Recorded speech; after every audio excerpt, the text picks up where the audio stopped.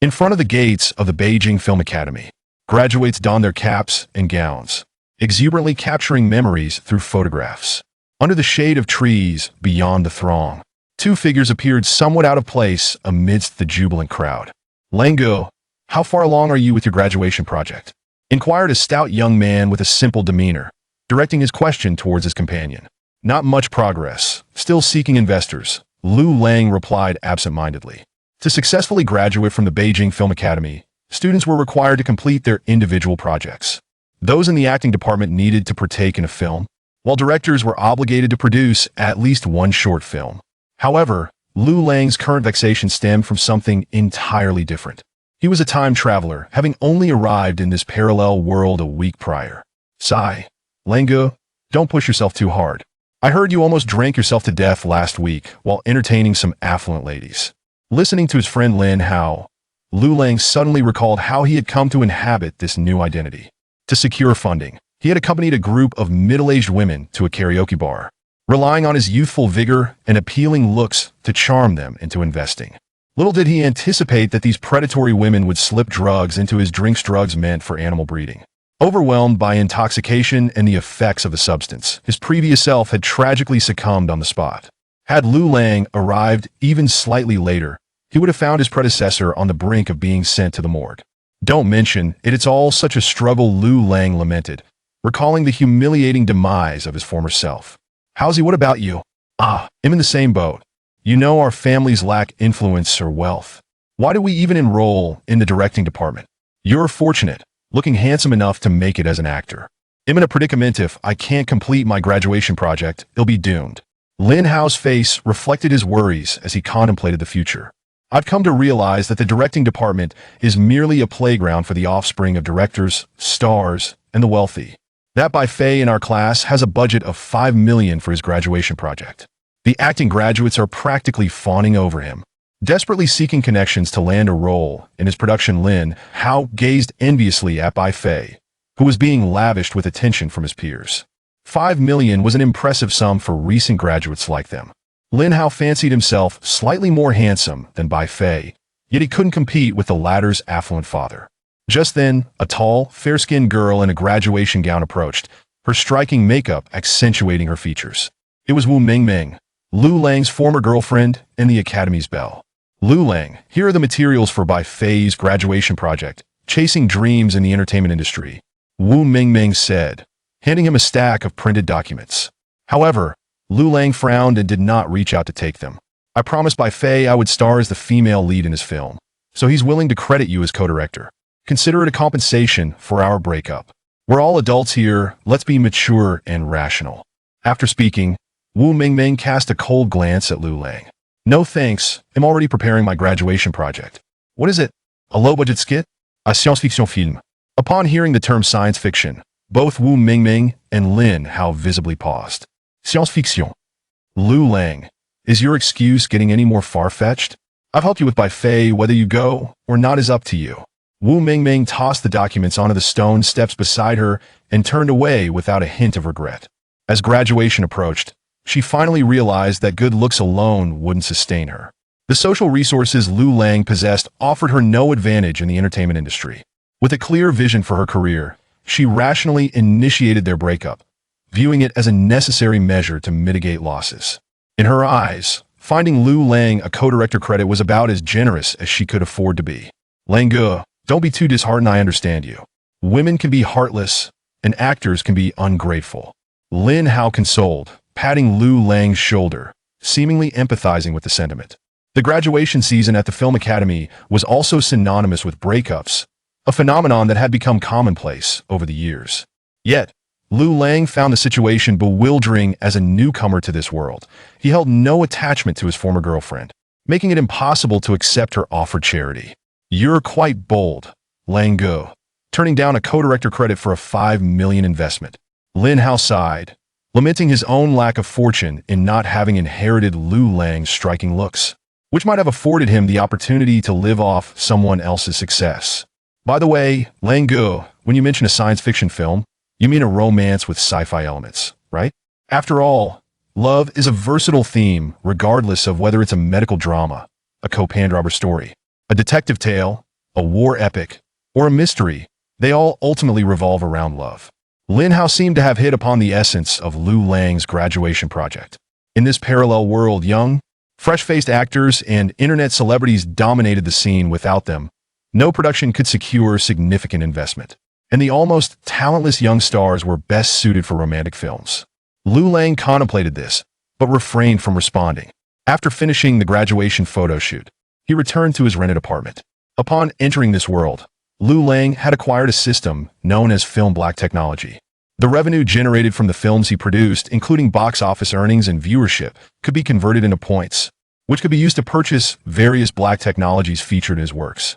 Moreover, the film black technology system could assist him in filmmaking, facilitating the creation of CG visuals and visual models.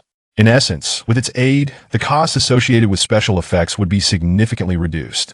After inheriting the memories of his predecessor, Liu Lang discovered that the science fiction genre in this world was virtually barren. It wasn't that there was a lack of interest in science fiction, rather, no one in the country could produce quality works within the genre. Furthermore, the celebrated science fiction works of Liu Cixin from his previous life had also vanished from existence. This sparked a bold idea within Liu Lang to create a landmark film that would open the door to the world of science fiction for the Dragon Country. Current project: The Wandering Earth Project Progress. Script completed. Black technology redemption list.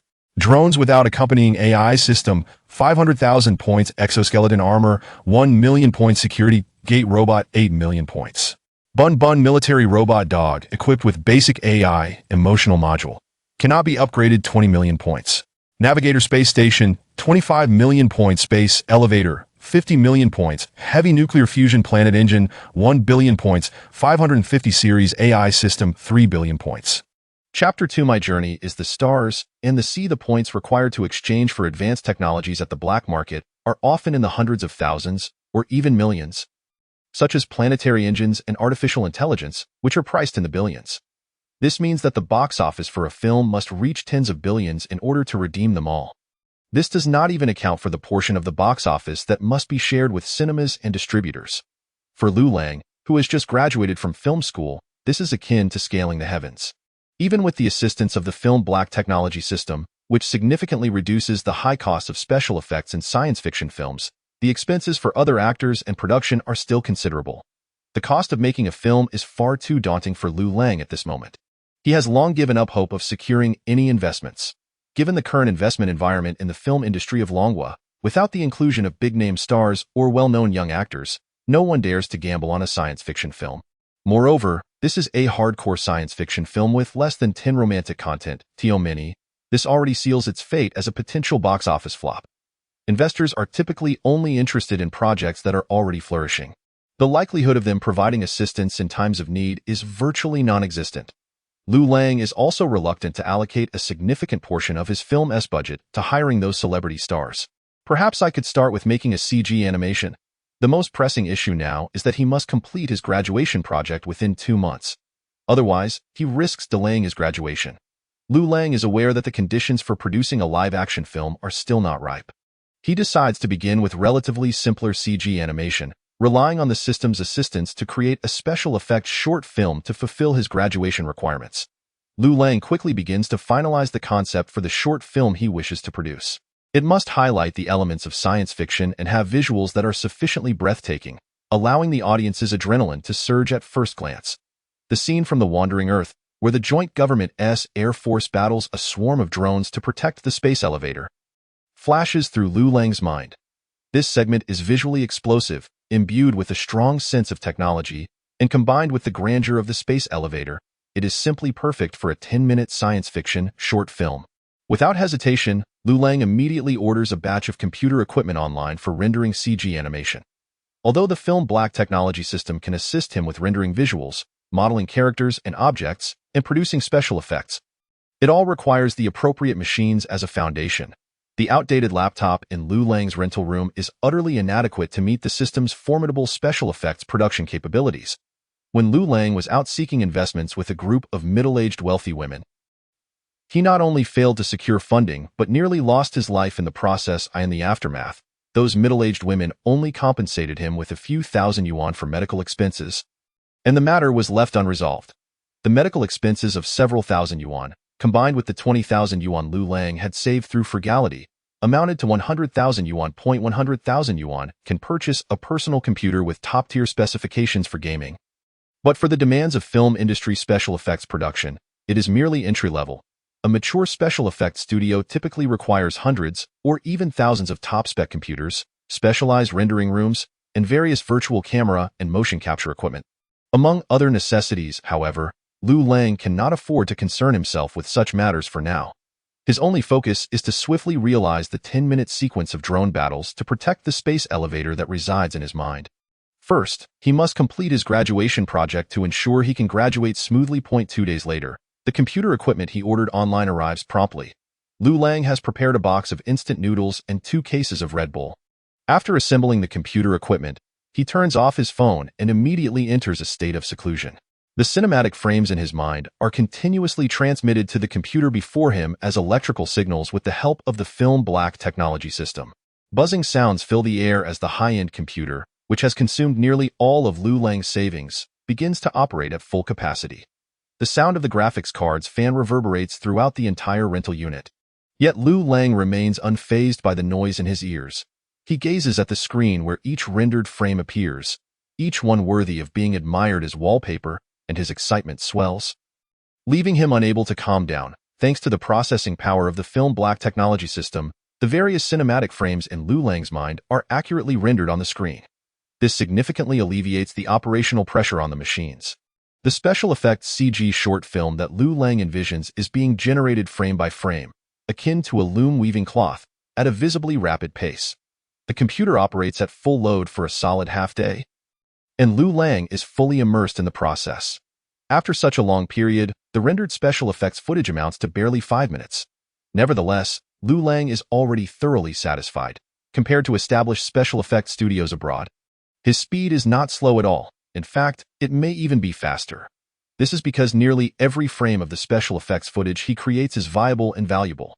With the assistance of the film black technology system, the production efficiency has reached its zenith. If it weren't for the limitation of having only one rendering device, Liu Lang's production speed could be even quicker. After quickly slurping down 2 cups of instant noodles, Liu Lang finally reaches his limit and collapses into sleep. After a brief 3 hours, he rises again to continue operating the machine, rendering special effects CG and producing the short film. Thus, after 3 days of sleepless toil, Liu Lang finally completes the nearly 15-minute science fiction short film. At this point, he resembles a vagrant, with dark circles under his eyes, a disheveled hairstyle, and a floor scattered with empty instant noodle containers and Red Bull cans. An inexplicable and unpleasant odor permeates the air. Liu Lang slumps in his computer chair, and as the short film is completed, a wave of emptiness washes over him. This is undoubtedly the most meticulously crafted special effects short film he has ever produced. More importantly, despite the system's assistance, it also represents the fruits of his own labor. Is it too much of a loss to submit this as my graduation project? A fleeting thought crosses Liu Lang's mind. After purchasing the rendering computer equipment, his savings have been depleted. At this point, he cannot even afford the rent for the next month, let alone film a live-action version of The Wandering Earth. No, I must find a way to make money. With the graduation short film completed, the graduation issue is resolved. Now, he must consider his survival. Liu Lang looks at the computer, which is still radiating heat from the recent rendering. This is his tool for productivity, and he certainly cannot sell it. Thus, he can only seek to monetize the freshly produced science fiction short film. Liu Lang ponders for a moment and opens the browser on his computer. He navigates to Bilibili, creates a new account, Liu Lang Studio, and sets his signature. My journey is the stars and the sea. He then uploads the science fiction short film he just completed. Chapter 3 High Energy Warning. After uploading the short film, Liu Lang drags his weary body to tidy up the rental unit, takes a quick shower, and collapses into bed, falling asleep immediately. He wakes up the next day around noon. Upon opening his phone, a flurry of notification sounds buzzes in. Upon closer inspection, he realizes it is messages from the class group. His classmate Bai Fei has already become a prominent figure in the directing department. Graduates from this year's Film Academy are desperately trying to get into his production team. Although a 5 million yuan investment is not substantial in the film industry, it is undeniably luxurious for a graduation project. Graduates from the directing and acting departments are self-recommending to join his team, with many even boasting that they would act for zero pay. In the past few days, By Faye's graduation project has already commenced filming in Sanya. Their social media and chat groups are buzzing with updates of their activities. Tropical islands, sunshine, beaches, yachts, handsome men, and beautiful women. With ample funding, By Faye has turned the filming location of his graduation project into a veritable party. In stark contrast, Liu Lang can only produce his graduation short film in his humble rental unit. Bi Dao, you've really splurged this time. You've even invited Lin Junyan, who has been rising in fame recently. Good steel should be used on the blade. 4 million of the 5 million investment is spent on Lin Junyan alone. This was only possible because his agency agreed to it due to my father's connections. Under normal circumstances, he wouldn't accept a film unless the pay was at least 6 million. By Faye proudly shares in the chat group. Wow, with Lin Junyan as the male lead, By Dao's debut film will surely break 10 million at the box office. Lin Junyan's fans could easily cover 5 million in ticket sales. Others in the group begin to express their envy. There are distinctions among traffic stars, categorized as big traffic and small traffic.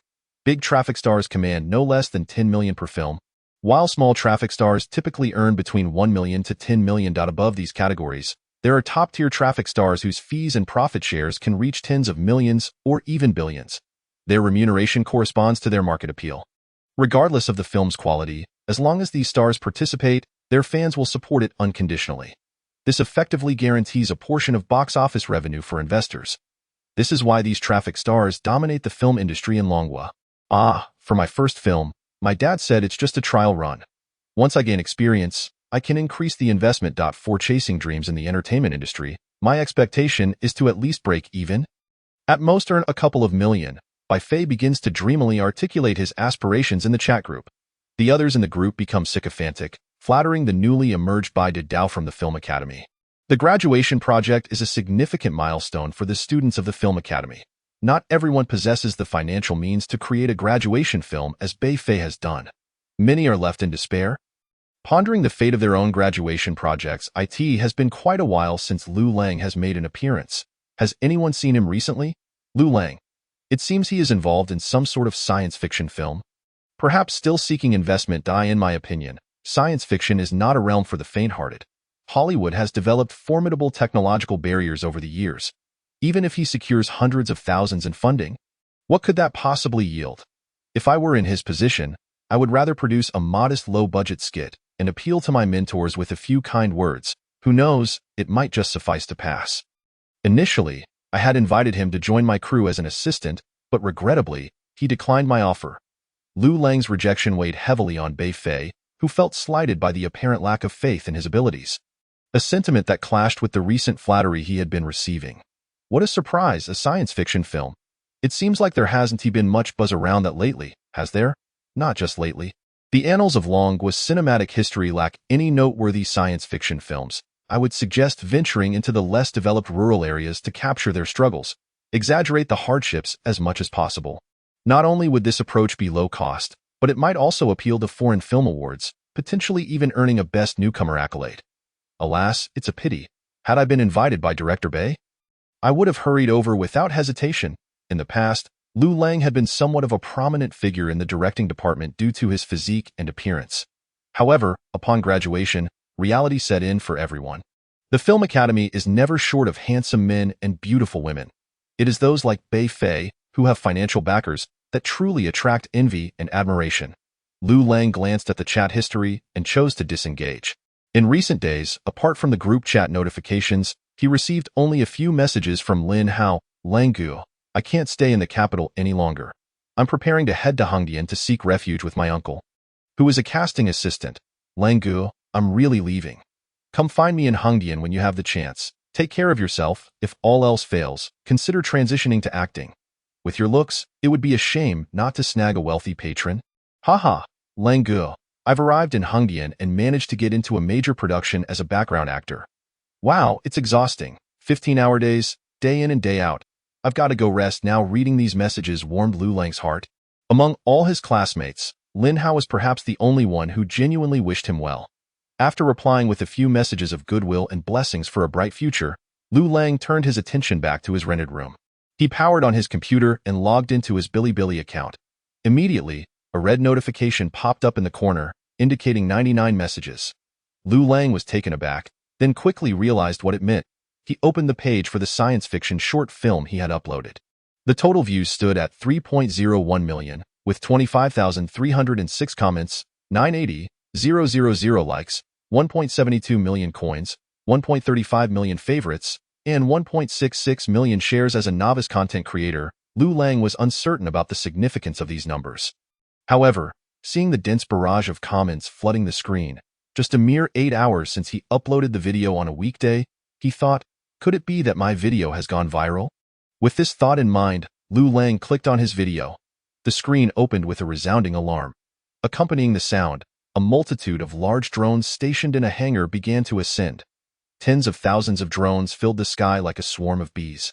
As the stirring background music swelled, the drone fleet prepared to launch an attack. Wow, this imagery is astonishing. Which foreign special effects company created this CG animation? Damn, it's animated. I thought it was real. The naked eye can't tell at all. Incredible. This perfectly embodies my vision of future warfare. Drone battles, rim, useless. It's all just fluff. One EMP pulse bomb could take them all down. Is this a trailer for a movie? Why is there no introduction? Warning. High energy ahead. High energy ahead. High energy warning. Chapter 4. Has the video gone viral? Suddenly, a multitude of identical comments appeared on the screen, all warning of high energy. Following this, the direction of the drone fleet was obscured by a towering human structure that pierced the clouds, a space elevator. It was precisely the kind of science fiction architecture depicted in numerous novels, characterized by its colossal, cable-like structures made from special materials. The elevator cabin, propelled by rocket boosters, rapidly ascended large modules to an altitude of tens of thousands of kilometers above the Earth's surface, transforming what was once a complex endeavor into a simple elevator ride for humanity. For viewers witnessing this grand spectacle, the portrayal of the space elevator fulfilled their fantasies regarding this sci-fi construct. This is epic. This is exactly how I imagined a space elevator. Listening to this background music gives me goosebumps. It's so overwhelming. The CG work is impressive, but unfortunately, such a space elevator could never exist in reality. Purely a figment of the imagination. What's the deal with this film? It's all over the place, with no background information. No matter how good the visuals, I can't make sense of it. Did you miss the voiceover? I've watched it twice already. It mentioned an AI going offline. So perhaps those drones were hacked. Once the space elevator appeared on screen, the intensity of the comments surged once more. Viewers engaged in enthusiastic discussions, with the majority praising the stunning effects and the shock of witnessing the space elevator. While only a few questioned its plausibility, Liu Lang had to filter out the overwhelming majority of comments just to see the footage of his uploaded short film. Soon, as the drone fleet launched its surprise attack, the scene transitioned to the sound of air raid sirens. The battle to defend the space elevator commenced. The drone fleet unleashed a barrage on the ground forces, catching the human troops stationed at the space elevator off guard, resulting in heavy casualties. Shortly thereafter, the majority of the drone fleet surged towards the vicinity of the space elevator, initiating swarm tactics. The automated defenses stationed at the space elevator began to retaliate. In an instant, hundreds of automated turrets activated, unleashing a torrent of fire upon the dense swarm of drones. Simultaneously, the drones continued their assault.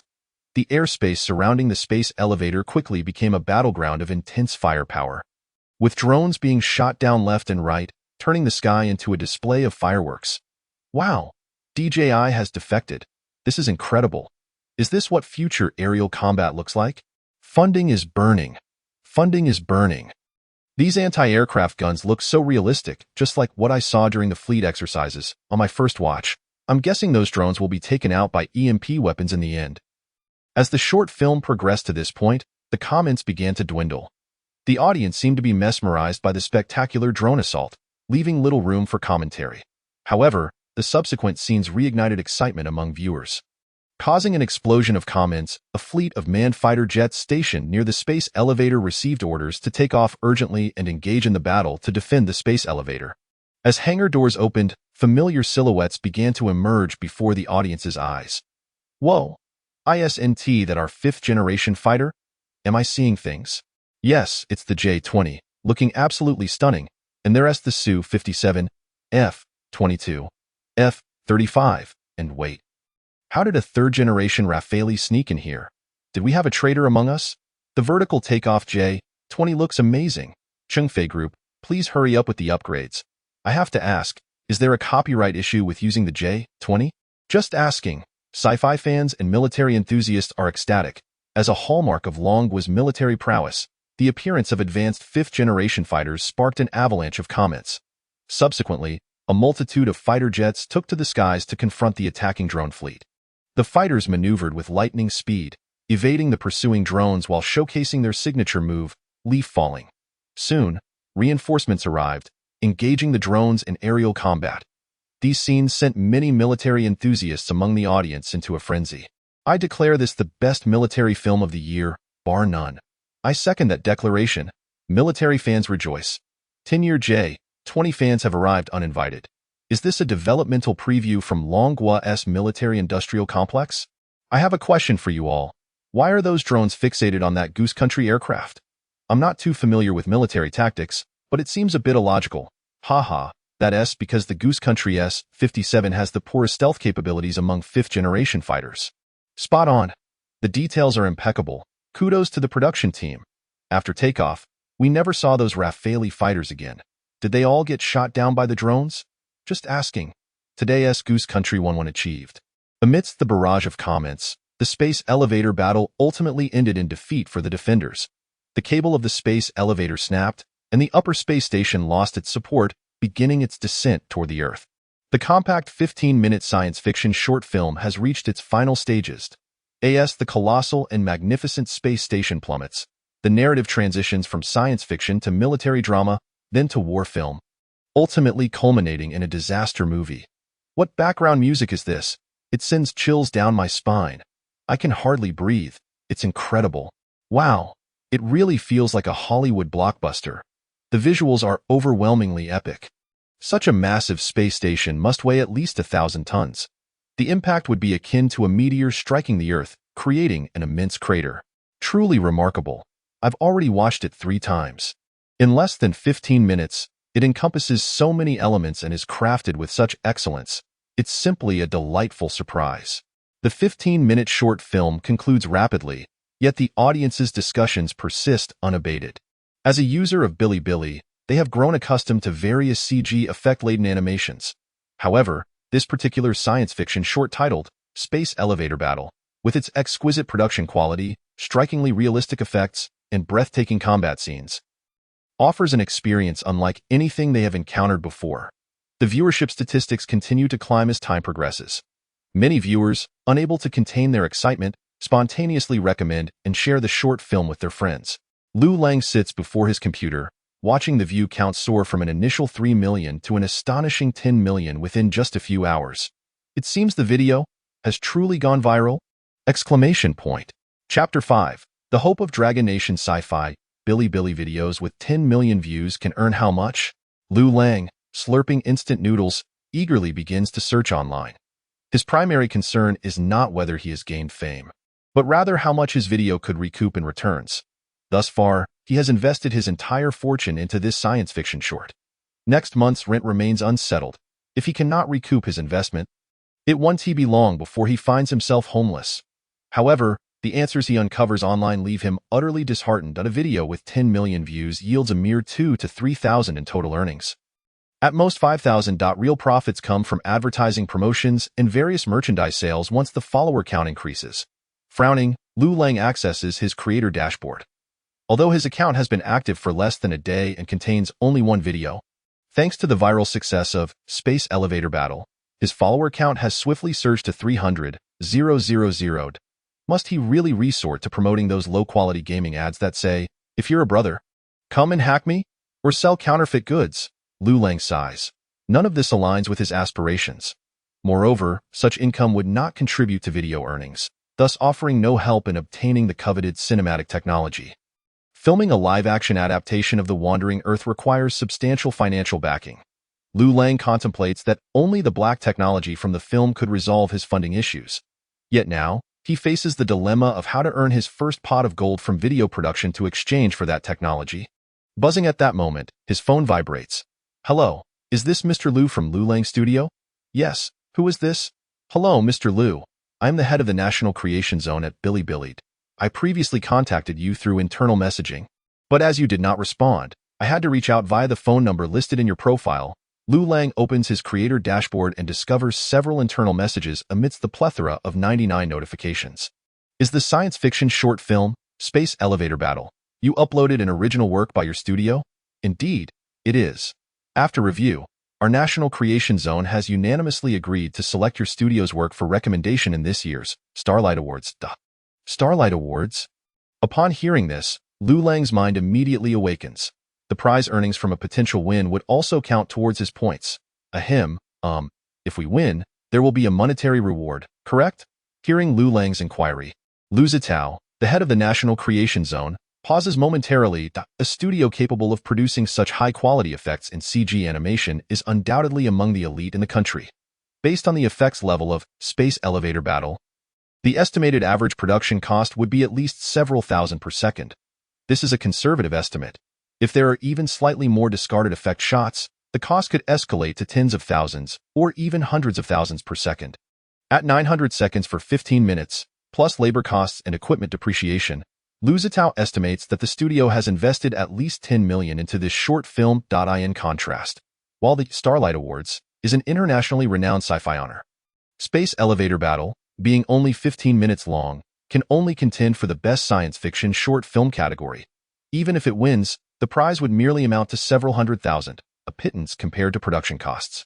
Liu Zitao believes that a studio capable of creating Space Elevator Battle would not be concerned with such a trivial sum. You're joking. The prize amount is negligible. That's not the point. The significance lies in the honor of the Starlight Award. As the most recognized and authoritative sci-fi award globally, no Chinese individual has ever been nominated throughout the years. If we can secure a nomination, we will create history. Liu Zitao exclaims, already envisioning himself as part of Liu Lang's studio. Referring to them as we, the production quality of Space Elevator Battle leaves Liu Zitao in awe. After a brief discussion among the judges, they swiftly agree to recommend Liu Lang's studio for this year's Starlight Awards, allowing it to represent Chinese sci-fi at the esteemed event.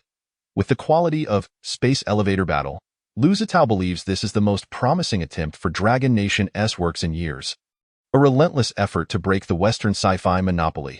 The hope and significance it embodies are profound.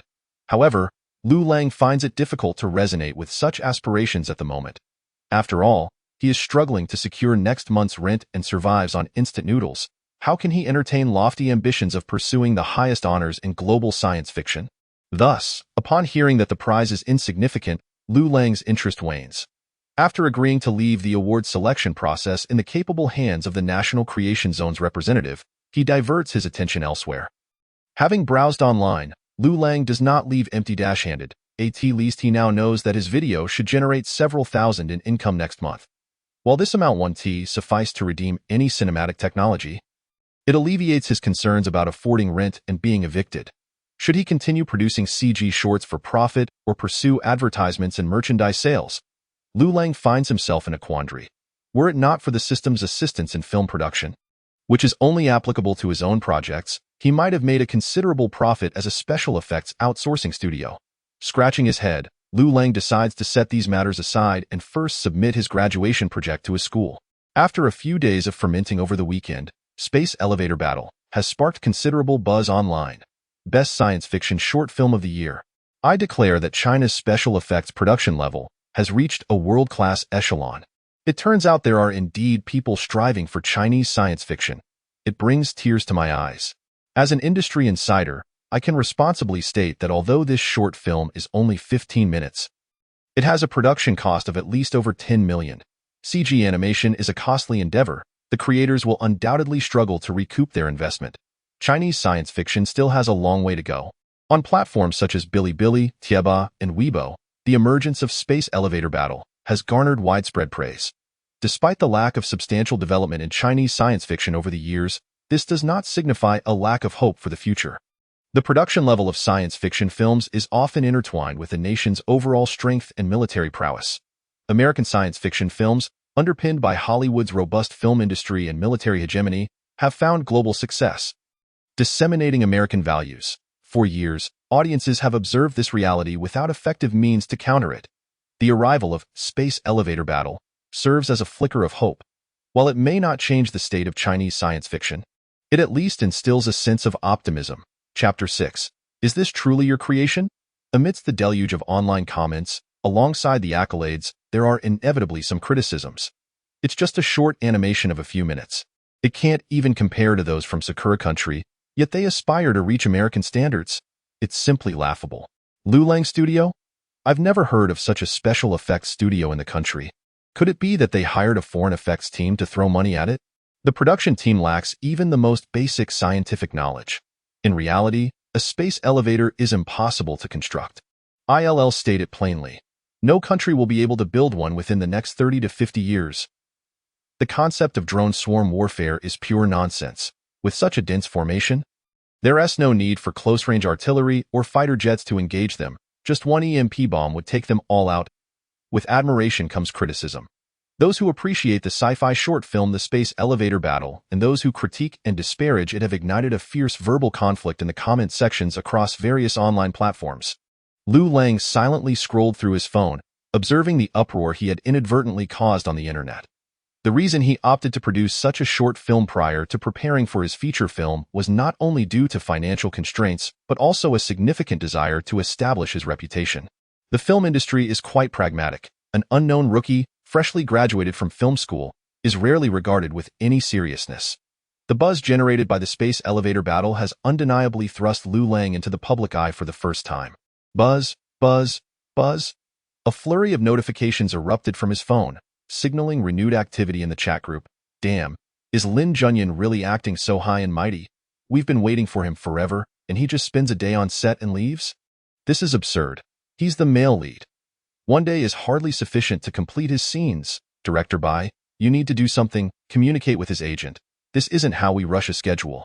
How can we shoot the film without the male lead? In the director's class group, many students, eager to hitch a ride on Bai Fei's extravagant $5 million investment project, willingly volunteered their assistance without pay. However, this small celebrity Lin Junyan not only arrived late to the set, but also merely spent one day there, snapping a few promotional photos before vanishing. The freshly graduated directing students had never encountered such a scenario and were left utterly bewildered. Upon seeing their complaints in the chat, Bai Fei, the director of Chasing Dreams in the entertainment industry, felt the weight of the world on his shoulders. Lin Junyan, basking in his fleeting fame, showed no regard for the newly graduated director Bai Fei, boldly claiming that the $4 million was merely an appearance fee and that he would only cooperate if he got a share of the box office profits. This left Bai Fei utterly dumbfounded, as he had not anticipated that the party involved would resort to such tactics despite a signed contract. Our Junyan is currently swamped with engagements, raking in millions daily. When would he have the time to dally around for a week shooting a film? Lin Junyan's agent maintained a resolute stance. The stardom of these young idols is as ephemeral as a shooting star. With a constant influx of idol groups, trainees, variety shows, and singing competitions, the industry incessantly churns out new stars. If they do not seize the opportunity while they are in the limelight, their commercial value will plummet once their popularity wanes. After a lengthy negotiation, Bai Fei managed to slip the agent a 200,000 yuan bribe, which finally persuaded them to agree to let Lin Junyan cooperate in subsequent filming stages through post-production visual effects and compositing. I've spoken with Lin Junyan's agent, and he is indeed quite busy lately. However, we've found a solution. We'll use a stand-in for filming, avoiding close-up shots as much as possible, and later rely on post-production to overlay his facial features. Bai Fei explained, at this point, he could only swallow his frustration, feeling as if he were being skinned alive mentally. Yet, he had to maintain a facade of cordiality. Most of the cast and crew were novices, and Lin Junyan represented the film's greatest draw. After its release, Bai Fei would depend on Lin Junyan's fanbase to rally support. Thus, it was imperative not to sever ties with him. Upon hearing Bai Fei's explanation, the chat group fell into a stunned silence. No one had anticipated such a bizarre turn of events. The most outrageous part was that Bai Fei, as the director, had acquiesced to this arrangement. 2 days later, Liu Lang took the opportunity to visit the school with a backup of his graduation short film.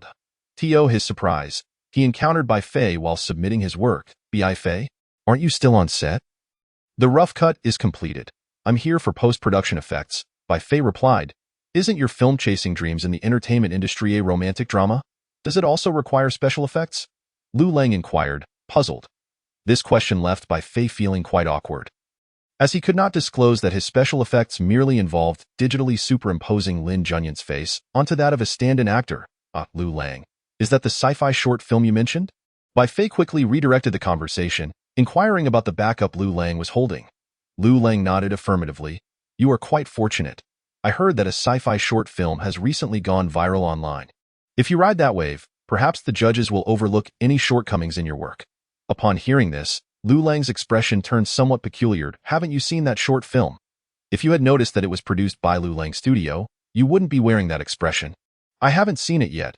I've been perpetually busy with my film, Bai Fei replied, clearly unaware that the viral sensation was linked to Liu Lang, as a director of a 5 million yuan project. He felt a sense of superiority over Liu Lang. Liu Lang nodded, choosing not to elaborate further, and moved towards the instructor nearby, who was responsible for collecting this year's students' graduation works. Teacher Ning, here is the rough cut of my film Chasing Dreams in the entertainment industry. I kindly request your guidance and that of the esteemed judges. Bai Fei, exuding confidence in his work, hastily handed over his own graduation project before Liu Lang. Ning Shui adjusted his glasses, offering a nonchalant nod, casting only a cursory glance at Bai Fei's submission, which hardly piqued his interest. Coming from a prestigious family, with both his grandfather and maternal grandfather being notable figures in the annals of Dragon Country's film history, Ning Shui found Bai Fei's money-fueled romance film utterly unremarkable. This is mine, Liu Lang said, handing over his short film's backup to Ning Shui, then prepared to leave. Upon receiving it, Ning Shui initially paid little attention, but when he noticed the title on Liu Lang's backup, The Space Elevator Battle, he paused. Wait a moment, Liu Lang, this is genuinely your creation. Bai Fei stood in disbelief as he watched the previously aloof instructor Ning Shui suddenly approach Liu Lang with enthusiasm, engaging him in friendly conversation. I initially thought it was merely a coincidence, but it turns out this Liu Lang studio indeed belongs to you, Ning Shui exclaimed, his excitement palpable. Like other sci-fi enthusiasts online, he was thrilled to discover that the creator of the well-produced The Space Elevator Battle was one of his own students. I watched your short film. Its production quality is exceptional. Securing the top spot for this year's graduation projects should be a certainty. Ning Shui patted Liu Lang on the shoulder warmly. As a mentor, it was impossible for him to suppress his fondness for a student who excelled, especially since he was a sci-fi enthusiast. Unlike the performance department, the directing department had a limited number of students, and the quantity of graduation projects submitted for evaluation was also scarce. Although The Space Elevator Battle was merely a brief short film, its quality undoubtedly stood out among the graduation submissions. If one were to name a work that could pose a threat to it, it would likely be Bai Fei's heavily funded Chasing Dreams in the entertainment industry.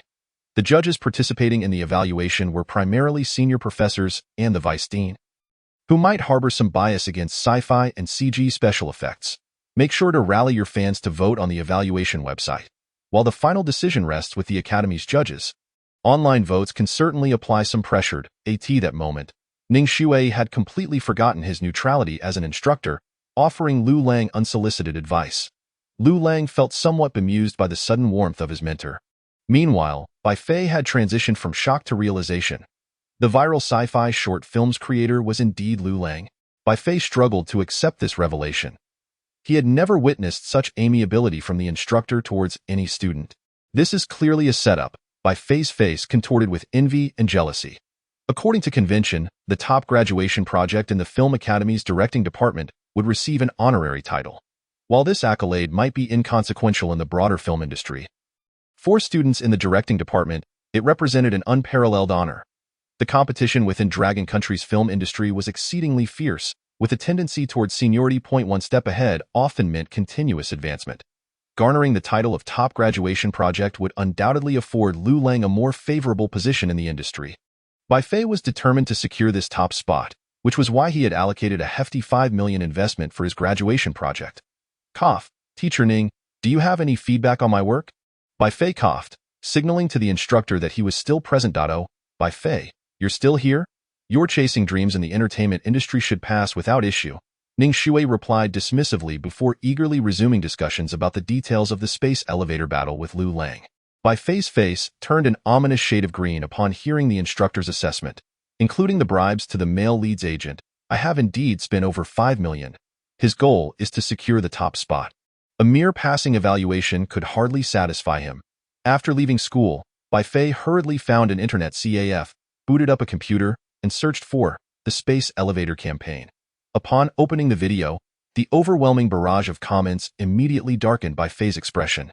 Frustrated, he disabled the comments and watched the short film at double speed, only to find his mood further weighed down. As a student in the directing department, he possessed a fundamental ability to appreciate films. Setting aside other considerations, Bai Fei was aware that the production cost of Liu Lang's sci-fi short film was certainly not less than 5 million. How cunning of you, Liu Lang, to play the fool while secretly amassing such an extravagant sci-fi animation. Wu Mingming even claimed you were destitute. Yet here you are, discreetly finding someone to fund this costly endeavor. Bai Fei felt a mix of anger and urgency. The lead actor of his graduation film was being difficult, showing no cooperation during filming. The female lead, Wu Mingming, Liu Lang's ex-girlfriend, was now viewed by Bai Fei as a traitor and an infiltrator. Even the counselor was not allowing him peace, brazenly guiding Liu Lang in vote manipulation right before his eyes. Attempting to sway the evaluation results. No, I cannot simply sit idly by. Feeling he had been treated unfairly, Bai Fei immediately called his father. Dad, it's over. My position for first place with my graduation project is in jeopardy. What happened? Didn't I invest 5 million in your film? Is that not enough?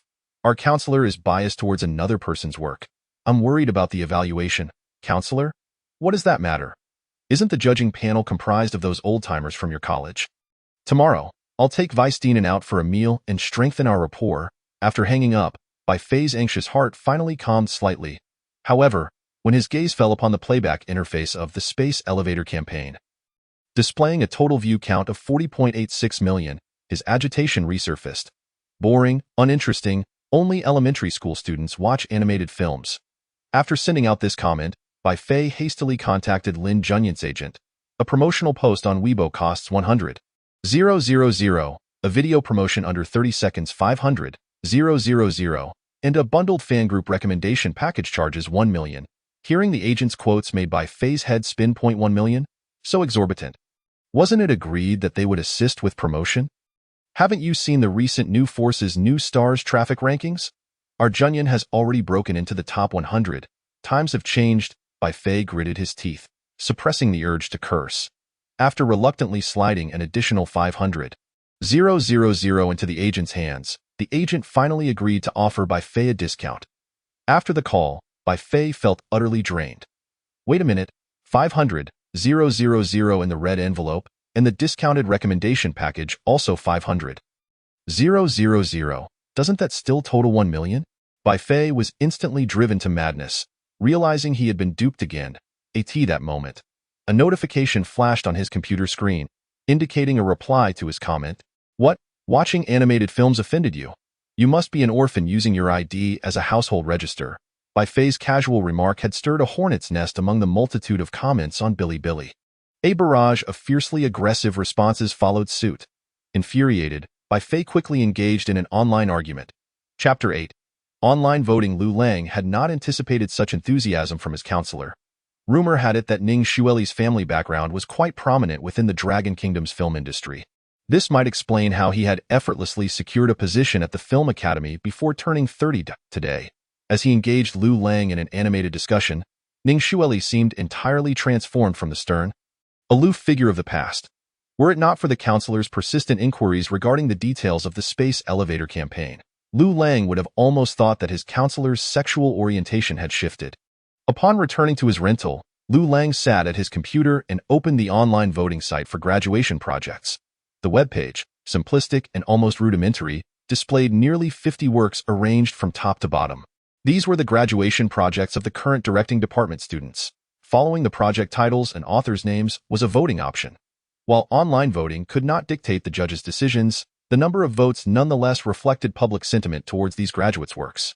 Liu Lang glanced up and was taken aback to see that Bai Fei's Chasing Dreams in the entertainment circle was currently in the lead, boasting 534 votes, and steadily increasing IT had created a significant gap over the second place, which had only 56 votes. Lin Junyan's fan group has arrived. All unrelated parties, please step aside. Forever loving Junyan, Junyan's fangirls reporting in. Who is Wu Mingming? How could this provocative woman dare to pair with Junyan? When will this film be released? I hope this rookie director won't let Junyan's stunning looks go to waste. Liu Lang frowned at the comments. They were overwhelmingly intense, and no wonder it ranked first. It was clearly due to the influence of the male lead's minor star status. As for the honor of being the top graduate project, Liu Lang did not place much importance on it. After all, it was merely an honorary title, without any monetary reward. As long as his graduation project achieved a passing score, he would graduate smoothly. Given the high quality of the space elevator campaign, reaching a passing score was undoubtedly achievable. However, the thought of chasing dreams in the entertainment circle's male leads fans indulging in fan culture with their graduation projects made Liu Lang feel a twinge of discomfort. Thus, he reopened the Bilibili creator dashboard. After a wave of online buzz, the view count for the space elevator campaign had already surpassed 70 million on Bilibili alone. Upon logging in, a flurry of notifications began ringing incessantly, making Liu Lang's scalp tingle. Ignoring the rapidly escalating video statistics, Liu Lang posted a new update. I hope everyone will support me. Thank you. Here's the link for the Film Academy's Directing Department Graduation Project online voting site. HTML. A brief message coupled with the voting link was all it took. After hitting send, comments began flooding in within mere seconds. Fourth watch, I thought the uploader had released a new video. I've voted. Hurry up and update the next video. Wow, the uploader is indeed from the Dragon Kingdom. Liu Lang Studio, the director with the same name as the voting link. Just graduated, a rookie director, a new sci-fi star from the Dragon Kingdom. Vote, vote, support, support. Bilibili has shared it 3 times. All 4 of my family's phone numbers have voted online. Uploader, you better be working on the next video. Liu Lang glanced over. Nearly all the comments urged him to release more videos. The fervor of the netizens was somewhat overwhelming for Liu Lang. After closing the creator dashboard, he refreshed the online voting site. As expected, the passionate netizens exhibited astonishing voting power. In just a few minutes, the votes for the space elevator campaign had nearly reached 1,000, surpassing chasing dreams in the entertainment circle. Subsequently, with the passage of time, each refresh brought dozens or even hundreds of new votes, leaving Liu Lang in disbelief. Why is the webpage frozen? Just as his project was on the verge of exceeding 10,000 votes. Refreshing the page resulted in a persistent message. Webpage server error, please try again later. Perhaps the network is lagging? Liu Lang brushed it off. Suddenly, his phone vibrated. It was Liu Zitao, head of Bilibili's National Creation Sector. Mr. Liu, great news, our work has been shortlisted for the Starlight Award for Best Short Film. Tomorrow, the final award winners will be announced. The award ceremony will be held in Copenhagen, and time is of the essence. You must prepare to fly over. On the other end of the line, Liu Zitao was even more excited than Liu Lang, who was the creator. Currently at the airport in Magic City, Liu Lang couldn't help but roll his eyes. With his pockets emptier than his face, he had no money to spend thousands or even tens of thousands on a plane ticket. Besides, this was merely a nomination. Whether he would win was still uncertain. Liu Lang had no intention of engaging in a losing venture. I've been busy handling special effects at the studio and really can't spare the time. Of course, Liu Lang couldn't admit he was broke. So he concocted a flimsy excuse to brush it off. Mr. Liu, are you working on a new project? I understand. Creators need a quiet environment to work. I'll take care of attending the award ceremony. Don't worry. Liu Zitao readily took on the responsibility. Meanwhile, at the Beijing Film Academy, the evaluation of the graduation projects had commenced. Led by the vice dean, a panel of several directors, deputy directors, and professors took their positions. Ning Xueli, as the youngest member present, served as the host of the evaluation meeting. I reviewed these works yesterday, and among them, the one most likely to secure first place is probably by phase chasing dreams in the entertainment circle. The vice dean casually remarked while fiddling with the Rolex Submariner on his wrist, which he had just donned yesterday.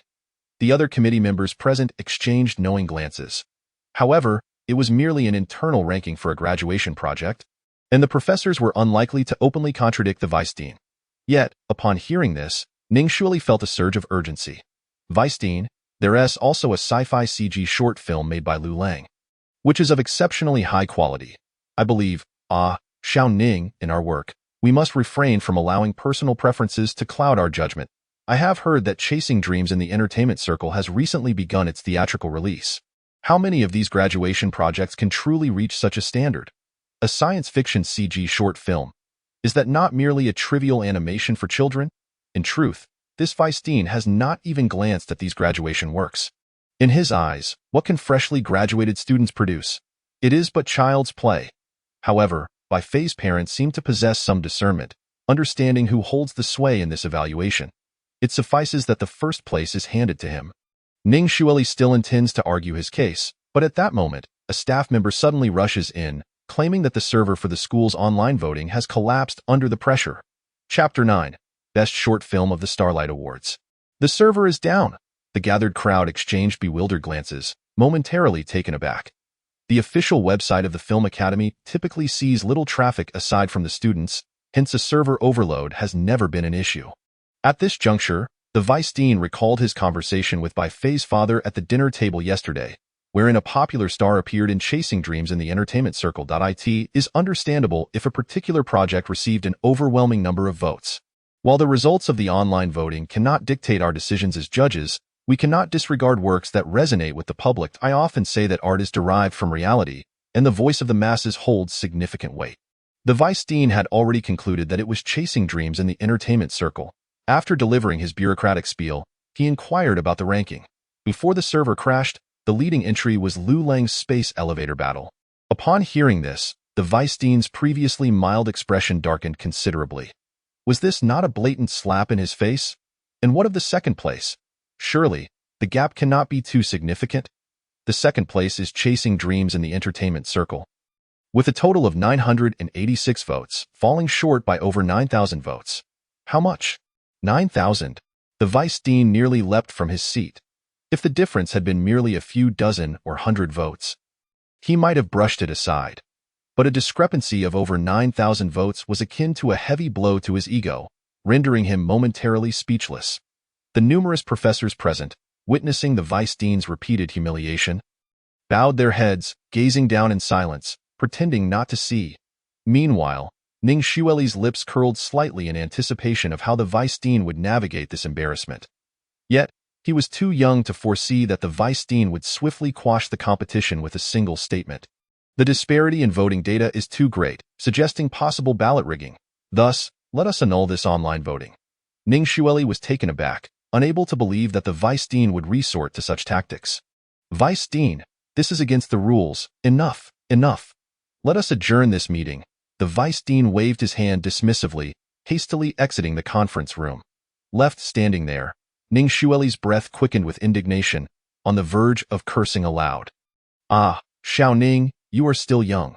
Such occurrences will be frequent in the future. Maintain your composure. A middle-aged professor, observing Ning Xueli's fury, seemed to recall his own past. He patted Ning Xueli's shoulder, offering a few words of consolation before departing. Ning Xueli felt utterly disheartened. With such overt bias from the Weinstein, it would be nearly impossible for Chasing Dreams in the entertainment circle not to claim first place. Liu Lang remained oblivious to the unfolding drama within the academy. Even if he were aware, he would not be overly concerned. He was currently engrossed in the pre-production of his second video short. He aimed to exchange the items listed in his catalog of cutting-edge technology. Even the most affordable drone required 500,000 points. This meant he needed to generate at least 500,000 in revenue from his video projects. After resolving the issues concerning his graduation work, Liu Lang set a modest goal for himself, to earn 50,000 first. With the success of his first project, Space Elevator Battle, he was eager to build upon that momentum and launch his second video. Once again, it would be a CG special effects animation, this time centered on the theme of nuclear explosion on the moon, meteorite impact.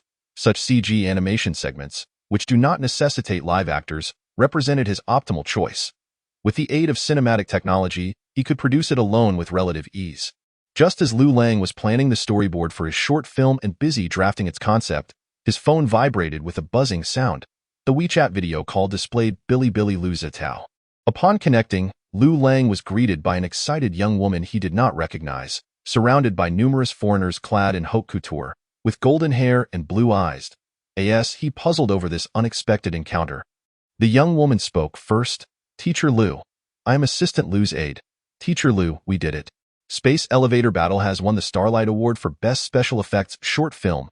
During the video chat, the young lady's face flushed with excitement as she nearly shouted the good news to Liu Lang.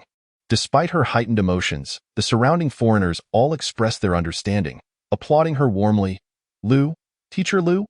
Liu Lang felt somewhat perplexed by this address. Having just graduated from university, how could he possibly be this person's teacher? The camera then panned to the awards stage, where the world-renowned science fiction director Cameron was presenting the awards, and next to him, receiving the accolade, was none other than Liu Zitao from Bilibili. Indeed, we have won. Liu Lang was genuinely astonished. The English subtitles for Space Elevator Battle had even been added by Liu Zitao himself, and Liu Lang had never anticipated it would receive an award. I am immensely grateful to the organizing committee for their kindness and to the audience for their recognition of Dragon Country's science fiction. This is a small step for world science fiction, yet a monumental leap for Dragon Country's science fiction. Representing the producer, Mr. Liu Lang, Liu Zitao extended the highest respect to all the science fiction enthusiasts worldwide. With both hands gripping the trophy, his fingers turned pale, and he trembled with emotion as he delivered a heartfelt speech, highlighting the challenges faced by Dragon Country science fiction.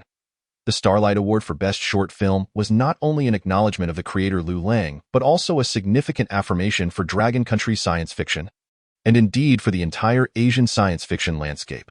During his speech, Liu Zitao choked up multiple times, prompting Cameron, in a gesture of kindness, to hand him a tissue. Liu Lang stared at the scene unfolding on his phone. Astonished, Liu Zitao, you sly one, how convincingly you perform. If one were unaware, they might think you were the original creator. Teacher Liu, the supervisor, had been preparing his acceptance speech while waiting for his flight. He even rehearsed it in his dreams. Who would have thought it would actually be put to use? The assistant, a young woman, appeared to be moved by Liu Zitao's acceptance speech, covering her mouth as she began to choke up as well. It seems Liu Zitao is quite dedicated and responsible. After the award for Best Short Film was presented, Liu Zitao stepped down and shared the joy of winning with Liu Lang. After a considerable time, they finally ended the call. Supervisor, it seems we haven't informed Teacher Liu about the prize money. There is 100,000 euros, nearly 700,000 dragon coins. I must say, in such an elegant artistic setting, discussing money is rather vulgar. The cost of Space Elevator Battle is at least several million. Would Teacher Liu be concerned with such a trifling sum? The organizing committee will directly transfer the prize money to Teacher Liu's account. We need not worry about it. The young female assistant appeared somewhat bewildered, vaguely recalling that there were stacks of instant noodle cups piled on Teacher Liu's desk in the video. Did Teacher Liu have a penchant for consuming such nutritionally void instant noodles? Chapter 10. An interview with the People's Daily. The following morning, Liu Lang awoke groggily from his slumber. His stomach growled, having been awakened by hunger. However, upon seeing the only food in his rented room, buckets of instant noodles stacked in the corner, he felt a wave of nausea wash over him. I cannot continue eating this. I will surely vomit. I need something more substantial. The earnings from Bilibili's creators would not arrive for another 2 weeks. Liu Lang fretted over how to survive these 2 weeks. His phone buzzed once more. Hey, Lang Go, did you win some foreign award? Oh, it's a little-known award called the Starlight Award for Best Science Fiction Short Film. How did you find out? Science fiction is merely a niche culture in Dragon Country, and short animations are even more obscure. Liu Lang was puzzled as to how Lin Hao, who was busy working around the clock in Hengdian, had learned of this news. It was my uncle who told me. Even the crew of an anti-Japanese drama he works with has heard about it. I found it quite unbelievable. Wow, Lang Gu, I just searched it, and you seem to have made it onto Weibo's trending topics. The official account even mentioned you, Lang Gu. You've made it big. Don't forget your little brother. I'm currently working 15 hours a day, more resilient than a beast. After a light-hearted exchange, Liu Lang hung up the phone. He opened his computer's browser and searched Weibo. Indeed, he found the 5th trending topic. College student science fiction short film wins Starlight Award. Clicking on it revealed a cascade of news headlines, nearly half of which were dedicated to explaining what the Starlight Award was. Internationally recognized as the foremost accolade in the realm of science fiction. For decades, major awards have been monopolized by creators from Europe and America. The Asian region has only seen entries from Sakura Country. Prior to this, no Chinese or overseas Chinese had ever been nominated for this highest honor in science fiction. The People's Daily declares this a significant historical breakthrough for Dragon Country science fiction. Breaking nearly a century of Western monopoly over global science fiction, Liu Lang never anticipated that a niche science fiction award could elicit such a profound response within the borders of the Dragon Country. Even the People's Daily, a prestigious state media outlet, publicly expressed its approval, which acted as a signal that incited countless online self-media platforms to fervently capitalize on the buzz surrounding the Starlight Award. Forums, Weibo, Bilibili, Douyin, countless online media and curious netizens flocked to the digital arena, transforming the Starlight Award into a veritable code for viral success. Any content related to the Starlight Award attracted a multitude of inquisitive onlookers. With the assistance of these online media outlets and enthusiastic science fiction fans, despite many casual observers' understanding of science fiction remaining at the level of fictional superheroes like Superman, Iron Man, and Captain America, this did not deter them from recognizing Liu Lang's exceptional talent. If the Starlight Award had been established and conferred by the Dragon Country itself, it would have held little significance. The populace harbored an intrinsic lack of confidence in the quality of domestic science fiction works. However, when the space elevator battle secured an award from foreign entities and captivated international judges and audiences alike, the people of the Dragon Country began to believe that they, too, could produce science fiction works that reached the pinnacle of global standards. Liu Lang was engrossed in the online reviews praising his work, The Space Elevator Battle, for winning the Starlight Award for Best Short Film when suddenly, a call from his instructor interrupted him. "Hello, is this Liu Lang? Where are you right now?" The voice of Ning Xueli was tinged with a hint of excitement. "I'm near the school, at my rental on Langya Road. Quick, come to the school right away. The People's Daily wants to conduct an exclusive interview with you." Ning Xueli eagerly interrupted Liu Lang before he could finish. However, Liu soon heard snippets of conversation from the other end, catching phrases like authenticity and visiting the birthplace of the work. A moment later, Ning Xueli instructed Liu Lang, "Send me your location. The reporter from the People's Daily and I will be over shortly for the interview." He then subtly reminded Liu Lang to tidy up a bit, knowing all too well the state of a typical male student's dormitory. After hanging up, Liu Lang felt somewhat bewildered. An interview with the People's Daily? Interviewing me? Those featured in the interview section include combat heroes from the military, model workers from various sectors, prominent scientists, and village officials who have uplifted their communities from poverty. What merit does a freshly graduated student like me have to be chosen? Shaking his head, Liu Lang put aside these thoughts and hurriedly tidied up the trash in his room while opening a window for ventilation. Within a mere 10 minutes, Ning Xueli arrived at Liu Lang's rental with a team of 5 reporters from the People's Daily. "Hello, Liu. I'm Zhang Xiaolan, the reporter for the People's Daily. You can call me Xiaolan." Zhang Xiaolan, dressed in a professional uniform, exuded a sense of freshness and efficiency. Behind her stood an assistant tasked with taking notes during the interview, while 3 others managed filming. Ning Xueli stood at the back, signaling Liu Lang to respond earnestly. Upon seeing Liu Lang, Zhang Xiaolan was pleasantly surprised. She had anticipated meeting an unkempt engineering type or a disheveled artistic soul, but was instead greeted by a remarkably handsome young man. After a round of pleasantries, the two settled into the only 2 chairs in the rental to commence the interview. "Don't be nervous. It's just a simple interview, Liu. Have you had breakfast yet?" Zhang Xiaolan chose to engage in casual conversation. "To be honest, I haven't had time to eat," Liu Lang replied, feeling somewhat embarrassed as his stomach grumbled audibly. "No worries. After the interview, let's grab lunch together." "It's on me," Zhang Xiaolan replied cheerfully, quickly bridging the gap between them. "Do you usually eat this instant food?" Zhang Xiaolan asked, surprised by the piles of unopened instant noodles stacked in the corner. Yes, instant noodles are convenient and inexpensive. Crafting special effects animations is quite labor-intensive. And both time and money are precious to me," Liu Lang explained, and Zhang Xiaolan nodded in understanding. "I've heard that producing CG special effects animations can be extraordinarily costly. Your film runs nearly 15 minutes. Some speculate the production costs are in the millions. As a university student, how did you manage the production costs?" The interview team had already inquired about Liu Lang's background, knowing his family wasn't wealthy. "$1 million? That's outrageous. It's not that much. That's the price from top-tier special effects studios abroad.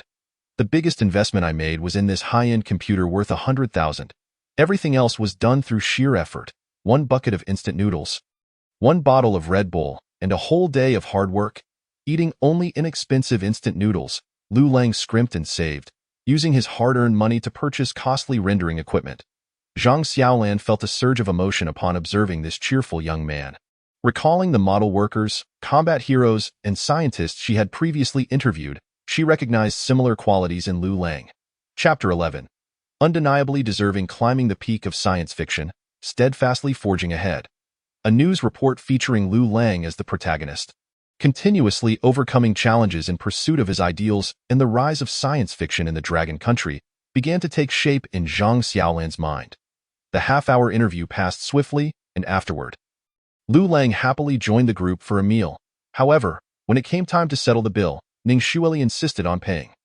Once Zhang Xiaolan and her team departed, Ning Xueli excitedly informed Liu Lang that with the official media's interview, the space elevator battle now had a formidable protective shield. N01 would be able to snatch away the honor of first place for his graduation project. At that moment, Liu Lang remembered that there was indeed a competition for the top graduation project. Teacher Ning, it really isn't necessary. Liu Lang internally felt indifferent about whether he could secure first place. With the recognition of the Starlight Award for Best Short Film, an award within the Film Academy held no allure for him. How is it not necessary?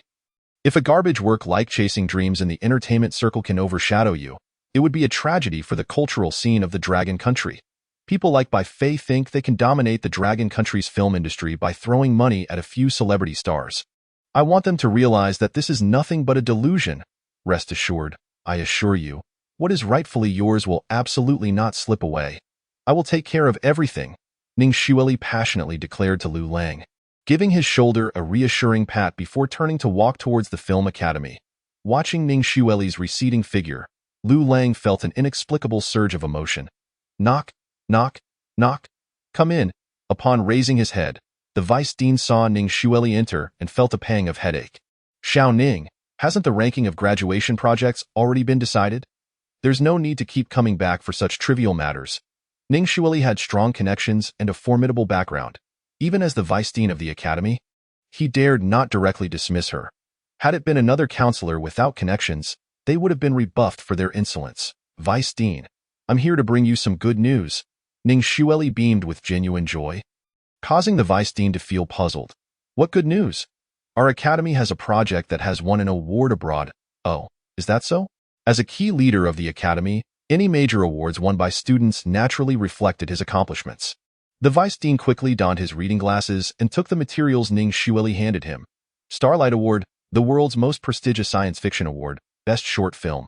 The Space Elevator Battle, author, Liu Lang? Upon seeing Liu Lang's name, the vice dean's expression soured as if he had just swallowed a fly. Starlight Award? It doesn't seem very reputable, does it? Who ranks these so-called most prestigious awards? It can't possibly be another one of those dubious foreign awards. Can it?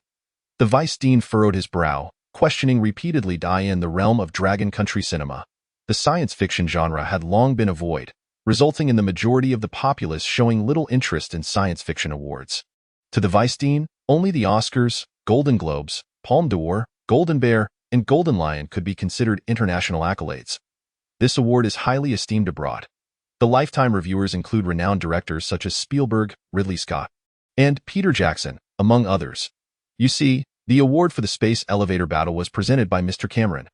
The vice dean's face grew increasingly uncomfortable as he gazed at the image Ning Xueli presented, recognizing the illustrious figure within. As the vice dean of a film academy, he was undoubtedly familiar with the international director James Cameron. Furthermore, Spielberg, Ridley Scott, and Peter Jackson were all globally renowned directors. Their works, such as Saving Private Ryan, Jurassic Park, Gladiator, King Kong, and The Lord of the Rings, were blockbuster hits that dominated the global box office. With such world-class directors endorsing the Starlight Award, its authority was beyond question. As he watched the image of Cameron warmly presenting the trophy to the recipient, the vice dean experienced an overwhelming sensation akin to having swallowed a green fly. The works acclaimed by renowned foreign directors could only secure the second place in the internal evaluations of the Film Academy. If this news were to reach the internet, how would the citizens of the Dragon Nation perceive themselves as judges? The vice president's expression was fraught with turmoil. The meal had been consumed, the money received, and the watch had long been donned. One cannot bite the hand that feeds. With a heavy heart, the vice president resolved to steadfastly support Chasing Dreams in the entertainment industry to maintain its first place. Xiao Ning, we cannot take every rumor at face value. Should we treat foreign awards as decrees? The Academy has its own set of standards for evaluating works. Moreover, Liu Lang's piece is merely an animated short. Upon hearing the vice president's evasive remarks, Ning Xueli couldn't help but smirk. He had anticipated this old man's demeanor. Vice President, forgive my poor memory. I neglected to report another matter to you, today. A reporter from the People's Daily came to the school for an exclusive interview. What nonsense! Why was I not informed of such an important matter sooner? The vice president's heart raced. This was the most authoritative state media in the Dragon Nation, and a feature article in it could be considered a significant achievement. Not to mention, it was destined to be a substantial interview. Wait, who are they interviewing? Is it not because Liu Lang's work has won an award? They came to conduct a feature on him.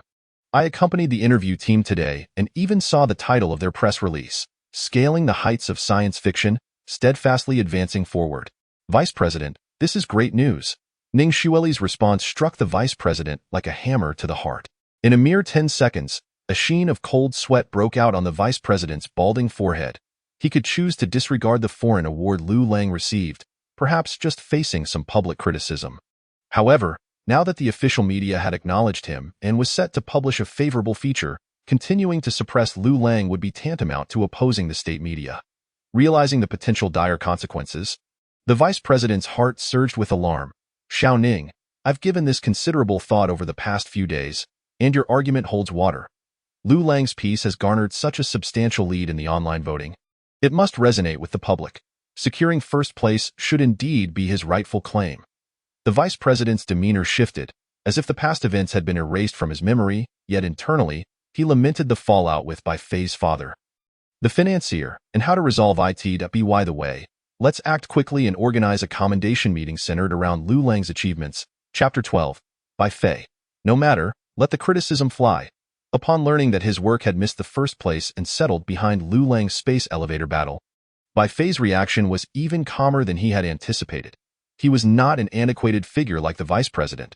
He understood the significance of the Starlight Award in the realm of global science fiction.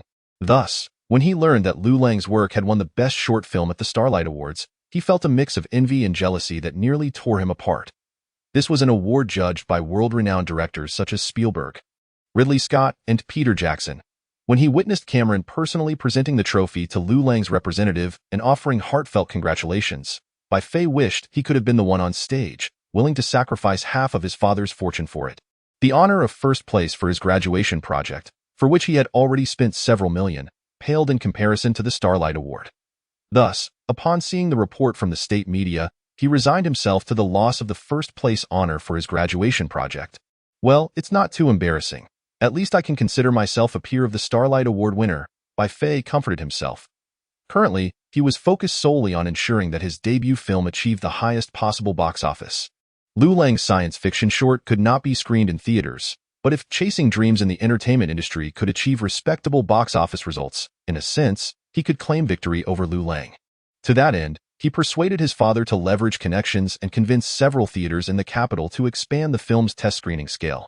From an initial 10 theaters, it grew to 3 chains and over 200 cinemas. The cost was signing a wager agreement.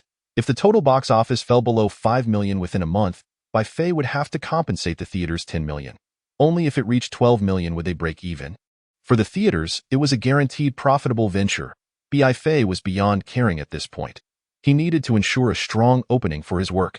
However, reality soon doused Bai Fei with cold water. As a debut director with new actors, the film was just another kitsch romantic drama. After accounting for the actors' salaries, the entire production cost was merely a few $100,000 after a week in theaters. Aside from the fans of the male lead, Lin Junyi, there was almost no additional box office from the general public. At this rate, not only was breaking 10 million out of reach, but even recouping the costs seemed an unattainable dream. And he was bound to lose the wager. Panic began to set in for Bai Fei. Losing money was one thing. Losing face was another. If his debut film ended so miserably, how would he hold his head high in front of family and classmates? In a moment of desperation, he thought of Liu Lang and suddenly had an idea. He immediately contacted the managers of various cinemas, using his own funds to have them replace the posters for Chasing Dreams in the entertainment industry. Featuring the work of a fellow Starlight Award winner this autumn, come witness a heart-wrenching romance. Bai Fei added a blurb that capitalized on Liu Lang's name. As Liu Lang's classmate, he felt justified in calling himself a Starlight Award winner's peer. Thanks to the extensive online promotion of the Starlight Award, the new posters for Chasing Dreams in the entertainment industry yielded unexpectedly positive results. Many people bought tickets simply because of the Starlight Award's reputation. In just one day, ticket sales doubled compared to the previous week. Witnessing the new poster's success, Bai Fei felt a whirlwind of emotions. I must truly have lost to Liu Lang when he opened Dubon to seek solace in audience reviews. However, he found the situation to be quite dire. Dubon rating of 2.5. Is the system malfunctioning? At that moment, Bai Fei's brain felt deprived of oxygen. He had never seen a film receive such a low rating. What kind of low-budget drivel is this, claiming to be from a peer of the Starlight Award winner? Is the male lead disabled? His head is always tilted. If Space Elevator Battle deserves a perfect score, this movie deserves only one, and that single point is for the voluptuous female lead, hanging a sheep's head while selling dog meat. How dare you exploit the Starlight Award? This film's quality doesn't even warrant a $30 ticket. It's fit only for the dogs. I declare this to be the true science fiction film. It cured my insomnia that had plagued me for years. I fell asleep 6 minutes into the screening. So infuriating. I brought a date to this film, thinking it was recommended by Liu Lang's studio, only to find this garbage. My date said my taste was terrible and left halfway through. Damn it. Director, compensate me for my wife. 5-star review. I can't be the only one whose eyes have been tainted. If I can deceive one person, I consider it a win. Bai Fei glanced over the reviews, horrified to find nearly all were 1-star ratings.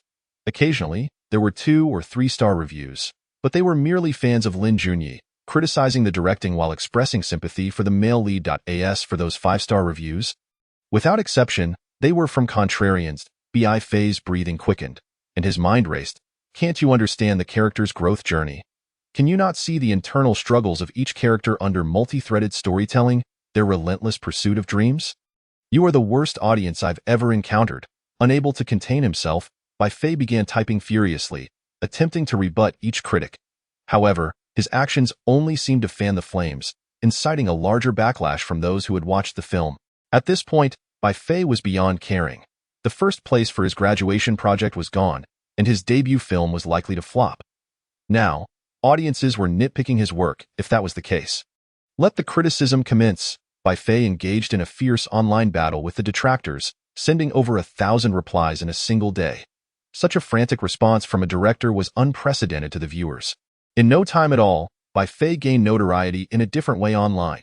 Following this, Lin Junyi's studio promptly issued a statement expressing regret for his involvement in the film, citing the director's unilateral decisions as the reason for the subpar quality. From now on, the studio would be more cautious in selecting film projects to ensure accountability to fans and audiences.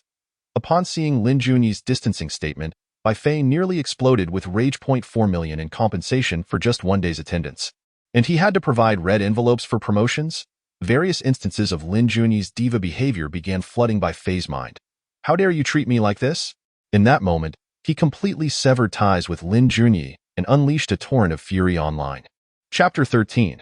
The Predator drone. Liu Lang had never regarded Bai Fei as a rival. After he received the Starlight Award, the two of them were no longer competitors of the same caliber. However, despite Liu Lang's indifference, under Bai Fei's hysterical manipulation, chasing dreams in the entertainment circle became a hot topic of discussion recently. In schools and online, many people were using this film, which had received an unprecedentedly low rating, as fodder for conversation. If one were to say who suffered the most in this film aside from Bai Fei, it would undoubtedly be the female lead, Wu Mingming. Unlike the male lead, the popular Lin Junyi, who commanded a staggering $4 million in salary and had fans to back him, she, like many classmates trying to hitch a ride on a big investment production, had participated without any remuneration.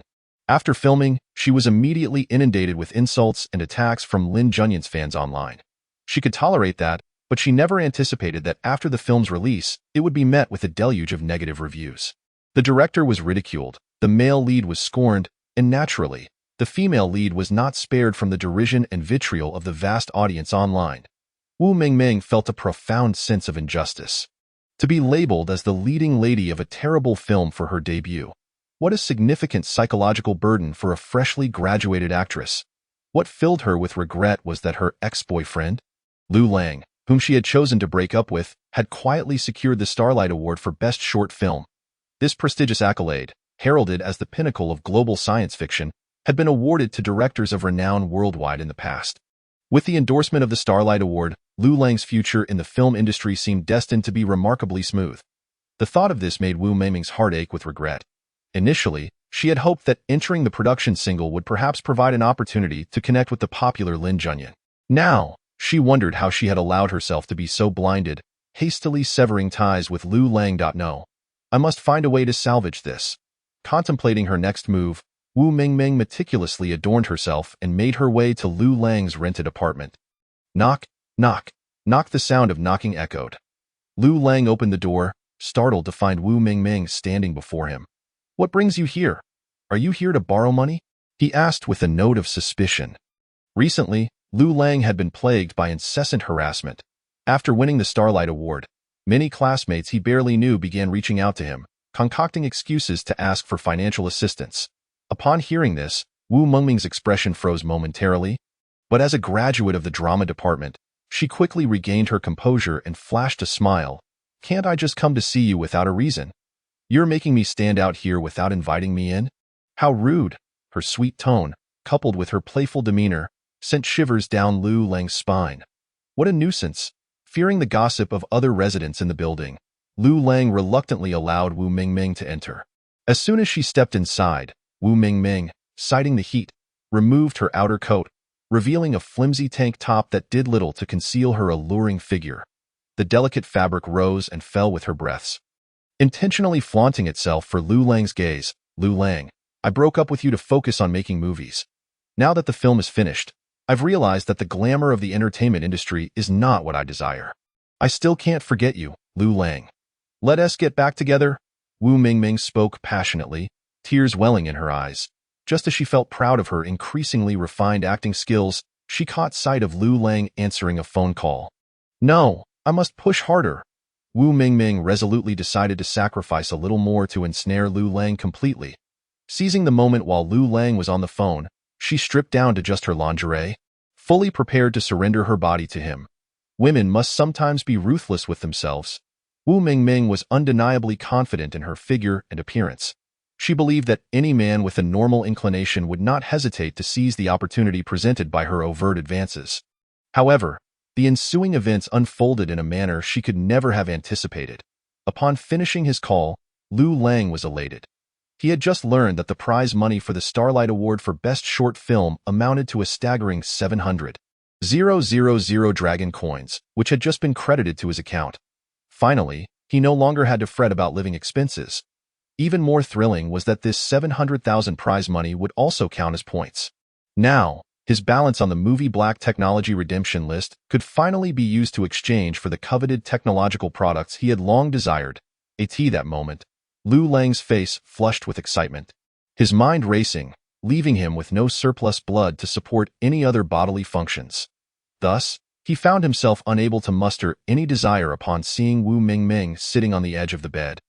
Striking a seductive pose, her body radiating allure, Liu Lang quickly approached her, and just as Wu Mingming closed her eyes, bracing herself for the impending storm, Liu Lang gathered her scattered clothing from the bed and stuffed it all into her arms.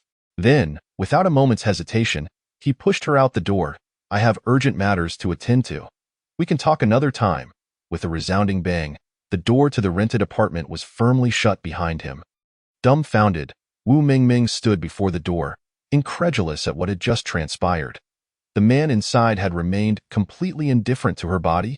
This left her, who had always been hailed as the flower of the drama department, questioning her own figure and looks for the first time. After being so forward, how could he respond in such a manner? How could he do this? In that moment, her worldview, outlook on life, and values began to shatter. Liu Lang's actions dealt a blow to her that felt 100 times heavier than the failure of chasing dreams in the entertainment circle. Liu Lang, are you even a man? Open the door for me. The impact of this rejection sent Wu Mingming into a frenzy, as she pounded desperately on Liu Lang's apartment door. Yet within, Liu Lang remained oblivious, his attention completely captivated by another matter. Current points related to the film The Wandering Earth, 708. 693, Black Technology List, Predator Drone, without AI control system, redemption price, 500,000 points. After selecting the Predator drone from the film The Wandering Earth, an overwhelming influx of knowledge regarding the technology surged into Liu Lang's mind as if he were experiencing a spiritual enlightenment akin to that found in martial arts novels. In a matter of mere seconds, he had assimilated the entire body of knowledge needed to construct the Predator drone. This feeling is simply exhilarating. compared to the trivial matters of romantic entanglements. The unprecedented sensation of having a wealth of knowledge poured into his brain was far more intoxicating. Once the enlightenment concluded, a 3D model of the Predator drone appeared in Liu Lang's mind, showcasing a large military drone with an 8.3-meter wingspan, 8 meters in length, and approximately 1.9 meters in height. A drone extensively equipped by the joint government forces in the film The Wandering Earth. The Predator drone, bolstered by the 550 series AI, was capable of executing terrifying swarm tactics. Utilizing its mounted large-caliber cannons and various missiles, it could besiege target units with unparalleled ferocity. Its combat prowess was indisputable. However, compared to other forms of black technology in the world of The Wandering Earth, which often demanded millions or even billions of points for redemption, the mere 500,000 points required for the Predator drone seemed negligible. Liu Lang deduced that the absence of a corresponding AI control system was the key reason behind this. For a drone to achieve air superiority in warfare, not only was a vast quantity necessary to sustain the swarm tactics, but the main control AI system to operate these drones was equally crucial. The Predator drone that Liu Lang had redeemed was only equipped with basic autonomous operation modes, which was the primary reason for its relatively affordable price. Nonetheless, Liu Lang harbored no disdain for it. Compared to the current technological standards of the real world, the technology of the Predator drone undoubtedly surpassed all types of drones, whether military or civilian. Moreover, compared to other intricate black technology items, the architecture of the Predator drone was relatively straightforward. Liu Lang could modify and process real-world items through the movie black technology system, and he could even quickly assemble and build a brand new Predator drone using drone parts purchased online. The thought of being able to create those sci-fi inspired drones from his videos in reality filled Liu Lang with uncontainable excitement. With the prize money from the Starlight Award now in his account, 700,000 dragon coins would be more than sufficient to assemble a Predator drone. However, Liu Lang first needed to address another matter. He had to consider renting a larger space. The Predator drone was no mere toy. With an 8.3-meter wingspan, 8 meters in length, and 1.9 meters in height, it could certainly be classified as a behemoth among drones. It was simply unrealistic for Liu Lang to attempt assembly in his current rented apartment. After searching online, he quickly found a dilapidated factory located on the outskirts of the capital. With ample space and low rent, he wouldn't have to worry about disturbing nearby neighbors. The only drawback was its somewhat remote location. But Liu Lang paid it no mind. After paying 3 months' rent, he tidied up his rented apartment, took his 100,000 yuan computer, and hailed a taxi to his new residence. Unbeknownst to him, Wu Mingming had already left. Much to Liu Lang's satisfaction, as it spared him the need for any explanations. The taxi traversed for a full hour before finally delivering Liu Lang to his destination. The dilapidated factory was situated in a remote area, surrounded by a few languishing old factories, devoid of any neighbors. The vast expanse of land, covering tens of thousands of square meters, was overrun with weeds. Liu Lang's living quarters consisted of a makeshift metal shed fashioned from a shipping container. To his astonishment, the rundown factory housed various metalworking equipment, including electric welders, cutting machines, and pneumatic hammers. The successful acquisition of the Predator drone, a marvel of cutting-edge technology, allowed Liu Lang to temporarily set aside his plans for creating a second video. He resolved to first construct a Predator drone. The components and materials required for the drone could be procured online, which Liu Lang promptly ordered. For those items that were unavailable for purchase, he took it upon himself to craft them using the tools and equipment at hand. With a mind imbued with the complete production process, blueprints, and various scientific knowledge pertaining to the Predator drone, Liu Lang operated with remarkable proficiency. Over the next few days, as the ordered materials and parts arrived, the Predator drone he meticulously assembled began to take shape. Liu Lang's endeavor to create this Predator drone was far from a mere hobby. The financial demands of producing the film The Wandering Earth were staggering. He estimated that, even without considering the costs of special effects and CG animation, at least 100 million was required. Thus, the most pressing challenge before Liu Lang remained the lack of funds. His fanbase on Bilibili had surged past 5 million, thanks to the accolades from the Starlight Awards. With such a substantial following, Liu Lang began contemplating ways to monetize his popularity. Accepting advertisements and promoting products were the two most direct methods. However, he was reluctant to endorse those "if you're a brother, come chop me" mobile game ads or peddle substandard products. Instead, he intended to promote his own creation, the high-tech figurine, the Predator drone. Yet, He harbored uncertainties regarding whether the Predator drone would garner market favor. He decided to film a video to gauge public reaction. The title of Liu Lang's video, live footage of the Predator drone prototype, remained unpretentious. After uploading it to the Bilibili backend, it was swiftly discovered by the operational team. Due to the phenomenal response elicited by his previous video, the space elevator battle, coupled with the prestige of the Starlight Award for Best Short Film, Liu Lang had become a prominently featured creator on Bilibili, recommended by Liu Zitao, the head of the National Innovation Zone. Once published, the video underwent review and was immediately prioritized for distribution, appearing on the browsing interface of all Bilibili users. Within a mere 5 minutes, it attracted millions of viewers. A flurry of comments flooded the screen. Wow! The master has finally released a new video. Can CG effects be produced this quickly? High-yield production. Calm down. This isn't CG. It's live footage. Don't you read the title? Amidst the cascade of comments, Liu Lang began introducing the star of the video, the Predator drone prototype, positioned on the open ground. Its silver gray, heavy metal style exterior bore traces of metal welding, exuding a rugged industrial aesthetic. 4 large circular rotors flank the body, while 2 rectangular engine exhausts resemble the drone's eyes, gazing forward. The sight of such an industrial, sci-fi inspired drone captivated all viewers. That's quite handsome. It looks enormous. What model is this? Whoa, I recognize it. Isn't this the drone from the space elevator battle? Incredible. You actually built it? I thought it was CG animation. Even without paint, the prototype's distinctive design was recognized by astute viewers. I knew it. These creators get famous and start cashing in on their fans. Just wait, this is definitely another model seller trying to swindle money from fans. Amidst the torrent of comments, some individuals fancied themselves as enlightened, speculating conspiratorially about Liu Lang's forthcoming actions. Liu Lang smiled subtly at the comments.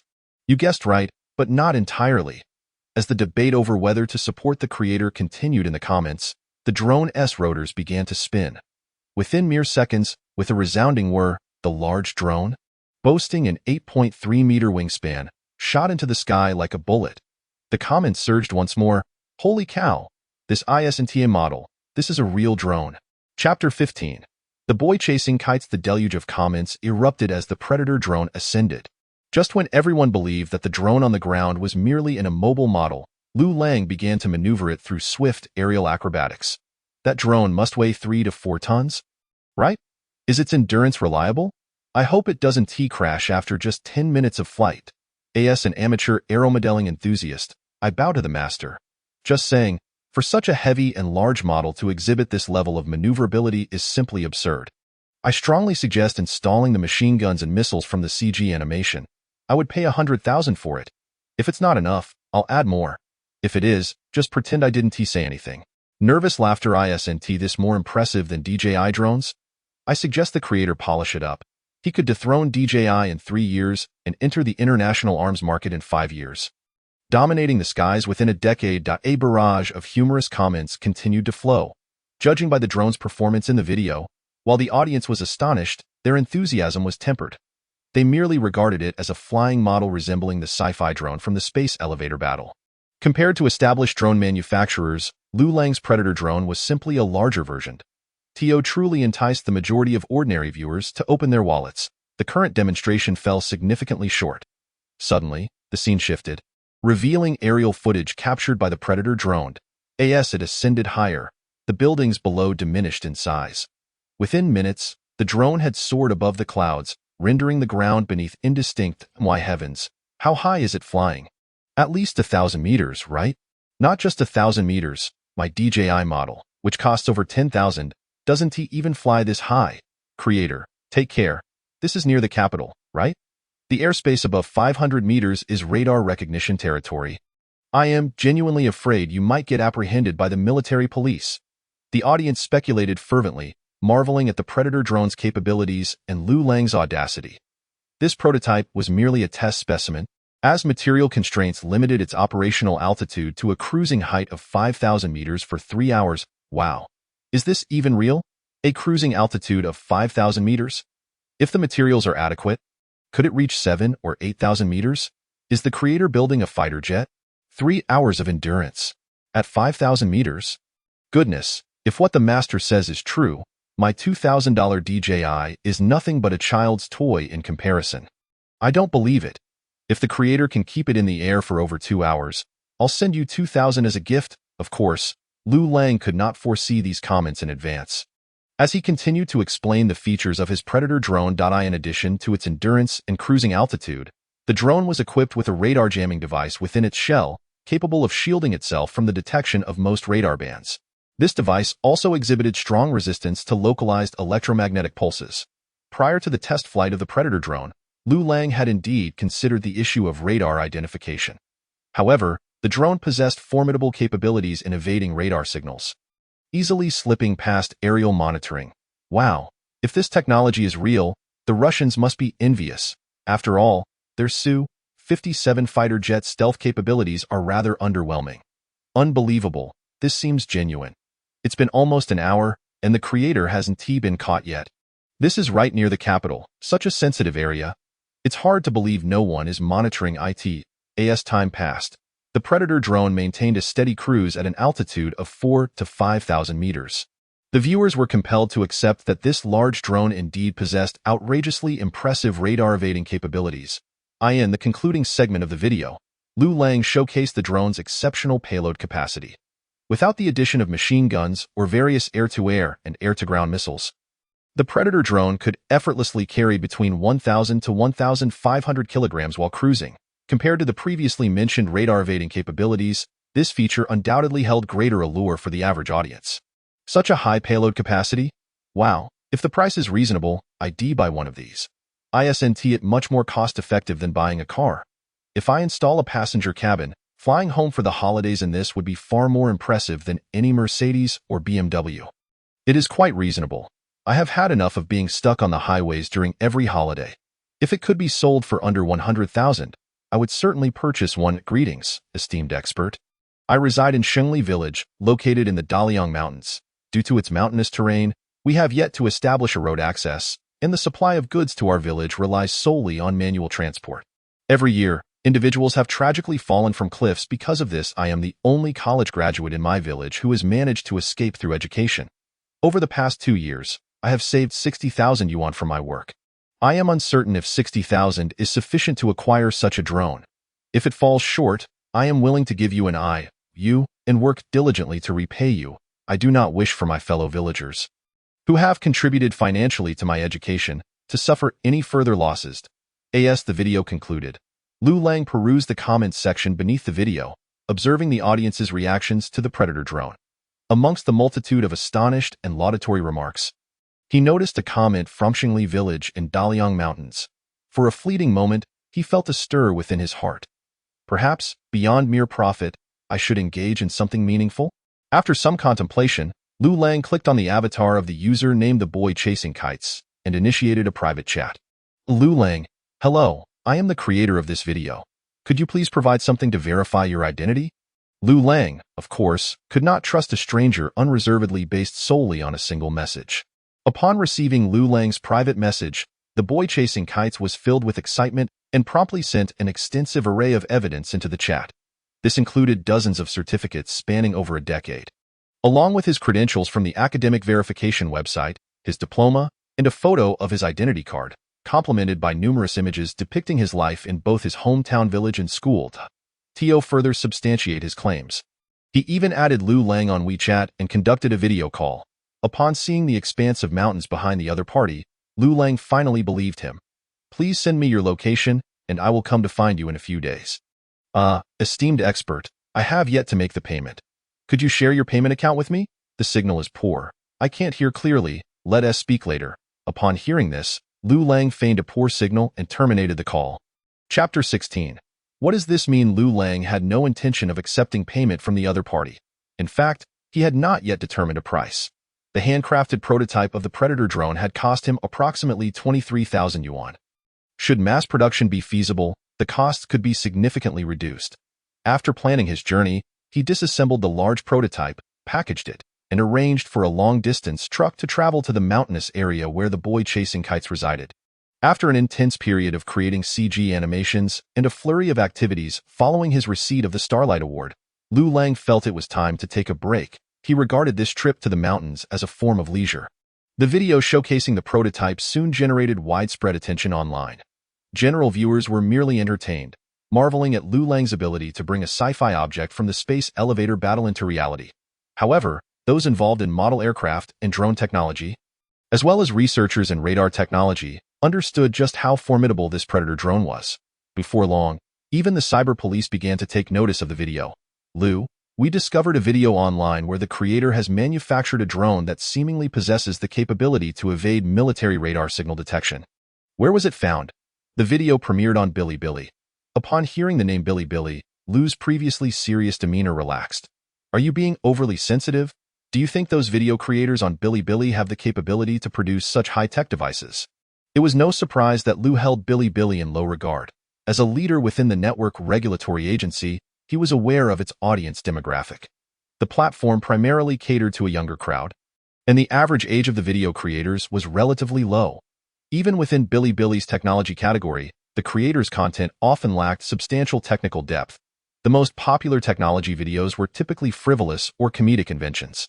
Furthermore, many seemingly advanced invention videos often revealed signs of visual trickery upon closer inspection. Liu, we contacted the relevant personnel at Bilibili and learned that the video's creator has quite an impressive background. He recently won the prestigious Starlight Award for Best Short Film. Liu's attitude finally shifted to one of seriousness as he hastily skimmed through the Predator drone prototype footage video. Is it possible that this video has been fabricated? After all, the creator specializes in video CG effects. Such a possibility cannot be ruled out. Liu furrowed his brow as he analyzed the situation. We've had the technical team conduct a frame-by-frame analysis, and they have ruled out the possibility of visual deception. Additionally, I contacted colleagues at the capital's radar detection station, and they confirmed that on the day of the video's release, there were no alarms triggered in the radar defense identification zone around the capital. As Liu listened to his subordinates eliminate various possibilities, his expression grew increasingly grave. The large drone depicted in the video had traversed the capital's radar defense monitoring zone as if it were invisible. Moreover, the fact that the creator dared to publish the video online was tantamount to a provocation against the regulatory authorities. Get to the bottom of this. I want to know everything about this individual by noon.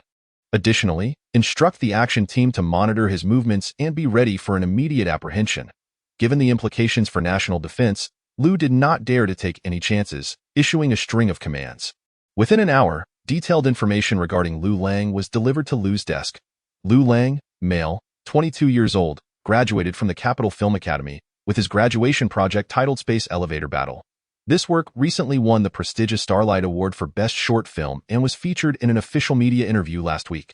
Family background. Both parents work for a state-owned enterprise in Ningqing, and he has a younger sister studying finance management at Ningqing University, currently in her third year and set to graduate next year. As for relatives and acquaintances, Liu Lang's profile was impeccable, showing no signs of discrepancies. His family had no travel records, and his parents had never left Ning province in their lives. Liu Lang's background was largely unremarkable until he began to shine following his university graduation. How could someone involved in filmmaking possibly create a high-tech device capable of evading military radar signals? As Liu examined the flawless profile before him, he felt a twinge of confusion and frustration. Just then, a member of the action team approached him with a slightly peculiar expression. Director, our people have been sent back. Liu's expression changed, and anger surged within him as he slammed his hands on the desk. Which department is being so uncooperative? If we lose track of the target, can they bear the consequences? Director, it was the personnel from the Security Bureau. Upon hearing the word Security Bureau, Liu's previously furious expression froze. Why must you speak in fragments? Can't you get to the point in one go? After casting a fierce glare at the subordinate, Liu's mood lightened. The Security Bureau's authority surpassed that of the Cyber Police Department. Since Liu Lang was under the watchful eye of the Security Bureau, he no longer needed to worry. Cases involving spies or traitors monitored by the Security Bureau had never resulted in failure. For a moment, Liu even hoped that he had misjudged Liu Lang. In Hong Kong, at the headquarters of DJI, recognized as the unicorn enterprise in the drone industry, DJI held a dominant position within the sector. This advantage was closely tied to the efforts of the company's researchers, as well as the company's keen awareness of industry trends. General Manager, there is a trending video related to drones from the mainland that I believe you should watch. Wang Hao took the tablet from his assistant, furrowing his brow at the video description stating CG animation model footage.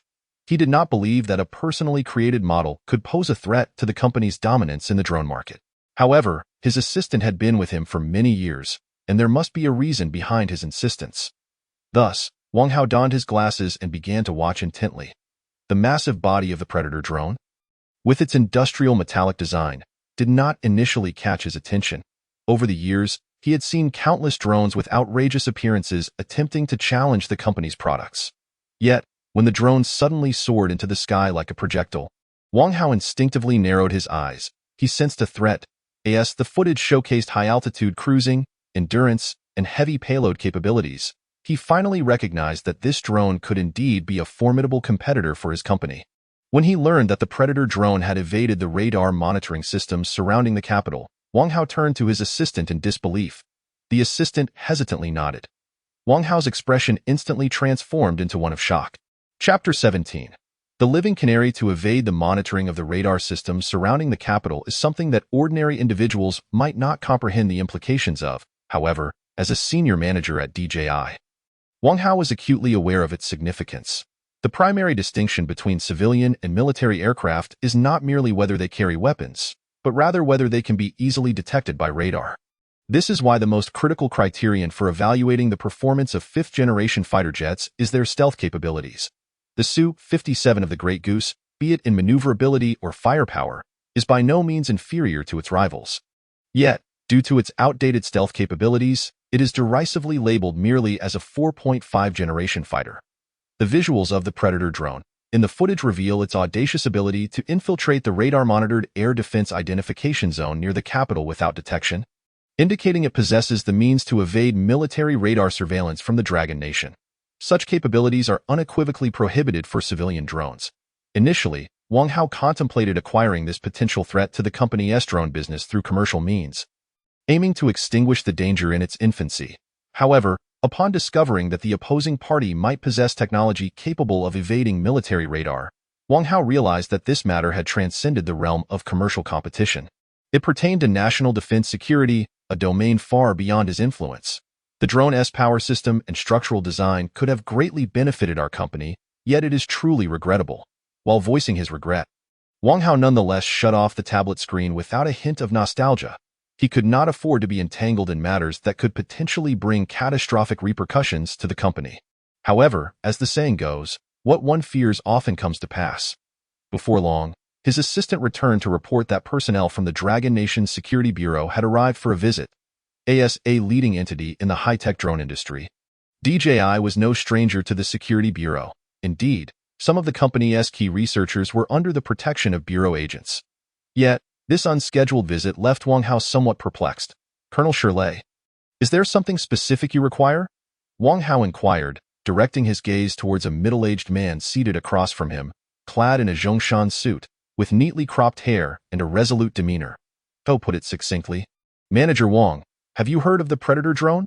At the mention of that familiar name, Wang Hao's eyelids flickered. It sounded somewhat familiar, but he was not well informed. Colonel Shirley paid no mind to his vague response, continuing to elaborate on the various impressive attributes of the Predator drone. Once he concluded, he turned to Wang Hao and inquired, "Manager Wang, is your company interested in acquiring this technology?" "Indeed, we are exceedingly interested. However, concerning technology that poses a threat to national defense, even if Wang Hao were brimming with courage, he would not dare to agree. Colonel Shirley, we are a law-abiding civilian drone company. We have always firmly rejected any technology that may involve national defense security. Rest assured, our company will never engage in any business beyond civilian technology, neither in the past, present, nor future. You may pursue the acquisition." Shirley's words caught Wang Hao off guard, leaving him momentarily speechless. I cannot make that decision. I must consult the board of directors." "Please do so promptly." Wang Hao hastily contacted the company's rotating chairman. However, the response seemed unsurprised by the situation, merely instructing him to fully cooperate with the Security Bureau representatives before hanging up. Setting down the phone, he observed Shirley's composed demeanor. As if he had everything under control, it dawned on Wang Hao that he was the only one kept in the dark. After finalizing matters with DJI, Shirley prepared to return. The actions of the Security Bureau were far swifter than those of the Cyber Police. In fact, while the Cyber Police were searching for Liu Lang's information, Agents from the Security Bureau had already commenced their operations. Yet, the Security Bureau's head, Shirley, found himself in a quandary regarding how to approach Liu Lang. If Liu Lang were a researcher in a scientific department, everything would be straightforward. They could reveal their identity, transfer Liu Lang to a more secure research institution, provide him with all necessary research conveniences, and significantly enhance the welfare benefits for him and his family. This entire series of countermeasures had precedents to follow. However, Liu Lang was not a researcher. He was, in fact, a graduate of a film academy, entirely unrelated to scientific endeavors. Additionally, according to the Bureau's investigation, Liu Lang had recently broken up with his girlfriend. From her account, it appeared that Liu Lang might be experiencing emotional trauma from the breakup. Otherwise, it would be inexplicable why he would so coldly expel the willingly devoted Wu Mingming from his life. Furthermore, Liu Lang's sci-fi short film had garnered the internationally renowned Starlight Award, making him somewhat of a public figure. Faced with a target of such identity and a complex psychological state, the Bureau's psychological experts recommended a strategy of soft contact. This entailed engaging in unofficial interactions to avoid provoking any rebellious sentiments from Liu Lang. Though it sounded absurd for the Bureau to exercise such caution towards a recent university graduate, Shirley had to admit that the psychologist's analyses held some merit. Liu Lang was no longer an inconsequential student. He was a significant figure possessing technology that could threaten national defense security. Shirley had no choice but to proceed with caution. Calling the alpha wolf, the canary has left the nest. The canary has left the nest. Just as Shirley was about to depart, a remote satellite communication call reached his ears. Upon hearing the canary has left the nest, his expression turned grave. An aide quickly presented him with a tactical tablet, which displayed highly accurate real-time satellite imagery. A truck was traversing the exit road from the city, and within its cargo bed, the dismantled parts of the Predator drone were barely discernible. Boss, the destination is Daliang Mountain, the southwestern border. This kid isn't planning to defect? Is he? Shirley's expression darkened further upon hearing his subordinate's words. Get me the Southwestern Theater Command. Initiate Level 1 alert. Seal off the border, and any unidentified suspicious personnel must be shot on sight. Armed helicopters in the military district are on standby, ready to assist in the pursuit. The action team must closely follow the target vehicle and deploy 2 reconnaissance satellites to keep constant surveillance on the target. A flurry of commands erupted from Shirley's mouth. As the head of the Security Bureau, he was granted the authority for wartime command and mobilization in emergency situations. Boss, won't this create too much commotion? One subordinate expressed concern upon hearing Level 1 alert. Shirley disregarded him. Compared to the losses incurred from losing Liu Lang, the impact of a Level 1 alert was negligible. Moreover, let me reiterate, we must ensure the target's safety. I want the canary alive. Chapter 18. The eerie transaction scene. Liu Lang remained blissfully unaware that his inadvertent actions had stirred such a commotion. In reality, incidents of drones flying at excessive altitudes have led to relevant law enforcement penalties, typically involving fines of a few hundred yuan and verbal warnings. Liu Lang initially assumed that the Predator drone prototype would only attract similar repercussions if discovered during its test flight. If the radar jamming device installed on the drone were effective, it would be even better. However, he never anticipated that the jamming device aboard the Predator drone worked so well that even military radars could not detect it. The journey from the capital to Daliang Mountain was long. It would take the truck 2 days and nights to arrive on the highway. Had it not been for the cumbersome size of the Predator drone, Liu Lang would have already flown there by plane. Thus, after traveling for some time, he could no longer resist the urge to disembark early upon reaching the basin mountain area. The roads within the basin were winding and treacherous, and Liu Lang lacked the patience to proceed slowly behind the truck. After assembling the Predator drone prototype by the roadside, he climbed aboard and maneuvered the drone at high speed toward his destination. The drone ascended and swiftly vanished into the night. This unexpected turn of events left the action team agents from the Security Bureau, who had been trailing Liu Lang, utterly dumbfounded. To avoid detection, the pursuing vehicles had kept their distance from the truck Liu Lang was riding in. By the time they sensed something was amiss and accelerated to catch up, it was already too late. Alpha Wolf, the canary has flown away. Repeat, the canary has flown away. Upon hearing his subordinate's report, Shirley, who had not slept a wink all night, was infuriated. 18 people, 6 vehicles, and you managed to lose them? In his fury, Shirley no longer adhered to the code names. Boss, there was truly no way. that kid really flew away. Not long after, a photo arrived on Shirley's tactical tablet, depicting Liu Lang aboard the Predator drone. Soaring away under the cover of darkness, Liu Lang, riding the drone, flew in a straight line over one mountain after another and soon reached the location sent by the boy chasing kites. This place was a small town nestled in a valley surrounded by rugged mountains, connected to the outside world by a narrow cement road. By the time Liu Lang arrived, it was nearly midnight. After checking into the only inn in the town, he collapsed into a deep sleep. Just as Liu Lang drifted into slumber, chaos erupted over the entire southwestern airspace. Hundreds of armed helicopters scoured the area where Liu Lang had vanished at low altitudes. Higher up, fighter jets occasionally zoomed by. Meanwhile, further along the border, the Level 1 alert mobilization order was issued, and hundreds of thousands of armed soldiers were dispatched to the border area. Numerous tanks and armored vehicles stood guard nearby. Any unidentified individuals appearing in this region would face the most stringent searches and interrogations, and any signs of resistance would result in immediate execution. This large-scale military mobilization, even occurring in the dead of night, drew considerable public attention. Some speculated it was a drug crackdown, others thought it was targeting smuggling operations, while still others believed it was a preparation for cross-border actions against telecom fraud. The onlookers eagerly indulged in their wild guesses. Upon awakening from a deep slumber, Liu Lang sent a message to the boy who chased the kite, and then began to meander through the quaint little town.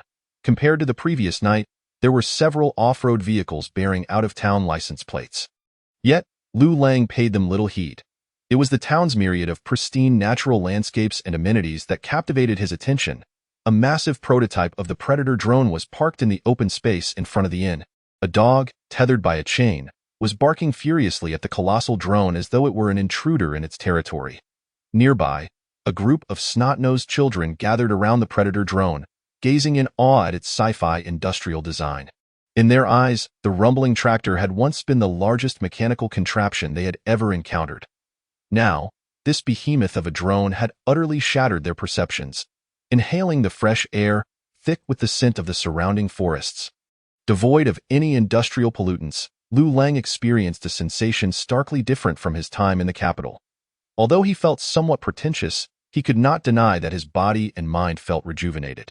Unable to resist, he snapped a photograph that included the Predator drone, the pure, untainted gaze of the children, and the distant, undulating mountains. Accompanying the image with the words taking the prototype out for a breather, he posted the selfie on Bilibili, providing his fans with an explanation of his recent disappearance. "Damn, this kid can't possibly be on vacation, can he?" exclaimed an agent from the Security Bureau's action team, taken aback. Due to Liu Lang's disappearance, they had frantically searched for hours. Ultimately, it was Liu Lang's online identification registration at the town's inn that led them to his whereabouts. Exhausted from a night of relentless searching, the agents now realized that their target had merely gone on a leisurely outing. Alert! An unplanned unknown male is approaching the target. The unknown man was 20 meters away from Liu Lang. Should they take action? Surveillance equipment showed no firearms or sharp objects on him. Wait, defer action. Inside the jeep, the agents anxiously observed the two individuals making contact. The stranger produced a paper package containing cash. Were they about to engage in a transaction? The agent's senses heightened. A rough estimate indicated there was between 50 to 100,000 in cash. Wait, there are also 50 and 20 yuan notes present. The actual amount is less than anticipated. From a distance, Shirley, who was coordinating from outside the town, listened to the reports in his earpiece, feeling a sense of unease. Was such a trivial sum enough to exchange for equipment capable of jamming military radar signals? Hold on. An unexpected situation has arisen. Upon hearing this, Shirley sprang to his feet. What unexpected situation? I don't know how to describe it. Upon hearing this, Shirley felt an overwhelming urge to punch the agent through the electromagnetic waves. What did it mean to not know how to describe it? Was it their first day on duty? Boss, it seems the target is unwilling to accept the money from the other side. Yet the other party insists on giving it. It reminded him of the red envelopes his great-grandmother gave him during the new year. The agents had witnessed transaction scenes, at least 30 to 50 times before, each one charged with tension and danger, yet this was their first encounter with such an odd transaction scene. Even Shirley was momentarily at a loss for words. Chapter 19, Liu Lang. I report myself. Boss, the tech team has hacked into Bilibili's backend. We found these chat records in the target's account. Just then, one of Shirley's subordinates reported the latest intelligence. Gazing at the lengthy string of chat records and images displayed on the tactical tablet, Shirley finally understood why Liu Lang had traveled such a great distance to this remote locale. It was not for leisure, nor was it absurdly to engage in transactions with foreign forces. Rather, it was to assist a destitute mountain village in daily action. Boss, the target is departing the town with the unknown man. And the drone is being taken as well. Should we initiate action? The action team, poised for action, was unaware of the chat records that Shirley had seen, and no need for surveillance. The frontline action team is to stand down. The snipers of the second unit will also withdraw. All surrounding armed helicopters and armored vehicles are to return to base. Upon hearing Shirley's orders, the hundreds of agents on standby around the town were momentarily stunned. They had mobilized comprehensively in the southwest military region over the past few days for Liu Lang's sake. Not only were there over 1,000 agents and military police lurking around this town, but there were also over 100,000 well-armed military police and numerous mechanized armored units meticulously scanning for potential foreign infiltration forces in the more distant southwestern border areas. This commotion had even alarmed neighboring countries, prompting them to issue diplomatic notes. Such a grand operation seemed poised to abruptly cease with Shirley's words, leaving the agents present perplexed. Although they were unaware of the unfolding circumstances, orders had been given, and the lurking units around the town began to withdraw from operational readiness. Liu Lang, the target, was guided by the boy who chased the kite towards Victory Village, not far away. In the heart of the mountains, the roads were treacherous and arduous.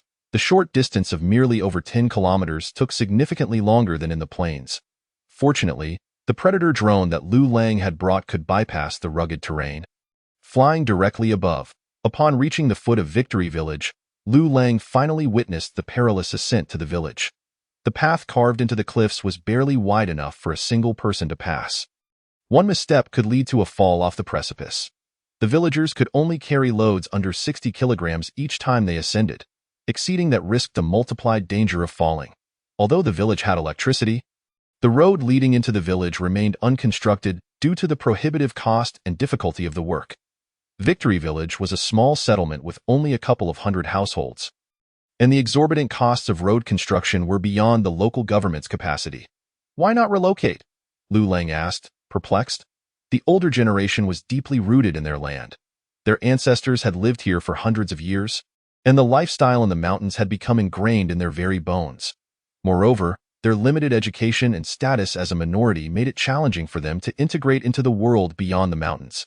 The boy who chased the kite smiled wryly, noting that he was the only college student the entire Victory Village had produced. He wished to change the village's circumstances, but felt utterly powerless. The video Liu Lang posted on Bilibili had given him a glimmer of hope. A single Predator drone capable of carrying over a ton of cargo could significantly reduce the casualties caused by falls in the village each year. The beckoning of the boy who chased the kite. The villagers, who had been eagerly waiting, carefully stacked the goods they had procured from outside the mountains onto the drone's makeshift cargo platform. As the Predator drone took off and ascended, shrinking into a mere speck in the sky, the villagers' hearts raced. The piled goods often represented the fruits of their labor over the past year and would supply a household's needs for a considerable time. Under Liu Lang's control, the Predator drone sped along, reaching the village's clearing at the mountaintop in just a few minutes. Through the drone's lens, the villagers atop the mountain gazed up in astonishment at the machine. With a boy who chased the kite coordinating via radio, the cargo was successfully unloaded from the drone. Each loading and unloading cycle took less than 10 minutes. Under Liu Lang's guidance, the Predator drone efficiently resolved the villagers' transportation needs in just over an hour. In the past, by this time, villagers burdened with heavy loads would have barely reached the halfway point up the mountain. Additionally, without the need to carry heavy loads, the villagers, who had lived in the mountains for years, were nearly free from the risk of falling off cliffs.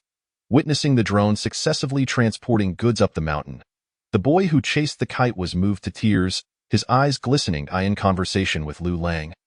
He learned that the man's father had also fallen to his death while carrying a heavy load into the mountains. Having lost his father, he had relied on the villagers' assistance to step out of the mountains and become the first college student in the village. Liu Lang felt a surge of emotions. After teaching him how to operate the Predator drone, Liu Lang finally returned to the town under the farewell of the boy who chased the kite. Unbeknownst to Liu Lang, The agents of the Security Bureau's action team silently bore witness to the unfolding scenes before them.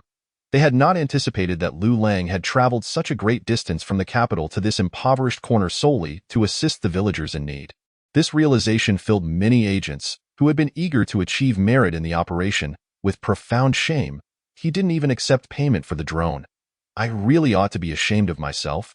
Those who had once doubted Liu Lang's defection felt an even deeper sense of regret. Liu Lang's sense of purpose and actions starkly contradicted their previous assumptions about him.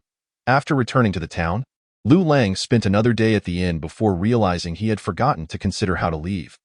Having already given the Predator drone to the boy who chased the kite, he felt too embarrassed to ask for it back. Instead, he contacted a driver at the inn who could deliver goods into the mountains, planning to leave with the truck after some time.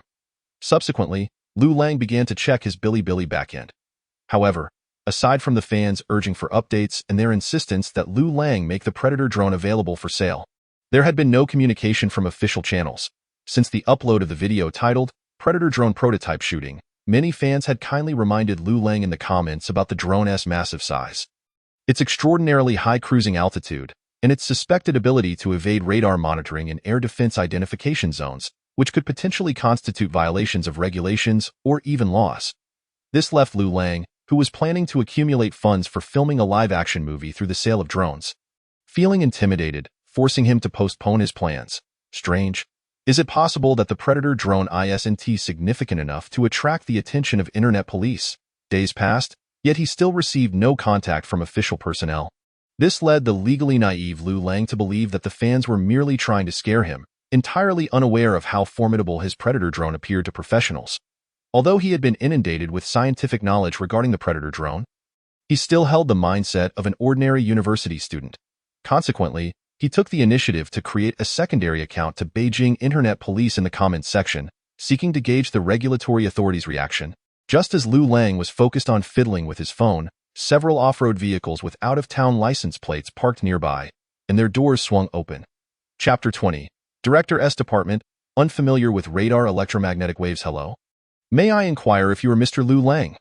Liu Lang looked up to find several impeccably dressed individuals, who seemed starkly out of place among the local townsfolk, greeting him. Behind them, the doors of those out-of-town vehicles were still ajar. Upon noticing this, Liu Lang immediately became alert, recalling that these vehicles had been parked in the town since this morning. However, he wasn't overly concerned. The local police station was merely 200 to 300 meters away, and many locals were curiously observing them. Liu Lang doubted that they would dare to publicly engage in any unlawful activities. It's me. What can I do for you? My name is Wang Hao, and these are my assistants and security advisors. I represent DJI and would like to discuss the technology authorization of the drone featured in your video. A man in a suit with gold-rimmed glasses spoke slowly. When he mentioned the security advisor, Liu Lang couldn't help but glance at the individual again, as the pronounced dark circles under their eyes were quite striking. Hearing the name DJI instantly brightened Liu Lang's expression. Although he had limited knowledge of drones prior to creating the Predator drone, DJI was renowned as a dominant force in the civilian drone industry. His original plan was to attract fans' attention through the prototype footage of the Predator drone, subsequently launching a crowdfunding campaign for the Predator drone. To gather funds, he intended to contact reliable factories for mass production of the drone's components, followed by assembly, ultimately using the proceeds from the drone sales to finance his film project. However, upon actual implementation, he discovered that each step was far from straightforward. Not to mention the challenges of finding reliable manufacturers and the extensive time consumed by assembly. Obtaining the qualifications for mass production of the Predator drone was a significant hurdle. The Predator drone was not a mere plastic figurine or toy. With a wingspan of 8.3 meters, a length of 8 meters, and a height of 1.9 meters, it was undoubtedly a behemoth in the civilian drone market. With only one prototype, Liu Lang could still claim he was merely tinkering, but to legally and compliantly mass-produce them required a myriad of production licenses and operational qualifications, which overwhelmed him just to contemplate. The appearance of DJI undeniably offered Liu Lang an alternative route to in truth. Everything he had prepared was in service of his future live-action film adaptation of The Wandering Earth. As long as the offer was reasonable, Liu Lang was open to selling the drone technology. The group settled in the lobby of a local inn. What can you offer? Liu Lang asked straightforwardly, as was his custom. Wang Hao discreetly glanced at his security advisor. And seeing no further instructions, he proceeded to present Liu Lang with their planned offer. We have two proposals. The first is to provide you with a total remuneration of 90 million yuan, which includes 40 million in cash and 50 million worth of company stock options. It is important to note that these stock options cannot be converted into cash immediately. You may choose to hold them long-term or sell them to a third party after 4 years. The second proposal entails an upfront payment of 30 million in cash, along with 20 of the net profits from future drone models developed based on the technology you provide, once they are sold in the market. Wang Hao gradually disclosed the company's internal offer to Liu Lang. These figures were entirely based on the current market conditions and the internal assessment of the commercial value of the technology demonstrated by the Predator drone. However, this did not include the most astonishing, or perhaps alarming, feature of the radar signal jamming capability. If the transaction proceeded, the radar signal jamming technology acquired by DJI would also be fully transferred to the Security Bureau. For Liu Lang, who just 2 weeks prior was worried about his rent due next month, either proposal represented an enormous sum of money. Yet he maintained a facade of calmness, attempting to negotiate a higher price. Your company's revenue appears to have long surpassed the 100 billion mark. Isn't an offer of less than 100 million somewhat lacking in sincerity? Mr. Liu, you may have misunderstood. The majority of the company's revenue comes from smaller models. The market for large-scale drones like the Predator is still being developed, so the available funds for technology authorization are quite limited. The two proposals we presented are among the most competitive offers in the industry. Wang Hao sincerely explained to Liu Lang in fact, he was entirely correct. Moreover, as the industry leader, DJI could easily employ various legally permissible commercial tactics to suppress competitors. An individual developer like Liu Lang, possessing technology but lacking capital support, would face countless challenges in mass-producing the Predator drone and competing with DJI in the market. Capital is driven by profit. Without intervention from the Security Bureau, they could easily attempt to acquire the technology at a lower cost. I personally recommend you opt for the second proposal. Based on my years of experience in this industry, your technology will significantly expand the application of large drones. Choosing profit sharing will maximize your returns. After some contemplation, Liu Lang leaned towards the second proposal. Although the first offered a total of 90 million, not all of it was cash, as the stock options would have to wait 4 years before they could be traded. In contrast, the profit-sharing option presented a greater potential upside. After verbally agreeing, both parties signed a letter of intent, with the technology authorization agreement only becoming effective following certification by an authoritative third party. Mr. Liu, I must remind you that once the exclusive authorization agreement is successfully established, certain technologies on the Predator drone, such as the radar signal jamming technology, cannot be applied to other commercial products.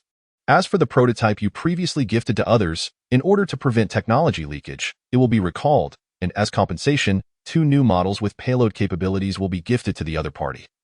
Liu Lang nodded in understanding, feeling satisfied with DJI's humane approach to the matter. After concluding the business discussions, both parties were pleased.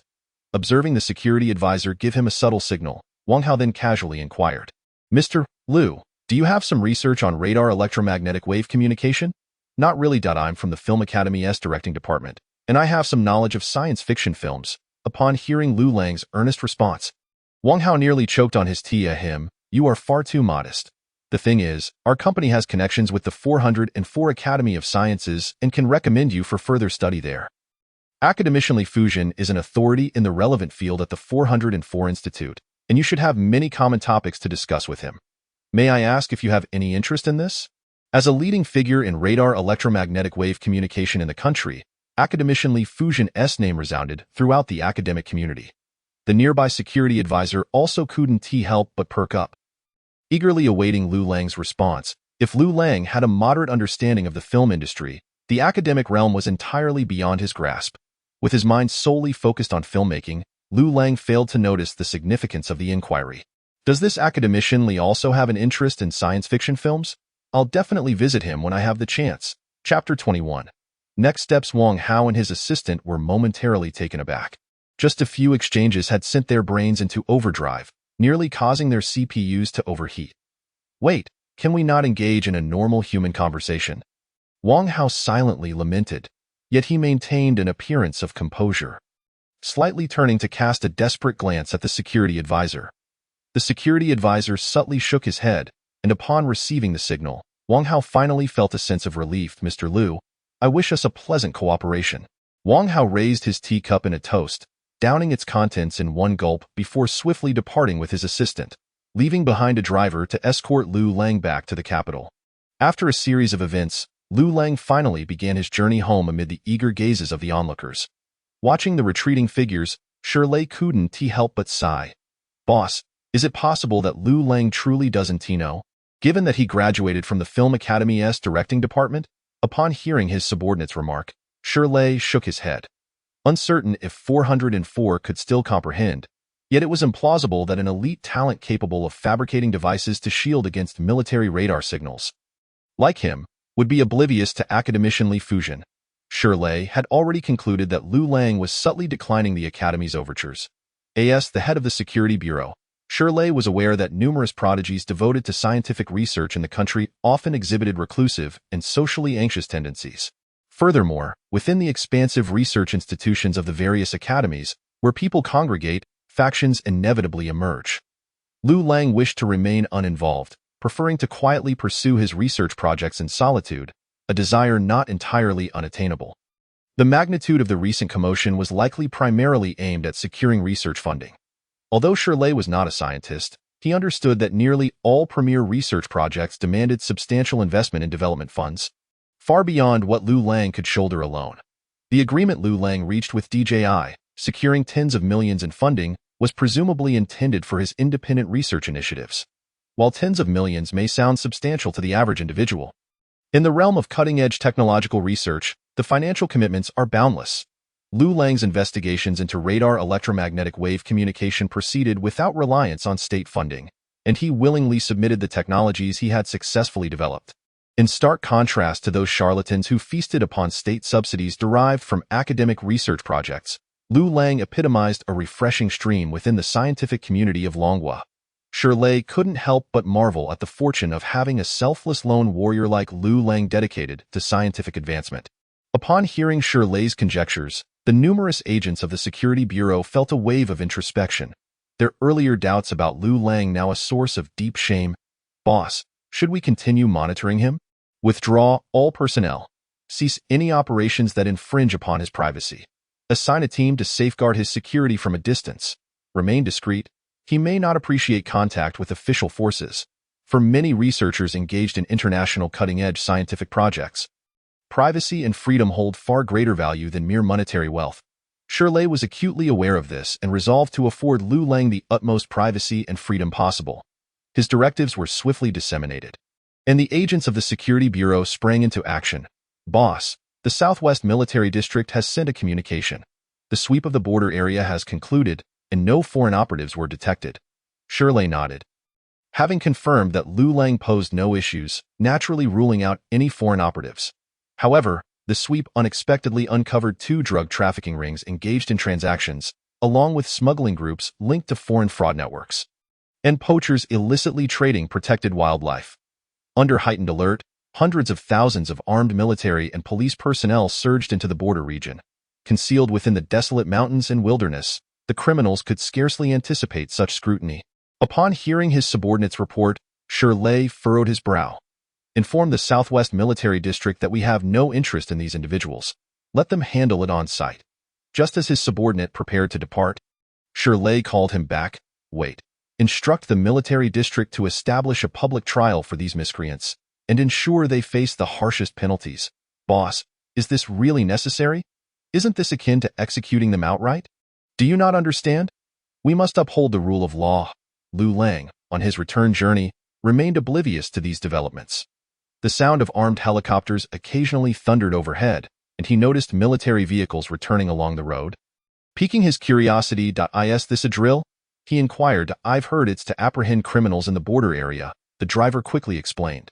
Upon checking his phone, he soon encountered the headline news: "Operation Sharp Blade successfully concludes." Under the mobilization of the Southwest Military District, criminal organizations involved in drug trafficking, human smuggling, and poaching have been captured. This operation effectively struck at the arrogance of domestic and foreign criminal forces, successfully upholding security along the southwest border.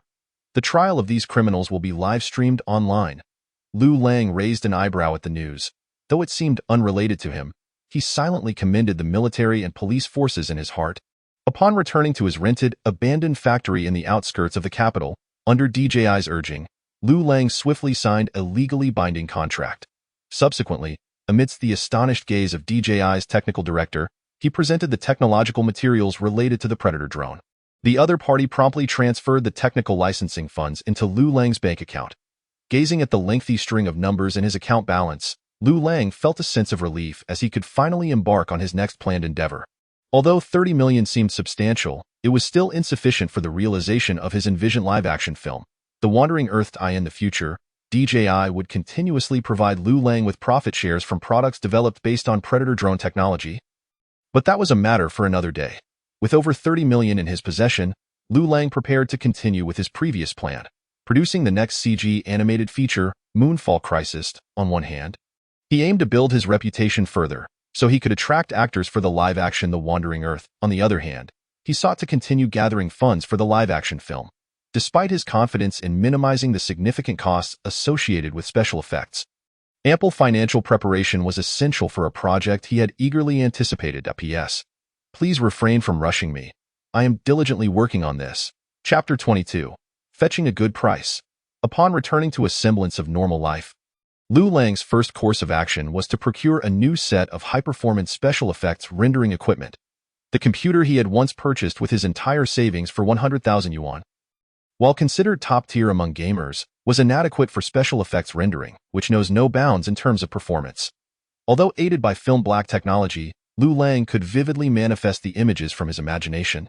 This still relied on the support of specialized rendering equipment. The 100,000 yuan computer could no longer meet Liu Lang's demands. He promptly began ordering equipment online. He purchased over 300 top-tier NVIDIA rendering graphics cards in bulk, along with corresponding rendering equipment, power supplies, and cooling systems, totaling nearly 5 million yuan of his savings. Had it not been for the scarcity of high-end graphics cards due to market manipulation by manufacturers, Liu Lang would have been prepared to spend over 10 million on rendering equipment. Once the equipment arrived, was installed, and successfully tested, Liu Lang could finally commence the production of his second CG animated video. Similar to his previous work, Space Elevator Battle, this new video would also run approximately 15 minutes in length. Once again, he opted not to focus on specific human characters, but rather on delivering visually striking effects that would captivate the audience. In fact, Liu Lang intended to produce Space Elevator Battle and Moonfall Crisis as trailers for the forthcoming live-action The Wandering Earth. Without revealing the plot, he aimed to showcase the most stunning cinematic scenes in CG animation format, captivating viewers while demonstrating his capability to produce an unprecedented sci-fi blockbuster in the history of Longhua cinema. For the casting of the live-action The Wandering Earth, several prominent stars from the Longhua film industry were being considered. Merely being recognized as the best sci-fi short film at the Starlight Awards might not suffice to persuade them to join. Moreover, as a freshly graduated emerging director, Liu Lang's standing was tenuous. Thus, creating another piece, Moonfall Crisis, to solidify his reputation as a sci-fi director, garnering greater attention and discourse within the film industry, was Liu Lang's true objective. Armed with powerful new equipment, Liu Lang experienced an unprecedented acceleration in the rendering speed of his video effects. Previously, in his dimly lit rental room, he had subsisted on instant noodles and energy drinks, laboring for 3 days and nights, several dozen hours, to complete the effects rendering for Space Elevator Battle. Now, with the aid of 5 million yuan worth of large-scale rendering equipment, he accomplished the rendering task in less than 20 hours. This accounted for the time he spent refining certain key scenes through repeated rendering and careful deliberation. Once the video was completed, Liu Lang let out a long sigh of relief. The next step was to upload it to the website. However, as Liu Lang opened the Bilibili creator backend, preparing to upload the video, he hesitated. What he lacked now was not merely funding for filmmaking. Even more crucial were the points needed to exchange for film black technology. His bank balance stood at over 25 million, yet since redeeming the Predator drone, his points had dwindled to just over 200,000 points could only be earned through the direct profits from his film projects. The tens of millions received from DJI for the Predator drone technology did not convert into corresponding points. In essence, to acquire more points, he needed to find a way to sell Moonfall Crisis at a good price. However, the thought of the meager earnings from his previous video, the Space Elevator Battle, caused Liu Lang to furrow his brow in contemplation. Had it not been for the staggering prize of 700,000 long coins awarded for the Starlight Award for Best Short Film, he would have found himself waiting an eternity to exchange his 50,000 points for the Predator drone. Excluding the Starlight Award winnings, the revenue from his last video on Bilibili amounted to a mere few tens of thousands of coins. For a video that had garnered widespread popularity across the internet for a time, the earnings offered by Bilibili were disappointingly scant. While not every content creator produced videos of exceptional quality, the time and financial investment required to create a successful video were certainly significant. It was no wonder that those popular content creators chose to accept advertisements and endorsements to sustain their income. The dilemma Liu Lang faced was that the duration of the Moonfall crisis was rather awkward. A brief 15 minutes rendered it unsuitable for sale as a CG film, and as a single episode, it could not be aired as a special effects animation. Unless Liu Lang was willing to produce additional sequels or fill it with substantial narrative content to extend its runtime to at least 90 minutes, it would not meet the requirements for a CG feature film. Yet, setting aside the immense time and cost he would need to invest, this approach fundamentally contradicted his intention of presenting the Moonfall crisis as a trailer for The Wandering Earth. "Hello, Mr. Liu? How may I assist you?" Liu Zitao responded with a hint of confusion upon receiving Liu Lang's call. "I wanted to inquire if there are any recent award nominations," Liu Lang asked. Due to Liu Zitao's diligent efforts that led to the space elevator battle, winning the Starlight Award for Best Short Film, Liu Lang held him in high regard. He reached out to explore any potential awards that could be pursued, as winning both accolades and monetary rewards would be most fortuitous. Recently, after the conclusion of the Starlight Award, there haven't been any significant awards available. By the way, your inquiry suggests you have a new video in the works, correct? Yes, it's titled The Moonfall Crisis. Like my previous work, The Space Elevator Battle. It runs for around 15 minutes, but this time it leans more towards a disaster film, Liu Lang explained, much to Liu Zitao's excitement. "Excellent, Mr. Liu, are you still in the capital? I would like to represent Bilibili and discuss this with you." As a recipient of the Starlight Award for Best Short Film, Liu Lang's work aligned perfectly with Bilibili's developmental direction in special effects CG animation. Hence, Bilibili regarded him as a valuable talent worthy of deepening their collaborative relationship. Under Liu Zitao's enthusiastic recommendation, Bilibili was willing to offer Liu Lang a compensation package far exceeding that of other creators on the platform. The following morning, Liu Zitao arrived with an assistant at the abandoned factory Liu Lang had rented in the suburbs of the capital.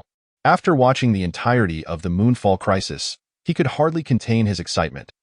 This was yet another impeccable work of special effects CG animation in the sci-fi disaster genre. Its production quality was on par with, if not superior to, the Space Elevator Battle. $0.5 million.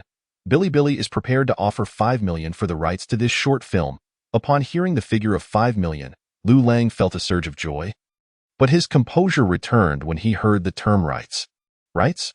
Are you saying you intend to spend $5 million to buy out the Moonfall crisis? The distinction between purchasing a video and acquiring its rights was significant. Once the rights were bought out, Liu Lang would retain only the authorship credit for the Moonfall crisis. Legally, the short film would no longer belong to him, a fact he found unacceptable given his plans to utilize the Moonfall crisis as a trailer for The Wandering Earth. "Mr. Liu, I understand that your production costs for this short film surely exceed $5 million, and I empathize with your sentiments. However, Bilibili is a publicly traded company, and we must be accountable to our shareholders for every investment. To be candid, while the artistic value of such a finely crafted CG animation is high, it is nearly impossible to recoup the costs." Liu Zitao spoke earnestly, opening his heart to Liu Lang. As a platform rooted in the realm of anime, Bilibili was acutely aware that in the current market environment, the path for CG special effects animations lay either in producing lengthy series consisting of dozens of episodes or creating animated films of comparable length to live-action films. Any alternative was a dead end, making it impossible to recover costs. Even the most artistically valuable projects were glaringly unprofitable on the company's financial statements. Despite Bilibili's notable reputation, they faced considerable revenue pressures. If not for Liu Zitao's strong recommendation, Liu Lang may not have even received the $5 million offer. "I'm afraid the issue of rights is non-negotiable," Liu Lang replied, shaking his head. While $5 million was indeed enticing, a substantial portion of the visuals in the Moonfall crisis would be repurposed for the live-action adaptation of The Wandering Earth. He could not risk relinquishing the rights if someone were to claim the rights to the Moonfall crisis and accuse The Wandering Earth of infringement in the future. It would be a tremendous embarrassment, Observing Liu Lang's unwavering conviction, Liu Zitao recognized that the rights issue was Liu Lang's bottom line. Glancing back at the multi-million-dollar rendering facility Liu Lang had constructed for the Moonfall Crisis, he felt a surge of admiration. Individuals like Liu Lang, who, rather than indulging in luxury, resided in a low-rent area of the capital in an abandoned factory while investing millions in building a rendering studio, were rare. Most others would have already purchased villas and sports cars, reveling in extravagant parties. Liu Lang poured his financial and mental resources into creating superior special effects CG works, pioneering the barren landscape of domestic sci-fi films. This spirit of craftsmanship only deepened Liu Zitao's respect for Liu Lang. Allow me one more opportunity. I will discuss with the board to strive for a satisfactory answer for you, Liu Zitao declared. Seemingly resolute, Liu Lang understood that Liu Zitao was also an employee with limited influence within the company. Even if Bilibili's terms were unsatisfactory, it was not Liu Zitao's fault. Moreover, after the Starlight Award incident, they had developed a friendship. After bidding farewell to Liu Zitao, Liu Lang knew that discussions with the company's higher-ups would take a few days. During this waiting period, Liu Lang remained proactive, logging into the Bilibili backend to check updates. The video release was temporarily halted, and there was little of interest in the revenue section. After receiving the remuneration for the technical authorization of the Predator drone, Liu Lang had little regard for the meager tens of thousands of coins and video earnings. In the comments section below the recently posted updates, fans had already amassed over 5,000 replies urging for the next video.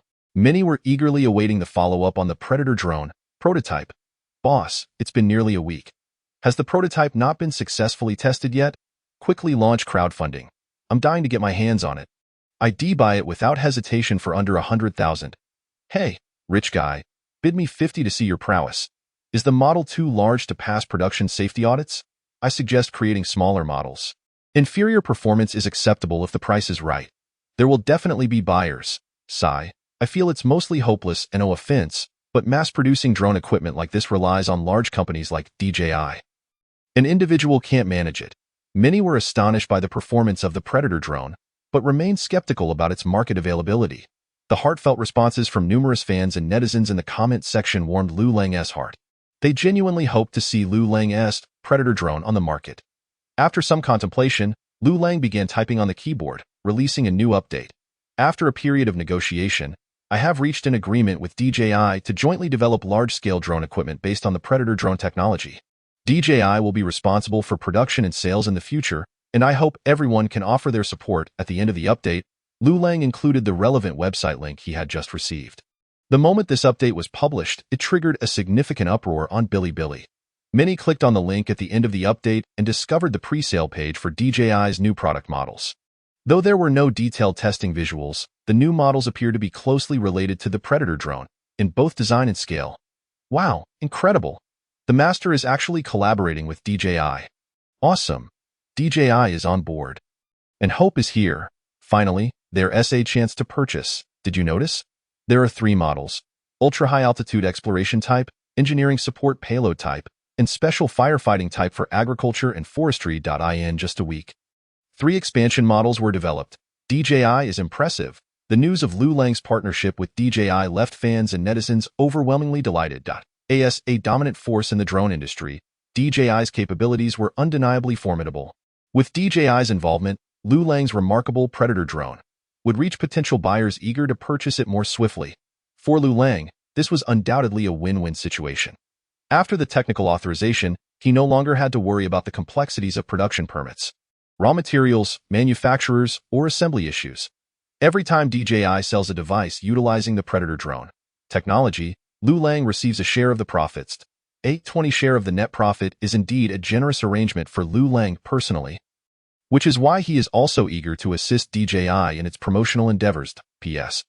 Woohoo! Today I made a concerted effort, releasing 2 chapters in quick succession. Chapter 24, ByteDance. After a 2-day wait, Liu Zitao finally returned with a new offer from Bilibili. The company agreed to relinquish the copyright for Moonfall Crisis and was willing to raise the original acquisition price from 5 million to 8 million. Upon hearing Liu Zitao's revised offer, Liu Lang did not feel particularly thrilled. Instead, he was somewhat perplexed. As the other party had mentioned, Bilibili is a publicly listed company, and the capital market is notoriously ruthless. Given the immense revenue pressures Bilibili faces, it seemed implausible for them to make such a significant concession in such a short span of time. Indeed, Liu Lang appeared somewhat awkward as he continued. However, they have a request. They wish to sign a long-term contract with you. A long-term contract. This would entail producing 2 CG animated series for Bilibili, each comprising no fewer than 60 episodes, subsequent to Moonfall Crisis. The script and investment would be designated by the company, with strict adherence to the budget and delivery deadlines required. The high-quality production of Space Elevator Battle and Moonfall Crisis was evident to the higher-ups at Bilibili. Moreover, Liu Lang held the prestigious title of Best Short Film Creator at the Star Award. In terms of CG animation production, he undoubtedly ranked among the top in Longhua. The executives at Bilibili recognized Liu Lang's expertise in CG effects.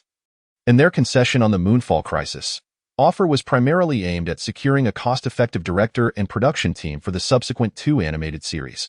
After all, the company's revenue largely hinges on extensive animated series. A successful animated series can significantly enhance a company's financial statements. This reflects the true attitude of capital firms toward individual production teams, regardless of how esteemed one's reputation may be, or even winning internationally recognized awards like the Star Award. If Liu Lang's works fail to demonstrate commercial value in the market, he is merely seen as a cheap laborer in the eyes of the investors. With the script and investment being dictated by the other party, and with stipulations regarding budget and deadlines, should Liu Lang agree, he would find himself in a wholly passive position. More critically, he was still preoccupied with preparing his own project, The Wandering Earth, leaving him little time to assist others in producing 2 lengthy animated series. Is this the sincerity your company displays? Liu Lang felt a wave of disappointment. He still held some affection for Bilibili. After all, his first work had achieved immense popularity there. His receipt of the Star Award was also significantly tied to Liu Zitau's involvement. However, the offer from Bilibili was riddled with calculations. It is essential to recognize that, at market rates, Liu Lang's 2 sci-fi short films would undoubtedly incur production costs of no less than 10 million each. Even so, Bilibili's offer remained capped at 8 million. While attempting to bind Liu Lang to a long-term contract, requiring him to produce 2 extended animated series for the company, such actions exude a shrewd, almost miserly air typical of a businessman. They were fully aware of Liu Lang's technical prowess in CG animation, but also recognized that he had not yet capitalized on monetizing short films like Space Elevator Battle and Moonfall Crisis. Hence, they continued to probe Liu Lang's psychological pricing, striving to engage him at the lowest possible cost for Bilibili's advantage. If I were to consent, I would likely be toiling away for Bilibili for a year or 2 without compensation. Should the animated series succeed, I would only receive a meager salary. If it fails, I would bear the brunt of the blame. Given Bilibili's negotiation stance and sincerity, Liu Lang could not help but presume the worst. Such actions were very much within their capacity to execute. Sigh, Liu Zitao exhaled, uncertain how to respond to Liu Lang. The capital market is merciless and profit-driven. Both CG animation and sci-fi films have become daunting due to high barriers and costs, rendering Longhua's film industry hesitant. Over time, sci-fi films have nearly vanished from the domestic market. Each year, foreign blockbusters bombard the Chinese market, leaving no competition. Were it not for the Domestic Film Protection Month as a facade, the film industry in Longhua would likely have crumbled into ruins. Yet, relying solely on those self-entertaining romance and comedy films, there is no way to break out and reach the world stage. Only sci-fi films can genuinely represent a country's cinematic industrial strength. The global phenomena that dominate box offices, such as Titanic, Avatar, and The Avengers, are predominantly sci-fi blockbusters. Liu Zitao, filled with passion, entered this industry with hopes of altering the status quo through his efforts. However, reality poured cold water on his aspirations. The company would rather spend exorbitant sums importing foreign animated films than risk investing in domestic creators. After his heartfelt recommendations, securing an 8 million offer for Liu Lang was already the pinnacle for local creators at Bilibili. To be honest, I find it rather tragic that a nation of 1.4 billion cannot cultivate a market capable of accommodating sci-fi films. Liu Zitao seemed to have resigned himself to the task of convincing Liu Lang, engaging in casual conversation instead. During his tenure at Bilibili, he had witnessed too many fans frantically pursuing traffic stars, and in an industry almost overrun by various popular figures, he saw no hope for Longhua's sci-fi films. Perhaps the market has always existed, It simply lacks quality works. Having personally witnessed the groundbreaking sci-fi work The Wandering Earth in his previous life, Liu Lang remained far more optimistic than Liu Zitao. I hope to see that day again. By the way, this might be our last meeting. I am preparing to resign. Resign? Liu Lang was taken aback. He had not anticipated that Liu Zitao, a senior executive at Bilibili, would choose to leave. Bilibili has reached this point. If I stay any longer, I fear I will become one of those I once despised. While I am still young, I want to try something new. Although Liu Zitao did not specify what he wished to pursue, Liu Lang could infer it was likely related to sci-fi entertainment in Longhua. When Liu Zitao had accepted the Star Award on Liu Lang's behalf, his passion for sci-fi seemed genuine and unfeigned. That long-term contract is indeed unsuitable. It is likely a contract of servitude. Gold always shines in time. I believe there will always be those who recognize true value. After imparting his advice, Liu Zitao gradually took his leave. Liu Lang was not prepared to undervalue his work. He decided to postpone the release of his video and instead focus his energy on writing the short story for The Wandering Earth. Before embarking on the production of the live-action film, he intended to present The Wandering Earth to the audience in written form. While Liu Lang busied himself with writing, an unexpected phone call rang through to his mobile.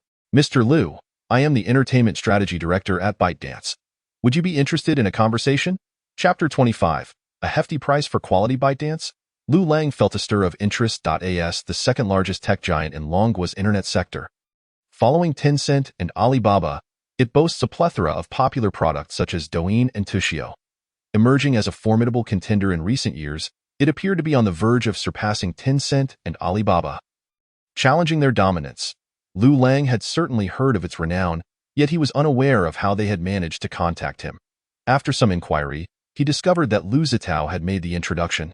Upon returning to Bilibili, Liu Zitao, faced with the board's scrutiny, had already contemplated resignation and ultimately chose to walk away. He subsequently joined ByteDance, eager to expand in the entertainment sector.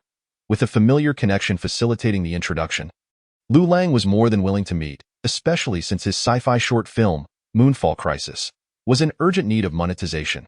Headquartered in the capital as well, ByteDance did not keep Liu Lang waiting long. That very afternoon, the entertainment strategy director arrived at the dilapidated factory where Liu Lang worked. Dong Yinling, ByteDance entertainment strategy director, a middle-aged woman with a neat short haircut, dressed in a smart white uniform, and impeccably maintained, introduced herself to Liu Lang. After some pleasantries, the two quickly delved into the main topic. Liu Lang showcased his latest work, Moonfall Crisis. Through its video footage, he initially assumed that, even if the director did not share the same astonishment as Liu Zitao at the high-caliber effects in his short film, she would at least exhibit some semblance of surprise. However, the ByteDance entertainment strategy director maintained a completely impassive demeanor throughout the viewing, revealing no discernible emotional response. This caused Liu Lang to frown in confusion. Could it be that she is an outsider completely unfamiliar with CG effects animation? Or is she merely feigning disinterest in preparation for a price negotiation? "Mr. Liu, to be candid, I personally have little interest in sci-fi works." Upon hearing her words, Liu Lang could not help but chuckle inwardly. Here it comes, that familiar sensation. Yet another capitalist employing the age-old tactic of belittling the worker before attempting to negotiate a lower price. However, according to our data team's analysis, your work has a significant appeal to young males aged 15 to 35. On Douyin, 85% of users within that demographic are willing to watch related videos for over 10 seconds. Furthermore, following your receipt of the Star Award, discussions surrounding your work surged to over 1 million posts on Douyin, garnering attention from older male and female viewers as well. After a series of data analyses, Dong Yinling continued, "I have never placed my faith in intuition, fate, or the nebulous realms of astrology. I solely believe in data. Only data can be trusted to reveal the truth. In comparison to this short film, what captivates me more is you, in person." Having uttered these words, Dong Yinling fixed her gaze on Liu Lang with an emotionless stare, causing him to feel a chill run down his spine. "Sister, with all that you've said, what exactly are you aiming for? You can't possibly be contemplating taking me under your wing, can you?" To be candid, ever since Liu Lang traversed into this realm and learned that his predecessor met their demise due to a concoction of veterinary mating drugs administered by a group of middle-aged women, he has developed a psychological aversion to this demographic. While Liu Lang was grappling with his unease, Dong Yinling was contemplating the strategic layout of ByteDance Entertainment Division. as a formidable titan capable of contending with Tencent and Alibaba. ByteDance entertainment strategy must ascend to a strategic level, rather than being confined to a specific film or television series. Tencent and Alibaba had long established their foothold in the entertainment sector of the Dragon Kingdom. Tencent has achieved a near monopoly in music with QQ, Kuwo, and Kugoyu.in the realm of video. There is TX Video, while Bilibili, focused on the ACG, anime, comic, and games, community, and iQIYI and Youku have been acquired by Alibaba. In terms of film and television intellectual property, Tencent boasts two major repositories, Yuewin and Xinjiang. Meanwhile, Alibaba has made substantial investments in the film industry, encompassing Alibaba Pictures and a series of related investment groups. Both parties have already constructed a convoluted network of positions within the entertainment industry, erecting capital barriers that make it exceedingly difficult for emerging contenders like ByteDance to find their footing. As the entertainment strategy director for ByteDance, Dong Yinling's primary objective is to carve out a path amidst the encirclement by Tencent and Alibaba. Under such circumstances, the most straightforward and effective method is to pour in capital. In response to Yuewin and Xinjiang, ByteDance has recruited Liu Lang, a high-ranking executive from Bilibili, to establish a free reading platform encompassing novels, animations, and a series of adaptations, directly countering the opposing paywall reading system. However, in the realm of film and television, facing the deeper barriers and moats of Alibaba and Tencent, Dong Yinling must adopt an alternative strategy. At this juncture, under Liu Zitau's fervent recommendation, Liu Lang's name emerged in Dong Yinling's purview.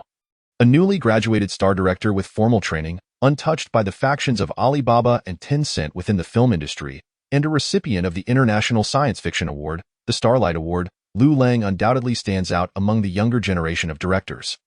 Most crucially, the science fiction genre that Liu Lang specializes in lacks any direct competitors within the Dragon Kingdom's film scene. This is of paramount significance to Dong Yinling.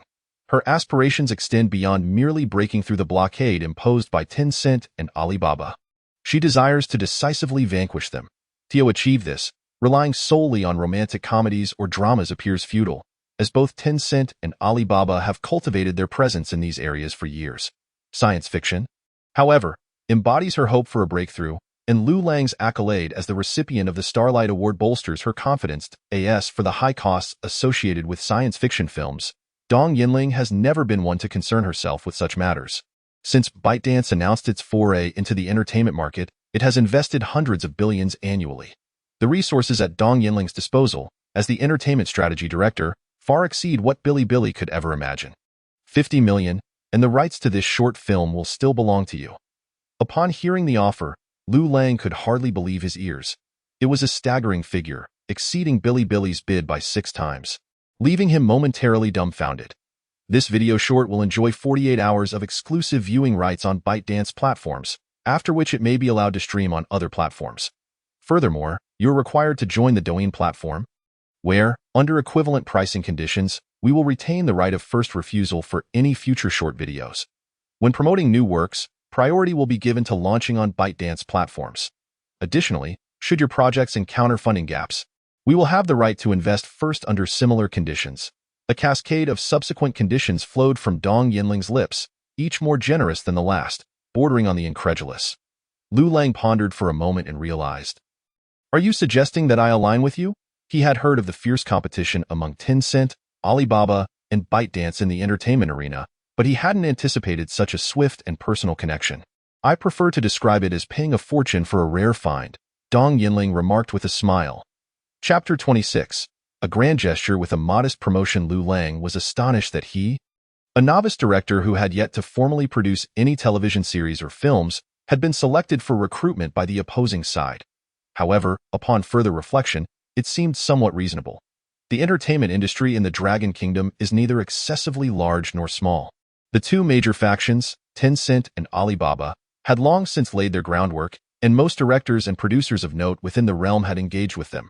Aside from a select few top-tier directors and producers who managed to maintain independence and navigate both factions, many relatively prominent directors and production teams had already been absorbed by Tencent and Alibaba. As a newcomer, ByteDance would inevitably face the backlash of these two factions when attempting to poach talent, incurring significant costs in the process. Although Liu Lang lacked extensive experience in film and television production, His formal training and the accolade of the Starlight Award for Best Science Fiction Short Film positioned him as a promising candidate. His inclination towards the science fiction genre also presented an opportunity for ByteDance to engage in differentiated competition against the other two factions. If one wishes to thrive in the Dragon Kingdom's entertainment industry, interaction with these three factions is unavoidable. Before growing sufficiently strong to negotiate with the three giants, aligning oneself with one faction is undoubtedly a more prudent choice for Liu Lang. The entertainment industry talent within Tencent and Alibaba is abundant, and they may not regard Liu Lang as a noteworthy newcomer. Moreover, as a science fiction director, he would find himself at odds with the multitude of comedy and romance directors within their factions. The recognition and treatment he receives would undeniably be inferior to what he might find at ByteDance. Tencent excels in television dramas, while Alibaba specializes in cinematic productions. In contrast, ByteDance's unparalleled advantage lies in its internet marketing prowess. Often, the choice of platform outweighs mere effort. Dong Yinling, backed by the titan of the internet industry, exuded confidence. Liu Lang found himself compelled to agree with her perspective. After a brief contemplation, he swiftly reached an accord with her. The agreement contained none of the stringent clauses reminiscent of Bilibili. Dong Yinling would never stoop to such petty tactics. In her eyes, the terms offered by ByteDance were leagues beyond what a small workshop like Bilibili could provide. Subsequently, Liu Lang posted his final update on Bilibili, announcing that henceforth, updates of his videos and works would be prioritized on the Douyin platform. He included a striking image of a figure clad in a spacesuit, gazing at Earth from the moon, with a backdrop of a vast starry sky, serving as a promotional teaser for the crisis of the moon's fall. Once the update was live, it quickly garnered the attention of numerous fans. This promotional image is quite evocative. Is the crisis of the moon's fall a disaster-themed work from the master? Did you notice the rectangular box behind the astronaut, flashing red light, coupled with the title Moon's Fall? Could it be that humanity has blown up the moon? Why would we blow up the moon? What crime has the moon committed? I stand for the moon. Up, please provide an explanation. Dog emoji. Does a science fiction short film really need a teaser? Impressive. Hurry up with the release of the full version. I can hardly wait. Many fans treated Liu Lang's promotional image as a puzzle, speculating about the contents of the upcoming science fiction short film. Others noted a less conspicuous statement. Wait a minute, priority release on Douyin? Is the big shot abandoning Bilibili? Is the big shot switching to Douyin, severing ties with Bilibili? I just opened Douyin, and I can't believe I'm seeing the big shot's cover advertisement. Is Douyin spying on me? Good grief.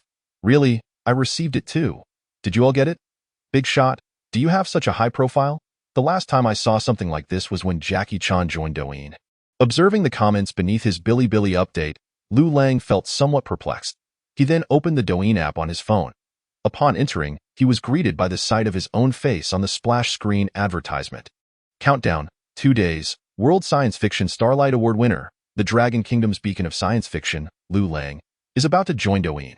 Click to follow for a chance to win limited edition signed merchandise, including the commemorative model of the Predator drone produced by DJI.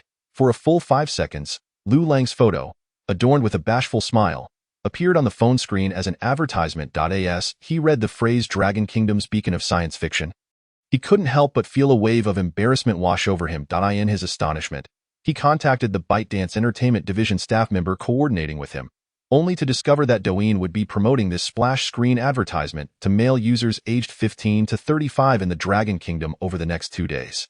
Furthermore, due to Liu Lang's striking appearance, a portion of female users aged 16 to 55 would also receive this advertisement. The only difference was that the female users clicking to follow would not receive the commemorative edition of the Predator drone, but rather beauty devices and cosmetics as gifts. There would be 5,000 scaled-down models of the Predator drone and 25,000 various beauty devices and cosmetics. The mere cost of the prizes prepared for distribution has already surpassed 10 million, not to mention the advertising resources allocated for promoting Liu Lang over the past few days. It is worth noting that the monthly active users of the Douyin app exceed half the population of the nation. The buzz generated by its splash screen advertisements could incite envy and jealousy among even the most celebrated stars and internet personalities. Is this what the minor promotions in the contract entail? Liu Lang could not help but express his astonishment at the lavishness of ByteDance Entertainment, merely to warm up for his entry into Douyin. Such a significant allocation of resources has been expended. It seems they hold themselves in high regard. The scale of the promotional activities on Douyin did not go unnoticed by Bilibili. It was only then they realized that ByteDance Entertainment had lured Liu Lang away from them. Only upon losing did they come to appreciate his worth, and the fact that ByteDance was willing to invest heavily in promotion underscored that Liu Lang's value was indeed greater than Bilibili had previously estimated.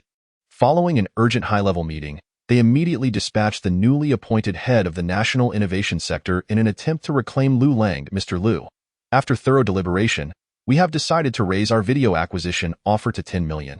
With no copyright stipulations, for future collaborations on long-form animated series, only one is required. It seems there may have been some unnecessary misunderstandings between you and our company due to Liu Zitao's communications. Bilibili's self-proclaimed substantial concession, when compared to the conditions offered by ByteDance Entertainment, still appeared laughably stingy. Liu Lang's remaining fondness for Bilibili dissipated as the blame was shifted onto Liu Zitao. I'm not interested. I'm done here. The people from ByteDance Entertainment have contacted me. Chapter 27. Oh no, do I have NC fans now? The excuse Liu Lang used to hang up was not arbitrary. He indeed received a text notification from ByteDance Entertainment. His submission for the science fiction writing competition had been selected. While the promotional activities for his entry into Douyin were still ongoing, Liu Lang resolved another matter first, the publication of the novel The Wandering Earth. As a mid-length story, The Wandering Earth contained just over 24,000 words. Within a few days, Liu Lang had created it. Meanwhile, Liu Zitao, after leaving Bilibili, joined ByteDance Entertainment to oversee their newly established free reading section. His task was to emulate the likes of Yuedu and Jinjiang, establishing a treasure trove of film and television IP adaptations based on free novels. Upon taking charge of the free reading section, Liu Zitao promptly organized a science fiction writing competition. As Liu Zitao's cherished aspiration, science fiction was naturally the direction he aimed to develop vigorously. With the support of ByteDance Entertainment's resources, Liu Zitao generously set up substantial rewards for the competition. The first prize could unconditionally secure 100,000 in cash, with the second to fifth prizes offering 50, 40, 30, and 20,000 respectively. The top 10 would also have opportunities for anime and film adaptations, while the remaining spots from 11 to 100 would receive varying amounts of cash prizes and support resources. Outstanding works deemed suitable would be offered professional literary translation services by ByteDance Entertainment for overseas market distribution.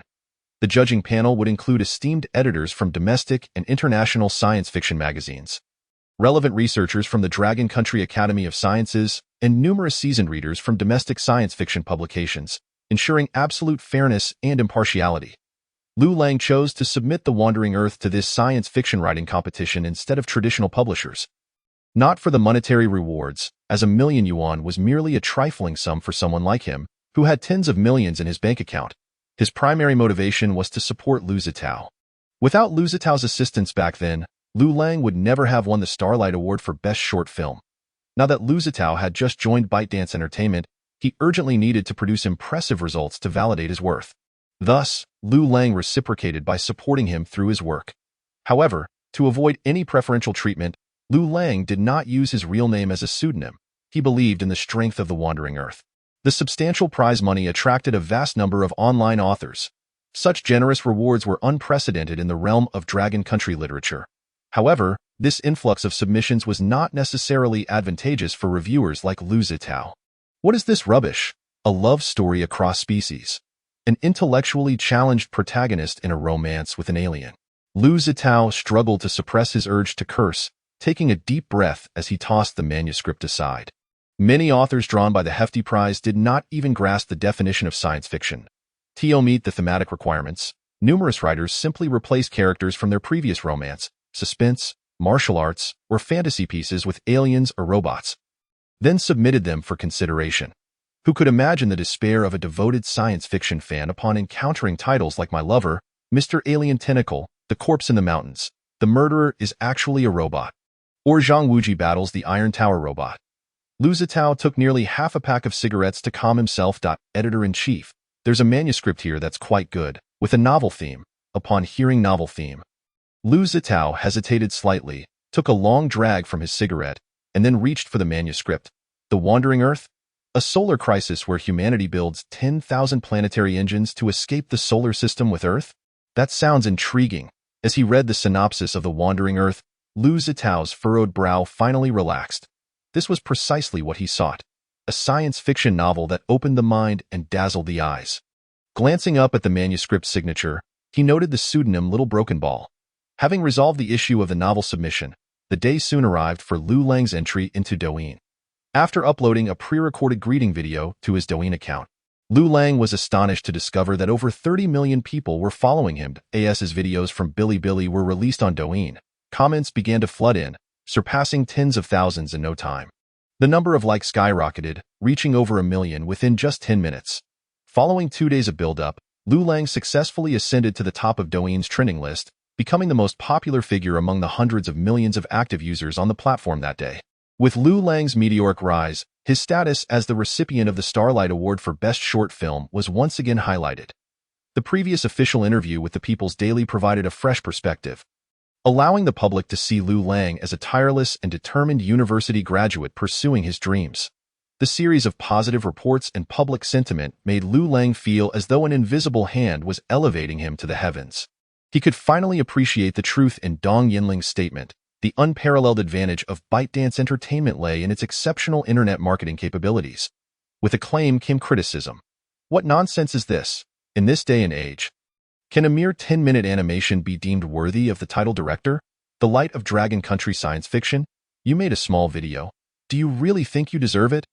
Are there any directors in Dragon Country who look this handsome? I seriously suspect there are undisclosed secret deals behind his sudden fame. Liu Lang is so handsome. He's my beloved. I declare myself his loyal fan from now on. So handsome and so hardworking. It was destined for Lang to become a sensation. No matter how envious the haters are, they cannot change the facts. Faced with these critical comments, Liu Lang did not take them to heart. A director indeed must let their work speak for itself. Liu Lang was diligently following his plan, preparing meticulously for the large-scale industrial production of a science fiction film. Once the Wandering Earth was transformed into a live-action movie, all doubts would dissipate, so he remained unfazed. However, he couldn't help but wonder about the strange fan comments interspersed among the criticisms. Oh no, am I starting to gain NC fans? Just as Liu Lang was lost in thought, ByteDance Entertainment seized the opportunity of his soaring popularity across the internet and launched the recently acquired science fiction short film Lunar Fall Crisis across their platforms, Douyin, Tushio, Shigua Video, and a series of other platforms simultaneously promoted and streamed the film. Even with English subtitles added, it aired concurrently on TikTok, reaching hundreds of millions globally with the promotional push for this Dragon Country science fiction short. Nearly 100 million viewers had the chance to watch Liu Lang's meticulously crafted Lunar Fall Crisis at the first opportunity. Chapter 28, Lunar Fall Crisis Warning. The Earth-Moon distance is expected to reach the Roche limit in 221 hours. Warning. The Earth-Moon distance is expected to reach the Roche limit in 221 hours. As the video commenced, an emotionless male voice echoed a warning throughout a bustling hall.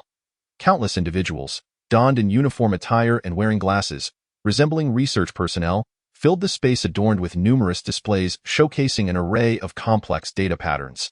Their expressions were ones of shock as they gazed at the emergency broadcast on the large screen, which demonstrated the trajectory animation of the moon's impending fall to Earth in 221 hours.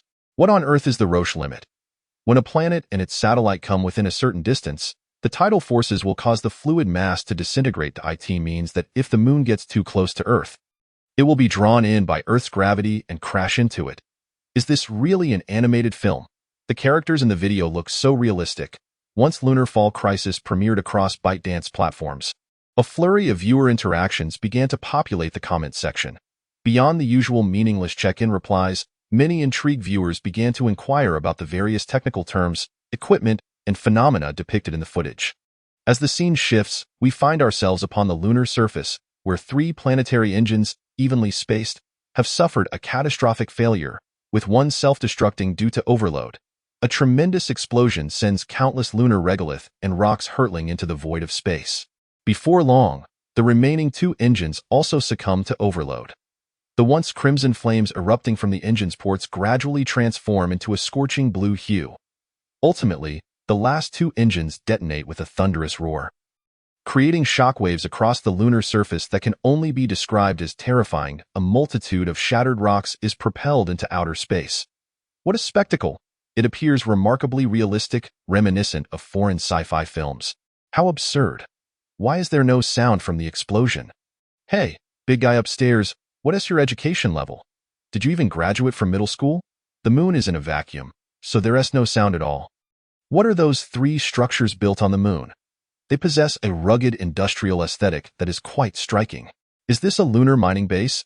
Sci-fi films often follow such a narrative, perhaps indicating that there are rare resources on the moon and humanity's reckless exploitation has led to environmental degradation.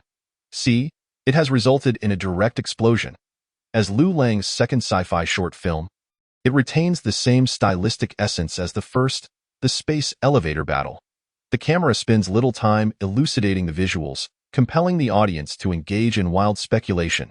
As the moon approaches Earth, the debris from the planetary engine explosions begins to rain down upon our planet. After intense friction with the atmosphere, these meteors ignite into fiery orbs, trailing billowing smoke as they plunge towards the ground. The countless meteors appearing in the sky resemble a direct assault from the moon against humanity on Earth. The sky is ablaze with falling meteors, smoke swirling, clouds darkening, and the entire atmosphere painted in hues of impending doom. What on earth is that structure on the ground? An artificial mountain. It's colossal.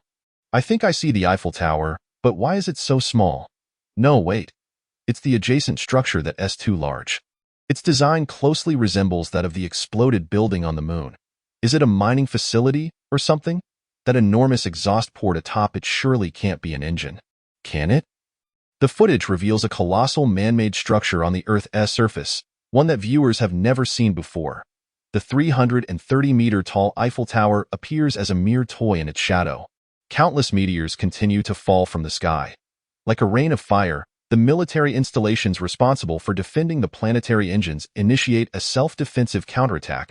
Anti-aircraft guns and high-velocity surface-to-air missiles rapidly engage the meteors, threatening the engines.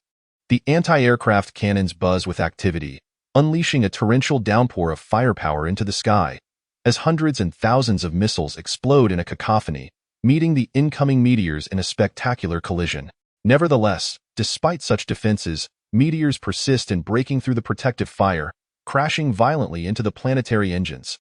The ground is ablaze with fires ignited by the meteor impacts, while the sky remains filled with an uncountable number of falling meteors.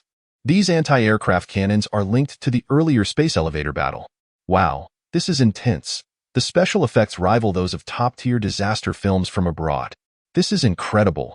The budget is burning away. After just a few minutes of effects, a single apartment in the capital city would likely be insufficient to cover the costs. Regarding the visual quality and special effects, even the most critical viewers are utterly captivated. The brief moments of meteors crashing down create the illusion that they are watching an elite foreign sci-fi disaster film, in addition to the meteor shower, as the distance between Earth and the moon diminishes. The moon's gravitational influence causes monstrous waves to rise, reaching heights of over 100 meters in the ocean. The video showcases coastal cities being inundated by these towering waves. Once bustling and vibrant streets, filled with vehicles, are swiftly engulfed by waves as tall as 30 stories, submerging the city in an instant. Countless citizens struggle in the rising waters, only to be mercilessly swept away by the next oncoming wave. This feels reminiscent of the disaster film The Day After Tomorrow.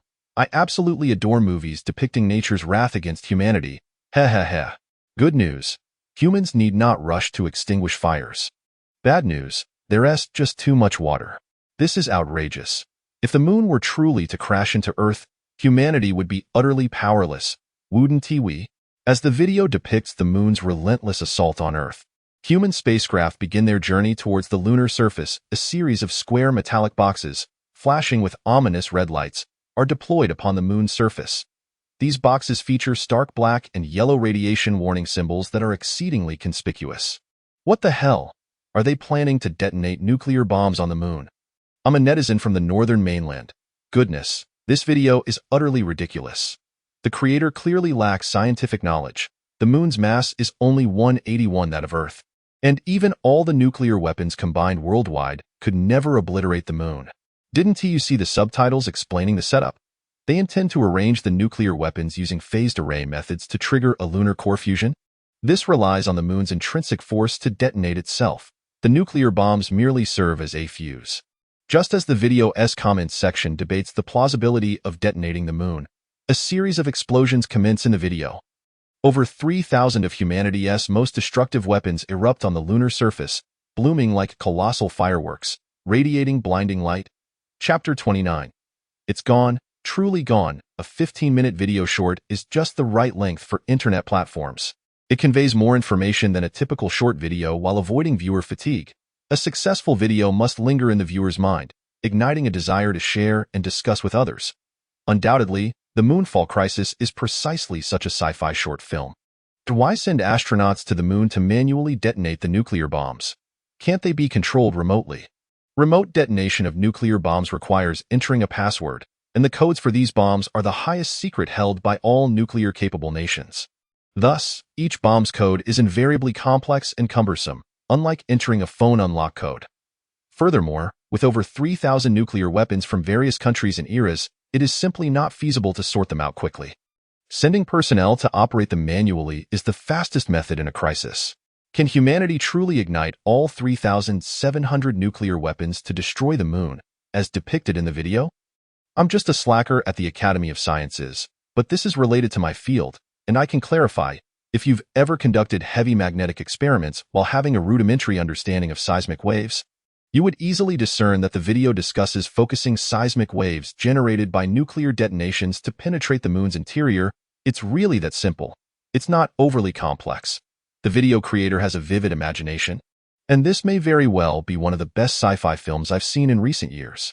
Following the video's airing, a surge of students, professors, and researchers from the realms of science and engineering floods the internet, earnestly educating viewers on the various scientific phenomena depicted in the video and their rationality. Although certain operations, like detonating the moon, are overly idealized from a scientific perspective, there remains a plausible possibility, and the logic holds coherence. Wow, how did this video attract so many academic elites? As an undergraduate, I feel like an ant, utterly lost. As a college diploma holder, my scalp is already tingling. This is it. I need to sharpen my intellect. As a high school student, I bow before these great minds. After the college entrance examination, I will definitely apply to a science and engineering school. On various internet platforms in Longwa, the Moonfall Crisis has sparked extensive discussions regarding scientific knowledge. This phenomenon is unprecedented in Longwa's internet history, unparalleled and unique. Amidst the fervent online debate, a terrifying surge of traffic and interest ensues, with keywords such as detonating the moon, Roche limit, and Moonfall Crisis dominating trending searches across major platforms. As the platform with exclusive 48-hour streaming rights, the ByteDance network emerges as the largest beneficiary of this popularity storm. Aside from Liu Lang, listening to the reports from her subordinates, Dong Yinling, usually stoic, could not help but smile. The event planning she had decisively approved has achieved monumental success, with key metrics soaring, making the $50 million investment exceptionally worthwhile. As the driving force behind the Moonfall Crisis, ByteDance Entertainment has undoubtedly captured significant attention within the industry. However, Dong Yinling is acutely aware that all of this is owing to Liu Lang's prowess. To forge ahead, one must possess strength. If not for the exquisite craftsmanship of Liu Lang's short film, no amount of resource investment from ByteDance Entertainment would have garnered interest. Following this project, Dong Yinling's confidence in Liu Lang's abilities has only deepened. The director of the international department is inquiring if there will be any follow-up content for this short film. As Dong Yinling contemplates ByteDance Entertainment's next steps, her assistant rushes in with unexpected news. The international department? Are you referring to TikTok? If we are to discuss which of ByteDance platforms wields greater influence on a global scale, it unquestionably has to be TikTok, the international version of Douyin. The scale of its monthly active users has reached a staggering number in the billions, and what is even more daunting is that this figure does not even account for domestic users. TikTok has now completely outshone Twitter and Facebook, establishing itself as the most popular social media platform abroad. Furthermore, with the recent promotional campaign regarding the Moonfall Crisis, TikTok's department has also engaged in the promotional efforts, prompting Dong Yinling to think of them immediately. Indeed, director, they reported that the promotion in certain regions has been remarkably successful and are preparing for extensive promotion across Europe and America. As a member of the Byte family, the international department naturally must contribute to the development of Byte's entertainment sector. However, it has always been challenging for the cultural entertainment sector of Longwa to generate a globally influential impact. In literature, apart from the rural literature favored by serious awards, there is hardly any popular literature that can transcend the Chinese community. In terms of music, it has only gained popularity within East Asia and among Chinese-speaking populations.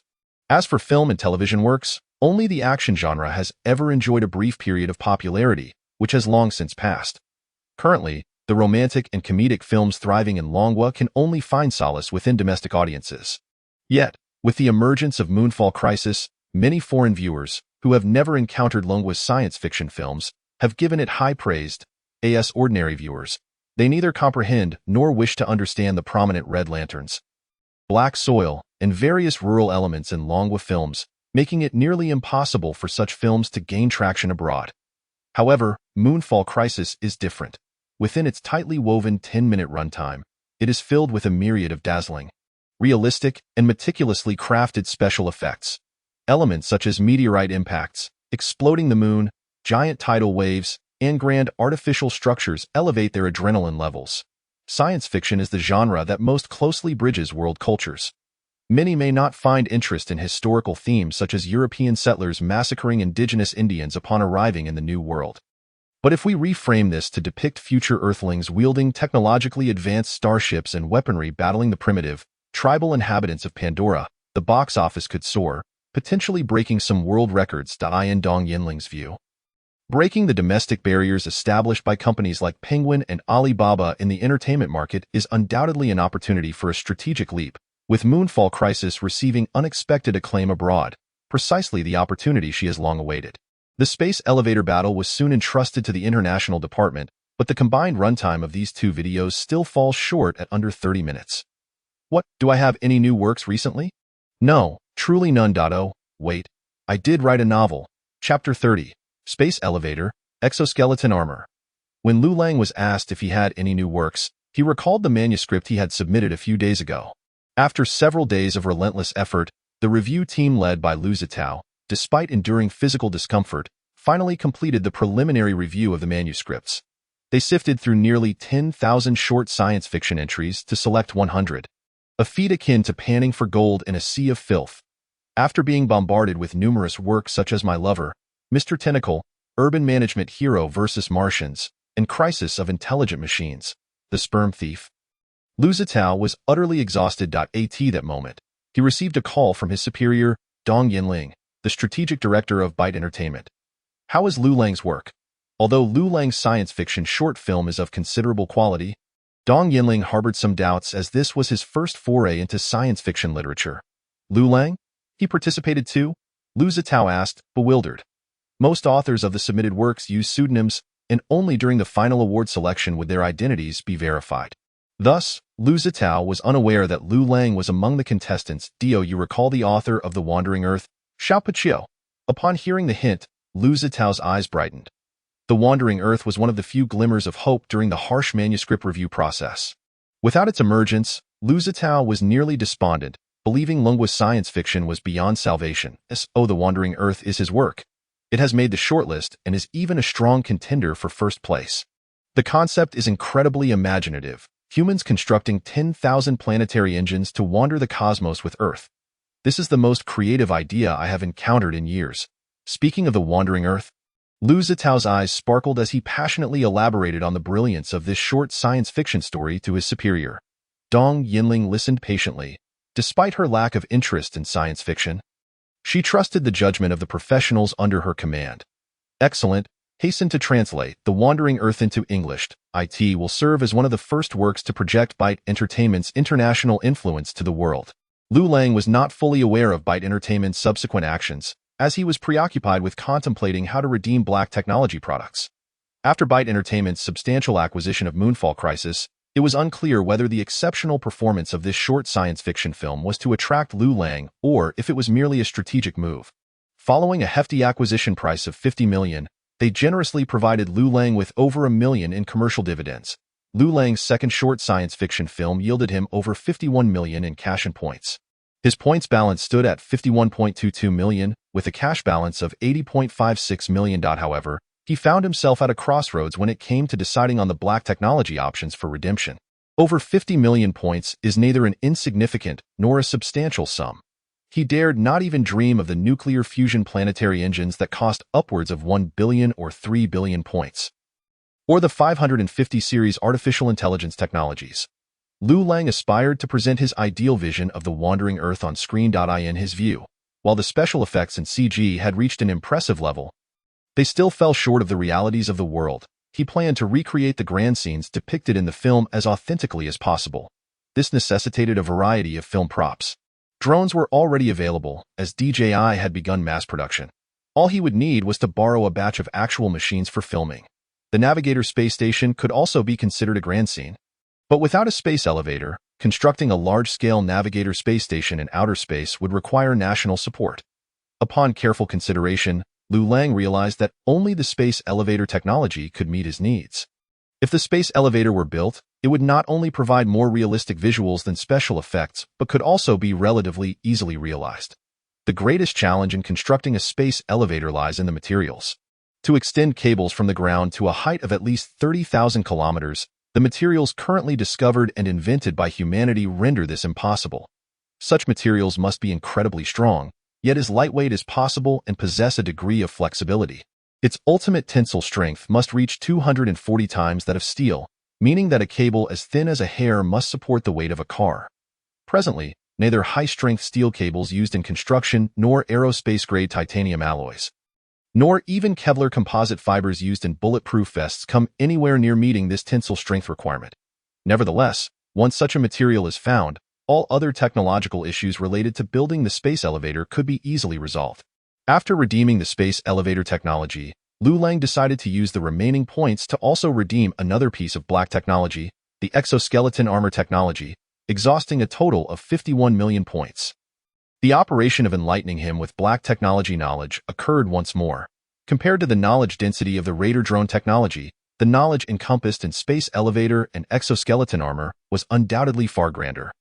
Liu Lang remained unconscious for a full 5 minutes in the enlightenment state before regaining awareness. Upon opening his eyes, a glimmer of newfound wisdom sparkled within them. So that's how it is. This gradual understanding of everything, grasping the fundamental truths of matters, transformed his mindset from that of a recent university graduate into one of maturity in an instant. Just as Liu Lang was still in a state of reflection, his phone buzzed incessantly. "Hello, brother. Is that really you? The Liu Lang on the internet?" A familiar voice jolted Liu Lang back to reality. It was his younger sister, Liu Nian. Their parents were formal employees at a water supply factory in Ningxing. And while their family could not be deemed wealthy, they were certainly comfortable.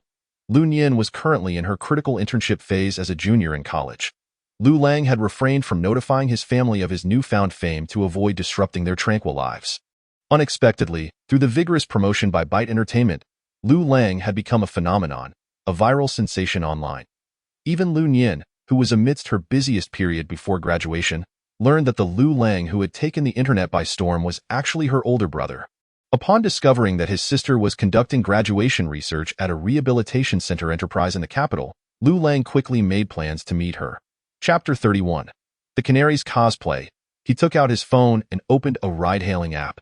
While waiting for the taxi to arrive, Liu Lang pondered whether he should consider purchasing a car, especially since his rented accommodation was situated in the suburbs of the capital, quite a distance from the city center, and he was not short of funds at present. However, the thought of having to enter a lottery for a license plate in the capital seemed too cumbersome. Shaking his head, he dismissed the idea. Merely 3 minutes later, a taxi appeared before Liu Lang. As he got into the vehicle, he found himself questioning how he was able to hail a cab so swiftly in such a remote area.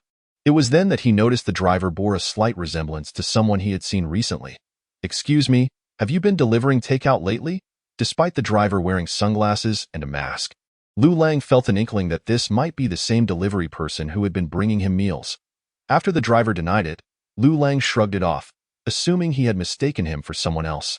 The taxi sped along, and soon they arrived at the address provided by his sister, Liu Nian, which was a large rehabilitation center located in the suburbs. "Brother." Upon exiting the vehicle, a young woman in a sky blue dress, vibrant and youthful, greeted Liu Lang with excitement. As Liu Lang's younger sister, Liu Nian undoubtedly possessed striking beauty. Her lustrous black hair framed a delicate face adorned with a bright smile, instantly capturing the attention of passers-by. Liu Lang was delighted to see his sister and engaged in conversation as she led him into the center's dining hall. Brother, is it true what they say online? Have you really become a renowned director in our country? Do you meet many celebrities? Will you take me to a film set? Do you really engage in the kinds of things they claim online about exploiting actresses? TSK, you might actually be capable of that. Lu Nian bombarded him with questions like a curious child, and Liu Lang stifled the urge to roll his eyes as he began to explain.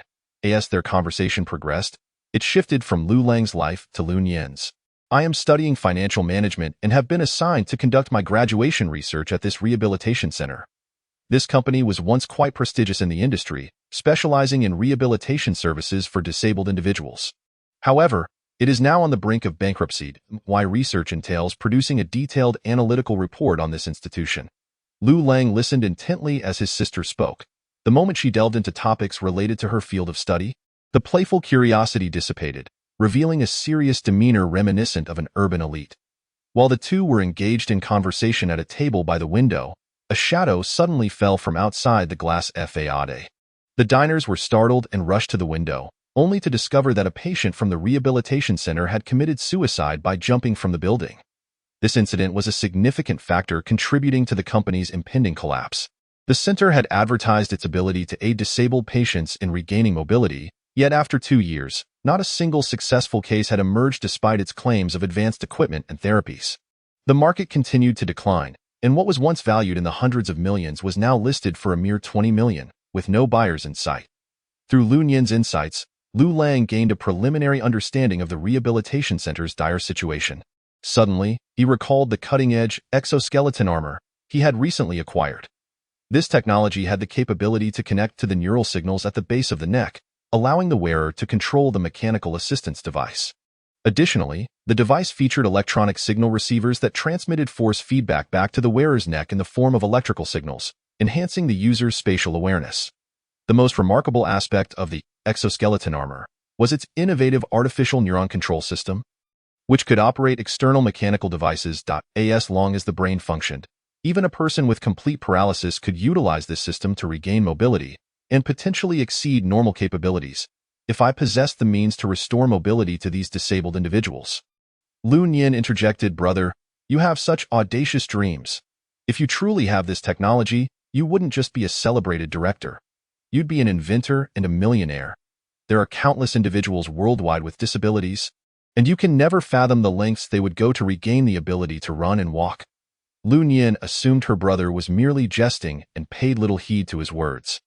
After conducting her research, she understood that restoring mobility to disabled individuals was a monumental global challenge. How many top-tier research institutions had invested staggering amounts of money in this endeavor, yet yielded minimal results?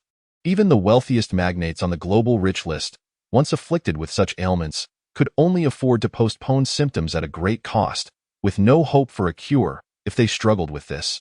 How could a film school graduate possibly tackle such a worldwide dilemma? Liu Lang merely smiled in response, opting not to argue.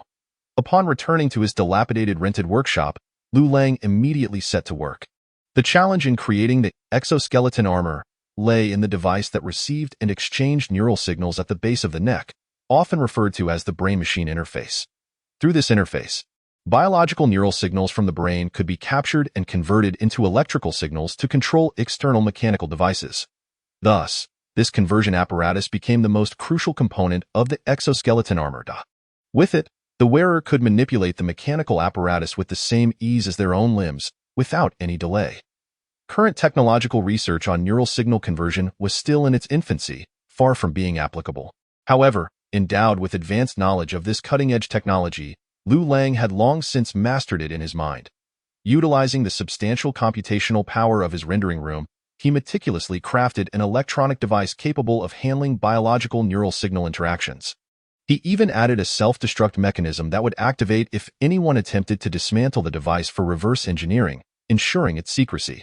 Having resolved the most challenging aspect of the brain-machine interface, the remaining components were mere trifles. Utilizing the tools and equipment available in his workshop, Liu Lang constructed a robust steel structure resembling a model toy rather than a sophisticated armor.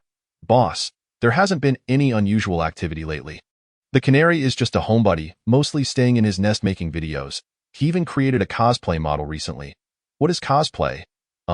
It's kind of like toy armor, something kids play with, possibly props for videos. Rest assured, the canary is perfectly safe. If he loses even a single hair, suddenly, boss. The canary just kicked down the wall. Chapter 32. Financing? I see no need for that. Coughing, Liu Lang waved away the dust stirred up by the collapsed brick wall. He had merely intended to test the footing of the exoskeleton armor and was astonished by its tremendous power. Luckily, his rented space was rather secluded. Under the control of his mind, the iron framework seamlessly moved in sync with his limbs. And with the force feedback system installed on the frame, he could clearly sense the metal structure attached to his body, as if the exoskeleton armor had become an integral part of him. This was precisely Liu Lang's aim, to allow the wearer to control the exoskeleton with ease, relying solely on their thoughts. Theoretically, even a person with complete paralysis could regain mobility with the assistance of this exoskeleton armor. After several adjustments, Liu Lang finally felt satisfied and decided to contact his sister. When Lu Nian arrived at her brother's rented abode, she barely had time to comment on the remoteness and dilapidation of the place before she saw Liu Lang waving at her. Clad in a sci-fi armor, "Brother, what are you doing? Are you cosplaying as Iron Man?" Lu Nian looked at her brother in disbelief. This sort of endeavor might seem a bit advanced for a child, but appeared just right for Liu Lang. A college graduate. Props. This is a film prop that I'm a sci-fi director, so it's perfectly reasonable to create sci-fi style movie props, isn't it? Liu Lang earnestly explained that he wasn't slacking off. He then showcased the various functions of the exoskeleton armor he had crafted. He kicked down a half-meter-thick brick wall, twisted heavy steel pipes like they were twine, and effortlessly lifted a stone weighing over a ton. Lu Nian watched in astonishment as her brother demonstrated before her. When she learned about the brain-machine interface on the exoskeleton armor, her shock escalated to an unimaginable level. "Brother, do you realize what this means? It means that individuals with damaged bodily functions have a chance to regain their mobility." "Brother, you're going to strike it rich?" Liu Lang looked at his sister, whose eyes sparkled with dreams of wealth, momentarily speechless. Seems I overestimated her awareness. He nearly forgot that his sister was quite the little money grubber. Or else she wouldn't have chosen to study financial management. "Have you applied for a patent for this technology?" I haven't gotten around to it yet. You need to hurry. How can you be so unconcerned about something so important? Leave this to me. I'll go and take care of it today. As a graduate in finance, Lu Nian understood the financial potential of this technology. "I've already thought it through. We need to secure the technology legally as a patent first, and then take it to seek funding. It is unwise to seek out those investment capitals.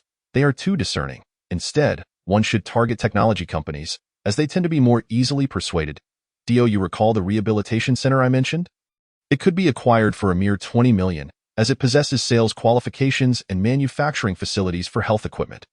Once the necessary paperwork is in order, mass production could commence within a month at the fastest. By rebranding the rehabilitation center and creating promotional videos showcasing patient outcomes, along with investing in several influential figures on Weibo to endorse it, we could engage a few mainstream distributors to assist with sales. Once the market is established, we can then eliminate them, opening the doors for franchisees to handle distribution. As the scale increases, we could initiate a second round of financing, enabling us to cover the national market within 6 months. Once our commercial team is fully integrated, we could venture into overseas markets within a year. If we wish to expedite the process, we could also consider public listing financing. Given the technological prowess you have developed, it is more than sufficient to support the company amidst the chaos of the capital market. Lu Nian grew increasingly animated as she spoke, her complexion flushed with excitement. Meanwhile, Liu Lang was left utterly astonished. He had been contemplating how to reasonably explain the origins of this technology to his sister, yet she was already envisioning the prospects ahead. Technological matters were not Lu Nian's forte, nor did she show any interest in delving into them. However, she was thoroughly familiar with the potential financial gains and operations within the capital market, having dedicated her university years and post-graduation research to this field. Lu Nian was eager to embark on concrete actions. Liu Lang opened his mouth, realizing he had little to contribute. He was responsible for the technological aspects, while his sister was undoubtedly the more specialized in capital operations and business management. With a finance-savvy sister to assist him, he could save a considerable amount of time. Moreover, having his own blood relative, his sister, in this role was the most fitting choice. After collecting the relevant technical materials, Lu Nian hurriedly boarded a taxi. Arranged by Liu Lang, to leave. Liu Lang's intention to acquire the struggling rehabilitation center was not a spur-of-the-moment decision. Despite his current net worth amounting to tens of millions, it was still far from sufficient for producing the live-action film The Wandering Earth. As this would be his first live-action film, Liu Lang was determined to achieve perfection. The various sci-fi props, and even constructing a small-scale space elevator for filming, were deemed essential in his eyes. With the technologies for the space elevator and exoskeleton armor already in hand, constructing even a scaled-down version of the space elevator would require substantial additional funding. At this juncture, the civilian commercial development of exoskeleton armor technology became part of Liu Lang's plans. In the film, exoskeleton armor technology primarily served military purposes. Liu Lang would not simply replicate this. His sister Liu Nian's research into the rehabilitation market provided an excellent channel for civilian commercialization, effectively integrating exoskeleton armor technology. With the profit sharing from DJI drones, coupled with various supports from ByteDance Entertainment, if all went smoothly, Liu Lang would soon be able to commence filming The Wandering Earth. As for how long it would take to officially launch the live-action film project and begin shooting, that hinged on the success of the commercial application of exoskeleton armor technology. Brother, I've secured the patent registration. Now, we are just waiting for financing. The angel round financing must raise at least 20 million. You will need to showcase the technology to the investors. And do you have any opinions on the equity percentage to be offered to them? To seek financing, one must inevitably pay a price. Relinquishing equity is the most common choice for technology-driven entrepreneurs. I don't think financing is necessary. Although I graduated not long ago, I've managed to save some money, enough for you to acquire that company. Upon seeing the 20 million bank check Liu Lang handed her, Liu Nian was momentarily stunned. Is it really that profitable to make movies? Chapter 33. Repayment is out of the question. Although Liu Nian grew up in a well-off family, 20 million still felt like an astronomical sum to her. The tangible check worth 20 million and the 20 million reflected in financial statements were fundamentally different. The former was a gift from her brother, while the latter was merely unrelated work data. After confirming the check's validity, the already mysterious film industry piqued Liu Nian's curiosity even further. Liu Lang refrained from elaborating, as he could not possibly disclose to his sister the existence of a miraculous film black technology system. That would be absurd. Moreover, upon reflection, all his current savings stemmed directly or indirectly from the filming of sci-fi short films, making Liu Nian's viewpoint understandable. With the 20 million check in hand, Liu Nian hastily rushed back to negotiate with the rehabilitation center. Seeing that there was a fool willing to take over this mess, the company was eager to finalize the agreement with Liu Nian that very day, fearing she might have second thoughts. In the realm of comprehensive rehabilitation treatments for disabled patients, whether through medication or equipment, there are no effective solutions worldwide. After struggling for 2 years in this industry, they were acutely aware of the challenges involved. Thus, when Liu Nian arrived with the check, everyone assumed she was a wealthy but foolish heiress, and in their haste to divest, they conducted no thorough investigation and readily signed the agreement. Liu Nian even leveraged their eagerness, negotiating the acquisition price down by an additional 2 million. The acquisition process, facilitated by both parties' enthusiasm, was remarkably swift, with all procedures completed in just a few days. When Liu Lang returned, the once struggling rehabilitation center had entirely become an asset under his name. Brother, I have good news and bad news. The good news is that I acquired the center for 18 million. The bad news is they are still burdened with over 50 million in bank debts, which are due in 6 months. Originally valued at billions, the company had now depreciated to less than 20 million, with debt being a significant factor. This was also why the previous owners were keen to divest quickly. Although Liu Nian was confident in the market prospects of exoskeleton armor technology, the substantial bank debt still concerned her. So, do we need to repay these bank debts within 6 months? There's no need to rush. As long as we can generate profit within 6 months, the bank is unlikely to press for repayment. In this day and age, those in debt hold the real power. The more one is unable to repay, the more urgent the bank's demands. Yet, if you have the ability to repay, the bank would even prefer you to take out more loans. After acquiring the company, Liu Lang's first action was to inspect the equipment manufacturing department. This rehabilitation center had previously emphasized its ability to develop medical equipment for disabled patients to help them regain mobility. Therefore, the medical equipment manufacturing department was a critical asset of the company. However, they underestimated the developmental challenges of such medical devices, resulting in the creation of only one high-tech massage electric wheelchair over 2 years, which, aside from its massage function, was nearly indistinguishable from any standard electric wheelchair. This left many patients who had invested substantial sums in the rehabilitation services feeling deceived. Many began to lose hope for recovery and resorted to extreme measures, attempting to force the rehabilitation center to refund their money. Liu Lang encountered one such patient who had attempted suicide from the restaurant rooftop, surviving only by chance. As the siblings inspected the equipment manufacturing facility, where Liu Lang was particularly concerned about the industrial production lines and various equipment materials. A sudden uproar erupted outside the factory. Rogue merchants, refund our money, false advertising, give us back our hard-earned cash. It turned out that a multitude of hospitalized patients and their families had come to confront the situation. Originally disgruntled by the center's failure to deliver on its promised treatment outcomes, news of the change in ownership further fueled their anger, leading them to fear that the new investors might abandon the venture. All the hospitalized patients rallied together, accompanied by their families, surrounding the equipment manufacturing facility adjacent to the rehabilitation center, demanding answers from the recently acquired Liu siblings. At the forefront was the patient who had unsuccessfully attempted suicide just days prior. The 3-story height of the restaurant had failed to take their life, but it had only worsened their already compromised body. Once having lost a leg, they now had another leg and an arm in casts, leaving only one arm to wave in indignation. Faced with the furious assembly of patients and their families, Liu Nian became flustered, having never encountered such a scene before. The factory workers, indifferent to the unfolding drama, withdrew to the sidelines, showing no intention of supporting their newly appointed boss. After all, they were merely workers earning a few thousand a month, and the factory's fate remained uncertain. It was hardly worth risking their own well-being. "Brother, I called the police, but it will take at least 15 minutes for them to arrive. What should we do?" Liu Nian anxiously grasped her brother's hand, as if that was the only way to impart him with a sense of security. Liu Lang sensed the trepidation and urgency within his sister's heart. He gently patted the back of her hand to reassure her, signaling that he would take care of the situation. "Let us communicate openly. What are your demands?" Liu Lang calmly addressed the crowd of patients and their families. As he scanned the faces around him, he found nothing but anger among the patients and their relatives. Within the throng, he even recognized a delivery man who had brought him takeout on several occasions, but there was no time for contemplation. The pressing matter was to resolve the issues faced by the patients and their families. "Refund us. I tell you, the exit is completely blocked. Even the police can't help today."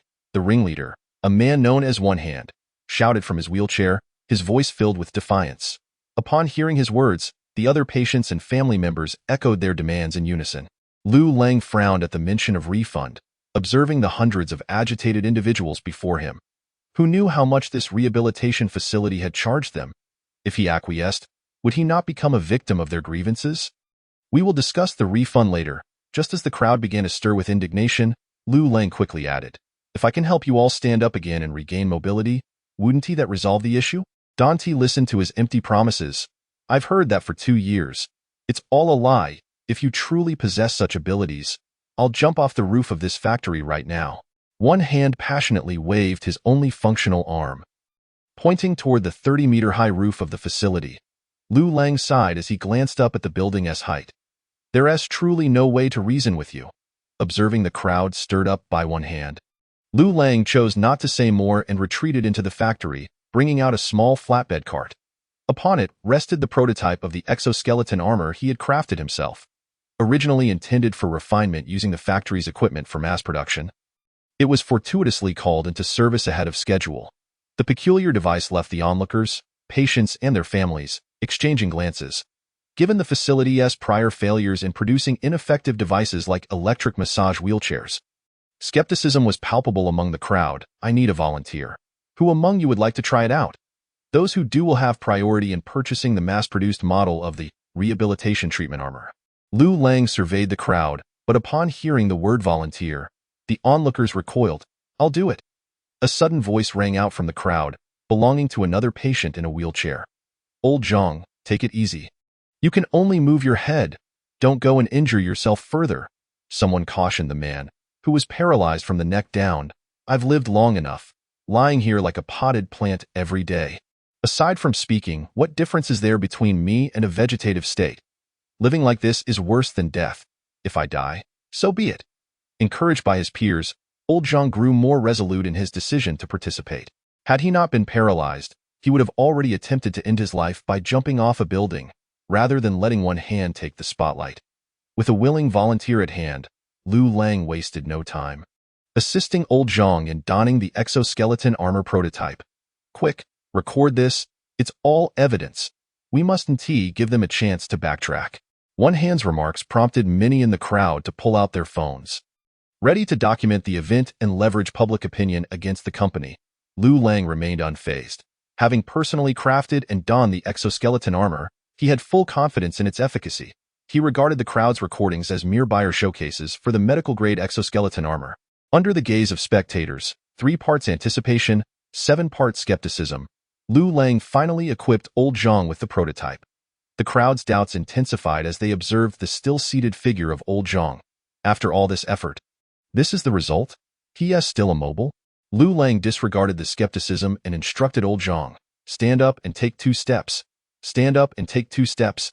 Had this been in the past? The hot-tempered Old Zhang would have erupted in anger. He had been paralyzed for nearly a decade. Was this not a taunt? Yet, as he pondered, Old Zhang's hand inexplicably lifted, pointing at Liu Lang. Wait, my hand can move? In disbelief, Old Zhang realized he was raising his hand without external assistance. I think I can move. His brain frantically commanded his body to stand, and a tingling sensation coursed through his neck. To his astonishment, he truly managed to stand, albeit unsteadily, after a decade of paralysis. Gradually acclimating to the unfamiliar sensation, he found his footing with the aid of the exoskeleton armor. Come on, take a few steps. Try to walk, Liu Lang calmly guided Old Zhang, who had just found his footing, ignoring the shocked crowd. To everyone's astonishment, Old Zhang successfully took his first steps and even managed to bounce on the spot. The mechanical devices in the exoskeleton, in conjunction with the brain-machine interface, facilitated his movements seamlessly. Thanks to the advanced technology, he could act with no delay, as if he had regained control over his body. For Old Zhang, who had been paralyzed for 10 long years, this felt nothing short of miraculous. Overcome with emotion, he began to run and jump around the factory, tears streaming down his face. After a decade, he was finally able to feel his limbs once more, witnessing Old Zhang, once confined to a wheelchair, now moving like a normal person. Especially his jubilant leaps, struck a heavy blow to the hearts of the other patients in attendance. Old Zhang, come back, let me try. Old Zhang, you're too old. Don't run, it's too dangerous. I'm younger. Let me, Old Zhang, I'll find you a partner. My younger sister. Hurry back. The crowd, envious and agitated, watched as Old Zhang exuberantly ran around the factory. If a paralyzed person could use this device, those with less severe disabilities surely would find it even more beneficial. In an instant, the once tense line of patients began to dissolve as those who could still operate electric wheelchairs surged forward, chasing after the jubilant Old Zhang. Only a handful of patients, unable to maneuver their electric wheelchairs, remained behind, watching longingly as Old Zhang dashed away. Hey, do you have any more of that equipment? I'll give you 300. 000. Can I buy a set? One hand, now reduced to the use of just one hand, approached Liu Lang with the help of his family, pleading eagerly. Your situation is a bit complicated. Not complicated at all. I'll offer you 500. 000. What do you say? If that doesn't work, name your price, I beg you. One hand's face twisted in desperation, nearly in tears. He hadn't anticipated that Liu Lang could indeed restore their mobility. Filled with regret, he wished he could slap himself. Saving face was trivial, but if Liu Lang held a grudge and refused to sell to him, that would be disastrous. Patients fortunate enough to be admitted to this high-end rehabilitation facility typically possessed some means, as the yearly therapeutic costs often reached hundreds of thousands or even millions, an expense beyond the reach of ordinary families. Thus, if they could regain mobility, they would go to great lengths to raise funds, even offering millions. Let us discuss this when your fractures have healed. For now, please register and wait your turn. Liu Lang swiftly dismissed one hand, upon learning that he might only be able to stand again in 3 months. Contingent on equipment availability, one hand was instantly dejected. Meanwhile, outside the walls of the rehabilitation facility, a significant police presence had assembled. Chapter 35. The commercial mass production model takes shape. The situation inside is rather complicated. Hundreds of patients and their families have surrounded the factory, and they are emotionally charged. We cannot engage directly. Doing so might provoke them and trigger a hostile reaction. Snipers, take your positions and prepare tranquilizer darts. The SWAT team is ready for air deployment to rescue the hostages at any moment. Other units remain on standby, awaiting further orders. The objective is to rescue the hostage while ensuring his safety. Exercise caution to avoid harming the agitated crowd. If anyone attempts to assault the target, limited force is authorized for intervention.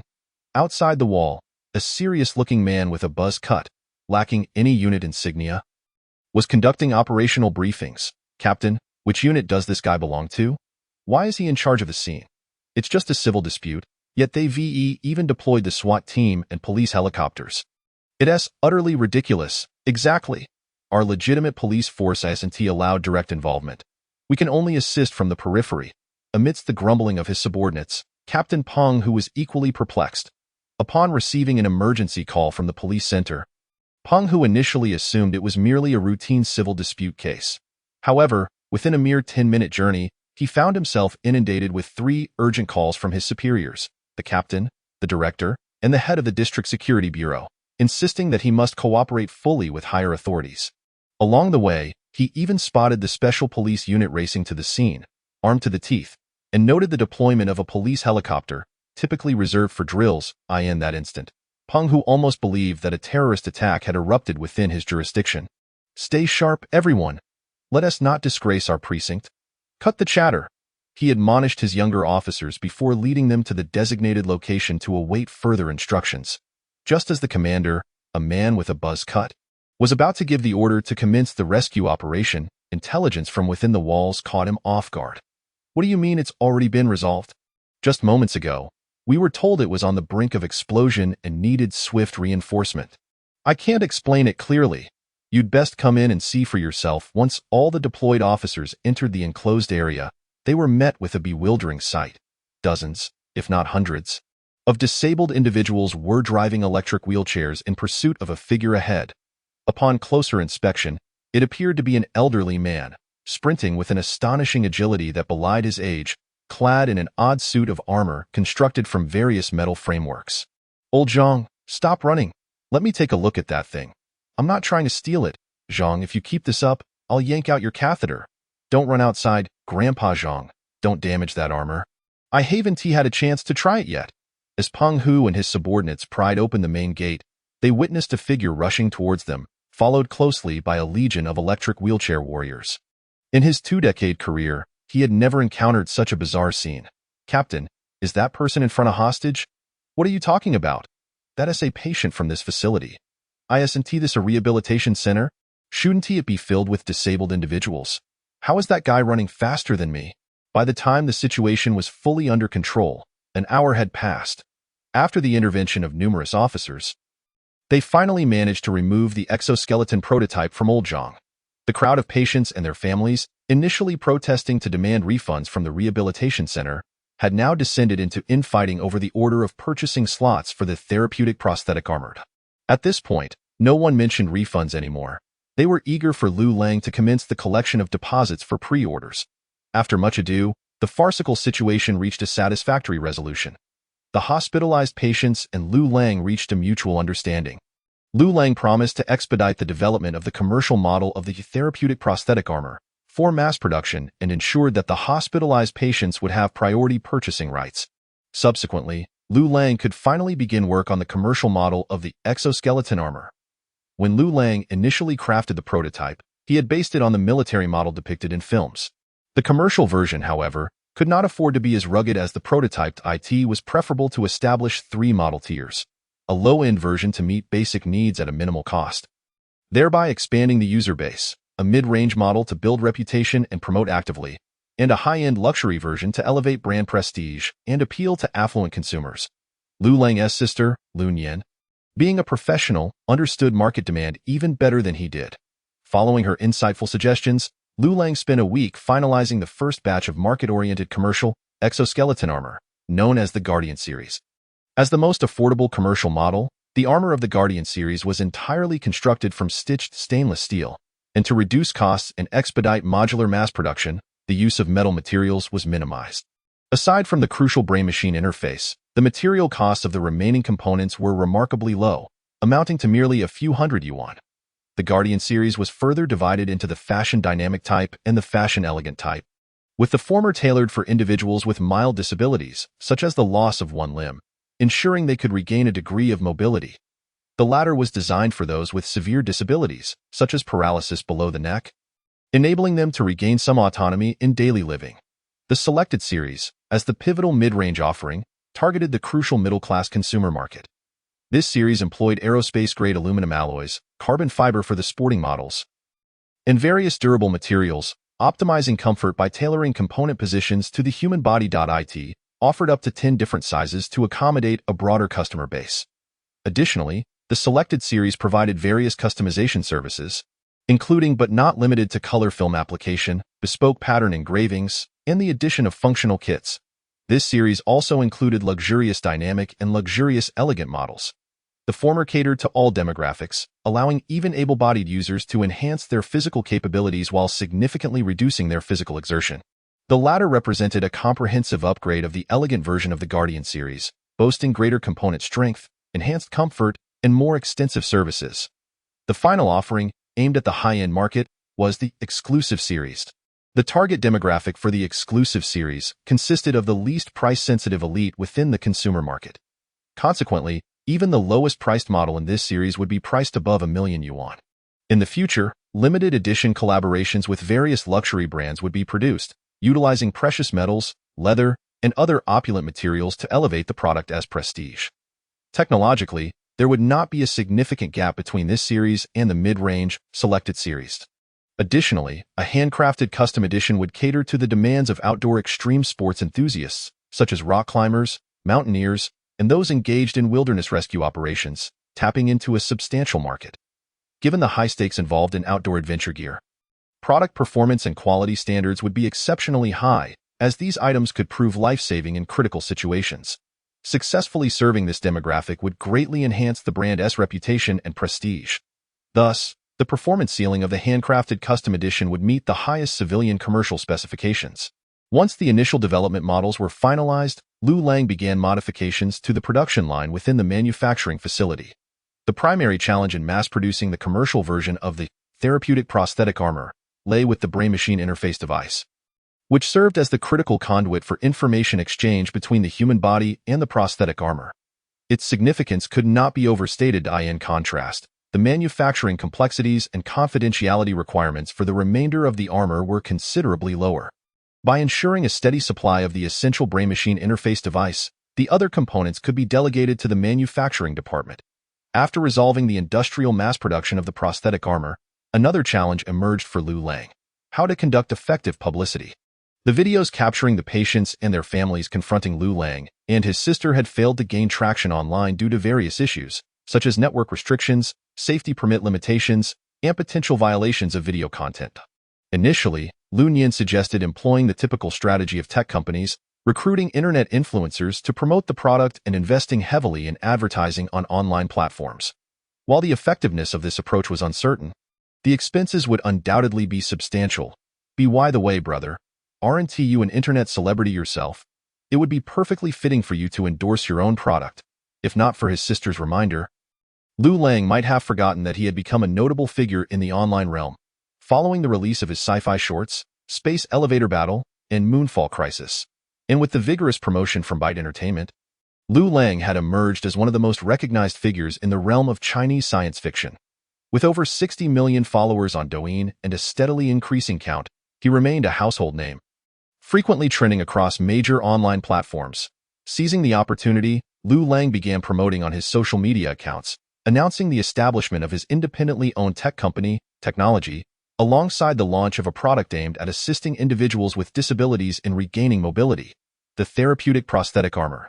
The video not only highlighted the functionalities and specifications of the 3 types of armor from the Guardian series, Selected series, and Exclusive series, but also disclosed their base pricing. The Guardian series, positioned as a low-end option, commenced at a starting price of 99,900 yuan. Excluding the technological value of the brain-machine interface, the production cost of a single Guardian series prosthetic armor was approximately 900 yuan. meaning that a staggering 99,000 yuan was profit. The selected series primarily targets the mid-range market, offering an array of features and configurations. Its user base is no longer confined to individuals with physical disabilities, and the materials utilized are notably more generous.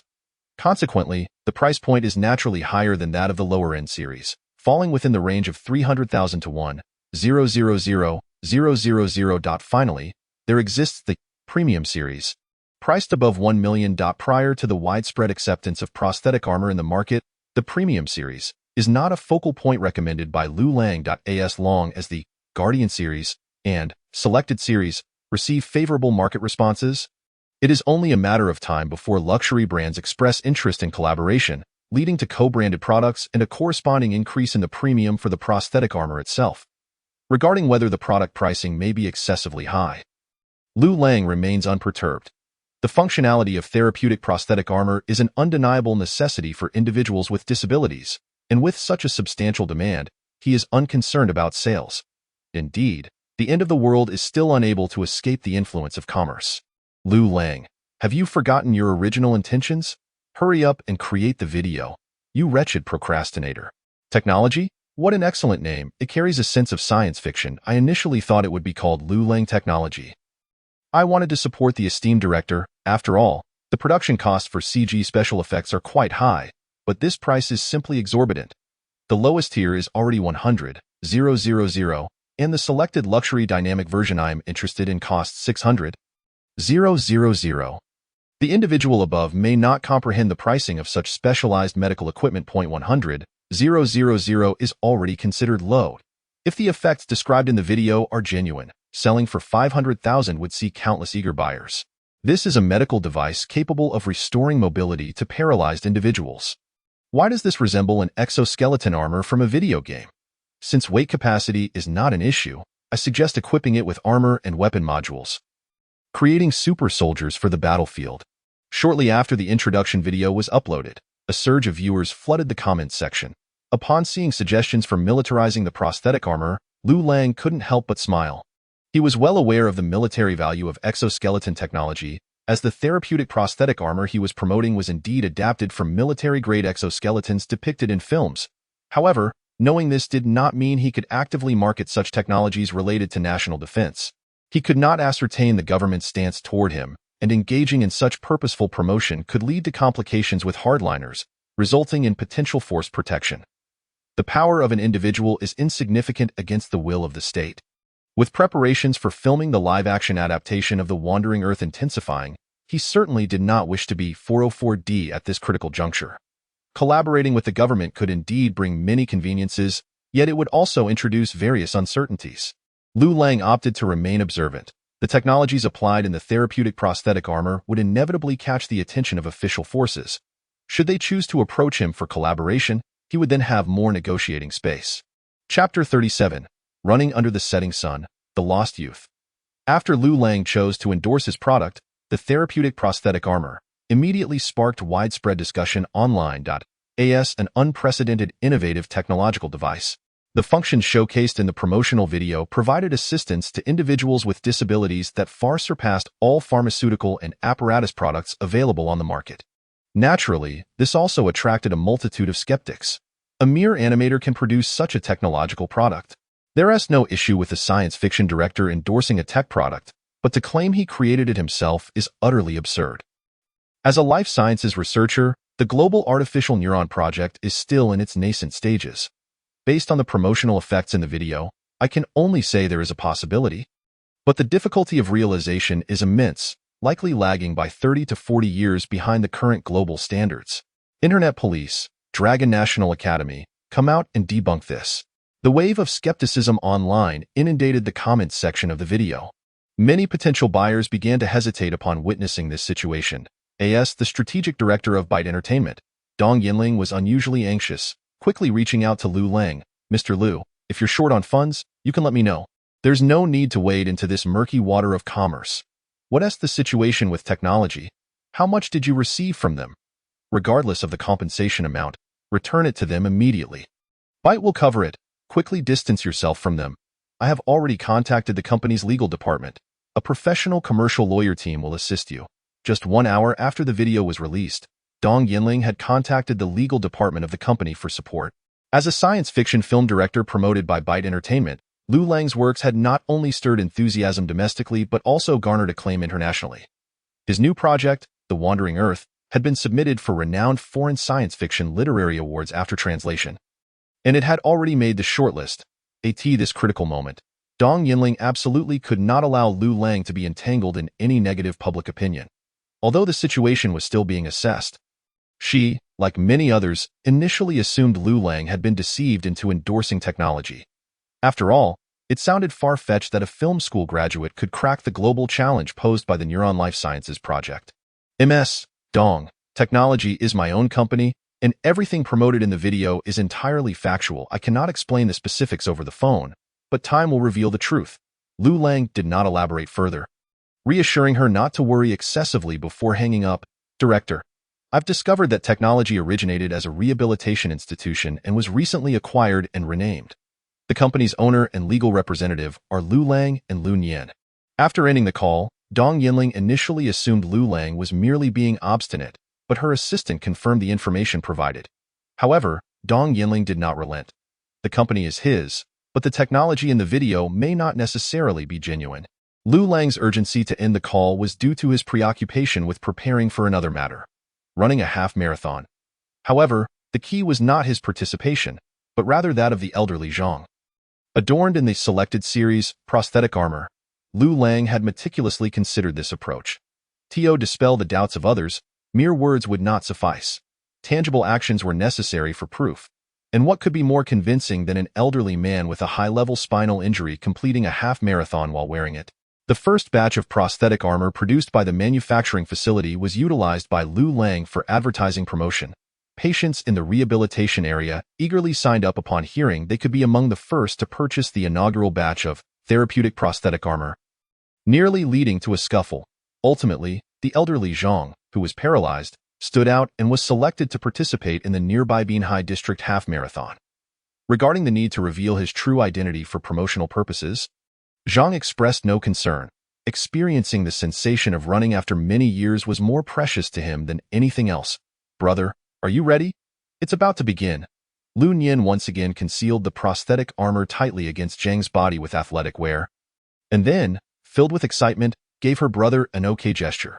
She had to admit that compared to her brother Liu Lang's wildly imaginative promotional method, her original suggestion of hiring influencers was decidedly mundane.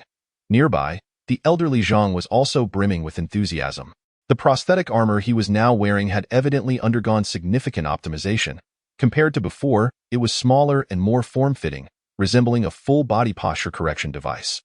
Under the cover of the athletic wear, onlookers would hardly notice its presence. Liu Lang received the signal, began to unlock his phone, and activated the Douyin live stream mode. Hello everyone, I am Liu Lang, and I am currently participating in the Binhai District Half Marathon. Liu Lang waved at the camera and introduced the situation on site before turning the camera toward the main competitor of the technology team. The elderly Zhang. Why are you still in the mood to live stream while running? Hurry up and respond to the criticisms. Liu Lang, you must hold on. Don't let your reputation collapse. Where is the host? I want to see the handsome host. Who is this old man? The old gentleman appears quite spirited. He looks to be over 60 yet is participating in a half marathon. I bet 5 dimes this old man won't complete the full course. As soon as Liu Lang began the live stream, a deluge of onlookers rushed into the chat. They had initially assumed Liu Lang began streaming to address the controversies raised by the video. However, they soon realized Liu Lang didn't even mention the topic, seemingly focused solely on broadcasting the half marathon. Gradually, under Liu Lang's guidance, the audience's attention began to shift toward the elderly Zhang. As the starting gun fired, thousands of participants commenced the 21-kilometer race. Liu Lang, holding a stabilizing gimbal, directed the camera toward Zhang for a continuous live broadcast. I just arrived in the stream and don't quite understand what is happening. The old gentleman runs remarkably fast, having already joined the leading pack. It's futile. Long-distance running is a test of endurance rather than explosive power. Sprinting at the start is of no consequence. It won't be long before he can no longer keep up, the audience in Liu Lang's livestream discussed, oblivious to old Zhang's thoughts. He was solely focused on the exhilarating experience of running, relishing the sensation of sweat and the wind brushing against his face. Memories of running beneath the setting sun resurfaced, evoking a sense of nostalgia for his lost youth. Chapter 38. A hardcore marketing approach director. I've successfully contacted the media, newspapers, television stations, and several prominent fitness influencers will be present at the event. Upon hearing this, the director of the Binhu District Sports Commission, who had just delivered a speech at the opening ceremony, nodded in satisfaction. He had spent nearly 6 months preparing for this half-marathon, aiming to achieve noteworthy results and garner recognition among the district's leadership. To enhance the event's profile, he had even invited renowned African long-distance runners to participate, thereby elevating the competition's international and professional appeal. With the collaboration of numerous local enterprises and universities, the participation for this half-marathon reached an impressive 4,000 to 5,000 individuals, showcasing the community's enthusiasm for sports and contributing positively to the creation of a civilized demonstration area. Wait, who is currently leading? The director glanced at the live drone footage and noticed that the front of the long-distance running pack had shifted from the initial professional African runners to an unfamiliar elderly man.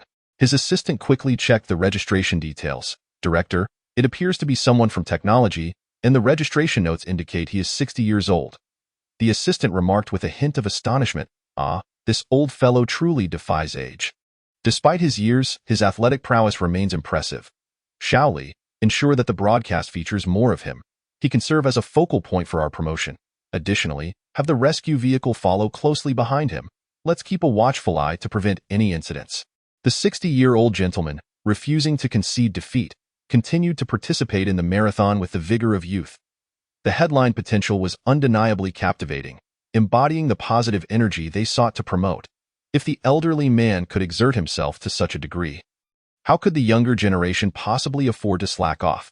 As the director observed the elderly man's performance, he pondered how to best leverage this for maximum benefit regarding the organization of the Binhu District Half Marathon. However, as he continued watching, he sensed something amiss. What is happening? Why does this old gentleman remain in the leading pack? Why are those professional African runners falling further behind? Many spectators began to notice the peculiarity as well. When old Zhang surged to the front of the long-distance running group, many cheered him on. Yet, as he maintained his position at the forefront, those with experience in long-distance running grew increasingly astonished.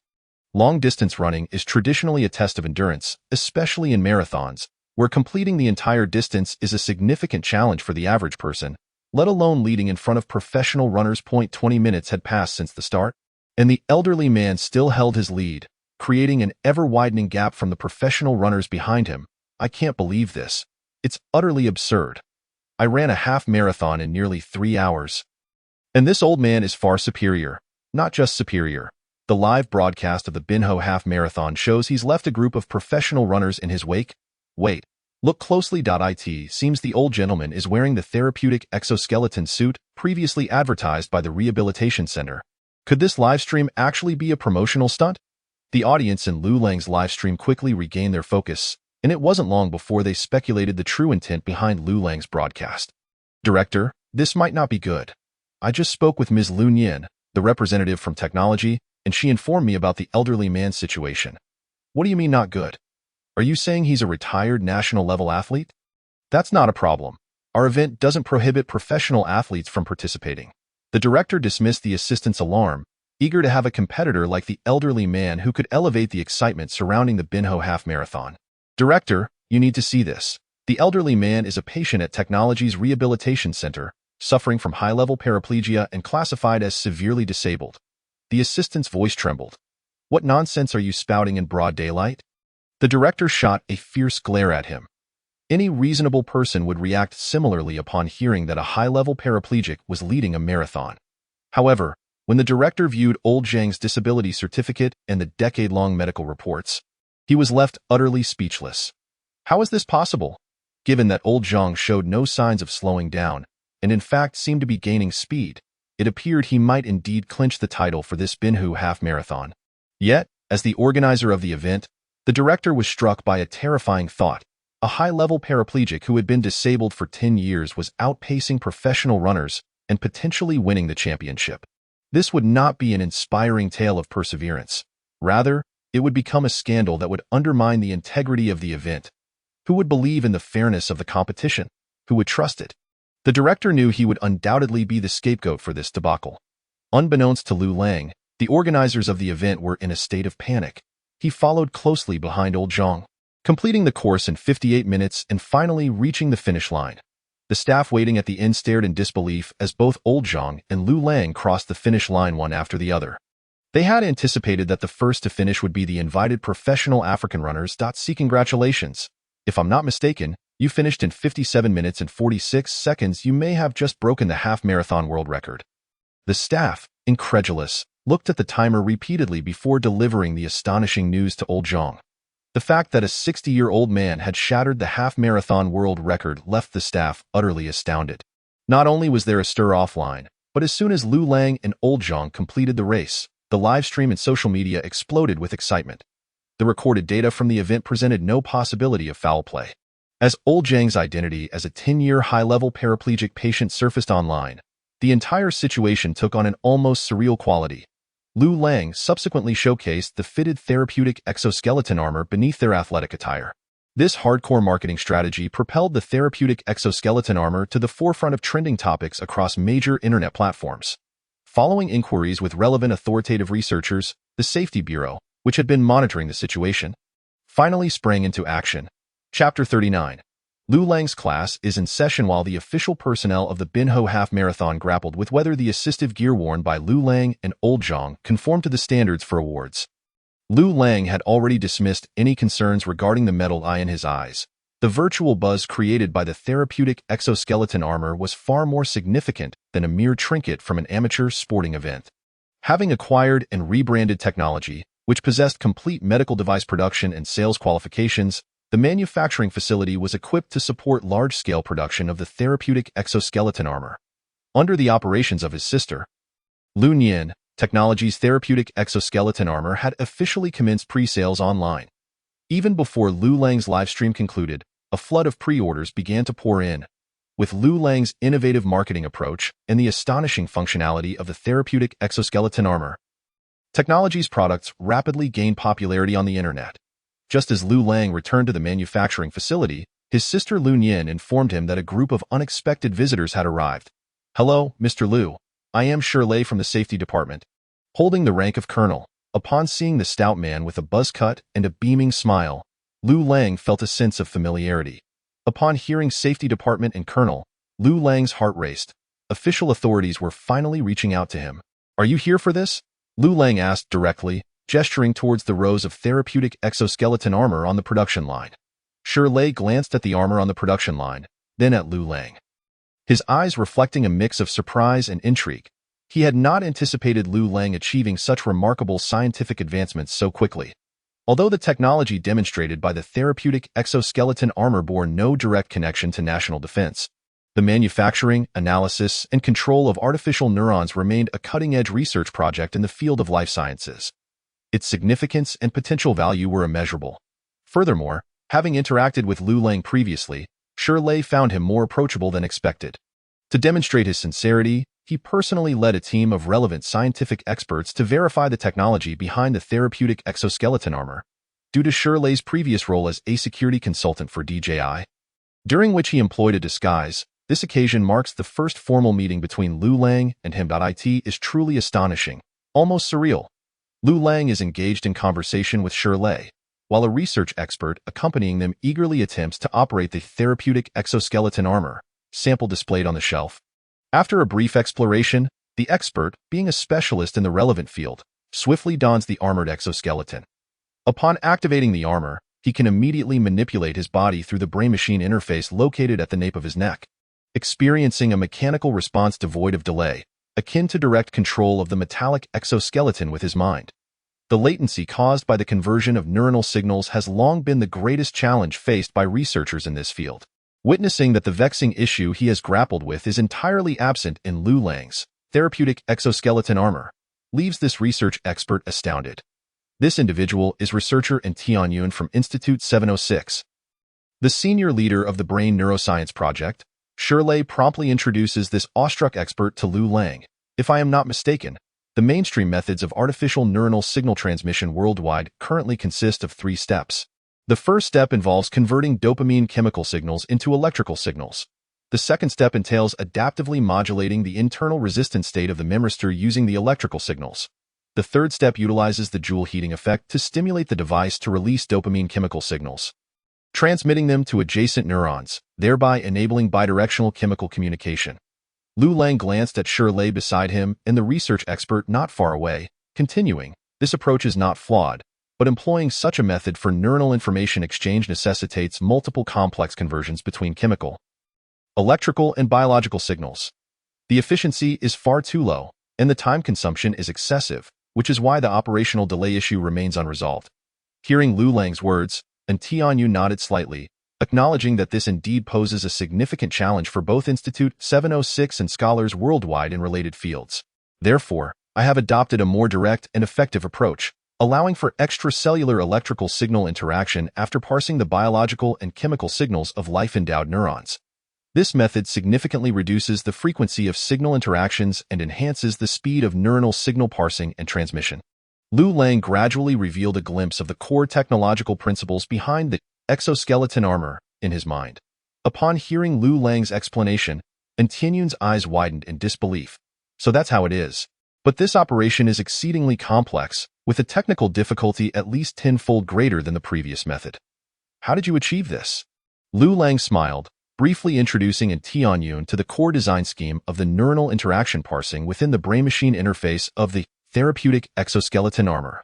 Although the artificial neuronal technology encompasses a vast array of concepts, Liu Lang only disclosed the tip of the iceberg, yet it left Tianyun's pupils in a state of shock, as if he had pierced through the clouds to behold the clear sky. Listening to the conversation between Liu Lang and Tianyun, Shirley, hailing from a security background, found himself unable to comprehend the advanced scientific and technological discussions, yet this did not hinder his understanding of the profound significance of Liu Lang's knowledge. At that moment, the senior researcher in Tianyun appeared before Liu Lang like a diligent student, eager not to miss a word, almost wishing to record everything with a voice recorder. Researcher, what do you think?" After a few minutes of conversation, Tianyun reluctantly pulled aside by Shirley inquiring, "10 years. The content of these few minutes could conservatively accelerate the progress of our domestic artificial neuronal project by a decade. Such immense value from just a few minutes of dialogue." Shirley, of course, had no reason to doubt Tianyun's words, thus elevating his assessment of Liu Lang's worth to a higher tier. Gazing at him with even greater eagerness, "Mr. Liu, would you be interested in collaborating with Institute 706? Shirley slowly proposed terms that the other party would undoubtedly accept. "The debts your technology owes to the bank can be wiped clean in a single stroke. And we can also provide a batch of interest-free loans, tentatively set at 300 million. After sharing this technology and collaborating with Institute 706, I can officially guarantee that any related technology developed in partnership with Institute 706 will not be applied in the commercial sector, ensuring there will be no conflict with your technology company's business. Furthermore, if you have any additional requirements, please feel free to voice them, and I will do my utmost to accommodate within my capabilities." Shirley earnestly articulated the conditions that the official entity he represented could offer. Upon hearing this, Liu Lang's eyes lit up.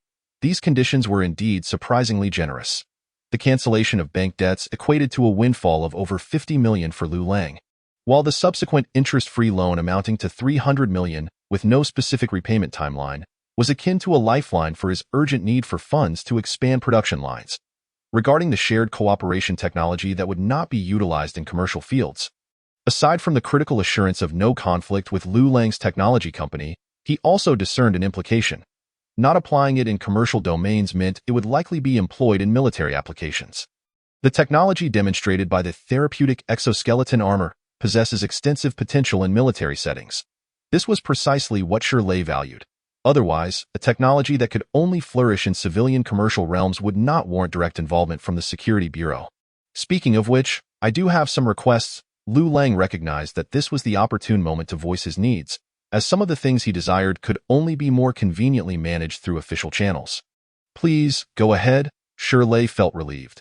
He was not apprehensive about Liu Lang making requests, but rather feared his lack of desires, as any expressed need indicated room for negotiation. "I would like to designate an area here." Liu Lang eagerly opened the map on his phone, pointing to a coastal region on Hainan Island. Shirley gazed at it, somewhat perplexed. Was he planning to select this as his company's location? Or perhaps to build a seaside villa, In fact, my profession is that of a director. I am in the process of planning a science fiction film and intend to choose this site as the filming base. A film base? Filming? Shirley stared in bewilderment at Liu Lang, who was enthusiastically outlining his plans, almost forgetting that Liu Lang was indeed an award-winning science fiction film director. However, the works he produced were primarily short animated films. No director would be satisfied with merely creating shorts. Only a feature film that could be screened in theaters would truly showcase a director's prowess. Seemingly anticipating Shirley's thoughts, Liu Lang continued to explain. Observing Liu Lang, who clearly could thrive on research and technology yet is determined to prove himself through filmmaking, Shirley found it difficult to understand but was profoundly impressed. Nevertheless, due to the unique nature of the Security Bureau, Shirley had encountered numerous domestic geniuses in research and academia who, despite possessing extraordinary intelligence and logical reasoning, often exhibited peculiar eccentricities. Some had a penchant for cross-dressing, others enjoyed skinny dipping, some would wander the streets capturing stray cats and dogs for neutering at pet shops. And even a few brave souls who preferred to camp out near cemeteries. In comparison, Liu Lang's ambition to produce a live-action science fiction film seemed rather unremarkable. The film base Liu Lang selected was in a remote location, with only a semi-abandoned seaside port nearby. After making a few calls for confirmation, Shirley quickly provided Liu Lang with an affirmative response. The area, including the port, encompassing 50 square kilometers, can be allocated for your use in film production. Once filming concludes, it may also be utilized for commercial operations. We will coordinate with the local town authorities to facilitate support for the film shoot. Shirley's actions were remarkably swift. In just over 10 minutes, several phone calls resolved the location issue that had long plagued Liu Lang. To enhance the authenticity and impact of the film's visuals, capturing real scenes was essential. The live-action adaptation of The Wandering Earth was planned by Liu Lang to be a grand-scale science fiction film. The significant scenes involved necessitated high demands on the filming location, particularly in emphasizing the grandeur of the settings. Moreover, considering the planned site for this space elevator, Liu Lang decided on Hainan Island at the southern tip of the Dragon Kingdom map. Originally, Liu Lang believed that securing a filming location would be a challenging task. Even with the assistance of ByteDance Entertainment, it may not have been resolved so swiftly.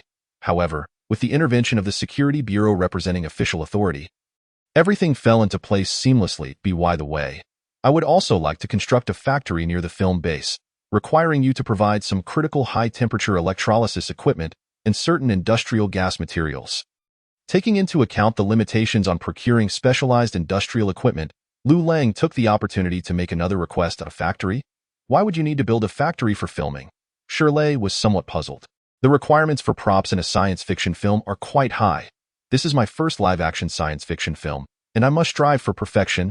Liu Lang reminisced about the ambitious plan to construct a space elevator and earnestly responded. Upon hearing this, Shirley fell into a contemplative silence. It seemed Liu Lang was genuinely committed to filmmaking, actively scouting locations for the movie set, while also planning to establish a factory for the creation of film props. This piqued his curiosity about the kind of science fiction film Liu Lang would ultimately produce. All right, no problem, but I will contact the relevant departments and expedite the factory arrangements, he said. After finalizing several details, Liu Lang and Shirley reached a consensus. Liu Lang decided to share the technology behind the therapeutic exoskeleton with the official 706 Institute in exchange for their support in his film endeavors. However, he was not prepared to reveal the space elevator technology to the outside world just yet. He believed that in the realm of artistic creations, such as filmmaking, the deeper the official involvement, the less advantageous it could be. Currently, he felt the level of official support was just right, sufficient assistance without overly influencing his creative control. Liu Lang had to ensure that he maintained absolute authority over the production of The Wandering Earth. He resolved to disclose the space elevator technology to the authorities when the time was ripe. Mr. Liu, these blueprints look suspiciously like military designs, and Tianyan remarked while exchanging the technical documents of the therapeutic exoskeleton with Liu Lang. He had inadvertently discovered several unusual blueprints among the documents, depicting external reaction armor, a weapon platform with a load capacity exceeding 1,000 kilograms, and battlefield emergency rescue device modules. Before he could ponder the military transformations that the therapeutic exoskeleton might bring to the battlefield, designs for a militarized version based on exoskeleton armor appeared before him. Chapter 41. Hardcore science fiction film. These blueprints are merely for fun. I'm just a filmmaker. What do I know about military equipment? They were drawn based on the concept of sci-fi movie props, so please don't take them seriously. Liu Lang quickly distanced himself from the blueprints. Tianyun stared blankly, taken aback. These data seem quite detailed.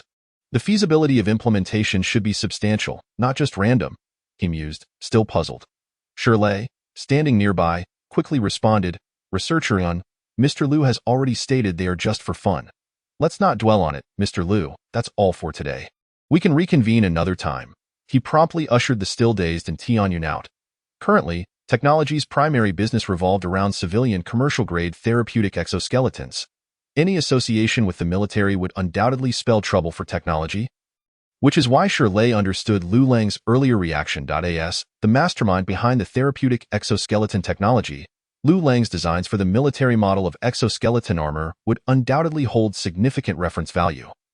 For the 706 Institute, still exploring artificial neuron-related technologies, these blueprints would surely expedite the development of the military version of exoskeleton armor in Longhua. With a background in the military, Shirley regarded such equipment, capable of vastly enhancing individual combat effectiveness, as incredibly important. Longhua boasted of having the strongest infantry on Blue Star, and in Shirley's view, this type of personal equipment was the most likely invention to alter the future landscape of terrestrial warfare.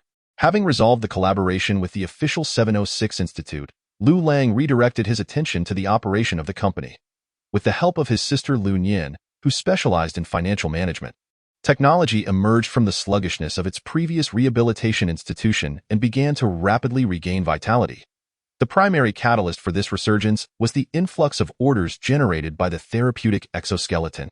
Following the conclusion of the Coastal Half Marathon, the extraordinary performance of Lao Zhang, clad in the therapeutic exoskeleton, captivated audiences online.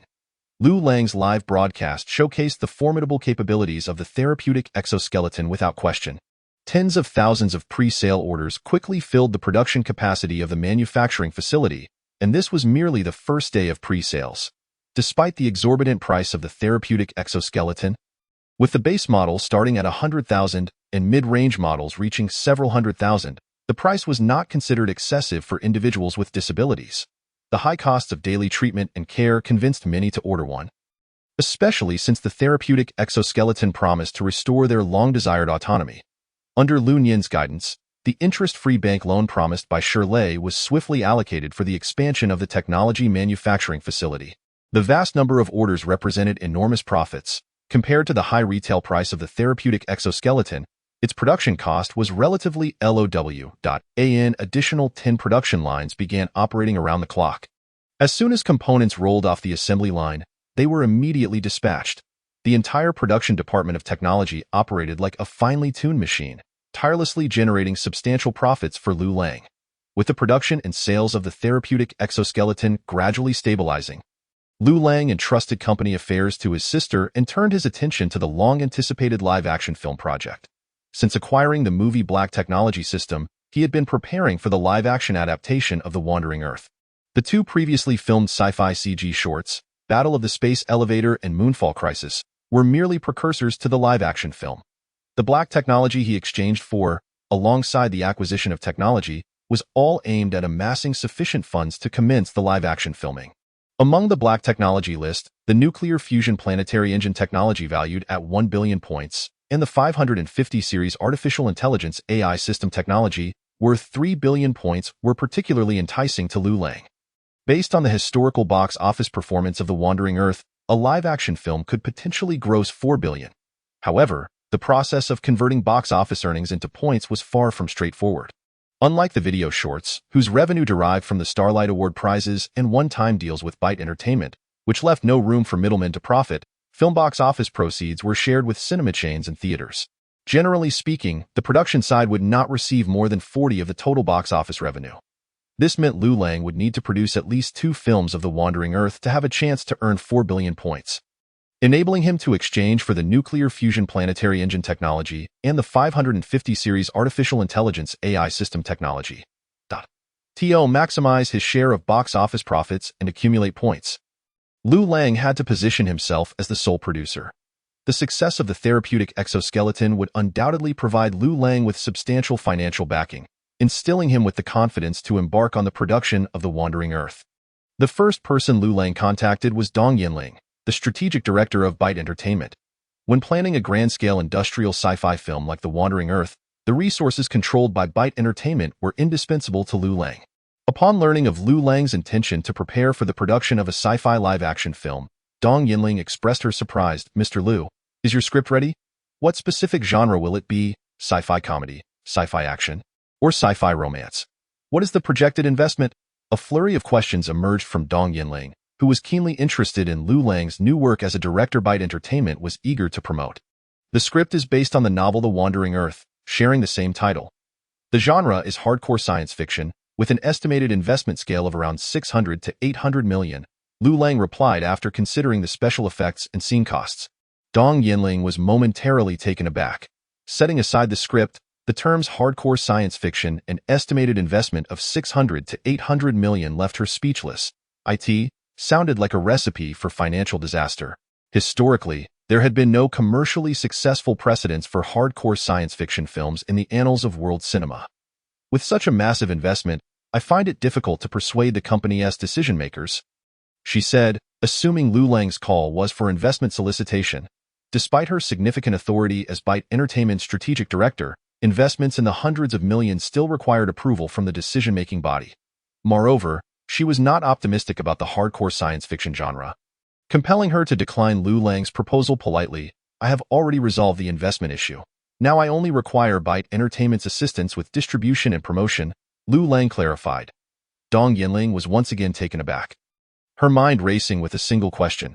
Who on earth would be willing to invest 600 to 800 million in a hardcore science fiction film? Chapter 42.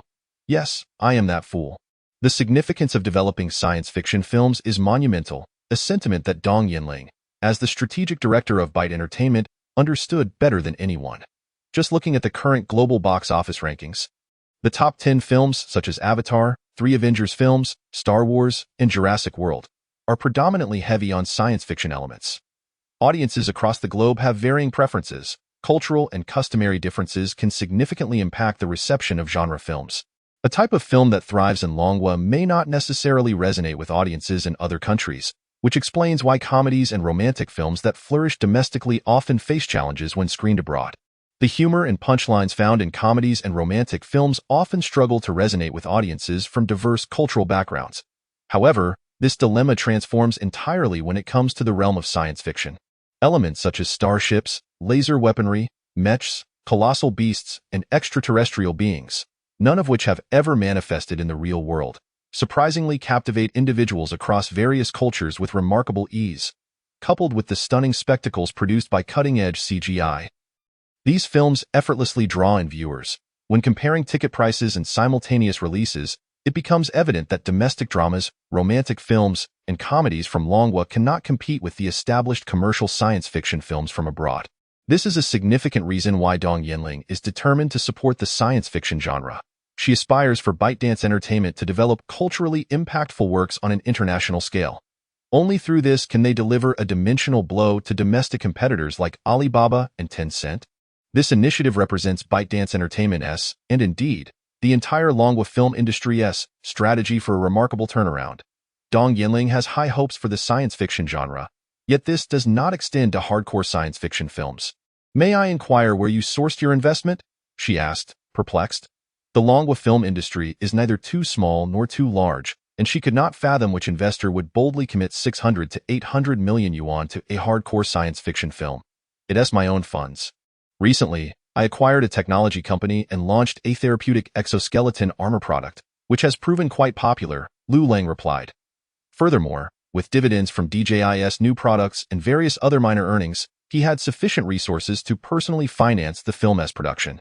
Liu Lang, however, was still too modest. The therapeutic exoskeleton armor was not merely quite popular.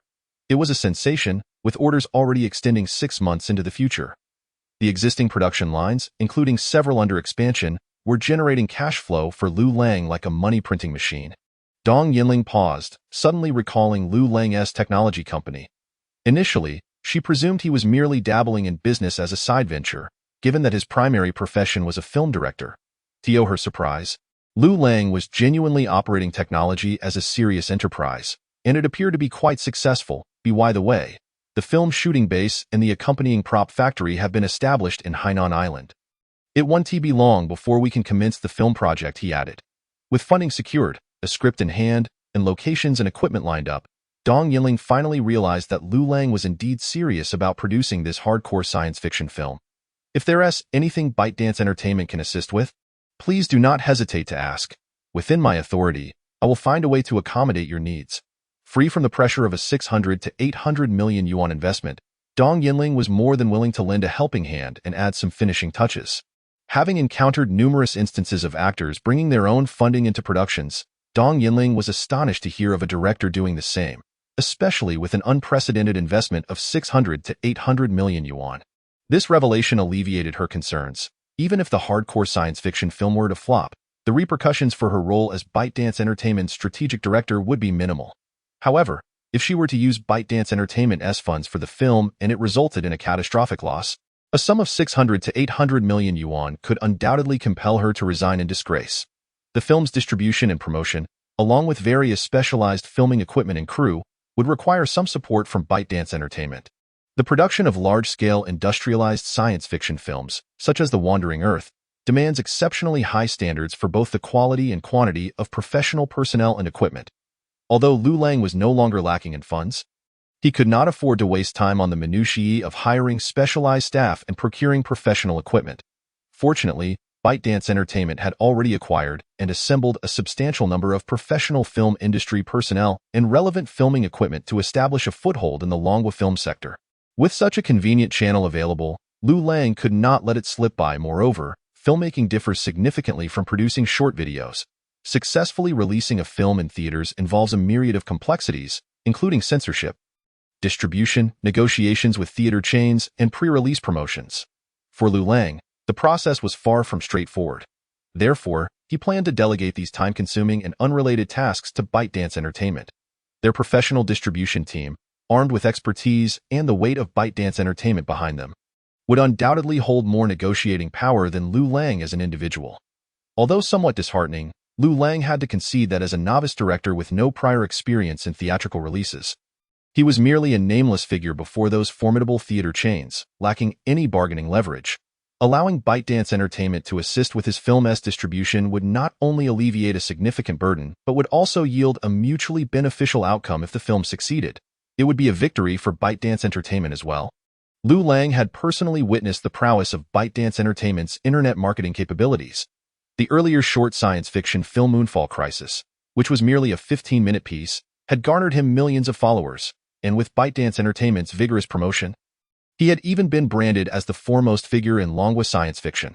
Although this also ignited considerable controversy, one could not deny that ByteDance Entertainment's promotional capabilities had left a lasting impression on Liu Lang. If The Wandering Earth were to be produced with the support of ByteDance Entertainment's marketing, it would undoubtedly enhance its box office performance. These were trivial matters, and he would ensure that his team continued to follow up diligently. Before long, Dong Yinling and Liu Lang reached a verbal cooperation agreement. ByteDance Entertainment would provide a batch of professional equipment and personnel, with the rental fees and wages covered up front by ByteDance Entertainment, to be repaid after the film's completion. Furthermore, the future distribution rights for The Wandering Earth would be entrusted to ByteDance Entertainment. With these issues resolved, Liu Lang prepared to initiate the promotional build-up for the live-action adaptation of The Wandering Earth. Chapter 43. Preparations for The Wandering Earth. After some time had passed since Liu Lang's arrival on Douyin, his follower count had skyrocketed to an astonishing 68 million.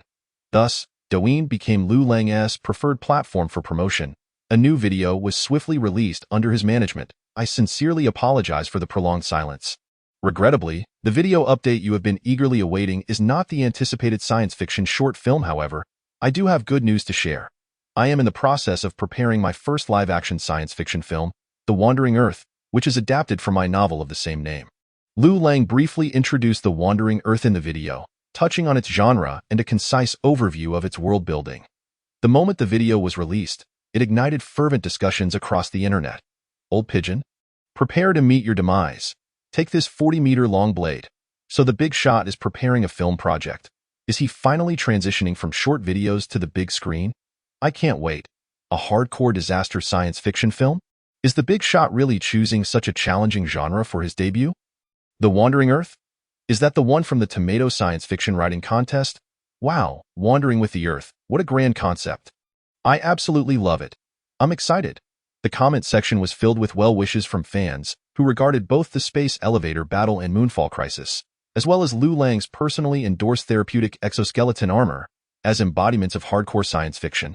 For many fans who cherish the genre, a science fiction film directed by Liu Lang was indeed worth their anticipation. However, among Liu Lang's staggering 68 million followers, not all share this optimism. Many express their doubts. I just searched Dubon for Chinese science fiction films, and it's simply disheartening. Not to be pessimistic, but science fiction films are still best viewed from abroad. The domestic directors produce utter rubbish. I suggest focusing on romance, action, and comedy elements. Just slap a science fiction veneer over it. If it's truly hardcore science fiction, it's likely to flop. The Wandering Earth? I'm a bit confused. Who exactly is the savior in this film? Will there be superheroes? As for Langhua's science fiction disaster genre, my expectations aren't high. If it can match even half the quality of 2012, I'll be satisfied. The public sentiment toward Liu Lang's upcoming live-action film was far from favorable. In the annals of Langhua cinema, there had never been a precedent for hardcore science fiction films achieving commercial success. Globally, the highest-grossing science fiction films typically don a layer of science fiction elements while essentially being various other genres. Adding to this, Liu Lang had no prior experience in producing theatrical films, which left even the most optimistic fans with diminished confidence in The Wandering Earth. Following the video's release and the subsequent discussions among fans, news of Liu Lang's preparation for The Wandering Earth gradually spread across various platforms in the Langhua internet sphere. Netizens who were not fans of Liu Lang were far more scathing in their evaluations. The Wandering Earth? Are we sure this isn't merely the director Liu Lang's fanciful daydream? Taking the Earth on a journey is simply laughable. I advise this director to watch more foreign disaster science fiction films. If a global crisis were to occur, constructing a space vessel to preserve the elite remnants of humanity would be the most rational course of action. A reader from a literary publication. The new generation of directors in the Dragon Kingdom remains rather immature and overly impulsive. Liu Lang's previous two science fiction short films, although merely animated, displayed a certain level of proficiency in their special effects and CGI. However, it was unexpected that after completing these two short films, he became rather conceited, entertaining delusions of stepping onto the grand cinematic stage.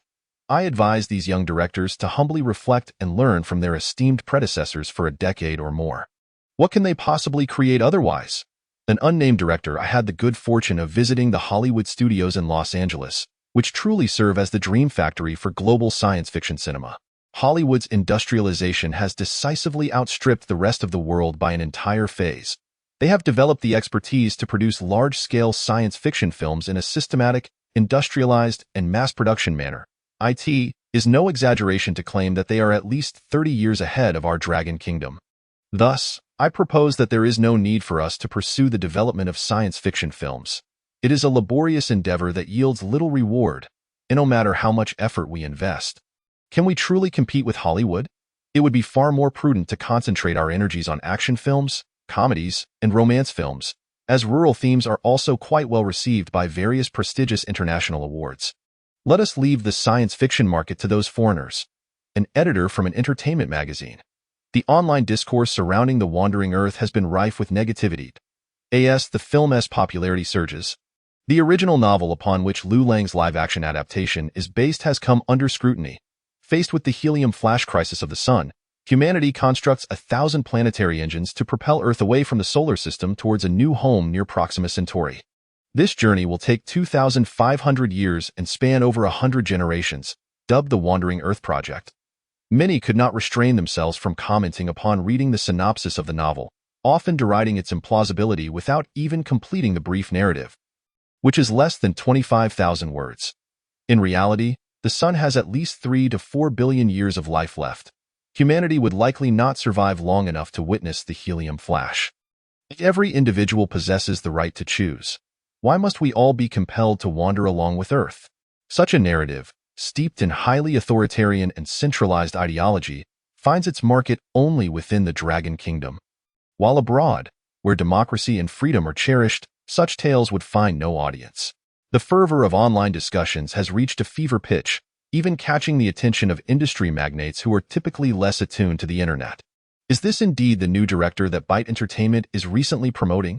Is he, perhaps, a naive newcomer undaunted by the murky waters of science fiction? In the top-floor office of Hawaii Film, industry giants critique Liu Lang. Boss, it seems this recent surge in the popularity of science fiction has some connection to this young man. Our company is currently negotiating with Alibaba Pictures to jointly develop a romantic science fiction film, employing a tried-and-true formula of a mainland male star paired with a Hong Kong actress and seasoned veterans, hoping to capitalize on the market's current heat. Upon hearing this report, the boss nodded in agreement. This combination of genre and actors is undoubtedly more reliable than Liu Lang's hardcore science fiction The Wandering Earth. Chapter 44. No particular reason, just familiarity. Has the director been confirmed? What about the script? We have tentatively selected director Tang to helm it. His romantic films are consistently of high quality. The script is adapted from the renowned author Zhang Bei's eponymous science fiction romance novel Magic City Fortress, which enjoys a significant following among the youth. With a foundation of original fans and the inclusion of popular stars, this project appears to be almost guaranteed success, his subordinate confidently reported to the boss. Magic City Fortress undoubtedly boasts greater recognition compared to The Wandering Earth. Moreover, author Zhang Bei has been a household name for years, already amassing a loyal fanbase among young audiences in the Dragon Kingdom. In contrast, although Liu Lang briefly gained fame for winning the Best Short Film at the Starlight Awards, the fans drawn from his two short science fiction films are merely passers-by. Once the high-budget, high-traffic, and high-profile Magic City Fortress is released, Liu Lang's hardcore science fiction will inevitably serve as a stepping stone, trampled underfoot. As a veteran in the Dragon Kingdom's film industry, Wei Jun understands how to cater to the audience's desires. Popular stars, seasoned actors, romance comedy guaranteed box office success, a big production can be completed in just 3 to 5 months. This model maximally satisfies the viewing needs of a diverse audience and, most importantly, it is replicable. Wei Jun has repeatedly praised this Dragon Kingdom characteristic of industrialized film production in public forums. Each such combination invariably yields commendable box office returns. With this cost-effective, swift production process and a clear model to follow, there is no need to laboriously pursue other genres, especially those with high production costs, niche audiences, and unpredictable returns, like science fiction films. The tumult of online opinions has also impacted Byte Entertainment's strategic director, Dong Yinling. The announcement of Byte Entertainment's collaborative film project ignited considerable discussion on the internet, which should have been a positive development. However, Dong Yinling found little joy in it. The overwhelming majority of commentary has cast doubt on Liu Lang's The Wandering Earth, with sentiments ranging from casual observers to Liu Lang's own fans, from readers of science fiction magazines to industry professionals, the vast majority harboring pessimistic views. This has begun to erode the confidence of Dong Yinling, who has always held the belief that data does not lie. Data speaks for itself. Mr. Liu, I believe it might be somewhat reckless to hinge the film's success on the hard science fiction of the Wandering Earth novel. Dong Yinling carefully chose her words, gently advising Liu Lang over the phone. Recently, I've received insider information suggesting that Alibaba and Hawaii are preparing to collaborate on a romantic science fiction film. While I do not deny that there is a market for science fiction, otherwise Alibaba and Hawaii would not be so swift to act.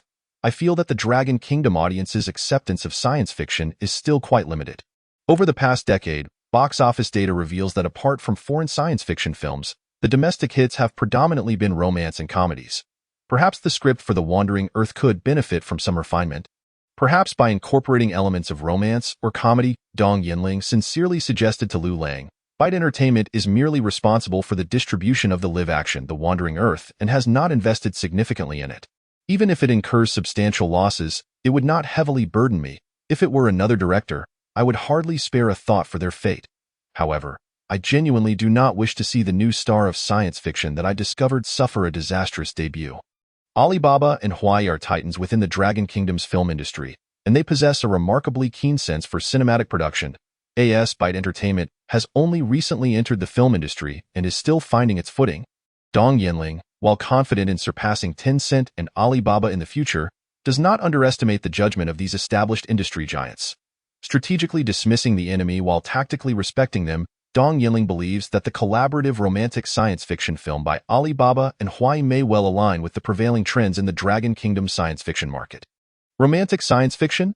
Liu Lang was momentarily taken aback, but upon hearing the suggestion to modify his script, he immediately shook his head with determination. The elements of romance and comedy are already present. I have prepared this script for a long time, and I believe it is the most suitable. The extensive time Liu Lang has invested in securing funding was precisely to maintain creative control over the wandering Earth. The script he has meticulously crafted in his mind is the epitome of perfection, and he has no intention of altering it based on fleeting opinions. He possesses ample confidence in the wandering Earth. And having shouldered the entire financial burden of the film, he sees little reason to cater to other suggestions. After hanging up the phone, Liu Lang did not dwell too much on the potential competitions posed by the upcoming romantic science fiction film. Instead, his attention was once again drawn back to matters concerning his company. Following the previous incident involving the encirclement of the machinery manufacturing plant, Liu Nian felt for the first time that her brother Liu Lang required a professional security detail. With the business scale of technology company expanding and sales of their therapeutic exoskeleton armor skyrocketing, Liu Lang had transitioned from being merely a freshly graduated film student to a billionaire tech company owner. Although the previous encirclement incident was resolved satisfactorily, Liu Nian was determined never to witness such events unfold again.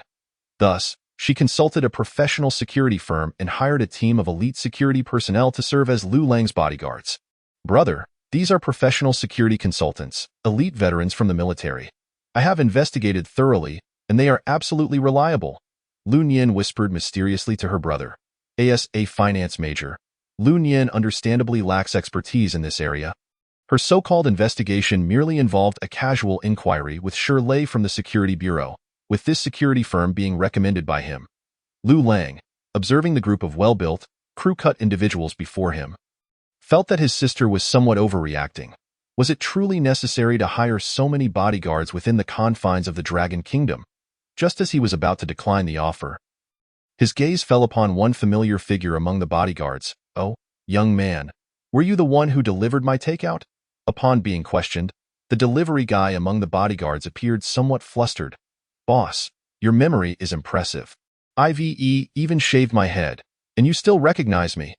The materials indicate that this delivery man had worked as a delivery courier and a taxi driver after his military service, and recently applied to join a security company. Liu Lang, unable to resist his sister's insistence, ultimately agreed, but only selected the delivery man as his personal bodyguard, simply because he appeared amiable. Chapter 45. Hugo Award nomination in the agreement signed by Liu Nian and the security company. A security team of up to 20 individuals will be on duty in shifts, responsible for safeguarding the safety of the siblings. Their parents, residing far away in Ningxing, will also have security personnel discreetly protecting them. Just as Liu Lang was adjusting to the daily routine of having bodyguards, a piece of news from Byte Entertainment once again captured his attention. Mr. Liu, congratulations! Your work The Wandering Earth has been nominated for the Hugo Award for Best Short Story. The one calling to convey this joyous news was Dong Yinling, the strategic director of Byte Entertainment. Oh, that's nice. Upon hearing Liu Lang's response, Dong Yinling, who was suppressing her excitement and striving to maintain composure, was momentarily taken aback. This was the Hugo Award, often dubbed the Nobel Prize of Science Fiction Literature, and alongside the Starlight Award, it is celebrated as the twin stars of science fiction. Liu Lang now had the potential to win both awards simultaneously, a pinnacle of honor for any science fiction author or director. Yet, his response was merely an understated, "Oh, that's nice." Mr. Liu, this is the Hugo Award. Dong Yinling stifled her desire to elaborate on the significance of the Hugo Award. Fully aware that Liu Lang, a director who revered science fiction, could not possibly be ignorant of its prestige. However, his calm demeanor left her somewhat disarmed. Should he win the Hugo Award, he would be the only creator in the world to have simultaneously received both the Hugo and the Nebula Awards, undoubtedly earning the title of the first person of science fiction in Dragon Country, and even standing out on a global scale. This would serve as the most compelling rebuttal to those who doubted him. In truth, as a staunch supporter of Liu Lang, Dong Yinling had recently felt considerable pressure. She had resolutely purchased the exclusive streaming rights for Moonfall Crisis, orchestrated relationships, and mobilized resources to promote Liu Lang as the first person of science fiction in Dragon Country. While these efforts had elevated Liu Lang's profile, they had also sparked significant controversy. Many questioned how a recent graduate from a film school, who had directed merely 2 short films totaling under 30 minutes, could be dubbed the first person of science fiction in Dragon Country merely for winning the Starlight Award for Best Short Film. Creators must let their work speak for themselves, and with only 2 short science fiction films to his name, It was difficult for Liu Lang to convince the vast numbers of internet users. As someone who had championed Liu Lang and viewed him as a future star for Byte Entertainment, Dong Yinling had, in a sense, become intertwined with his success, although their fates were not yet fully linked. When Liu Lang's reputation suffered from public scrutiny, Dong Yinling inevitably bore some of the consequences. However, should Liu Lang achieve any success, she would also share in the accolades. This moment, if one were to consider who, apart from his parents and sister, wished for Liu Lang's success the most, Dong Yinling would undoubtedly rank at the top. Well, I know, but isn't it just a nomination? Liu Lang was not particularly surprised by the nomination of The Wandering Earth for the Hugo Award. After all, it was the commercially successful film adaptation of the work by electrician Liu, the author. The sheer audacity of constructing 10,000 planetary engines to carry Earth in a journey was enough to evoke profound awe. This unique romanticism of science fiction from Dragon Country would undoubtedly astonish foreign readers still immersed in elements like star fleets, laser cannons, and colossal alien creatures. Yet, Liu Lang was uncertain about The Wandering Earth ultimately winning the Hugo Award for Best Short Story. After all, the work that previously won the Hugo Award for Best Novel was electrician Liu's another grand masterpiece, The Three-Body Problem. In comparison to the depth of worldview presented in The Three-Body Problem, with its dark forest theory, water droplets, two-dimensional foil, and dimensionality reduction strike, the relatively brief The Wandering Earth could not compete. The core of The Wandering Earth narrates a tragic journey undertaken by humanity to confront and overcome crises, willing to do anything to preserve human civilization. This core value starkly contrasts with the liberal ideals instilled in many foreign individuals, who may be mesmerized by the grand imagination portrayed in The Wandering Earth, yet would likely struggle to resonate with the collective sacrifice for the continuation of civilization. This was the source of Liu Lang's trepidation regarding the possibility of The Wandering Earth winning the Hugo Award. To be nominated for the Hugo Award is already quite an achievement, remember. Until recently you were merely a director. Even a nomination is sufficient to demonstrate your prowess in science fiction writing. Furthermore, there remains a chance for an ultimate victory. Dong Yinling could not abide Liu Lang's nonchalant demeanor. She resolved to advocate for The Wandering Earth. Mr. Liu, prepare yourself. You cannot afford to miss this award ceremony like the last time. This time, Byte Entertainment will be fully promoting the Hugo Award ceremony. I've also contacted Liu Zitao, who will accompany us to the event. With just a few words, Dong Yinling regained her authoritative demeanor as the strategic director of Byte Entertainment. Actually, that's unnecessary. Old Liu can go in my stead. I haven't even processed my passport yet. Liu Lang was not particularly enthusiastic about this merely nominated award. His slight social anxiety made the thought of being in a room full of unfamiliar foreigners feel somewhat awkward. At this point, Dong Yinling was genuinely on the verge of losing her composure. Come on, this is the highest honor in the world of science fiction literature, the Hugo Award. Influencers and celebrities in our country resort to all manner of shameless tactics just to step onto the red carpet for international film awards. All for a fleeting moment in the media spotlight. And here you are, a legitimate nominee, suggesting a desire to find an excuse not to attend. I will handle the passport issue, and if communication is needed, Liu Zitao can serve as a translator. When it comes to interviews, just remain calm and smile. I'll take care of everything else. After much persuasion from Dong Yinling, Liu Lang reluctantly acquiesced. Boss, are we going somewhere far? I need to report to the security center. The delivery man, Wei Wu, looked bewildered as he watched Liu Lang roll a suitcase out of the office. I'm heading abroad for an awards ceremony. Upon hearing the word abroad, Wei Wu's pupils contracted. Calling Wolf Fortress. The Golden Monkey is preparing to depart. Wolf Fortress received.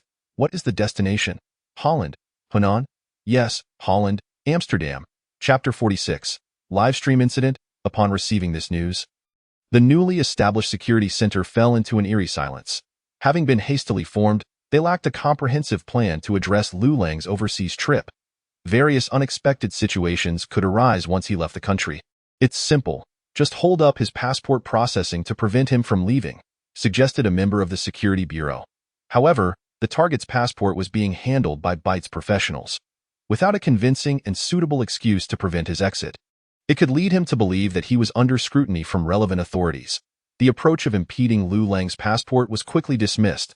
The Security Bureau's protective measures were more about precaution than indicating Liu Lang was facing any real threats. Forcibly restricting Liu Lang's movements would likely escalate the situation and increase the potential risks he faced. As for clarifying the situation to Byte Entertainment, that was even less feasible. To Byte Entertainment, Liu Lang was merely a director and writer. If they were informed that he was under the protection of the Security Bureau, it would reveal the unusual nature of his status. What updates do we have from the risk assessment team? No abnormalities within the country. Our overseas operatives have reported no news regarding Liu Lang. The focus of those individuals remains on the usual matters: fifth-generation fighters, aircraft carriers, and hypersonic ballistic missiles. All information concerning Liu Lang abroad stems solely from his identity as a Starlight Award winner. The core technological information related to Liu Lang has already been cleaned up online in conjunction with the cyber police during the net cleanup action. The associated risk assessment has been rated as extremely low. Upon hearing the professional risk assessment within the Security Bureau, Starlight finally relaxed. The reason for the low risk level was Liu Lang's deceptively benign public persona. Who would suspect that a wildly popular science fiction director and author was, behind the scenes, a developer of multiple cutting-edge technologies? Such a revelation would likely leave adversaries momentarily stunned. The drone-related technologies were managed by DJI for concealment, while the neural technologies linked to therapeutic exoskeleton armor could only be fully comprehended by those who had witnessed the plans and Liu Lang's explanations at the 706 Institute. In the eyes of foreign individuals, Liu Lang is merely a harmless science fiction director. As for the titles of Drone Tycoon and Iron Man of the Dragon Nation that domestic fans extol, most outsiders scoff at such claims. Everyone believes that if Liu Lang were truly as formidable as his fans suggest, he would not be directing films but rather pursuing a career in a scientific institution, which would undoubtedly offer a more promising future than that of a science fiction filmmaker. Enough of the overreactions. Initiate the standard security protocols, contact the foreign embassy for assistance. The situation is not as complicated as you might think. The head of the Security Bureau, Starlight, ultimately issued the command to act. In Amsterdam, Netherlands, local time bears a 7-hour difference from the Dragon Nation. When Liu Lang and his companions arrived on a chartered flight from Byte Group at noon, most of the Dragon Nation was still shrouded in the early dawn. Science fiction master Liu Lang's new work, The Wandering Earth, has been nominated for the Hugo Award for Best Short Story, with hopes of becoming the first creator to simultaneously receive both the Starlight Award and the Hugo Award. The Hugo Award and the Nebula Award are two of the world's most prestigious honors in science fiction, often referred to as the Nobel Prize of Science Fiction Literature. Douyin will broadcast the Hugo Award ceremony live, inviting numerous authoritative guests from the Dragon Nation's science fiction community to analyze the likelihood of the Wandering Earth winning. It is reported that the largest legal betting institution in the Australian islands has set the odds for the Wandering Earth winning at second to last, indicating a lack of optimism among industry insiders. Before departure, Dong Yinling commanded her subordinates to initiate promotional activities for the Wandering Earth, which included live broadcasting the award ceremony on Douyin, inviting industry professionals to participate in analysis and debate sessions, and intensifying the promotion and education of the public regarding science fiction awards and works. The grand promotional campaign by Douyin once again brought Liu Lang back into the public eye. This time, Liu Lang was no longer merely the foremost figure in Dragon Nation science fiction, but was being heralded by Byte Entertainment as a science fiction master. Should he indeed achieve his aspirations at the awards ceremony, this science fiction master would naturally ascend to the status of world science fiction master. Although it remains uncertain whether the Wandering Earth will ultimately win the Hugo Award, Dong Yinling, who oversees Byte Entertainment, certainly would not let this opportunity slip by. Even if the Wandering Earth fails to win, as the first author from the Dragon Nation ever nominated for a Hugo Award, Liu Lang will undoubtedly be etched into the annals of history. Inside the Douyin official studio, the live broadcast of Byte Entertainment's journey to the Netherlands is underway. The studio has invited two guests to analyze and explain for the vast audience watching. We have just discussed the esteemed position of the Hugo Award in the hearts of science fiction enthusiasts worldwide. Our viewers in the Dragon Nation may not be fully aware, but I believe Editor Wei is quite familiar with it. In the studio, the beautiful host passes the discussion to one of the invited guests, the editor-in-chief of the Dragon Nation Science Fiction World magazine. The other guest is the popular domestic variety star Yu Dada, who was invited due to his publicly declared persona as a science fiction fan. Indeed, the Hugo Award, though it may sound amusing, has never crossed my mind in my 2 decades as the editor of a science fiction magazine. I never dared to imagine that such a prestigious science fiction award could be claimed by someone from our Dragon Nation. The 50-something Editor Wei feels a deep pang of bitterness. He knows all too well how challenging it has been for the Dragon Nation science fiction community over the years. I still remember 5 years ago when we brought our own science fiction works to compete in the Hugo Award preliminaries. And nobody had heard of Dragon Nation science fiction. They all assumed we were from Sakura Nation. When they learned we were from the Dragon Nation, they wouldn't even engage in conversation with us. Editor Wei represents the older generation of science fiction professionals in the Dragon Nation. After sharing his sentiments in an interview, the beautiful host then turns to you Dada for his impressions. The science fiction works that have left a profound impact on me are Dune, 2001, A Space Odyssey, and the works of British science fiction master H.G. Wells, such as The Time Machine. Compared to these monumental foreign science fiction masterpieces, I believe domestic science fiction literature still has a long way to go. For instance, The Wandering Earth promotes collectivism, which does not align with the mainstream global values of freedom. If I were a judge, I certainly would not cast my vote for it. Upon hearing Udada's remarks, the expression on the beautiful host's face nearly froze. This was not the script they had agreed upon before the broadcast. Wasn't it supposed to be a joint effort to rally support for The Wandering Earth and encourage the online audience to back Liu Lang? The beautiful host's desperate eyes darted toward the producer behind the camera, while guest editor Wei appeared bewildered, still unclear about what was happening. Only Udada, the variety star, wore a faint smirk. Chapter 47. A Protective Charm. It does seem that Udada's observations hold some truth. The Wandering Earth indeed has some gaps compared to foreign science fiction works. Having attended high school abroad, I've witnessed that foreigners truly value freedom. It is highly unlikely that The Wandering Earth will resonate with them. Sigh, I originally thought The Wandering Earth had a chance at winning, and I got up early for this. I might as well have slept in longer. Listening to Udada's seemingly reasonable analysis, the audience's initial hopes began to wane. Damn it, that scoundrel just pulled a fast one on me. The strategic director of Byte Entertainment, Dong Yinling's trusted aide, in charge of this promotional event, now glared darkly at the invited celebrity and science fiction fan Udada in the studio. His intention in inviting this variety star was to steer the mood of the live broadcast, eliciting positive sentiments toward The Wandering Earth among online viewers, thereby achieving Byte Entertainment's strategic objectives and solidifying Liu Lang's status as a science fiction master. To this end, Byte Entertainment had extended an olive branch to Udada, preparing for him to become a regular guest on a new variety show in the future. Both parties verbally agreed, but as soon as Udada opened his mouth in the live broadcast, the director realized he had been played. The other party had no intention of cooperating. The director has found out that the Penguin Group struck a deal with Udada yesterday. He will be hosting a variety show next month. The aide's words darkened the director's expression further. Everything became clear.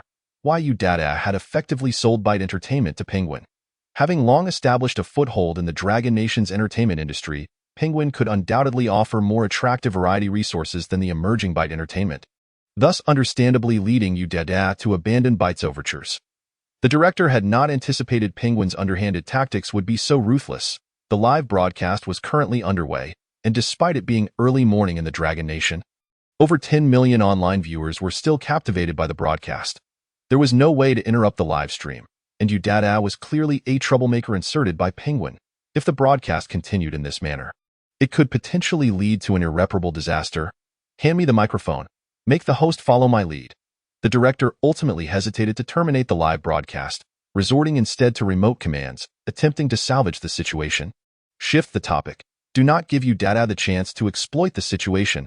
Upon hearing the director's instructions, the beautiful host finally felt a semblance of calm return. Steadying herself, she redirected the conversation to the scene of Liu Lang and his party disembarking from the aircraft. Dear viewers, you can see that Byte Entertainment has accorded a high level of prestige to this award ceremony trip. Ms. Dong Yinling, the strategic director of Byte Entertainment, is personally leading the team, along with Mr. Liu Zitao, the original literature director, and Mr. Liu Lang, the author of The Wandering Earth. We can see that a convoy has arrived at the airport to welcome them. According to reports from our on-site staff, we have learned that the welcoming convoy is actually from the Dragon Nation's embassy in the Netherlands. It seems our officials are quite serious about this Hugo Award ceremony. The beautiful host excitedly narrated as the live screen revealed a convoy of several black, imposing, armored vehicles waiting by the airport runway, with the welcoming party led by the ambassador himself. Wow! The Wandering Earth is receiving such treatment. The ambassador is personally at the airport? Impressive. This kind of reception is likely only afforded to international superstars like Jackie Chan and Jet Li. Yet Liu Lang, a mere creator of short videos, is experiencing it. Is the Hugo Award really that remarkable? It seems I have underestimated it. Hearing the beautiful host's introduction, the live audience erupted in excitement.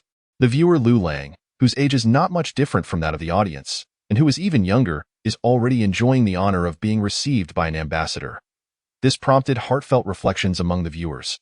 Yet, no matter how much importance is placed on this, the Hugo Award will not be bestowed upon the Wandering Earth simply due to official recognition. Whether or not it wins must ultimately depend on the strength of the work itself. However, at that moment, an untimely voice broke through the studio's excitement. Why You Dada began to sing a discordant tune. Indeed, what this guy You Dada is saying seems to hold some merit. Isn't the government also quite invested in the national football team? Just look at the state of the national football team now. Speaking of the Wandering Earth, how does it actually compare? I found it quite good, but I wonder how it stacks up against those foreign science fiction novels. The Hugo Award is renowned for being a third-party award, emphasizing professionalism and fairness, never influenced by political factors. With just a few hours until the award ceremony, we will see whether it is a horse or a donkey. The beautiful host had worked hard to guide the atmosphere of the live broadcast, finally reigniting the audience's hopes for the Wandering Earth. However, the peculiar remarks made by You Dada swiftly led the audience in the live broadcast room astray. The official stance of support unexpectedly turned into a pejorative, causing the beautiful host and the behind-the-scenes staff to wish they could stitch You Dada's mouth shut on the spot. Mr. Ambassador, I never expected you would come personally. It truly is a hassle for you. Upon seeing the ambassador who had come to personally greet them, Dong Yinling felt a mix of surprise and honor. An ambassador represents the dignity of a nation, and the fact that he had come in person to welcome them underscored the official significance placed on their group and the Hugo Awards. This realization deeply resonated with Dong Yinling, Liu Zitao, and others, intensifying their sense of responsibility for the upcoming awards ceremony. If they failed to achieve any recognition at the awards ceremony, it would indeed be a disservice to the officials' regard. This must be Liu Lang, right? The young man not only possesses remarkable looks but has already achieved so much at such a young age. The future looks promising. After exchanging a few pleasantries with Dong Yinling, the ambassador promptly invited Liu Lang to share a vehicle. Liu Lang, bewildered, found himself pulled into the car by the ambassador, leaving behind Dong Yinling and Liu Zitao, who gazed on in envy. Wow, what treatment is this? Even the leaders of small nations can't compare. It's pure envy and jealousy. I've toiled in North Africa for 20 years, amassed billions, and when I invited the ambassador there for a meal, he wouldn't even grace me with his presence. Brothers, this is a signal. The official may be preparing to strongly support works in the sci-fi genre in the future. It doesn't make sense otherwise. The accompanying staff from ByteDance, having received official consent, continued the live broadcast without interruption. As images returned to the domestic live broadcast room, it immediately sparked a fervent uproar among netizens. The ambassador's amiable demeanor and his intimate gesture of inviting Liu Lang to share a vehicle led many to exclaim that Liu Lang had struck gold. This signified the official's positive affirmation and attention towards Liu Lang, which, in a sense, bestowed upon him a protective charm. Chapter 48. Copyright fees for the Wandering Earth. The convoy traveled for nearly an hour before finally arriving at their destination. The Nemo Science Museum, located just 2 kilometers from the Amsterdam Royal Palace. This year, the World Science Fiction Society had chosen this venue as the location for the Hugo Awards ceremony. Upon reaching the Science Center, the ambassador opted not to enter with Liu Lang and the others to maintain its neutrality. The Hugo Awards traditionally avoid political figures, so after exchanging a few words, the ambassador departed, leaving behind several armored vehicles and a contingent of military attachés. With some time remaining before the formal commencement of the awards ceremony, numerous invited luminaries from various fields had already gathered within the museum. Inside the live broadcast studio, as Liu Lang and his group entered the Science Center, the beautiful host began to steer the conversation anew. We can see that many cultural luminaries from Europe and America are present at the awards ceremony, and they are not limited to the literary domain. Could Editor Wei enlighten our viewers on this aspect? This is the remarkable aspect of the Hugo Awards. Its influence is not confined solely to science fiction. It encompasses significant impacts from sci-fi, fantasy, and film literature as well. Each year, it attracts the cultural circle of Europe and America to witness the event. However, Due to the overwhelming dominance of English-speaking authors from the US, UK, Canada, Australia, etc., in the world of science fiction, submitted works must be translated into English. In some respects, this constitutes a substantial discrimination against science fiction works from non-English-speaking countries. Thus far, only a handful of Asian science fiction authors have received this award. Editor Wei looked worriedly at the live broadcast screen, noting that Liu Lang and his group were among the very few Asian faces in attendance. An annual gala within the realm of science fiction literature. Almost all prominent science fiction creators from Europe and America engage through the awards ceremony. While viewers might not be familiar with these individuals, if their works are mentioned, they become instantly recognizable. Just passing by on screen was the producer of the popular sci-fi series The Expanse. The group to the front right comprised the production team of The Martian. The 11 o'clock position to the left. The bearded man next to the blonde beauty is none other than George R. R. Martin, the author of Game of Thrones. The group at the bar appears to be the writing team for the Avengers film series. Remarkably, Christopher Nolan, the director and screenwriter of Inception, is also present.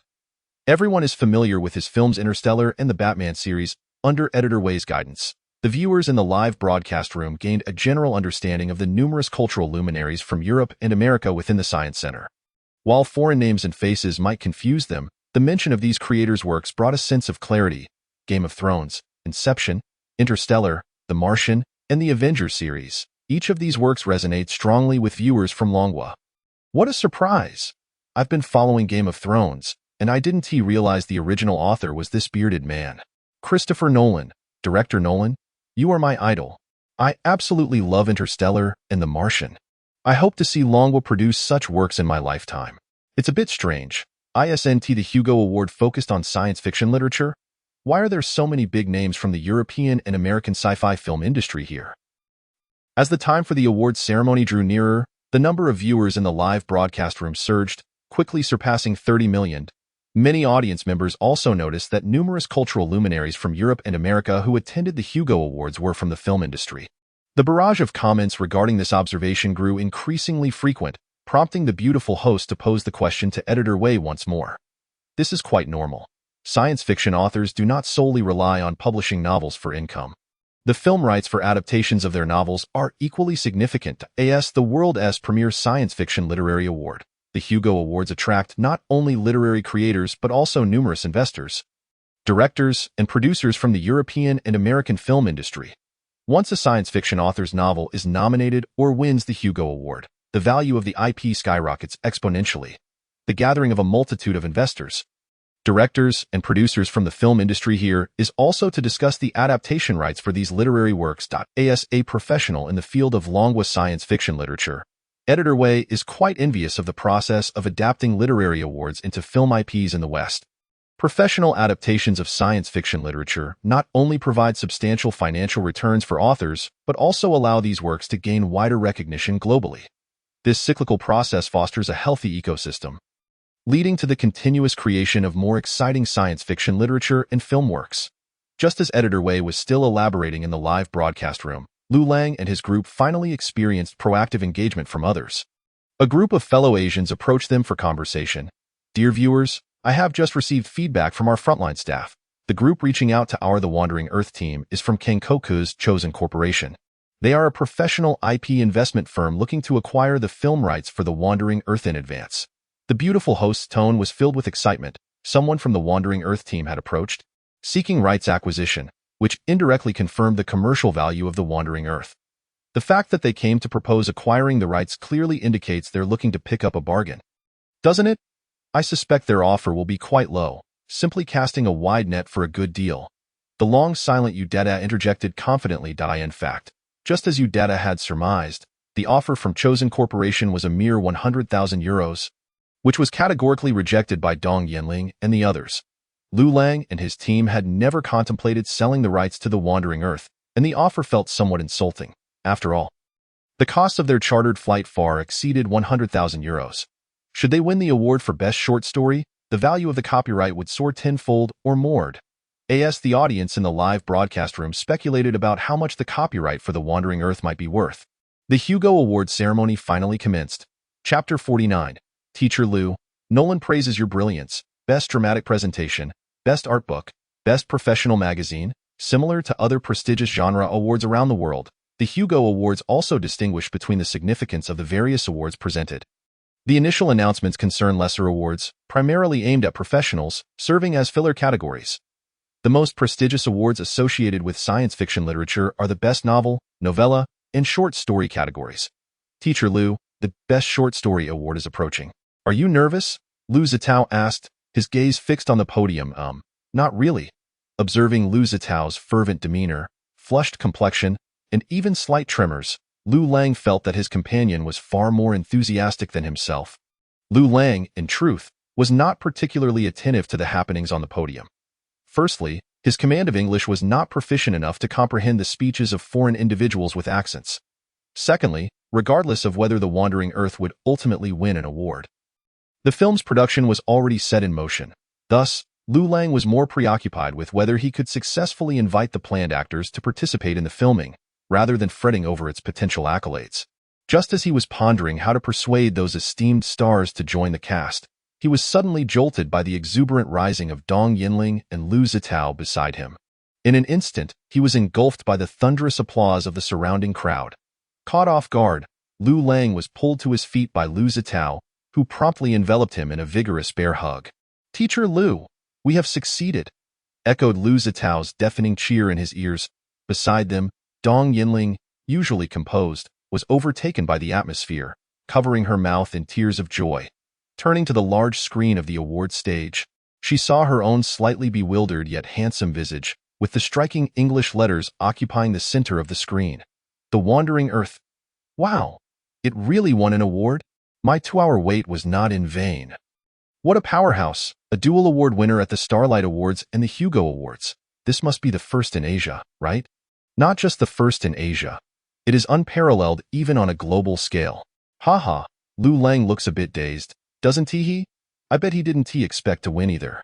Damn, I lost big. Had I known the odds for the Wandering Earth winning were over 20 times, I would have placed my bets on it. Didn't that you did to say it had no chance of winning? TSK. Talk about a slap in the face. Liu Lang is truly a paragon of talent and beauty. No matter how much the naysayers try to tarnish his image, they cannot hinder his success. Unlike the previous Starlight Awards, this time, Byte Entertainment broadcast the Hugo Awards ceremony live. Over 30 million viewers in the homeland witnessed The Wandering Earth clinch the award for Best Short Story. The live chat room erupted with excitement, akin to a festive celebration. The barrage of comments flooded the chat like a tsunami, while the glamorous host stood up in exhilaration, and the editor-in-chief of Sci-Fi World could not help but shed tears of joy. Countless spectators watched as The Wandering Earth broke through the encirclement of numerous foreign works, emerging victorious in a foreign-established science fiction award. This instilled a sense of participation among the online audience, as if their support had contributed to the film's success. Only Udida seemed unable to accept the victory, muttering under his breath, "It's just the best short story, its value is not as high as best novel. And the Hugo Awards' credibility has diminished," and so forth. However, the elated online audience found his negative remarks intolerable, and the chat room began to flood with scornful comments about his pessimistic attitude. "We thank you for creating such an imaginative science fiction short story, featuring concepts like planetary engines and space elevators, taking the Earth on a wandering journey, allowing us to experience the wonder and romance of Dragon Nation science fiction for the first time." The award was presented to Liu Lang by the renowned world science fiction director Christopher Nolan, whom he had previously encountered in the hall. With a smile, Nolan showered praise upon Liu Lang's The Wandering Earth. Hearing such commendation from a world-famous director known for creating films like Inception, Interstellar, and The Prestige, Liu Lang maintained his composure, but Liu Zitao, acting as a translator, was already trembling with excitement. "Teacher Liu," Nolan said, "you're amazing."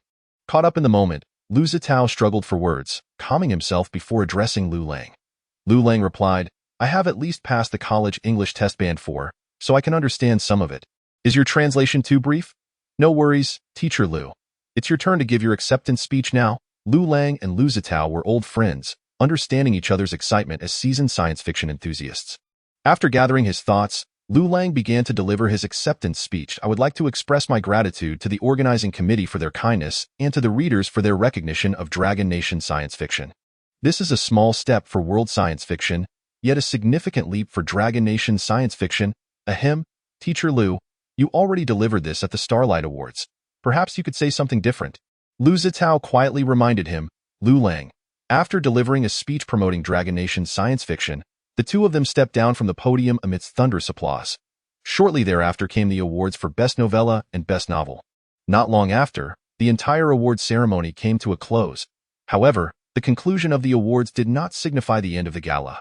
Liu Lang and his companions were subsequently invited to a banquet. Unlike the initial cold reception, after The Wandering Earth won the Best Short Story, an influx of blonde, blue-eyed foreigners approached Liu Lang and his companions to engage in conversation. The banquet was not the main focus. Rather, it was the presence of notable figures from the European and American film industry that drew attention. After Dong Yinling finished speaking with Liu Lang and Liu Zitao, she noticed a distinguished older white man with white hair and a polished appearance being surrounded by a crowd. After some conversation, they learned he was a representative from Hollywood's Paramount Pictures, eager to discuss the exclusive film adaptation rights for The Wandering Earth. $6 million. As one of Hollywood's oldest giants, Paramount's opening offer was a figure that was hard to refuse, sending other potential buyers at the banquet retreating in shock. Before Liu Lang and the others had the chance to respond, the online viewers from Dragon Nation watching the live stream exploded with excitement. Wow! $6 million. That's over 40 million Dragon coins. I just searched. No science fiction film in Dragon Nation's history has ever achieved a box office of 40 million. Brothers, a novel of over 20,000 words, $6 million, that's roughly 1,700 Dragon coins per word. Truly a case of a word being worth 1,000 gold. Chapter 50. Paramount's scheme. As tens of millions of viewers in Dragon Nation were stunned by Paramount Pictures' offer, Dong Yinling and Liu Zitao on site were equally taken aback. Being professionals in the industry, they had estimated the film rights for The Wandering Earth to be around $1 million, and that was in light of its recent Hugo Award win for Best Short Story. However, the offer from Paramount represented a top-tier price for Hollywood film adaptations. Beyond this, only blockbuster series like The Lord of the Rings and Harry Potter could surpass it. Dong Yinling was skeptical that these established Hollywood giants would be so reckless as to casually spend $6 million to acquire the rights to a short science fiction novel by a Dragon Nation author. Could you share why your company is willing to invest $6 million in acquiring the film rights for The Wandering Earth? It's quite simple, replied the representative from Paramount. We are considering including The Wandering Earth in our next phase of major productions. If all goes well, it will be directed by Christopher Nolan. By the way, it's worth mentioning that The Wandering Earth is a work highly recommended by director Nolan to our company, which in a sense enhances our valuation of it. The representative from Paramount spoke openly about their rationale, and soon after, the crowd parted to reveal Christopher Nolan himself. Mr. Liu, I am very interested in the worldview and humanistic spirit you constructed in The Wandering Earth. I would personally be willing to direct it and present it to the world in film form. Nolan approached Liu Lang, shaking his hand amicably before sincerely explaining his reasons.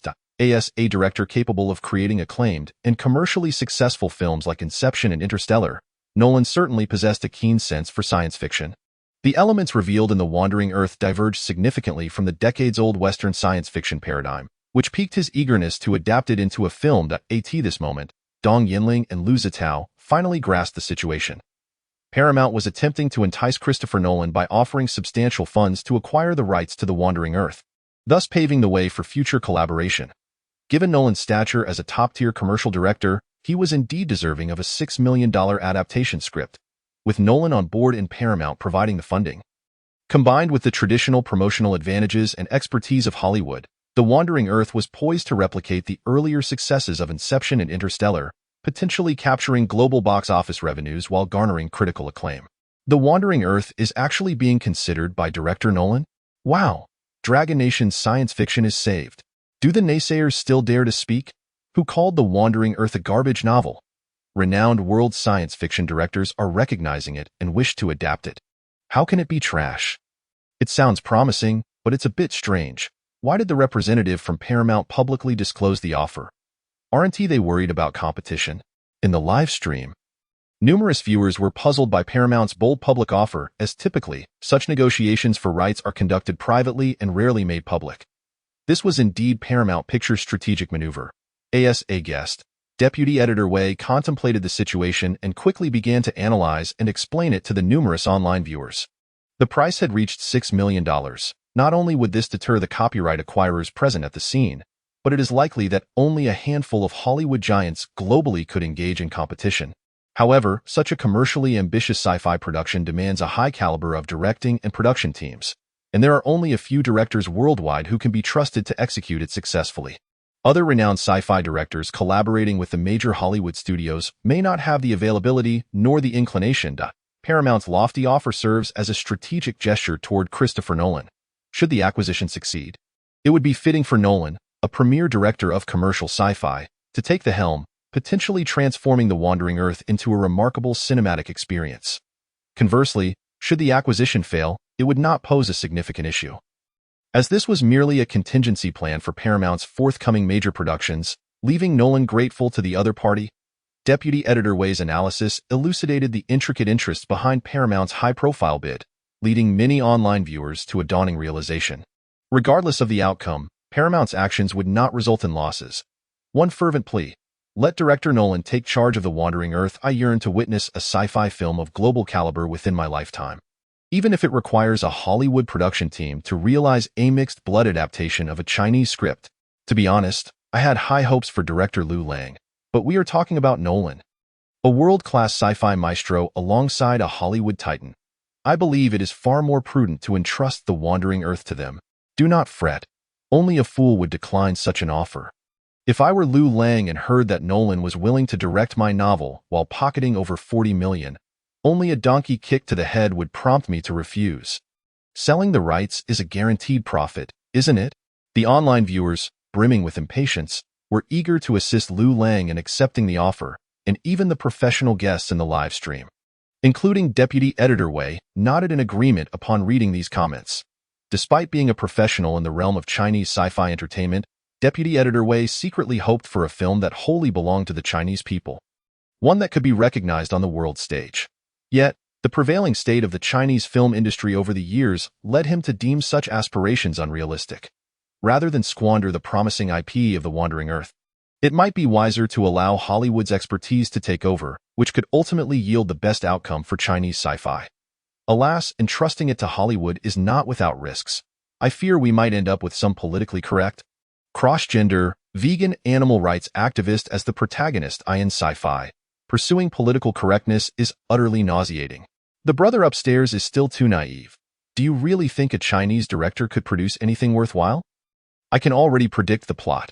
A bunch of popular stars falling in love while saving the Earth, sprinkled with cringe-worthy jokes as comic relief, culminating in a noble sacrifice by the lead to create some tragic elements and elevate the theme. Wow, the brother upstairs truly understands Chinese cinema.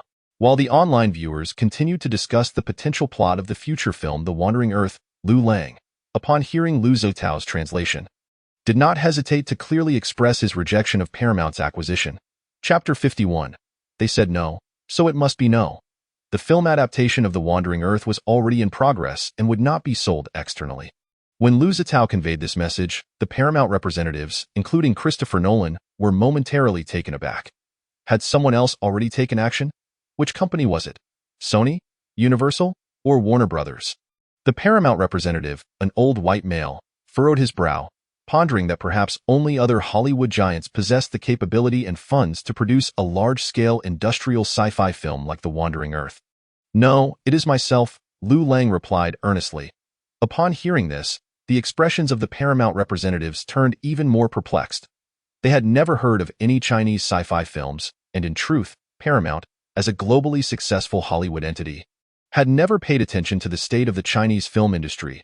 In their view, Chinese films, aside from those of an artistic or realistic nature that occasionally made a mark at international film awards, were utterly inadequate in the realm of commercial cinema.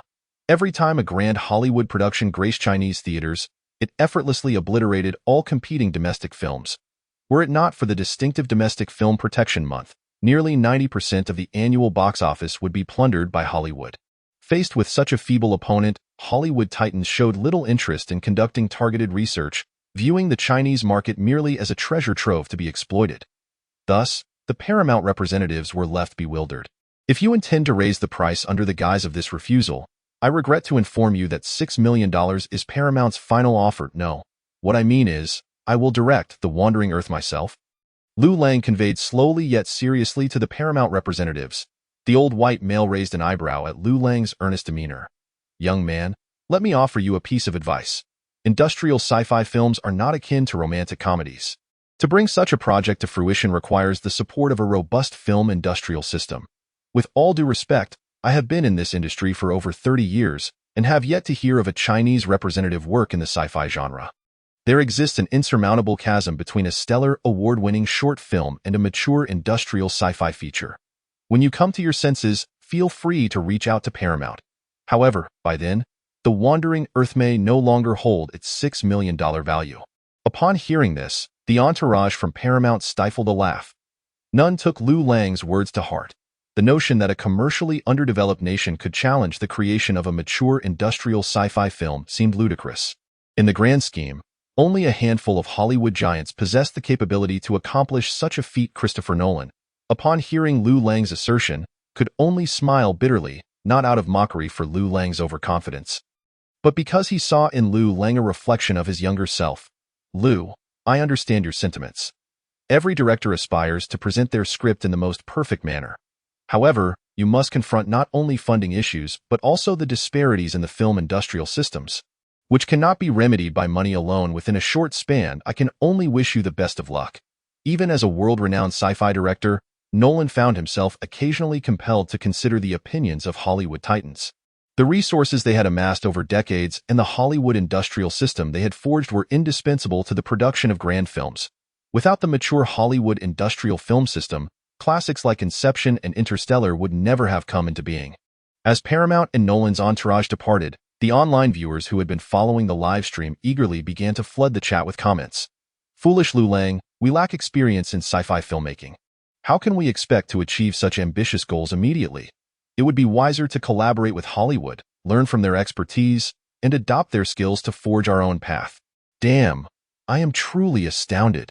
What capital do you, Liu Lang, possess besides having produced 2 animated sci-fi films that could enable you to handle a live-action version of The Wandering Earth? Blind confidence will only lead to tragic hubris. I am eager to see what you can produce. Rest assured, I will be the first to criticize if it falls flat. Many viewers, harboring a sense of disappointment, subjected Liu Lang to a soul-searching interrogation. However, at that moment, Liu Lang, far abroad, remained oblivious to these sentiments. Following the conclusion of the banquet, without a moment's pause, the group boarded a private jet bound for home. While still on the plane, news of The Wandering Earth winning the Hugo Award began to circulate online. Gaining momentum, an increasing number of Chinese citizens became aware of a young man named Liu Lang, who simultaneously won both the Hugo and Stellar Awards. Moreover, he was preparing to undertake an unprecedented feat in Chinese film history, to adapt his award-winning work The Wandering Earth into a live-action sci-fi film. In no time, the internet was abuzz with mixed reviews of Liu Lang. On one hand, there were those who marveled at his unique achievement of being the sole creator to win both the Hugo and Stellar Awards, especially at such a young age, suggesting a promising future. On the other hand, many deemed Liu Lang overly arrogant for attempting to challenge Hollywood's exclusive domain of industrial sci-fi filmmaking as a newcomer. Teacher Liu, you could have avoided these negative comments, Liu Zitao lamented as he observed the online discourse surrounding Liu Lang. Had Liu Lang abandoned the filming of The Wandering Earth, such disparaging remarks would never have arisen. Does someone not have to take the initiative? If foreigners declare it impossible, must it truly be unachievable?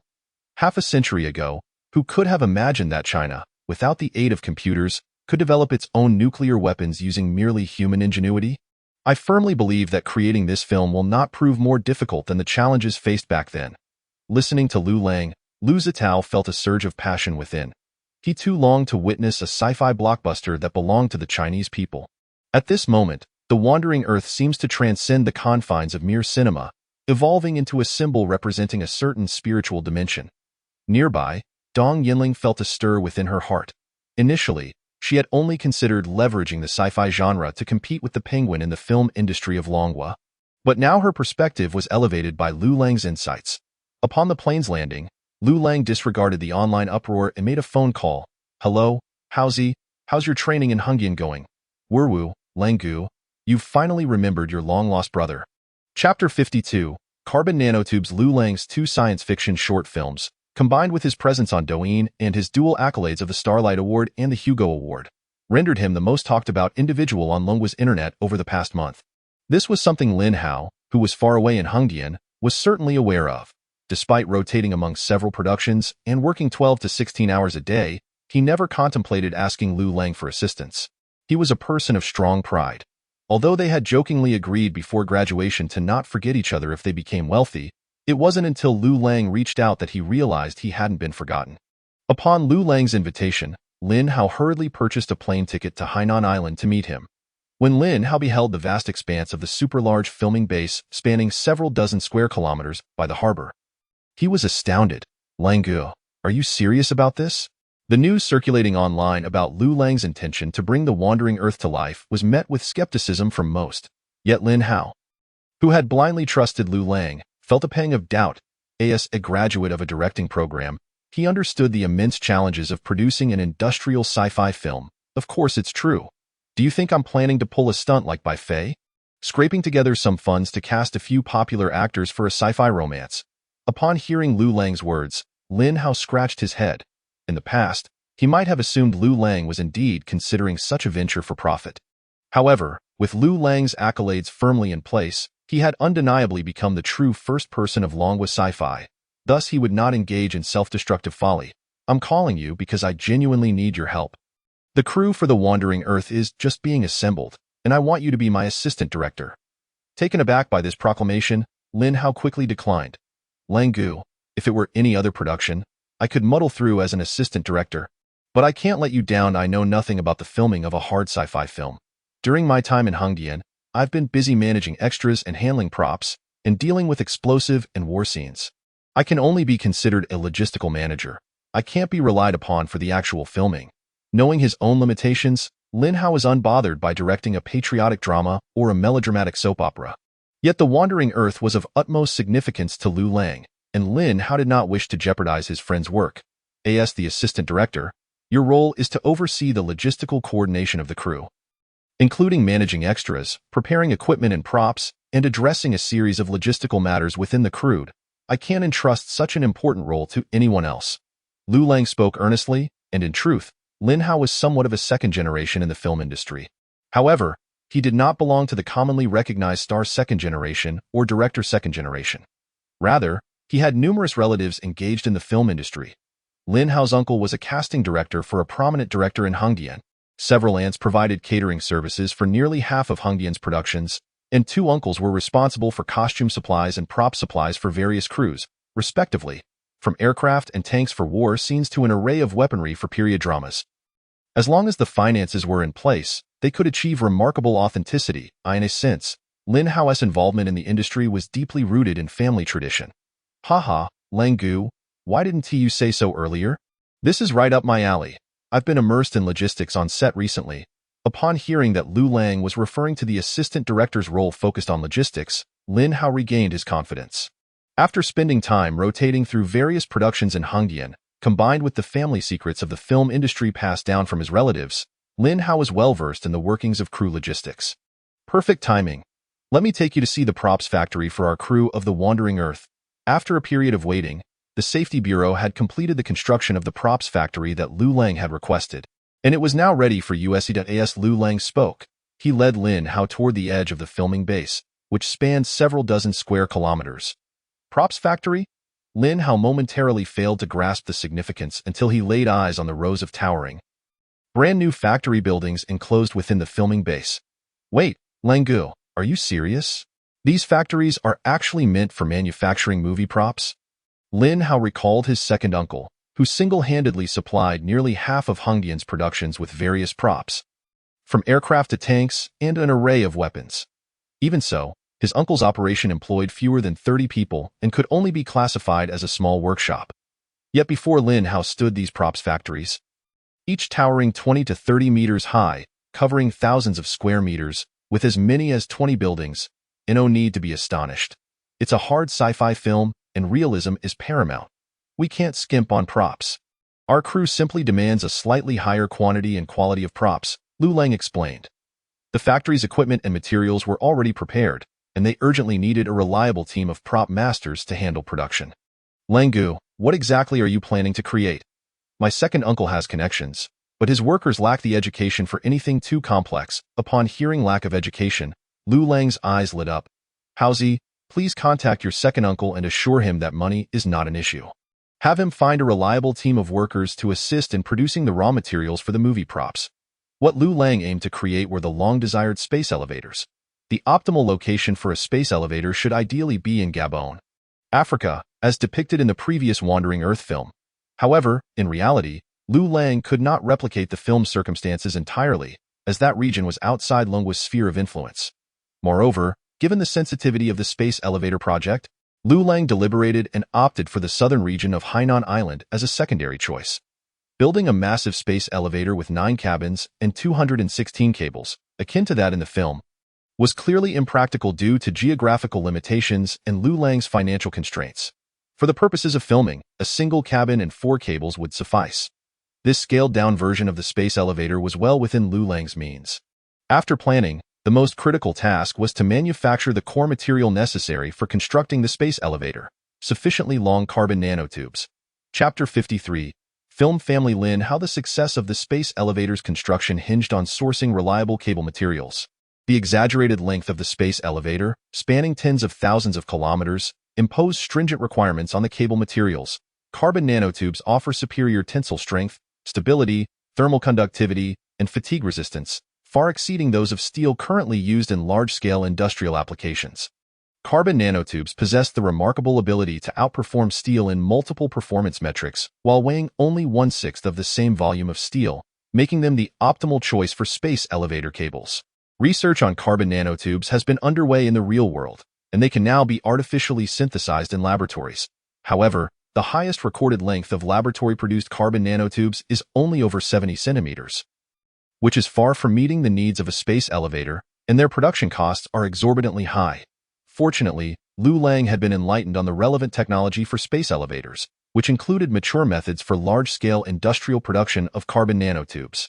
The announcement of such a cost-effective method for mass-producing carbon nanotubes would undoubtedly create unprecedented waves. At that point, the filming of The Wandering Earth would likely be affected. Thus, Liu Lang chose to keep this information concealed and treat it as a movie prop to minimize disruption. Choosing Lin Hao's second uncle to oversee production was the best solution Liu Lang could conceive.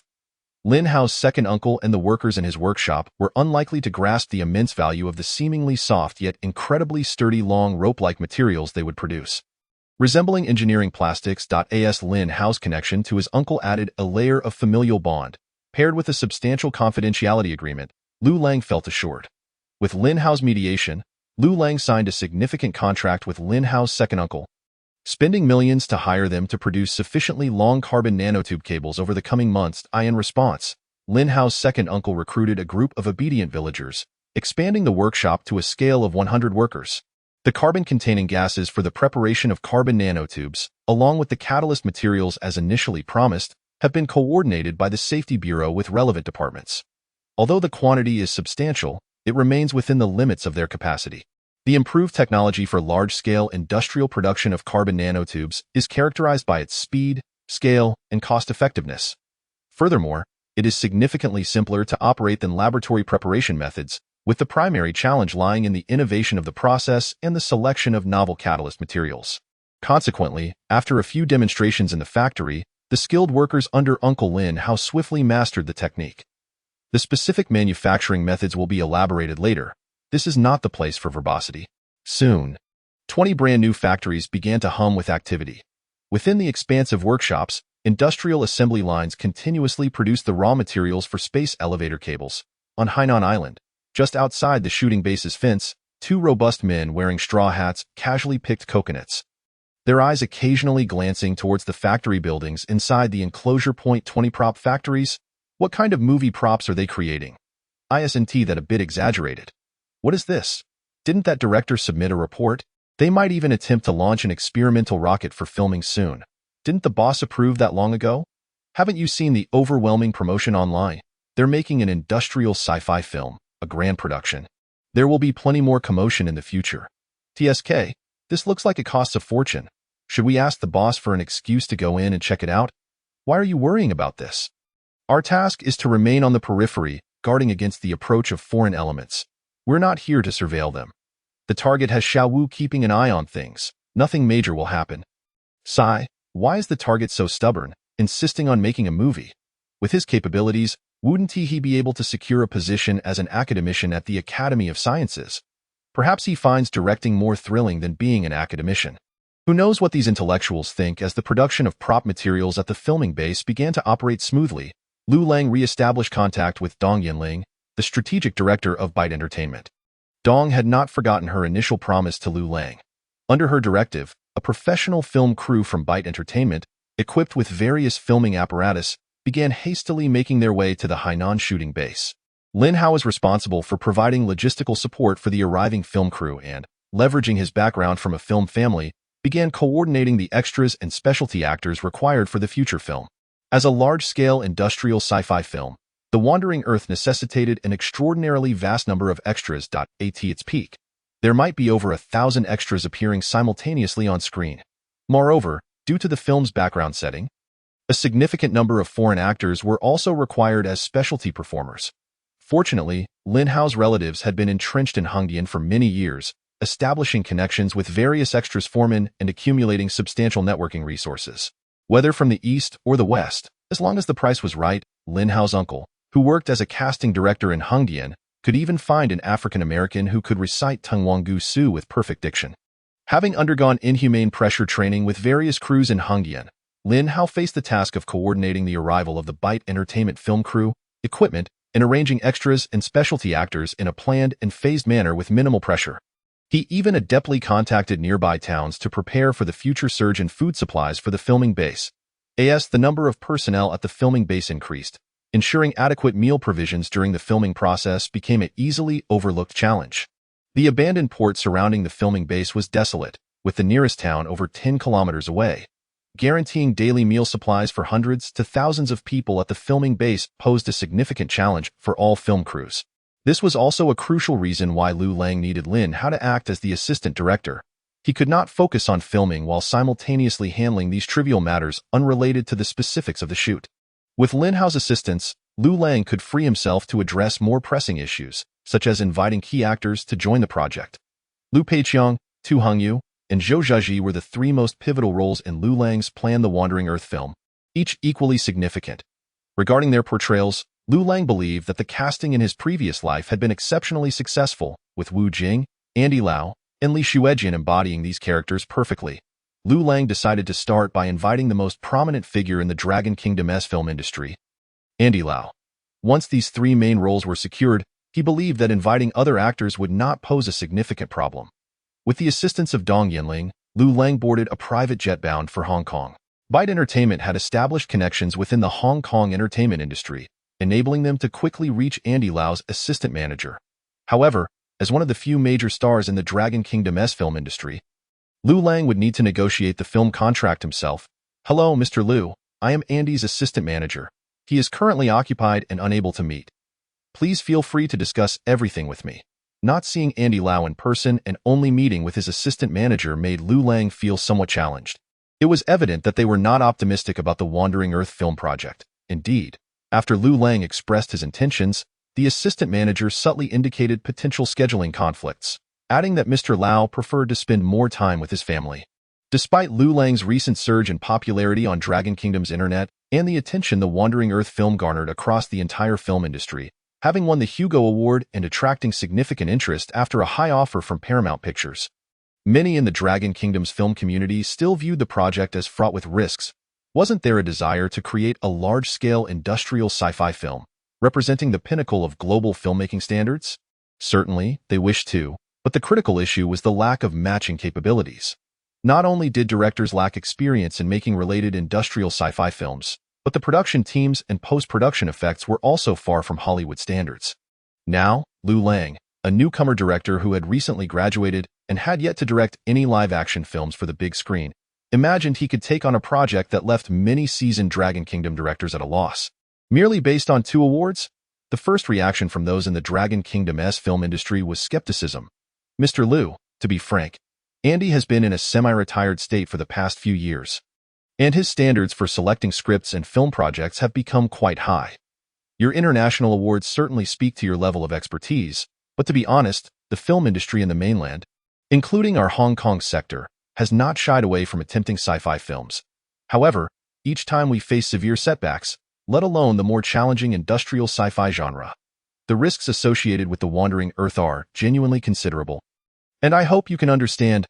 Liu Lang pondered for a moment. The assistant manager's words were not without merit. Currently, Andy Lau was already among the top stars in Hong Kong, ranking high within the entire Dragon Kingdom film industry. Having been in the industry for many years, he certainly did not lack compensation for this film. As one approaches the later stages of their career, they tend to cherish their reputation even more. The fear of damaging their reputation by engaging in a poorly received film was a significant concern for them. Taking a deep breath, Liu Lang realized he couldn't simply convince the assistant manager with just a few words. Thus, he took out a tablet he always carried, handing it to the assistant manager. Inside were parts of the artistic concepts for the Wandering Earth, including 300,000 rough storyboard images, preliminary renderings of special effect scenes, and detailed close-up drawings of various settings and props. As the assistant manager listened to Liu Lang's explanations while scrolling through the tablet, he was astonished by the images displayed before him, which vividly illustrated the world of the Wandering Earth. From the grand scenes of the moon's fall and collapse to the over 100 staged transformations during the ignition state of the planetary engine, down to the conceptual analysis diagrams of future engineering vehicles in the film, even including detailed depictions of thousands of components for these vehicles. All of this was meticulously presented on the tablet. Having worked for over 20 years, the assistant manager had never encountered such a detailed and earnest collection of film artistic concepts. Is it really necessary for sci-fi films to be this extravagant nowadays? That futuristic engineering transport vehicle can't possibly be built in reality, can it? Observing the image of the future engineering transport vehicle disassembled into over 1,000 components, the assistant manager increasingly felt that this concept might indeed be realizable in reality. Additionally, we have planned a filming base covering an area of 45 square kilometers on Hainan Island, with as many as 20 prop factories totaling over 100,000 square meters, a professional production team, along with approximately 1,200 extras and specialty actors, has already begun to enter the group in planned phases. There is no need to worry about the financial aspect, as I will personally bear all costs, including the special effects production, which is estimated to reach between 600 to 800 million long yuan. Furthermore, I can assure you that the quality of the special effects will not fall below that of my previous work, a science fiction short film that won the Starlight Award. The assistant agent listened in astonishment as Liu Lang detailed his plans. Coming from a background in Hong Kong cinema, he had once thought a crew of 100 was a rare sight for a major production, let alone a filming location spanning dozens of square kilometers, with as many as 20 factories dedicated to prop production. For someone accustomed to the small-time film production typical of Hong Kong, this was undoubtedly a significant shock to it. It is important to note that a film achieving a box office of 10 million in Hong Kong is considered a success. A production cost of 600 to 800 million? The assistant agent felt somewhat bewildered. He did not perceive Liu Lang as a fool with an abundance of cash.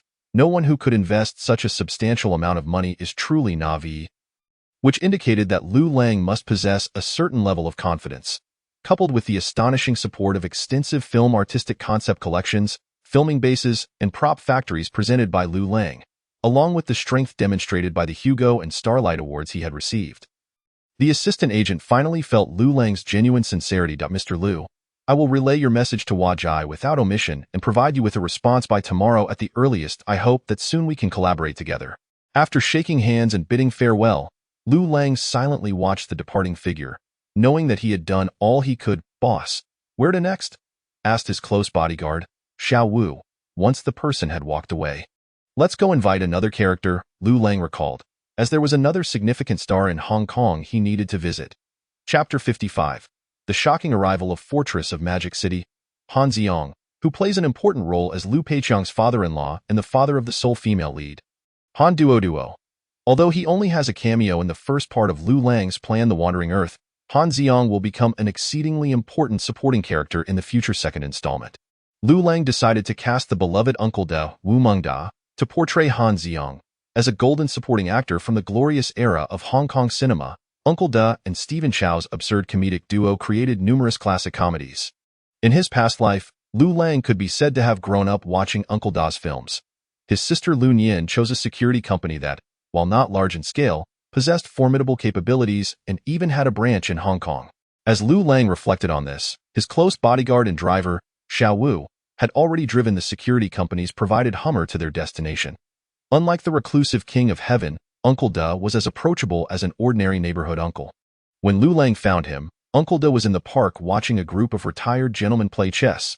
Upon hearing Liu Lang's intention to invite him for a cameo in a science fiction film, he symbolically accepted a fee of only 200,000 Hong Kong dollars. I really enjoy these high-tech films, but I've previously made too many silly comedies, and everyone has typecast me in that genre. Which is quite regrettable. Uncle Da chuckled and chatted with Liu Lang as if they were old friends, showing no airs of a movie star. Liu Lang was moved by this and sincerely invited him. Uncle Da, please take care of your health. If this film does not incur losses, I will definitely seek you out for an important supporting role in the next science fiction film. You young ones should learn from the good and not the bad.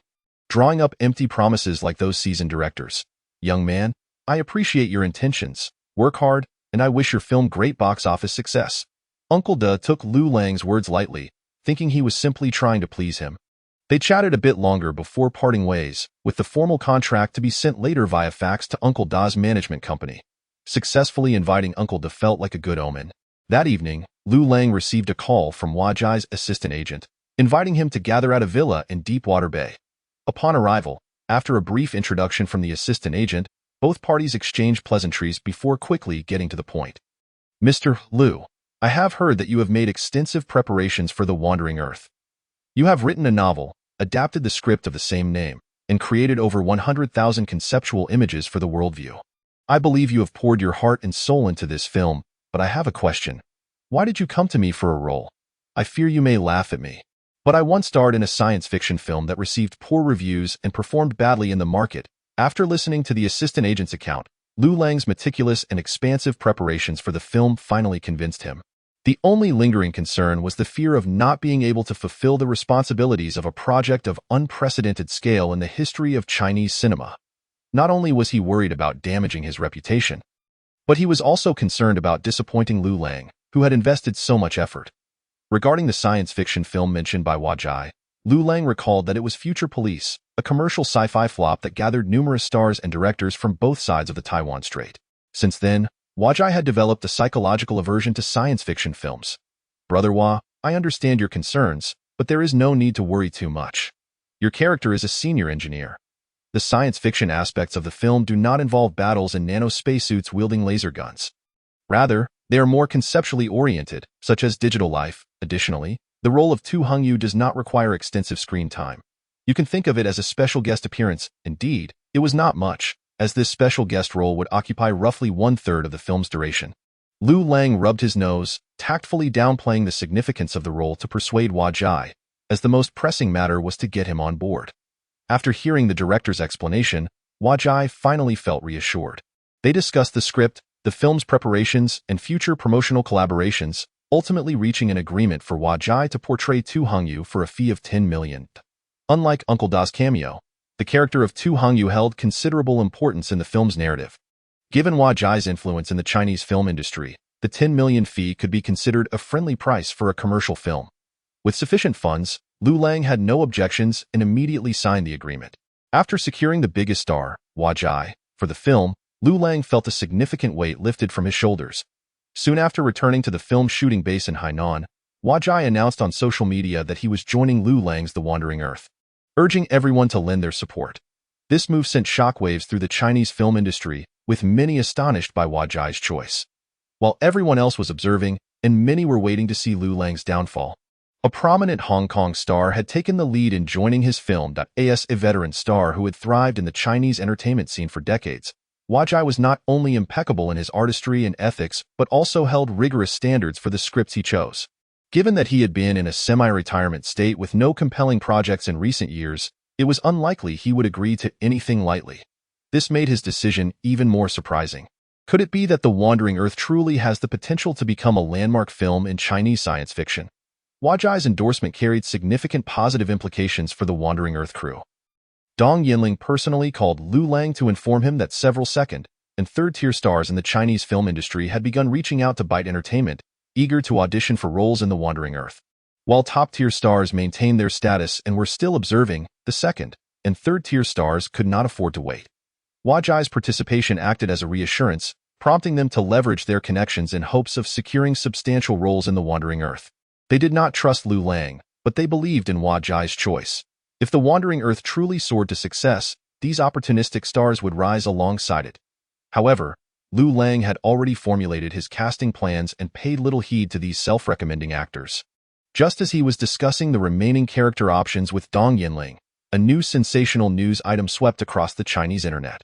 Penguin and Alibaba jointly produce, 5 years in preparation, nearly 400 million investment, a sci-fi romance blockbuster featuring top-tier star Liu Han and veteran Hong Kong actress Shu Qi, Fortress of Magic City officially greenlit.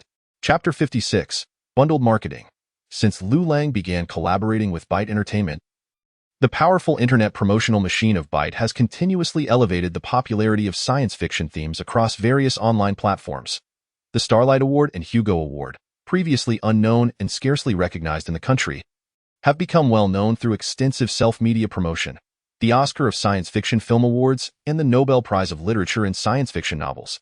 These two easily comprehensible metaphors have catapulted the Starlight and Hugo Awards to fame within China. Countless citizens have come to know of Liu Lang, the formidable young talent who has broken the long-standing foreign monopoly on international science fiction awards. This wave of promotion, following Liu Lang's acquisition of the Hugo Award and his announcement to adapt his award-winning work The Wandering Earth into a film, has reached a pinnacle of popularity. For the first time, science fiction themes have garnered such attention from the public in China.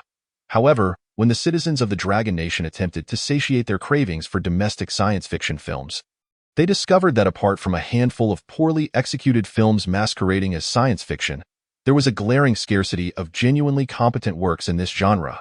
The two dominant titans of the Dragon Nation's film industry, Alibaba and Tencent, swiftly recognized the shifting dynamics of the domestic movie market.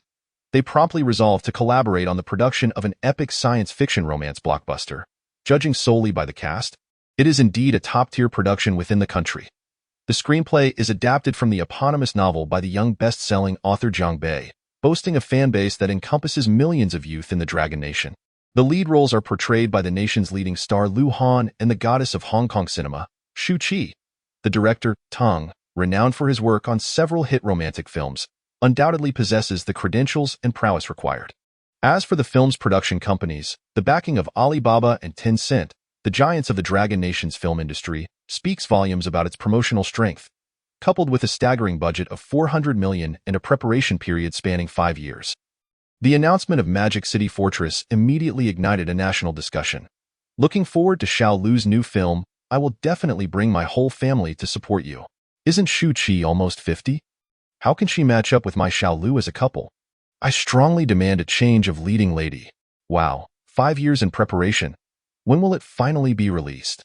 My uncle is a senior executive at Tencent Entertainment, and he told me this film is expected to be wrapped up in at most 9 months, including post-production time. If it takes years to shoot, the fervor for science fiction films might have cooled down by then. I am curious, aside from the director, actor salaries, and promotional funds, how much of the investment can be allocated for special effects production?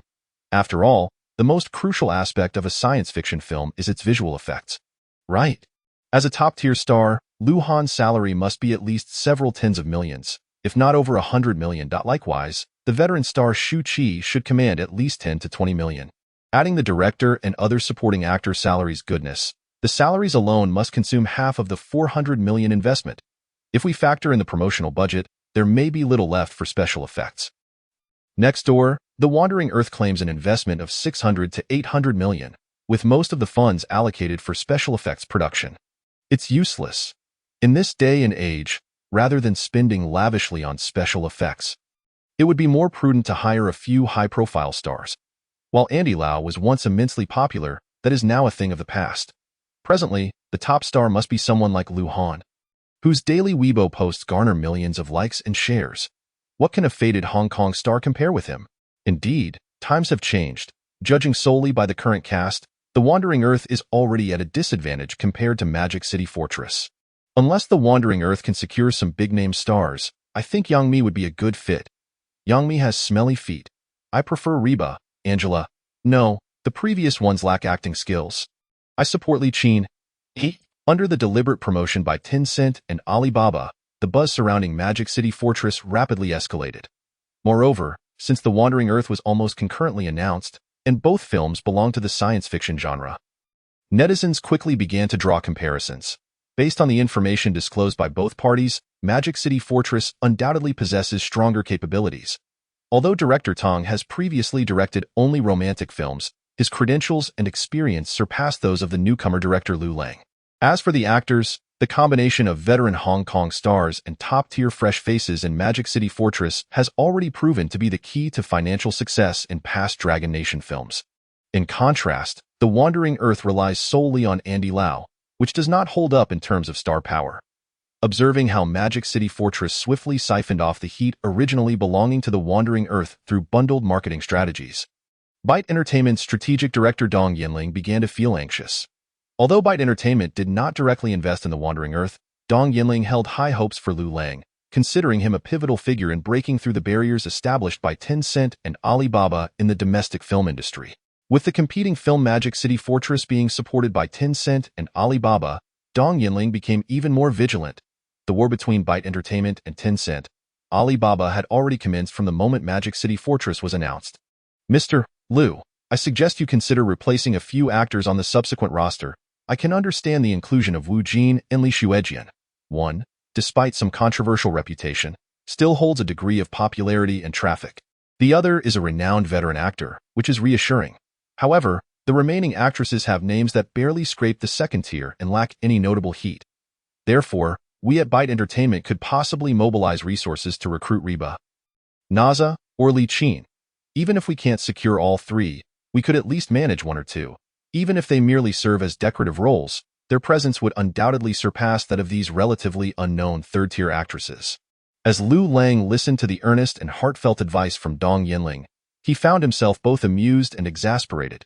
He sensed that she genuinely wished to assist him, yet he remained steadfast in his decision regarding the cast list he had meticulously crafted. Certain roles required a foundation in martial arts, or at the very least, a history of physical training. Otherwise, relying solely on posing for the camera would appear disingenuous. Ms. Dong, I understand your sentiments, but to be frank, I have not placed Magic City Fortress on my mental radar. Liu Lang politely declined Dong Yinling's suggestion, choosing to stick with the cast he had previously established. Chapter 57. Actors, please take your places. As Liu Lang maintained his resolute stance, Dong Yinling could only sigh and relinquish her proposal. She then shifted her focus to assist Liu Lang in contacting the actors for the other two primary roles, with an increasing number of crew members arriving at the filming base. And aided by the deputy director Lin Hao, who was in charge of logistics, as well as Lin Hao's well-connected relatives, the abandoned port at the filming site was swiftly transformed into the ground setting for the space elevator depicted in the film. Various costumes, insignias, and promotional materials for the joint government's defense forces were also produced. The leaden gray tones and solemn atmosphere of the space elevator's security check platform and boarding bridge were almost recreated to a one-to-one scale. Based on the special effects renderings provided by Liu Lang, the detailed set construction significantly minimized the jarring presentation of special effects. With these real-life settings, combined with the special effects generated by Liu Lang's film Black technology system, he felt confident in creating a science fiction film of world-class caliber. Byte Entertainment exhibited remarkable efficiency, and within a couple of days, they had made contact with the other two main actors from The Wandering Earth. The basic procedures and contract agreements posed no issues. However, they had one request: to meet Liu Lang, the director, investor, and producer, for a face-to-face discussion. When Liu Lang met Wu Jin, the latter was engaged in a spirited game of soccer with a group of students. Upon their introduction, Wu Jin displayed even greater enthusiasm than Liu Lang. Director Liu, I have long heard of your esteemed reputation. Wu Jin, I too have been eagerly anticipating our collaboration. After exchanging pleasantries, the atmosphere quickly warmed. Director Liu, what prompted you to seek me for participation?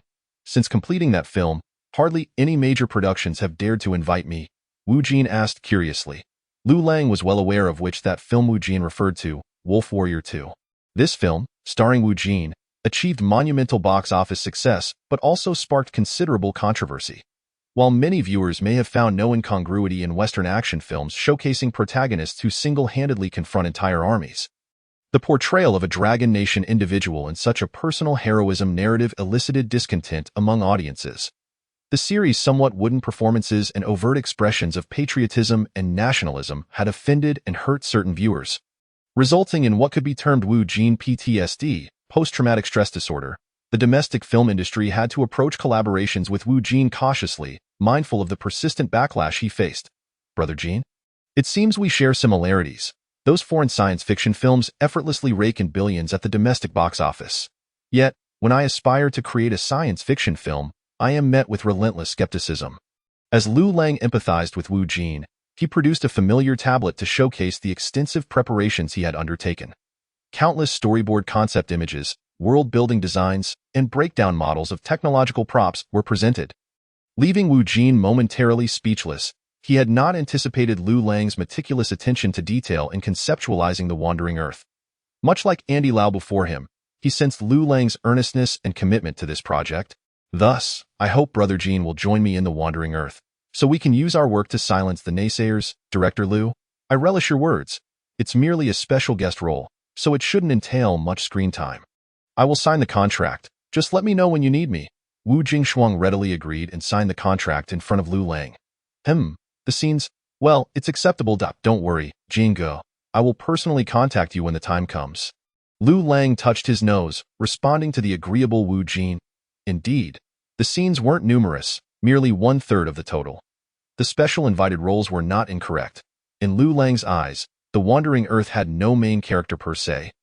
As Liu Peiqiang, Tu Hongyu, and Zhou Zhizhi could all be considered special invited roles. As for the casting of the character Zhou Zhizhi, Mr. Li Xuejian had initially intended to decline due to health reasons after being contacted by Byte Entertainment. However, with the assistance of Liu Lang's university mentor, Ning Xueli, he eventually agreed to meet. Ning Xueli's family had a significant friendship with Li Xuejian, as a highly respected veteran actor in the Longhua film industry. Li Xuejian, in Liu Lang's eyes, truly epitomized the term artist. His performances in The Birth of a Nation, Water Margin, 1942, and Young Marshall showcased his exquisite acting skills, creating numerous classic roles that have left a mark in cinematic history. In The Wandering Earth, Zhou Zhizhi is a pivotal leader representing Longhua in promoting the Wandering Earth project to the world. Such an important role must be portrayed by a seasoned actor like Li Xuejian, who possesses exceptional acting prowess. Teacher Li, this is my preparation for the Wandering Earth. If you have any questions, please feel free to ask me. As a graduate of the Film Academy, Liu Lang found the title Teacher Li to be the most fitting for Li Xuejian. As Li Xuejian perused the images on the tablet computer handed over by Liu Lang, he murmured, I recall that Hollywood produces quite a bit in this genre, right? You are correct. Currently, our domestic capabilities in this regard cannot compare to Hollywood. However, the ability to produce industrial science fiction films often reflects a nation's comprehensive strength and serves as a powerful tool for cultural export. Longhua's science fiction films started late, and if we do not strive harder, we will inevitably be eliminated from the global film arena. Liu Lang expressed his desire to be a trailblazer, regardless of whether the outcome is favorable. Observing the art design collection and storyboards on the tablet computer. While listening to Liu Lang's words, Li Xuejian looked up earnestly at the young man before him, finally revealing a smile. 20 years ago, I witnessed the birth of our nation's atomic bomb in The Birth of a Nation. I hope that 20 years from now, I can once again witness the rise of our industrial science fiction films. Having resolved the casting issues for the 3 pivotal roles in the film, Liu Lang felt a wave of relief wash over him. The remaining actors on the list were merely minor roles. Once the cast was assembled, he could finally commence filming. To expedite the process, Liu Lang entrusted the upcoming actor invitations to Byte Entertainment. However, just a few days later, he received another unexpected piece of news. Chapter 58, Underhanded Tactics. What? Wang Ji has contract issues and cannot participate. Upon hearing Dong Yinling's words, Liu Lang's brow furrowed in disbelief. He had not anticipated that. After securing the 3 main roles, a problem would arise with the female lead. Compared to Wu Jin and Hua Zai, who were prominent figures in the Longhua film industry, Wang Ji could only be considered a third-tier actress. Apart from a supporting role in a blockbuster comedy, she had not left a memorable impression in any other roles. Yet now, she was being invited to star as the female lead in a large-scale production with an investment of 600 to 800 million. Although the female lead scenes were far fewer than those of Liu Peiqiang, Tu Hongyu, and Zhou Zhizhi, the character Han Duo was still a lead role. Liu Lang simply could not comprehend her reasons for declining such a high-profile opportunity. When it came to other third-tier actresses, The mere notion of contract or scheduling issues would not deter them. They would seize the chance even if it meant paying a penalty for breach of contract. I asked her directly. She is willing and has no scheduling conflicts, but her management company refuses to budge. She is signed under a company owned by Penguin, and it appears they are trying to enforce the contract. As for the breach of contract penalty, Liu Lang inquired. As the intended female lead, Wang Ji possessed striking looks and an impressive physique. Most importantly, she began training in martial arts at the age of 7, making her one of the few emerging kung fu actresses in the Longhua film industry. Liu Lang's main cast invitations were primarily for skilled actors, and naturally, he could not settle for just any pretty face in the role of the female lead. Given that Han Duo had several action scenes in the film, Wang Ji, with her martial arts background, would be far more suitable than others. The penalty: she signed a long-term contract worth nearly 60 million. Upon hearing Dong Yinling's words, Liu Lang's heart sank. He could not justify spending 60 million to redeem Wang Ji, as it was not merely a question of her worth or his financial capacity. Even Huazai, a star of that caliber, only commanded a fee of 10 million. If he were to allocate 60 million for a third-tier actress like Wang Ji, it would be an affront to the other more prominent actors in the cast. The Longhua film industry traditionally values seniority, and without substantial fan support or a breakout project, it is clearly unreasonable to demand compensation that exceeds one's status. Liu Han, as the current top-tier young star in Longhua, is among the few who qualify for share-based compensation in the tens of millions. Wang Ji, however, is merely one of the countless third-tier actresses in the industry. If he were to spend 60 million to extricate her from her management company, it would ultimately do her more harm than good. Her management company, backed by Penguin, is unlikely to give Byte Entertainment any face, making negotiations nearly impossible. Dong Yinling also felt a sense of helplessness. Given Byte Entertainment's scale and stature, domestic management companies would typically show some respect. However, with Penguin and Alibaba pulling the strings, the situation was different. Byte Entertainment could only be considered a rising star in the Longhua film industry, and its influence still lagged behind the two established giants. It was only natural that these management companies would play favorites. Liu Lang understood that this situation could not be blamed solely on Byte Entertainment. Ever since the Project Magic Fortress was announced as a science fiction film, The Wandering Earth had become their competitor. Not only did they engage in a series of bundled promotions to ride the wave of popularity, but The Wandering Earth also ignored their provocations, which only emboldened them further. Even without Byte Entertainment's backing, such underhanded tactics would still take place. However, he never anticipated that Magic Fortress would resort to such despicable measures. Leveraging hefty breach of contract penalties to control their actors, stars like Huazai and Wu Jin naturally had their rights managed independently. Veteran actors like Li Shuejian, with multiple official affiliations as the president of the Longhua Literary Federation and the Film Association, were not easily swayed by Penguin or Alibaba. Only those actors in the truly lower tiers of the Longhua film industry had to rely on their management company's resources to secure opportunities in the entertainment industry, leaving them in a passive position, forced to sign contracts with powerful agencies. After hanging up the phone, Liu Lang's emotions remained tumultuous. If there were still options for the role of Han Duo, the character of teacher Ma Zhao, who served as Tu Hongyu's mentor, was of paramount importance, second only to Liu Peiqiang's master, Zhang Peng. As a competent actor, Ningli always conveyed a sense that there were deeper secrets to be uncovered in the character, making him the perfect fit for the role of Ma Zhao. Liu Lang could not tolerate allowing this crucial role to go unfilled due to the repugnant tactics of a competitor. Damn it, these old snakes are utterly disgusting. Understanding the situation, Lin Hao felt equally nauseated. He knew how long Liu Lang had prepared for this film and the immense effort he had invested, making him acutely aware of Liu Lang's indignation. Langgu, should we seek media exposure? Apply some public pressure on them? Liu Lang shook his head. Although the competitors' tactics were despicable, they had not crossed any legal boundaries. Relying solely on public pressure would not intimidate them. Haozi, how are the props we prepared coming along? Lin Hao momentarily faltered. One moment they were discussing how to counter the competitors' underhanded tactics, and the next they were talking about film props. Langgu, we've almost finished preparing everything. Those materials have filled the warehouse. As for that rocket, my uncle said that once fueled, it should really be able to launch. Brother Lang, we are merely shooting a film. Is it truly necessary to fabricate the props so authentically? As the deputy director responsible for logistics, Lin Hao felt a pang of anguish at the exorbitant costs associated with these cinematic props. Chapter 59. A hardcore welcome. Through his discussions with Shirley, Liu Lang not only secured a film shooting base spanning several dozen square kilometers and a plethora of materials for constructing prop factories, but he even procured a backup model of a carrier rocket that had been in storage for nearly a decade from the nearby space launch facility in Hainan, the Hainan Space Launch Center. In compliance with directives from the Safety Bureau, collaborated with the crew of the Wandering Earth to construct a rocket launch platform to serve as a film prop. Under Liu Lang's insistence, the carrier rocket was restored to a state resembling that of an imminent launch. With the dedicated efforts of numerous aerospace experts, the crew invested nearly 10 million long coins to almost perfectly replicate a simplified version of a space launch platform.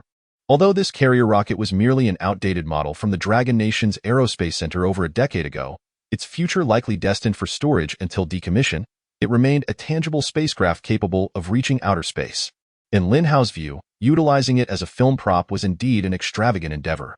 Most importantly, to ensure this spacecraft could genuinely achieve a launch-ready state, the crew expended nearly 10 million to construct the launch platform for the rocket. It was excessively extravagant, truly hardcore, Brother Lang. While we are indeed filming a hardcore sci-fi movie, must it be to such an extreme? As Lin Hao gazed at the towering carrier rocket standing in the filming base, he couldn't help but feel a sense of nostalgia. Had it been his second uncle and his team of professional prop masters, they could have constructed a similarly shaped launch center with merely a few $100,000, using cardboard and wooden scaffolding. With the addition of special effects and CG animations to simulate the rocket's launch, it would have been effortlessly achievable. Just as Lin Hao was lost in thought, he suddenly noticed a convoy of hazardous material tankers entering the shooting base's gates, emblazoned with the words aviation fuel, liquid oxygen, kerosene. Under the watchful gaze of Lin Hao and numerous staff members, the convoy of tankers made its way directly to the vicinity of the launch platform. Initially caught off guard, Lin Hao's expression shifted from bewilderment to dread. In a way, Brother Lang, are you serious? He realized Liu Lang was resolutely intent on sending this contraption skyward. It was time to make a significant spectacle. Liu Lang flashed a smile at Lin Hao, offering no further explanation. The issues surrounding actor contracts had left Byte Entertainment with no viable solutions. And for Liu Lang, resolving matters through conventional means seemed utterly impossible. With the dominance of giants like Penguin and Alibaba within the Dragon Nation's film industry, overcoming their established rules was exceedingly challenging. If Liu Lang chose to turn a blind eye, he might face even more unscrupulous tactics in the future. He could not and would not compromise, since the other party was playing games at the negotiating table. He would simply upend the table. The advent of space elevators and carbon nanotube materials was bound to attract the attention of officials. Liu Lang had initially wished to avoid drawing official scrutiny so soon, as it could jeopardize the film's production timeline. Yet under the present circumstances, he could no longer afford to hesitate. Otherwise, the cast of the Wandering Earth might not even be assembled. In truth, constructing a space elevator was not as far-fetched as it seemed. It merely required finding suitable materials for the cable. Launching a spacecraft equipped with the cable into space would allow the cable's lower end to descend back to the ground by means of a heavy object, ultimately connecting to a planned platform. Simultaneously, the other end of the cable would link to the spacecraft in orbit. As the Earth rotated, the centrifugal force generated by the space elevator cable would counterbalance the gravitational pull from the Earth, achieving equilibrium. Finally, the track would be secured to both ends of the cable, propelled by energy converted from ground-launched lasers to facilitate the upward movement of the elevator cabin. Considering the exaggerated height of the space elevator, should it serve entirely as military equipment, the ascent could be divided into 3 phases. The lower level initiated by turbojet-assisted launch from a catapult, the mid-level accelerated electromagnetically, and the upper level connected to a space station. This would ensure the quickest possible ascent of the cabin along the space elevator. However, this approach had a downside. During the launch phase, the cabin would experience a significant increase in G-forces due to the catapult's initial velocity, necessitating rigorous anti-gravity training for the occupants to qualify for working within the space elevator. Nevertheless, all of this was still too distant for Liu Lang. His primary objective remained the swift launch of the carrier rocket tethered to the carbon nanotube cable. Has the launch application been approved? Yes, it has. Are the consultants at the Space Center prepared? I've checked. Everything is ready. Then what are we waiting for? Position the cameras and ignite the launch, with Liu Lang's command. The personnel at the launch site sprang into action, guided by the expertise of the Aerospace Center's professionals, commencing the final ignition sequence. Over a dozen customized large drones provided by DJI encircled the launch pad, capturing multiple angles in close proximity, striving to extract every ounce of value from the carrier rocket. The base of the carrier rocket illuminated with an orange glow. Dense white vapor erupted at the launch platform. Under the powerful thrust of the rocket, the carbon nanotube cable swiftly ascended. Watching the rocket ascend from a distance, Lin Hao's emotions remained tumultuous. The carrier rocket, codenamed Sky Soarer, had cost the Wandering Earth crew over $10 million for a single launch, arguably the most extravagant firework Lin Hao had ever witnessed in his life. It was staggering. $10 million could have provided meals for hundreds of crew members for many days. The deputy director responsible for logistical support was deep in thought, calculating the implications. "Excuse me, is this the Wandering Earth film crew?" Wu Jing glanced at his phone's navigation, then looked up at the rocket now soaring into the sky, uncertainly addressing Lin Hao. Behind him stood Sha Yi, Hua Zai, and others. Teacher Wu Jing, Teacher Andy Lau, Teacher Sha Yi, greetings. Indeed, this is our filming base. I am the deputy director responsible for liaising with you, Lin Hao. You may call me Xiao Lin. Xiao Lin, how could there be a rocket launch at our filming base? Hua Zai stared blankly at the carrier rocket gradually ascending in the distance. This is our crew's meticulously prepared welcome. A hardcore sci-fi film deserves a suitably hardcore welcome, does it not? As Lin Hao observed the astonished and bewildered expressions on their faces, he mused that the value of the Sky Soarer had once again been fully exploited. Chapter 60. A wonderful misunderstanding. With the launch of the Sky Soarer carrier rocket, the Southwest Radar Monitoring Center's Air Defense Identification Zone soon displayed warning signals. "Commander, an unidentified flying object has appeared in the southwestern airspace. Should we alert nearby units for verification?" No need for alarm. That area is designated for the Wandering Earth crew, who have already filed a report. A film prop aircraft is set to ascend. The Monitoring Center Station Chief dismissed the concern. "Commander, the target aircraft has reached an altitude of 8,000 meters and continues to ascend rapidly. The target's radar signature is unprecedented. Larger than a commercial airliner and follows a vertical ascent trajectory. It resembles a launch rocket from a space launch center."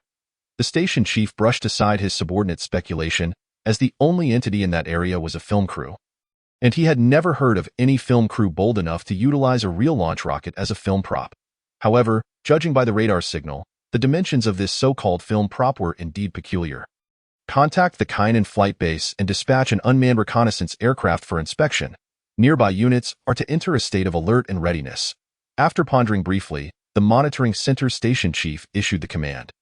Despite the prior report from the film crew, an additional reconnaissance procedure would not hurt. The unmanned reconnaissance aircraft is expected to arrive in the target airspace in 5 minutes. The fighter squadron is on standby, ready for takeoff to intercept if necessary. The FD-2000 air defense missile silos are now open and awaiting further instructions. With one action triggering a cascade of responses, the nearby air defense forces were prepared within mere minutes, awaiting intelligence from the reconnaissance aircraft to determine whether to engage. Shortly thereafter, the radar monitoring center screen displayed the incoming signal from the unmanned reconnaissance aircraft. The footage from the target airspace soon appeared on the monitoring center's large display. A completely white carrier rocket was emitting an orange-yellow tail flame as it soared vertically into the sky, leaving a thick white vapor trail in its wake. Directly beneath it lies the filming base for the movie The Wandering Earth. Zhang, the head of the monitoring center, gaped in astonishment at the video showing the rocket launch platform situated within the film set. He had never imagined that a film crew could actually utilize a launch vehicle as a prop and successfully launch it into the sky. "Commander, the target rocket has ascended into the stratosphere and continues to rise." The voice of a subordinate broke through his reverie, prompting Zhang to respond promptly. "Immediately contact the Security Bureau and the Strategic Monitoring Center. This is beyond our capacity to handle." As the sky monkey soared higher and higher, the air defense forces in the vicinity, including fighter jet formations and short-range surface-to-air missiles, found themselves unable to respond effectively. This troublesome issue had to be escalated to higher authorities with greater jurisdiction. When Shirley received the news, he was occupied with the testing of the military production model of the exoskeleton armor. Armed with the comprehensive technical blueprints provided by Liu Lang, the researchers at the 706 Institute rapidly finalized the design and production of the military version of the exoskeleton armor. Shirley was quite satisfied with the test results. As a military officer turned security chief, he was not well versed in cutting-edge biotechnologies like artificial neuron signal simulation, but he understood that the upcoming mass-produced military version of the exoskeleton armor would significantly enhance the combat capabilities of infantry soldiers on the battlefield. Chief, it seems there has been an unexpected incident here. Just as Shirley was in a good mood, he received an encrypted communication from his subordinate. Upon realizing that the caller was a member of the security bureau responsible for safeguarding the area around the filming base, a sense of unease washed over him. What is going on? Has something happened to Liu Lang? Having witnessed the live demonstration of the military version of the exoskeleton armor, Liu Lang's safety had become paramount for Shirley. No, it's not about him. It's regarding the filming base. Chief, do you remember that stock rocket we agreed to provide for the filming base? Hearing that it was unrelated to Liu Lang, Shirley felt a wave of relief wash over him. What happened? Did it get damaged? It's not a big issue. That rocket was already outdated stock from the Space Center. Shirley thought that the film crew must have damaged the rocket, which he considered a minor problem. An obsolete model of a launch vehicle was better off being repurposed as a prop for Liu Lang rather than languishing in storage awaiting decommissioning. The military version of the exoskeleton armor was far more appealing in Shirley's eyes than an outdated rocket. Chief, the rocket is intact. The issue is that its condition is too good. It's likely already in outer space. The somewhat melancholic voice of his subordinate reached his ears, and the next moment, Shirley received a video clip on his encrypted communication device. It was footage of the rocket from the film base soaring rapidly into the sky. Upon witnessing this scene, Shirley's heart stopped for a second. Wasn't that supposed to be brought in as a prop? How could it be launched into the heavens? Chief, didn't you send experts from the Space Center to provide guidance? Shirley suddenly recalled that such an arrangement had indeed been made. However, the guidance referred to was merely about assisting the crew in constructing the rocket launch platform and offering more scientific, authoritative advice to avoid any major scientific blunders that might be spotted by the audience. Nevertheless, the advisors from the Space Center took the mission of the Security Bureau quite seriously, believing that the filming base for the Wandering Earth was engaged in some mysterious space endeavor, chosen specifically to obscure the truth. Otherwise, why would they request cooperative guidance under the auspices of the Security Bureau? Under Liu Lang's persuasion, the rocket had successfully launched into the sky. After the launch, the advisors from the Space Center did not leave but remained on site, their gazes fixated on the rocket's ascent. Yet their focus was not on the outdated launch vehicle in their view, but rather on the carbon nanotube material cables that ascended rapidly alongside it. I was puzzled as to why we were brought in to launch an outdated rocket. Now I finally understand. As they observed the carbon nanotube cables stretching taut with the rocket's increasing altitude, the expressions of the space advisors shifted from confusion and shock to sheer excitement. Although they were not material science researchers, they possessed a fundamental understanding of carbon nanotube materials. The cables attached to the launch vehicle were subject to pressures that neither steel cables nor composite alloy cables could withstand in the real world. Only carbon nanotube materials met such standards. It was said that the world's most advanced capabilities had only achieved a length of 3 meters in laboratory settings. Shoo, we haven't signed the confidentiality agreement yet. Chapter 61. Constructing a space elevator for a sci-fi film seems reasonable, right? After a series of internal speculations, the advisors from the Space Center had already concluded that the Wandering Earth crew was undertaking an important scientific research mission. By the time Shirley arrived at the filming base for the Wandering Earth, 4 carbon nanotube cables had already been connected to the ground base within the filming site. The launch rocket, now in outer space, served as the counterweight module for the space elevator, pulling the 4 carbon nanotube cables taut. Positioned in a synchronous orbit, the operational dynamics of the rocket resembled that of a hammer throw. Earth acted as the athlete, and the rocket was akin to the heavy ball being swung, as long as the centrifugal force in the synchronous orbit exceeded the gravitational pull. The elevator cabin could ascend and descend smoothly along the carbon nanotube cables. The next step was to construct the elevator cabin capable of transporting personnel and goods. As Liu Lang was making preparations, Shirley finally stood before him. Mr. Liu, you've caused quite a stir. That rocket was supposed to be a movie prop. How could you have launched it for real? Facing the anticipated reproach, Liu Lang remained unflustered.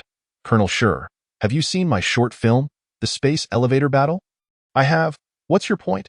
Upon hearing Liu Lang change the subject, Shirley looked puzzled. He had indeed watched the video. which was Liu Lang's signature work. In that short film, I designed a structure that could reach outer space directly from the ground, the space elevator. It can transport personnel and materials to outer space at an incredibly low cost.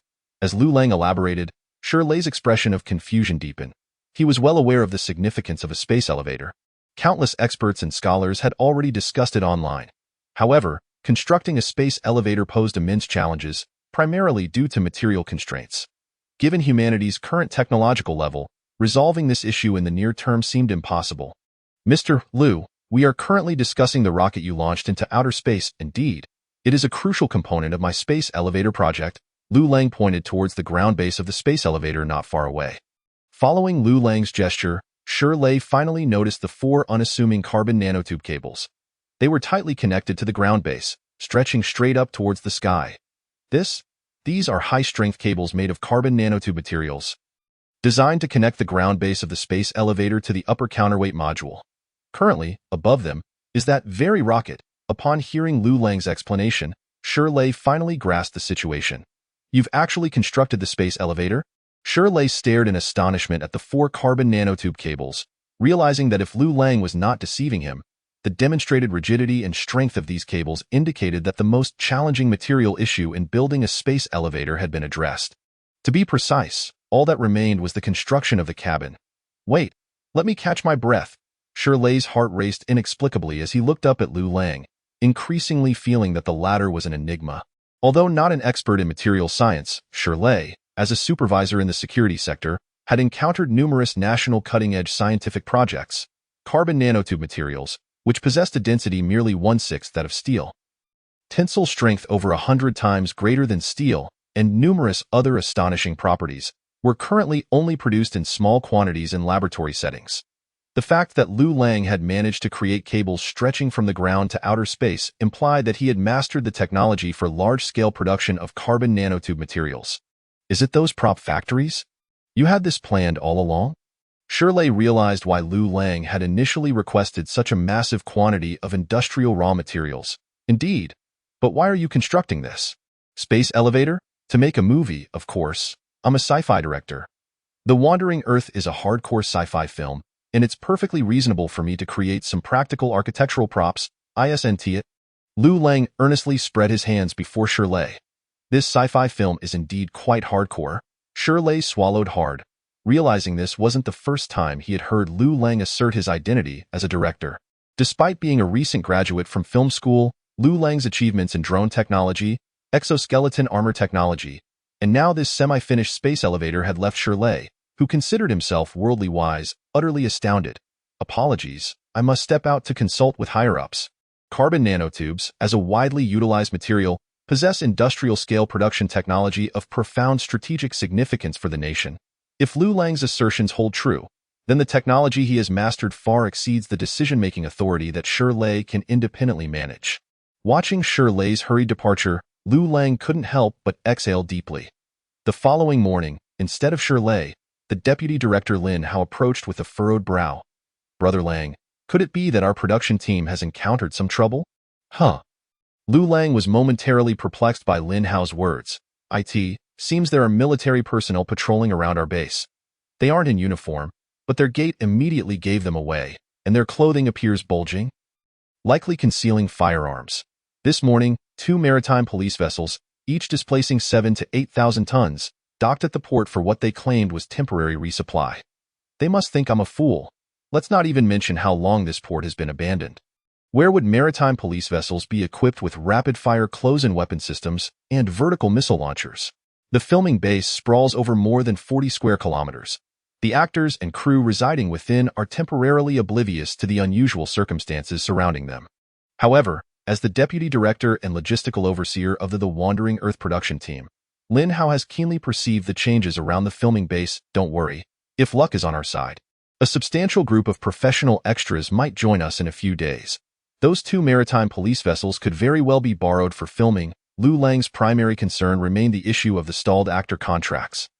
Without resolving this, the production team could not enter the normal shooting phase. Given that competitors resort to underhanded tactics like stalling contracts, he had no qualms about making a louder commotion to strike from a higher dimension. Lin Hao, upon hearing this, regarded him with skepticism, as if he were speaking nonsense. After some contemplation, he deduced that the commotion caused by the fireworks had attracted the attention of the authorities, perhaps even the military. In a sense, he wasn't entirely mistaken. Chapter 62. Shirley, truly at a loss when Shirley returned to the Wandering Earth filming base. A contingent of prominent figures from the Dragon Kingdom Academy of Sciences accompanied him. After a day of arrangements, the area surrounding the filming base was now firmly under the control of the Security Bureau. Mr. Liu, this is Academician Yu Zihua from the Academy of Sciences, the leader of the chemistry department. Academician Yu, this is Liu Lang, the individual I mentioned to you. He has made several remarkable research achievements in radar electromagnetic waves, artificial neurons, and carbon nanotube materials. Upon spotting Shirley, Liu Lang observed him respectfully introducing an elderly gentleman with graying hair. Behind this academician, Yu Zihua trailed dozens of individuals clad in uniforms emblazoned with the Academy's insignia. Hearing radar electromagnetic waves and artificial neurons, academician Yu's eyebrows lifted slightly. He was drawn by the mention of carbon nanotubes and, upon arrival, was surprised to discover the breadth of Liu Lang's research interests. Recognizing the gravity of the situation, Liu Lang quickly understood that this elderly academic was the true decision-maker among the group. Previously, he had seen Shirley as a formidable figure, but now, before academician Yu, Shirley appeared as demure as a model student. Greetings, esteemed elder, and welcome to the Wandering Earth filming base. Liu Lang, not being a professional researcher, found the name Yu Zihua somewhat familiar, yet the title of leader of the Academy of Sciences Chemistry Department imparted a sense of the elder's significant stature. Young man, I've heard you have resolved the challenge of industrial-scale production of carbon nanotubes? Academician Yu wasted no time, diving straight into the inquiry. As the leading figure in the chemistry department, his schedule was typically filled weeks in advance. However, the news regarding carbon nanotube mass production was so astonishing, especially since it was relayed directly by a Security Bureau official, that he had canceled multiple important meetings to attend. Liu Lang did not rush to explain. Instead, he led the group to the filming base's ground support for the space elevator, showcasing the 4 carbon nanotube cables that reached towards the heavens. Upon witnessing these 4 cables, which seemed to extend infinitely upwards, everyone was left in a state of awe and astonishment. Academician Yu squinted seriously, observing intently. The cables were connected to a launch vehicle, and only carbon nanotube materials could withstand such tensile forces. Liu Lang began to elucidate the semi-finished product of his space elevator construction. In truth, he needed not elaborate much. Among those present, only he and Shirley had the least academic credentials. The others, without exception, were cutting-edge talents in the fields of science and engineering from the Dragon Kingdom. The moment they beheld the 4 cables, they instantly recognized their extraordinary properties regarding tensile strength, weight density, and metal fatigue resistance. Academician Yu issued a few instructions to those behind him, and soon 2 middle-aged researchers, wearing thick-framed glasses, approached with equipment to examine the carbon nanotube cables up close. Not long after, they retreated, their faces displaying sheer astonishment. There's hardly any difference from what we have in our laboratory. The specific property analysis likely won't yield much variance. The crowd erupted in a flurry of excitement. For this indicated that Liu Lang truly possessed the method for large-scale production of carbon nanotube materials. Most crucially, this industrial-grade version bore no qualitative difference in appearance or properties from the high-cost experimental version found in laboratories. The 2 individuals were technical supervisors from the National Polymer Carbon Nanomaterials Research Institute, representing some of the foremost experts in carbon nanomaterial research, both domestically and globally. Listening to Shirley's introduction, Liu Lang nodded in understanding.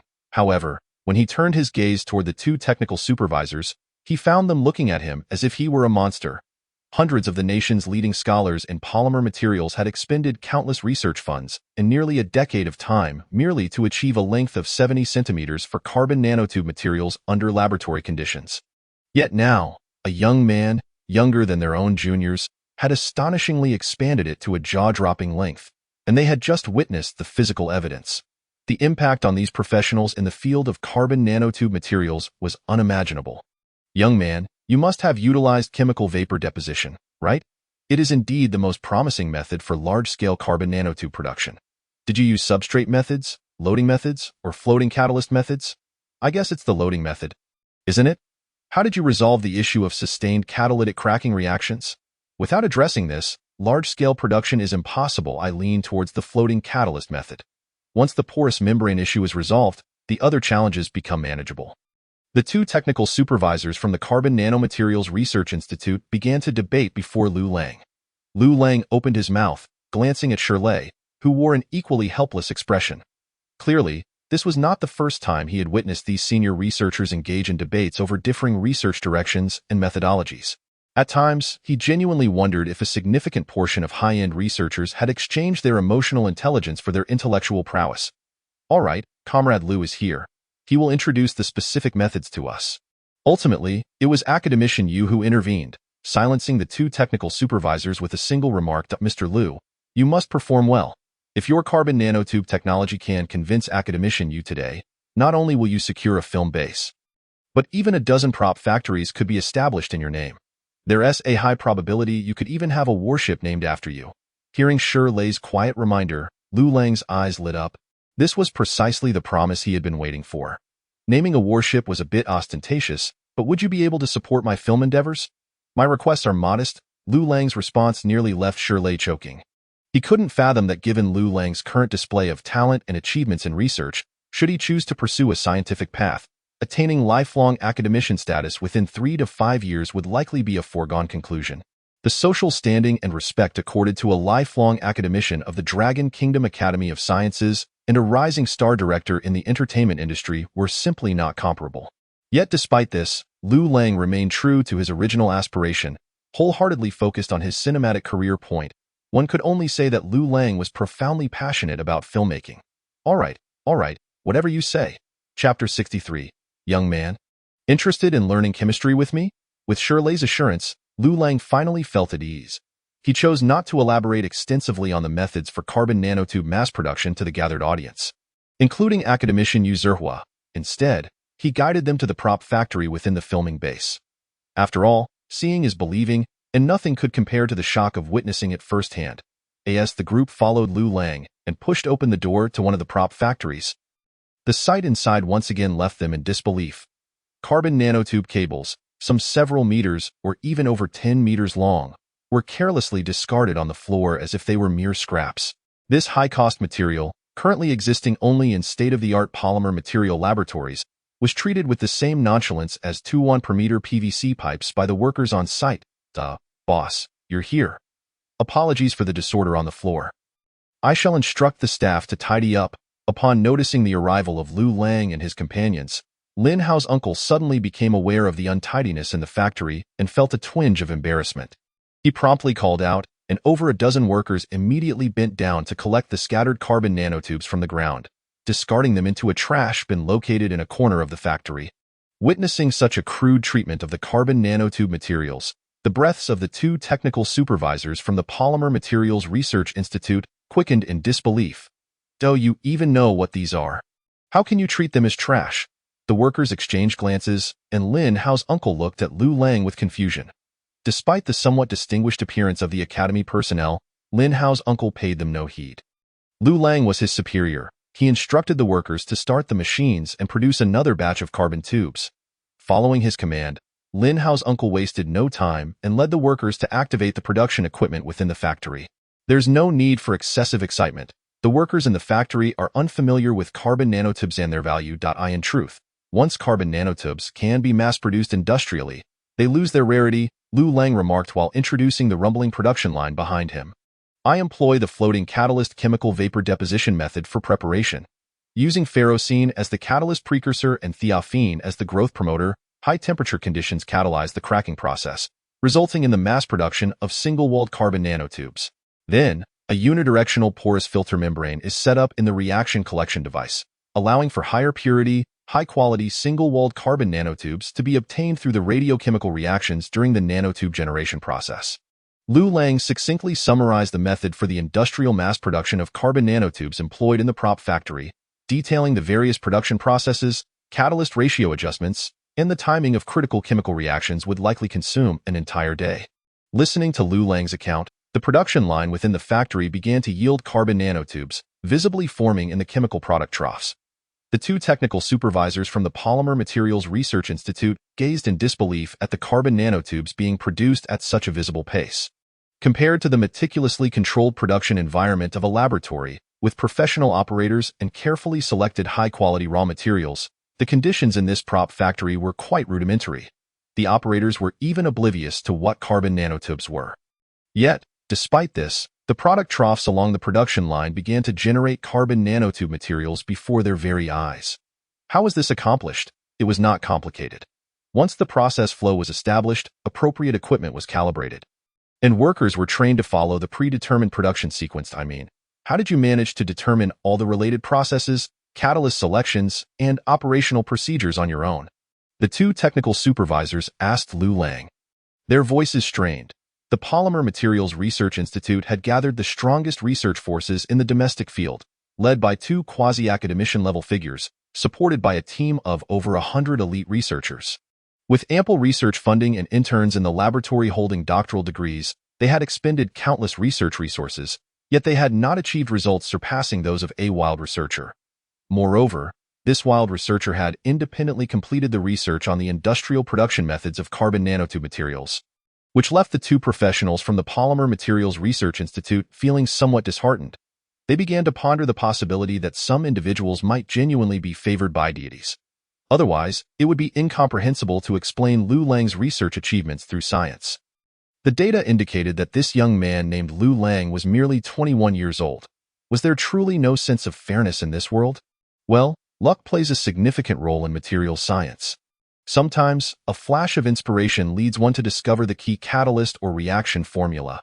I suppose I might just be fortunate, Liu Lang deflected, unable to disclose that the knowledge in his mind had been bestowed upon him. Luck? The dignitaries present from the academy were not inclined to believe such a mystical explanation.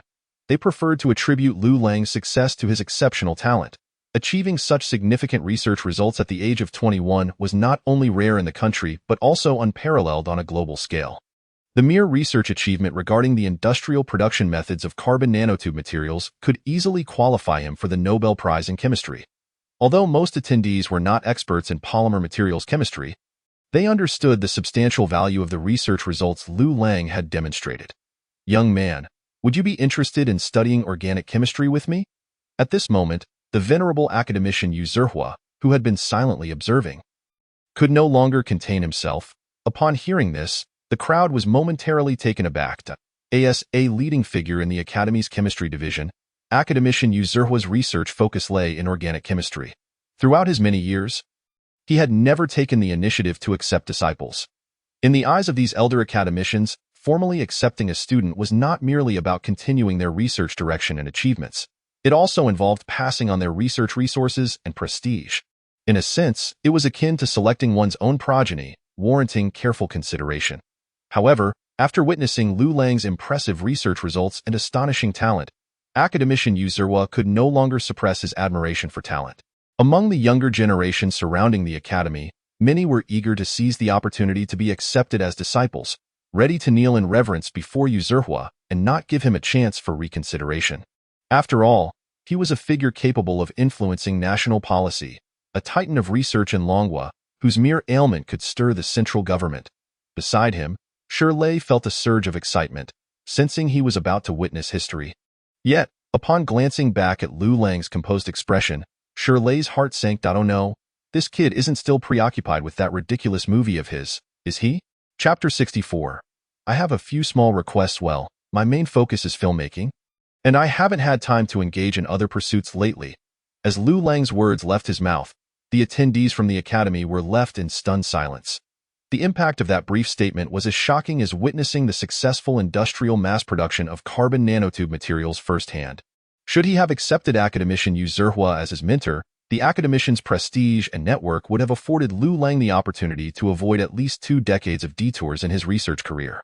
This was not merely about assistance with research outcomes, but also about the myriad conveniences available in the realm of scientific inquiry. Imagine being able to secure approval for any research project you wish to undertake simply because your mentor is academician Yu Zhihua. The level and funding of research projects, as well as resource support, would be abundant and timely, all thanks to your mentor being a titan of the academy. The support from numerous leading researchers in the academy for various academic endeavors and technical applications would be assured because your mentor leads the chemistry division. The multitude of advantages and conveniences was overwhelming, especially for those dedicated solely to their research tasks, leaving no room to navigate the complexities of interpersonal relationships. It was, without a doubt, the kind of backing every researcher yearned for. Yet, just as the envy of the crowd coalesced around Liu Lang, he chose to decline. His reason? To pursue filmmaking. This left the attendees exchanging bewildered glances, struggling to grasp the absurdity of the situation. No matter how well one might excel in filmmaking, be it on par with renowned directors like Zhang, Feng, or Qin, they remained mere entertainers. In contrast, figures like academician Yu Zihua were the true pillars of the nation. Longwa could do without Zhang, Feng, or Qin, but it could never afford to lose you.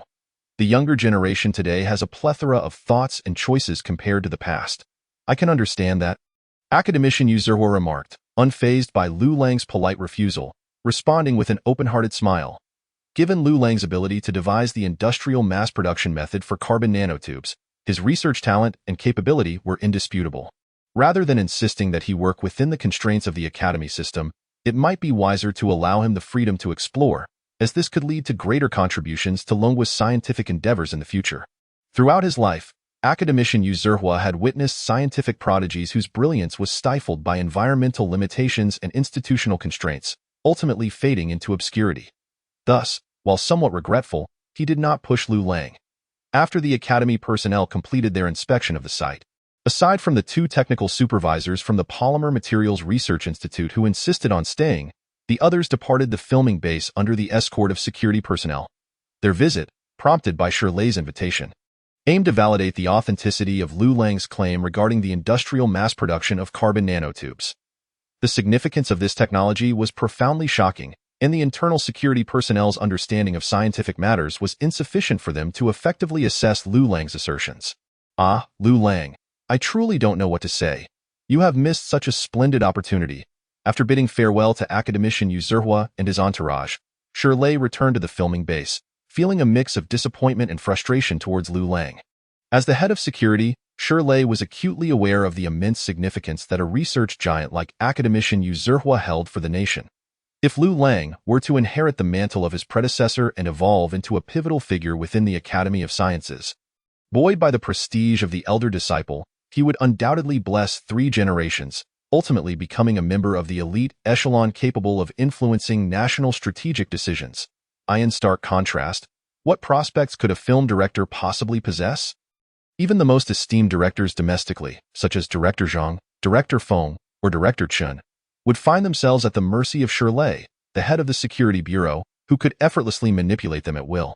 Upon hearing this, Liu Lang merely smiled in silence, acutely aware of the significance of Shirley's attitude towards the venerable academician.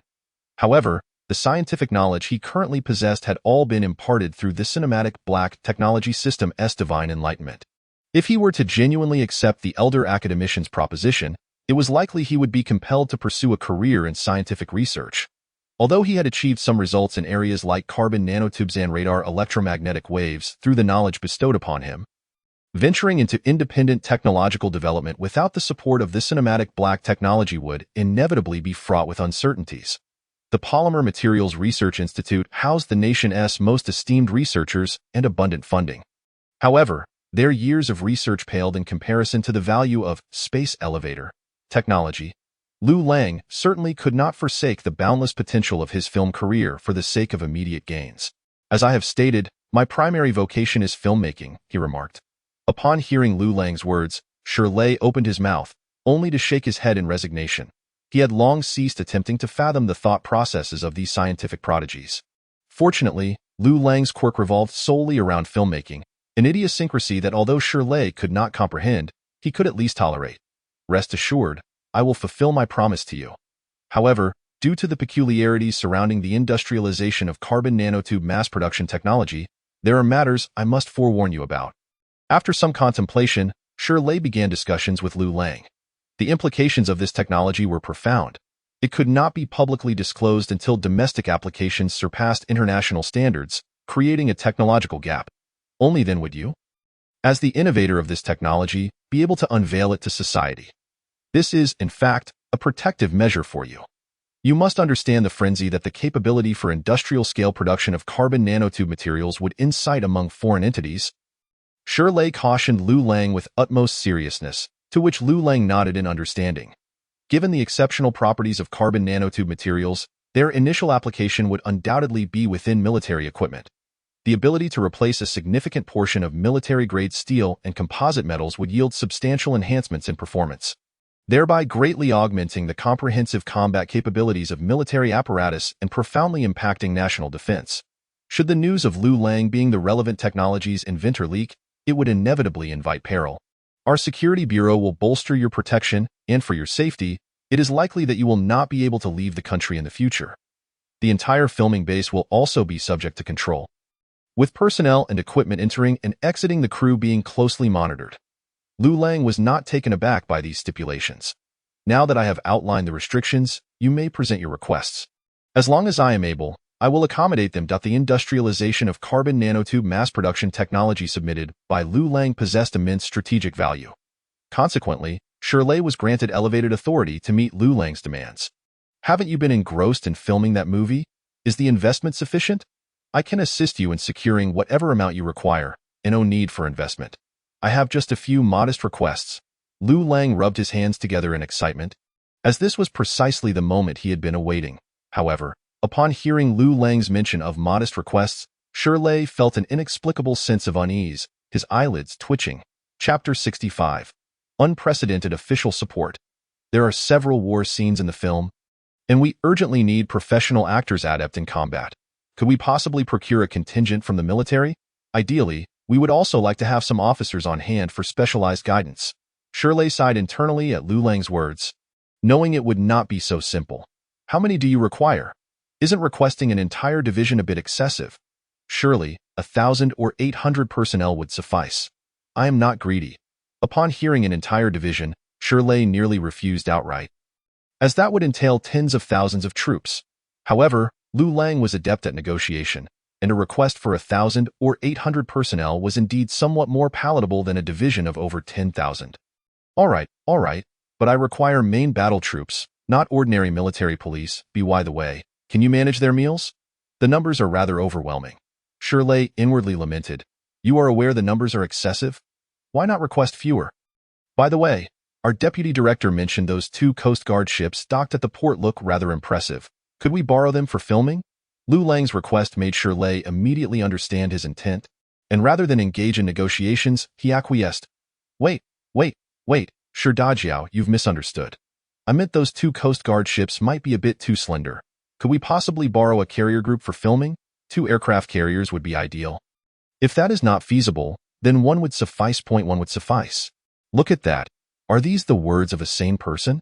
Shirley felt a headache coming on. Do you comprehend the implications of 2 aircraft carriers appearing in this vicinity? The international ramifications would be staggering. After much deliberation, the 2 finally reached a consensus. A carrier group would indeed assist with the filming of the Wandering Earth. Moreover, Liu Lang insisted on the latest aircraft carrier, equipped with deck electromagnetic catapult technology. In addition, a plethora of military equipment, including tanks, self-propelled artillery, 5th-generation fighter jets, and domestically produced armed helicopters, would also be provided. Furthermore, with the coordination of the Security Bureau, a multitude of state-owned enterprises specializing in engineering and equipment manufacturing would participate, tasked with constructing and assembling various futuristic sci-fi props to faithfully recreate the realistic technological outlook of the Wandering Earth envisioned by Liu Lang. By the end, Shirley was thoroughly numb to the situation.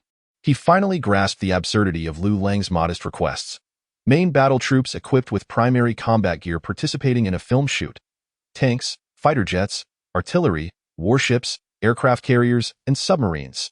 Such demands would be deemed utterly insane, even for the most renowned directors like Zhang, Chan, or Feng, and Shirley would have dismissed them outright. Yet, in the case of Liu Lang, he could only attempt to coordinate and begrudgingly agree, even though doing so could potentially provoke astonishment among friendly nations. Lastly, there was one more small matter that required your attention. Upon hearing about another small matter, Shirley felt a wave of anxiety wash over him. Let us hope it truly is a minor issue. Well, the film crew has already communicated with several key actors, but now their contracts have been maliciously obstructed by competing agencies. Shirley exhaled in relief. This matter paled in comparison to the previous requests. Understood. I will handle it. He waved his hand, signaling that he would take care of the issue. and hurriedly departed, worried that if he lingered too long, Liu Lang might present even more outrageous small requests. Lao Gu? I heard someone came to inspect recently? What's going on? Lin Hao, having just completed his logistical duties within the crew, rushed over to inquire. We have reached an agreement with the authorities, and in the future, our filming will receive support from the government. For Liu Lang, the industrialization of carbon nanotube mass production technology represented a challenging asset to monetize, and due to its strategic significance, it posed considerable risks for him. Thus, collaborating with the state emerged as the optimal choice, allowing him to exchange it for substantial support that had previously existed only in fantasy, such as main battle troops participating in the filming. Such a level of support was unprecedented, even in Hollywood, which places immense emphasis on projecting national strength. Moreover, Liu Lang would gain the most crucial protection for his personal safety, in the foreseeable future. As Liu Lang's film projects proliferated, an array of astonishing black technologies would inevitably emerge. He would have to consider his personal safety at that juncture, on the land of the Dragon Kingdom. The protection provided by the Security Bureau was undoubtedly the most reassuring presence for him. That very afternoon, a cadre of security personnel bearing credentials entered the filming base, purposefully heading towards the prop factory at the edge of the site. They promptly announced that, effective immediately, these prop factories within the filming base would officially become state-owned assets, subject to oversight by the Security Bureau. Lin Hao's uncle and others, who had been operating the prop factory during this period, were also granted peace. All transitioned from being unemployed drifters to formal employees of a national defense military enterprise. Lin Hao's uncle was promoted to deputy factory director, overseeing workshop production, while the actual factory director would be assumed by the two technical supervisors from the Polymer Materials Research Institute. In the future, they would engage in the research and production of carbon nanotube materials for military defense applications. Responsible for the logistical management of the filming base, Lin Hao had already been informed by Liu Lang. So he was not particularly surprised by the arrival of the Security Bureau's Special Operations Team. However, the transformation of his uncle and those who had spent a lifetime in Hongdian, dealing daily with making airplanes, cannons, and tanks from cardboard and wood, into formal employees of a national defense military enterprise felt somewhat surreal to Lin Hao. The forcibly conscripted Lin Hao's uncle and others demonstrated a level of cooperation far beyond the expectations of the Security Bureau's Special Operations Team. One might even say they embraced their new identities with great enthusiasm. It is worth noting that a significant portion of the workers at these props factories were, not long ago, mere agricultural laborers scraping a living from the land. The industrial mass production technology of carbon nanotube materials will only be transferred to the civilian sector after its comprehensive application in military endeavors. It is at that juncture that Liu Lang's technology company will begin to receive royalties from related technological patents. Should Liu Lang require financial backing during this interim, the bank will provide him with corresponding interest-free loans. After resolving a series of issues, Liu Lang can finally concentrate on the filming of the movie The Wandering Earth. The first scene is a grand war sequence, the battle for the space elevator. Brother Lang, isn't our lead actress still unconfirmed? Don't worry, she will report for duty in just a few days. Chapter 66. Brother Lang, are you serious again? Boss, we've investigated these agencies, and they all have issues with tax evasion. Some members of their internal management have past ties to organized crime. Where should we begin? Are you planning to handle this personally? What status do I have to deal with these insignificant characters myself? Get this sorted out quickly. I'm quite busy. Shirley shot an irritated glance at his subordinate. He was currently preoccupied with coordinating various military districts, preparing for a joint military exercise in the southern waters of the filming base. The main combat troops, primary weaponry, and various military equipment could not be publicly acknowledged as being present solely for the purpose of facilitating the film's production. They could only use the military exercise as a cover. Shirley's current contacts included the leaders of major military districts, high-ranking officials from the Strategic General Administration, and prominent researchers from the Academy of Sciences. With Liu Lang being a promising new star in the scientific community of the Dragon Kingdom, the owners of a few entertainment companies with questionable backgrounds hardly piqued his interest. To personally confront these individuals would only diminish his stature. Under Shirley's orders, the Special Operations Team of the Security Bureau took action, leaving the entertainment company executives, who had previously boisterously declared they would only cooperate once their lawyers arrived, utterly dumbfounded. Merely a day later, the contractual issues involving Wang Ji and Ningli were resolved. They marveled at the director's remarkable capabilities, which even included managing those rumored to have connections to organized crime. They were already on their way to the Wandering Earth filming base at Liu Lang's invitation. The management of the filming base was strict yet relaxed. After careful scrutiny by the external security personnel, Wang Ji, Ning Li, and others finally entered the expansive filming site, covering over 40 square kilometers. The first thing to capture their attention was the thousands of extras donned in United Government UG military uniforms. Nearby, dozens of armored vehicles resembling main battle tanks were parked, and further afield, an intimidating array of armed helicopters and large-caliber self-propelled artillery could be seen. With the assistance of engineers from numerous mechanical companies like Shugong Heavy Industry, these weaponry props were undergoing exterior modifications to align with the worldview of the Wandering Earth. This production team appears to be quite dedicated. I've worked on war films before, and it was evident from afar that those props were merely cardboard and wooden facades. Here, the armored vehicles can actually move, Ning Li remarked in awe, gazing at the military vehicles. Those extras playing soldiers look quite professional. Surely they're all veterans? Wang Ji observed the United Government UG soldiers in the distance. With their close-cropped hair and sharp gazes, exuding a palpable military aura, and she felt a sense of admiration. The professionalism of a production team and the commitment of the director and producer towards the film project are often reflected in these minute details. This cannot simply be replaced by boasting about investment amounts or the star power of the leads. Exchanging glances, Wang Ji and Ning Li could discern the surprise in each other's eyes. Just from the preparation of these extras and props, the reliability of the Wandering Earth crew was already evident. Hello, Wang Ji, Ning Li. I am Lin Hao, the assistant director of the Wandering Earth, responsible for the logistics of the crew. Upon receiving news of the actors' arrival, Lin Hao hurried to meet them. Director Lin, is Director Liu Lang on set? Yes, he's currently busy with filming. By the way, Wang Ji, you have a scene tomorrow. Shall I take you to the set for a preview? Hearing this, Wang Ji readily agreed. Just a couple of days ago, she had received the script for the character Han Duo. It would be impossible not to feel nervous about portraying the lead in such a significantly budgeted film. To seize this opportunity, Wang Ji had begun memorizing her lines as soon as she obtained the script, delving into the character's background and dialogue to better embody Han Duo. Ning Li, intrigued by this, decided to accompany Lin Hao to the ongoing filming site. Currently, they were filming the space elevator defense battle, situated near the abandoned port. As the most exhilarating battle scene at the beginning of the Wandering Earth. Liu Lang naturally aimed to present it flawlessly on screen. The filming site had not only summoned 1,000 Predator drones with support from DJI, but had also temporarily installed 10 genuine rapid-fire close-in weapon systems at the dock. Not far from the port, a carrier fleet was on standby, with fighter jets on the carrier deck, ready for immediate action to participate in this grand cinematic battle.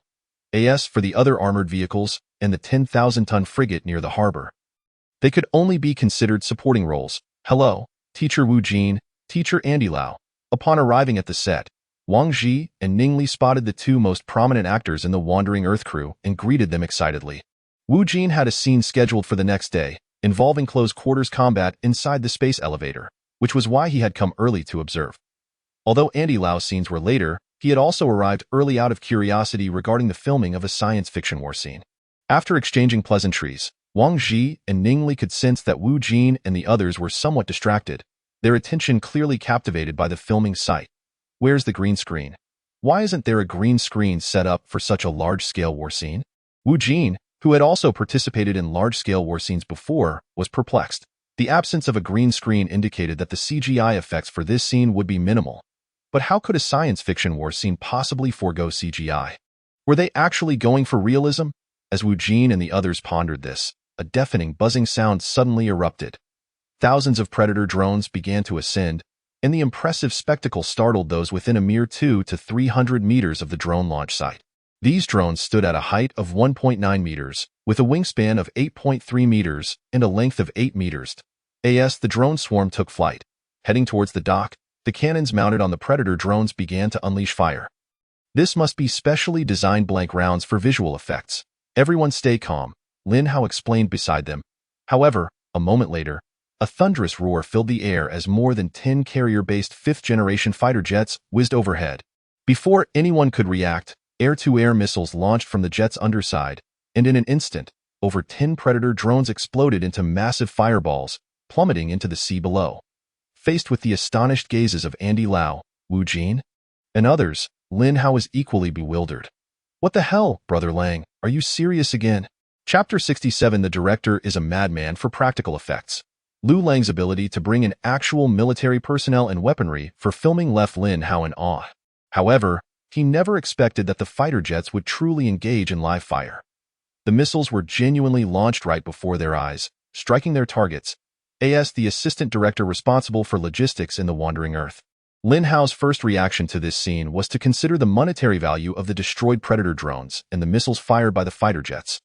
Meanwhile, Wu Jin, Andy Lau, and others were left speechless. Wu Jin, being one of the few domestic actors to have filmed large-scale modern warfare scenes, had handled real firearms before and even test-fired a few clips under professional supervision. The tanks and armored vehicles in those combat scenes were all nearly obsolete, with their barrels and gun holes welded shut. Even so, he found that thrilling. Today, however, witnessing the aerial battle of the Wandering Earth crew completely overturned Wu Jin's understanding of modern war films. He finally grasped why there was little use of green screens around. With real missiles and exploding drones, this spectacle was far more authentic than any CGI-rendered animation. Is this how modern war movies are made in your mainland? The impact that Huazai faced was no less significant than that experienced by Wu Jin. In the realm of Hong Kong cinema, a scene featuring over 100 extras could indeed be deemed a grand spectacle, while car chase sequences that involve the destruction of several real vehicles are often glorified by entertainment news outlets. The notion of filming with real fighter planes, or even witnessing missiles being launched to obliterate large drones on site. Such scenes were once beyond the wildest dreams of Huazai, as the crowd remained in a state of bewilderment. The port area, transformed into a space elevator ground fortress, began to stir with activity. A multitude of temporarily installed rapid-fire close-in weapon systems, triggered by a piercing electric bell, whirred to life, pivoting their barrels toward the sky to engage a swarm of Predator drones. The rapid-fire guns, armed with red tracer rounds, unleashed ammunition that resembled lasers, creating a continuous beam in the air. The barrage resulted in the instantaneous explosion of over a dozen Predator drones, each erupting into fiery blossoms. This spectacle was meticulously captured by a large unmanned aerial camera hovering at the edge of the battlefield, becoming a pivotal moment in the space elevator defense battle. The assistant director, Lin Hao, was now utterly numb. As an amateur military enthusiast, he had some understanding of close-in weapon systems. Take, for instance, the 1130 type close-in weapon system commonly equipped in Long Country. It utilizes the DEC-115 type 30mm tail-stabilized armor-piercing shells, with each round priced at approximately 1,000 yuan. Given a firing rate of 10,000 rounds per minute, a mere 3-second burst would deplete over 500,000 yuan. Presently, at the film set, a total of 10 rapid-fire close-in weapon systems were firing simultaneously, and the sound of their somewhat crisp buzzing resonated in Lin Hao's ears like a heavy hammer, making him feel increasingly uneasy. This is disastrous. Even a generous budget cannot withstand such extravagance. While the assistant director lamented the budget, Liu Lang, engrossed in the footage displayed on the production monitor, exclaimed in delight. Although his own sci-fi short film, The Space Elevator Battle, featured similar visuals, the intricate details and realism of live-action shots were incomparable to CG animations. Excellent, excellent. The visuals are fantastic. This segment is complete. Prepare for the next shot, where we will reshoot the cockpit perspective of Zhang Peng. Upon hearing Liu Lang's instruction, Sha Yi, who had been standing behind the director and watching the filming with amusement, suddenly froze. He played the role of Zhang Peng, the mentor of Liu Peiqiang. Director, are you calling for me? I don't see a simulated cockpit here. Sha Yi looked around in confusion, realizing he could not shoot this scene without the necessary equipment. Sha Yi, someone will shortly take you to the machine. I will communicate with you via earpiece. Just follow the script and enter performance mode when the time comes. Just as Liu Lang finished speaking, a Hainan-armed helicopter gently descended near the set, and several soldiers clad in the uniforms of the Long Country Navy Air Force approached. Liu Lang gestured toward Sha Yi, and the soldiers nodded in understanding. Consequently, Sha Yi, bewildered, was led aboard the armed helicopter. Wait, why are we leaving the set? Where are we going to shoot? As the Hainan-armed helicopter ascended, Sha Yi grew increasingly perplexed, watching as the filming base receded into the distance. Before long, a massive flat-deck ship surrounded by numerous escort and supply vessels came into view. AN aircraft carrier? Gazing down at the neatly arranged fighter jets on the deck, Sha-Yi's heart raced. Sha-Yi, for this reshoot, we will be using real fighter jet footage. You need not worry. The aircraft you are seated in is a dual-seat trainer, and there is a pilot responsible for controlling it. You simply need to perform according to the script. It's quite straightforward. While Liu Lang communicated with Sha-Yi through the earpiece, Sha-Yi was already hastily ushered into the cockpit of the trainer aircraft that had been prepared in advance. Once Liu Lang signaled that they were ready, the trainer aircraft was launched into the sky via electromagnetic catapult. Shortly thereafter, over a dozen carrier-based fifth-generation fighter jets took to the skies, accompanying the trainer aircraft in the chute. As the trainer aircraft executed several complex aerial maneuvers, Sha-Yi, seated in the front cockpit, felt his adrenaline surge. Sha-Yi, how are you feeling? Excited? Are you in performance mode? Director, hurry up. If we keep flying like this, I want to be able to handle it. All right, all units prepare for a 10-second countdown. Upon viewing the footage captured by the production camera, which perfectly showcased Sha-Yi shouting north, hurry up, while leading a large contingent of supporting fighter jets in a counterattack. Liu Lang satisfactorily announced the successful completion of that segment. That was absolutely exhilarating. After returning to the filming base, Sha-Yi felt his legs still trembling long after. When Wu Jin, Hua Zai, and others learned that Sha-Yi had just been taken to the aircraft carrier deck to shoot an aerial combat scene in an actual military trainer aircraft, accompanied by numerous fifth-generation fighters, they exchanged astonished glances, rendered speechless. Just how formidable is Director Liu Lang's background? The question resonated within each of them. Director Liu is a live-action fanatic. You'd best brace yourselves. Upon hearing Sha-Yi's warning, Wu Jin and Wang Ji exchanged concerned glances, realizing that their own scene, the battle inside the space elevator, was scheduled for the following day. Surely, they wouldn't actually be filming in space. Would they? Chapter 68. What we seek is authenticity. The space elevator derives its name from the fact that it must possess a cabin capable of transporting individuals and goods.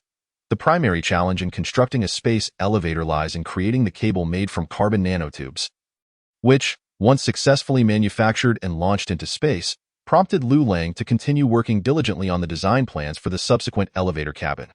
Subsequently, with the assistance of the props factory at the filming base and various mechanical production enterprises that came to support the project, the elevator cabin was constructed in a matter of days. The internal passenger area of the cabin bore a resemblance to the layout of a typical commercial aircraft cabin. To accommodate the gravitational loads caused by the elevator's rapid ascent and descent, complementary equipment such as load-bearing suits and oxygen masks were designed for passenger use. The entire cabin was constructed from various high-strength alloy metals, including carbon nanotube materials, to ensure the safety of those inside. The production cost of a single-seat cabin reached nearly 10 million long coins, not including the value of the carbon nanotube materials. However, the substantial cost of the props was not a concern for Liu Lang, as not only was the cabin covered by the official budget, but the exorbitant military expenses incurred during the previous space elevator defense battle aerial sequences were also funded under the exercise costs. The following day, when Wu Jin, Wang Ji, and others arrived at the set and beheld the prepared space elevator cabin, they were momentarily taken aback. Director, are we filming inside this? Wu Jin inquired, pointing at the enclosed cabin. Utterly perplexed. Indeed, I have already sent everyone the relevant storyboard and rendering images for today's shooting content. Please familiarize yourselves with the CG animation video so that we can aim for a smooth shoot. Before officially filming The Wandering Earth, Liu Lang had prepared the relevant storyboard rendering animations, illustrating how each scene and segment should be filmed. Through these succinct animated demonstrations, the actors could swiftly grasp the content of their upcoming scenes. In simple terms, the actors merely needed to mimic the performances as presented in the storyboard animations provided by Liu Lang. Furthermore, the selected cast comprised seasoned veterans like Li Shuejian and Hua Zai, alongside skilled actors such as Wu Jin, Ning Li, and Sha-Yi, as well as enthusiastic newcomers like Wang Ji, all of whom significantly reduced the challenges of filming. Wu Jin scrutinized the storyboard image depicting the space elevator cabin fight. Director, there are fight scenes in a state of weightlessness that will require wire work for the filming. This enclosed cabin cannot accommodate the wires, having starred in numerous martial arts scenes since his rise to fame. Wu Jin possessed considerable experience in filming fight sequences, prompting his inquiry to Liu Lang. Do not worry. You will understand shortly. Liu Lang provided minimal explanation, leading the actors and crew into the cabin. The space elevator cabin fight encompassed both normal scenes, and those set in a state of weightlessness. Liu Lang began filming the normal scenes first, which required little concern on his part since the complete set of storyboard demonstration animations, coupled with the professional filming crew provided by Byte Entertainment and the experienced main actors Wu Jin and Wang Ji, made the process quite manageable. After a considerable portion of the fight scenes had been filmed over the course of half a day, Liu Lang checked the time and instructed everyone to don their load-bearing suits and oxygen masks before taking their seats in the cabin. As they complied, the actors marveled at the high-quality design of the load-bearing suits and were pleasantly surprised to discover that the oxygen masks actually contained oxygen. The crew had truly excelled in the details. Suddenly, a series of clicking sounds emanated from outside the cabin, reminiscent of mechanical hydraulic arms coupling with metal pipe walls. The occupants felt a sense of bewilderment. "Director, why is this cabin ascending?" At that moment, an actor seated by the window noticed the ground receding from view and screamed in panic. "What's all the fuss about? Didn't we agree that we would film the scenes in a state of weightlessness next?" "Director, didn't you mention we would shoot right here in this cabin?" "Indeed, that's correct. We will film right inside here. However, you must wait until it ascends. Once it reaches the vicinity of the synchronous orbit, we can begin filming the weightless scenes," Liu Lang earnestly explained to the actors within the cabin. Upon hearing this, many actors who understood the implications of synchronous orbit could not help but gasp in shock. "Director, are you referring to the synchronous orbit at an altitude of 36,000 kilometers above the ground?" "Actually, it's not that high." Upon hearing this, the crowd hadn't had the time to feel relieved. An altitude of 33 to 34,000 kilometers should suffice to achieve the requirements for filming weightless scenes. What difference does that make? The actors in the cabin lamented inwardly. "Don't worry. I am here with all of you, right? With the anti-gravity suits and oxygen masks on, we are about to begin accelerating." Not long after Liu Lang finished speaking, the cabin abruptly roared to life and began to accelerate. The occupants felt an overwhelming thrust beneath them, akin to a high-performance sports car with over 1,000 horsepower flooring the accelerator while at rest. In the next moment, the cabin shot upwards at an astonishing speed. Although this simplified space elevator designed by Liu Lang lacked the ejection tower seen in movies to provide massive thrust for initial acceleration, the G-force experience during the ascent was beyond what an ordinary person could endure. Fortunately, with the presence of anti-gravity suits, and without the need to pursue ascent speed excessively like in films, Liu Lang quickly began filming with the fixed camera, noticing Wu Jin beside him, whose face appeared slightly panicked as he instinctively gripped the arm of the person next to him. This is the authentic feeling we desire. Meanwhile, at the ground filming base, where is director Liu Lang? Where has he gone? Shirley, who had recently been overwhelmed with coordinating drills and maintaining the confidentiality of carbon nanotube materials, arrived at the filming base, intending to discuss matters with Liu Lang, only to find him temporarily untraceable. The deputy director, Lin Hao, looked up with a forlorn expression and pointed towards the sky. "Lang Gu is currently up there having fun." Shirley glanced upwards and finally spotted the space elevator cabin rapidly ascending above the clouds. "Didn't we say that any departure from the filming base should be reported to me? How did it end up in the sky?" Shirley's eyes widened in disbelief as he stared at the tiny black of the space elevator cabin in the sky and his sense. Lang Gu was still within the filming base, albeit in the sky. Chapter 69. Professor Zhang, the military advisor North America, NASA headquarters. As the world's most authoritative aerospace research institution, NASA is tasked with a series of missions, including exploring extraterrestrial civilizations, studying terrestrial planets, and observing the evolution of celestial bodies. Under the directive of national interests, it also bears the responsibility of monitoring various space devices deployed by different countries. In the Planetary Defense Coordination Office, early in the morning, Fernandez was savoring a cup of rich coffee made from Brazilian coffee beans. "Sir, you should come and see this in person." However, the call from the hall interrupted his tasting. "What is the situation?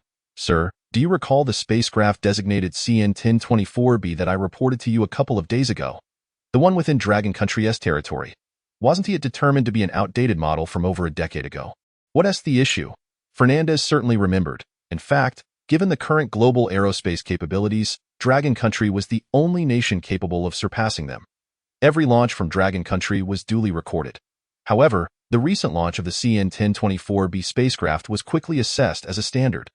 Outdated rocket. In nations like Kimchi country or Cherry Blossom country, such a rocket might signify a substantial breakthrough in their aerospace capabilities. Yet for Dragon country, which could already deploy lunar rovers on the far side of the moon, this rocket merely represented obsolete technology. Thus, as the head of the Planetary Defense Coordination Office, Fernandez had not taken this outdated rocket seriously. However, the trajectory of CN-1024B is somewhat unusual. I requested monitoring satellites to observe it, and the results revealed this image. His subordinate spoke, presenting the observation results to the supervisor. Under the scrutiny of high-precision monitoring satellites, 4 carbon nanotube cables connected to the rocket appeared in the image. Fernandez, initially indifferent, immediately turned serious upon seeing the tightly connected cables. What in the world is this? Sir, these cables seem to be connected to the ground. But if that is true, there are currently no materials in the world capable of withstanding such high-intensity tension. Just as they were pondering the implications of the cables, the subordinate made another discovery. Sir, the monitoring satellite shows a new aerial vehicle launching from the position of CN-1024B. Soon, the computer screen displayed a thumbnail image of the space elevator cabin, which was ascending at an astonishing speed. Gazing at the futuristic metallic cube before them, both Fernandez and his subordinate exchanged glances, each reflecting the other's alarm. Could this be some sort of weapon? Are the damn Dragon people preparing to deploy space-based weaponry? In an instant, Fernandez's mind concluded that this was a secret space weapon being developed by Dragon country. Quick, connect me to the command center in Washington. The Dragon people are about to deploy militarized weapons in outer space, in the capital, at a television station studio. Host. Welcome, dear viewers, to this episode of Military Discourse, which will be broadcasted through both television and online platforms. Today, we have invited Professor Zhang from the National Defense University, hoping he can provide clarity for our military enthusiasts and netizens. Professor Zhang, hello, dear military enthusiasts. I am your familiar Professor Zhang, here today to have a chat with you. Host. Professor Zhang, it has come to our attention that NASA in North America has announced they possess evidence of our country deploying space weapons in outer space and have lodged a protest through diplomatic channels. As an expert in military equipment, what are your thoughts on this matter? Professor Zhang, that is utterly absurd. Our country is a signatory of the Outer Space Treaty, and all signatory countries pledge not to deploy weapons of mass destruction in outer space. Although I am retired, I can assure you with confidence that there are no options for space weapons in our military equipment planning. Host. As a lifelong professor at the National Defense University and an expert in military equipment research, your sources must be reliable. However, NASA has also released a photo depicting a metallic cubic artificial device. What is your take on that, Professor Zhang? This is all a misunderstanding. Interestingly, just the other day when I went to collect my retirement pension, I inquired with the relevant department. That area is actually a filming base for a movie. I believe everyone has heard of the Wandering Earth crew. They are making a hardcore science fiction film. The object in the picture is merely a prop from the crew, a large hot air balloon designed to resemble a metallic cube. Host. Oh, I see. If it weren't for Professor Zhang's insight, many viewers and I might have been kept in the dark. By the way, Professor Zhang, many netizens, including foreign ones, are speculating whether this has anything to do with the legendary space elevator. They are questioning whether our country has secretly invented the fabled space elevator. Professor Zhang, I'm just an old retiree, so I'm not privy to such news. However, based on my years of experience in military equipment development, it is highly unrealistic. Just think about it.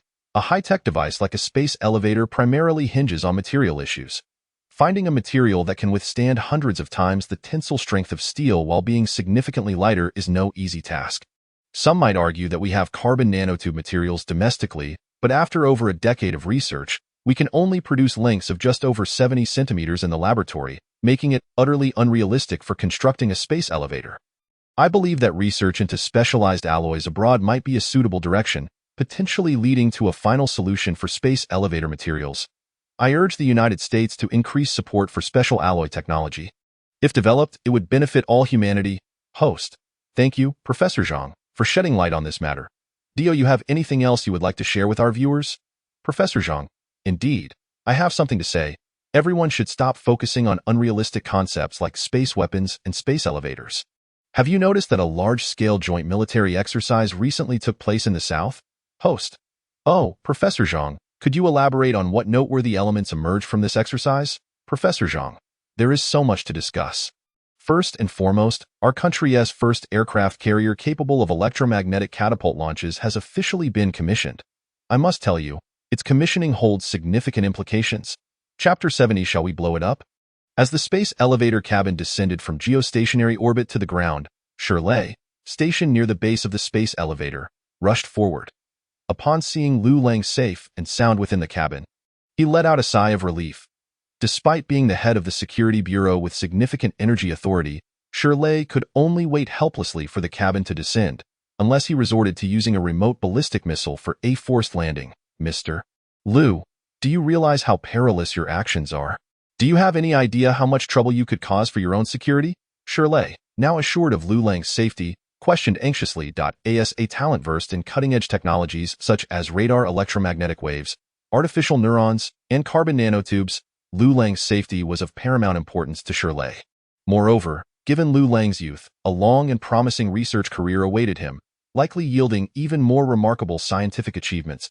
If such a research giant panda were to encounter an accident under his protection, Shirley would never forgive himself.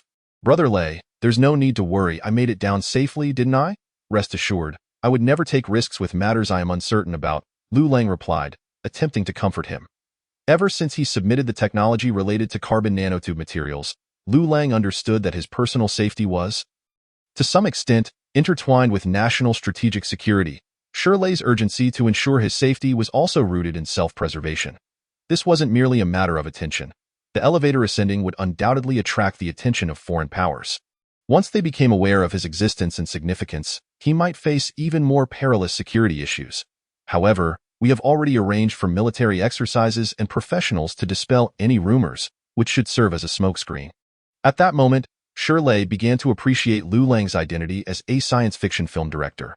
With this guise, foreign military intelligence analysts would never suspect that a dual award-winning recipient of both the Hugo and Starlight Awards was also a master in breaking through the industrial mass production technology of carbon nanotube materials. I've given it some thought, Brother Lei, and you are right. The space elevator is indeed too conspicuous. I may have overlooked the added difficulty it poses for your work, and for that, I apologize. Upon hearing this, Shirley, who had maintained a serious demeanor, was somewhat taken aback. He hadn't expected Liu Lang to be so agreeable. Just as he felt relieved, thinking Liu Lang would cooperate with the Security Bureau's protective efforts, Liu Lang continued, So, I have contemplated the idea of blowing up this space elevator. Blow it up? Shirley's heart sank instantly, his blood pressure spiking as he exclaimed, Liu Lang, Brother Lang, I even called you brother. What are you thinking? I still want to retire normally. Please stop scaring me like this. If you keep this up, I'll need to take blood pressure medication. Shirley was genuinely frightened by Liu Lang's words. If Liu Lang had the capability to construct a miraculous space elevator from scratch, his suggestion to blow it up was certainly not made lightly. Liu Lang scratched his head. He couldn't very well admit that he wanted to shoot a real-life scene of the space elevator's descent. Although the space elevator he was constructing for the film was merely a miniature version, by carefully selecting the shooting angle and combining it with CG effects, he could still achieve the stunning cinematic effect he desired. This space elevator was merely a prototype, and due to geographical constraints, the country could only build this single-cabin version if the construction site were located near the equator. Such as in Gabon, Africa, a more stable structure could be erected, comprising 3 main towers, 12 launch towers, and 216 carbon nanotube cables of varying thicknesses, capable of simultaneously supporting 9 cabins traveling to and from the space elevator. Most importantly, this complete version of the space elevator would have a carrying capacity 9 times that of the miniature version, capable of transporting hundreds of tons of goods and people to geostationary orbit in a single trip. Liu Lang began to paint a picture for Shirley, hoping to convey that the current miniature version of the space elevator was merely a substandard product compared to his envisioned complete version. However, Shirley's focus had completely shifted. The equatorial region, Gabon, Africa? Shirley had no interest in these distant locations. Even if they were ideal, he would never consider them if the security of the space elevator could not be guaranteed. The space elevator, crafted from carbon nanotube materials and regarded as a national treasure, must be constructed within the Dragon Kingdom's sphere of influence, under the absolute control of the Security Bureau. Wait. Are you saying this thing can transport hundreds of tons to geostationary orbit? Shirley pointed incredulously at the space elevator cabin not far ahead, his face a picture of astonishment. He had been so focused on Liu Lang that he had overlooked the futuristic, cubicle design of the cabin. Not quite. This is a single cabin version, about 1/10 the size, weighing several dozen tons, I suppose. This thing is reusable, right? Shirley's eyes lit up with interest as he asked, of course. Otherwise, how could it be called an elevator? Liu Lang replied, perplexed by Shirley's increasingly enthusiastic expression. So, what's the cost per operation? Quite expensive. Based on industrial electricity rates, it would probably cost several thousand yuan.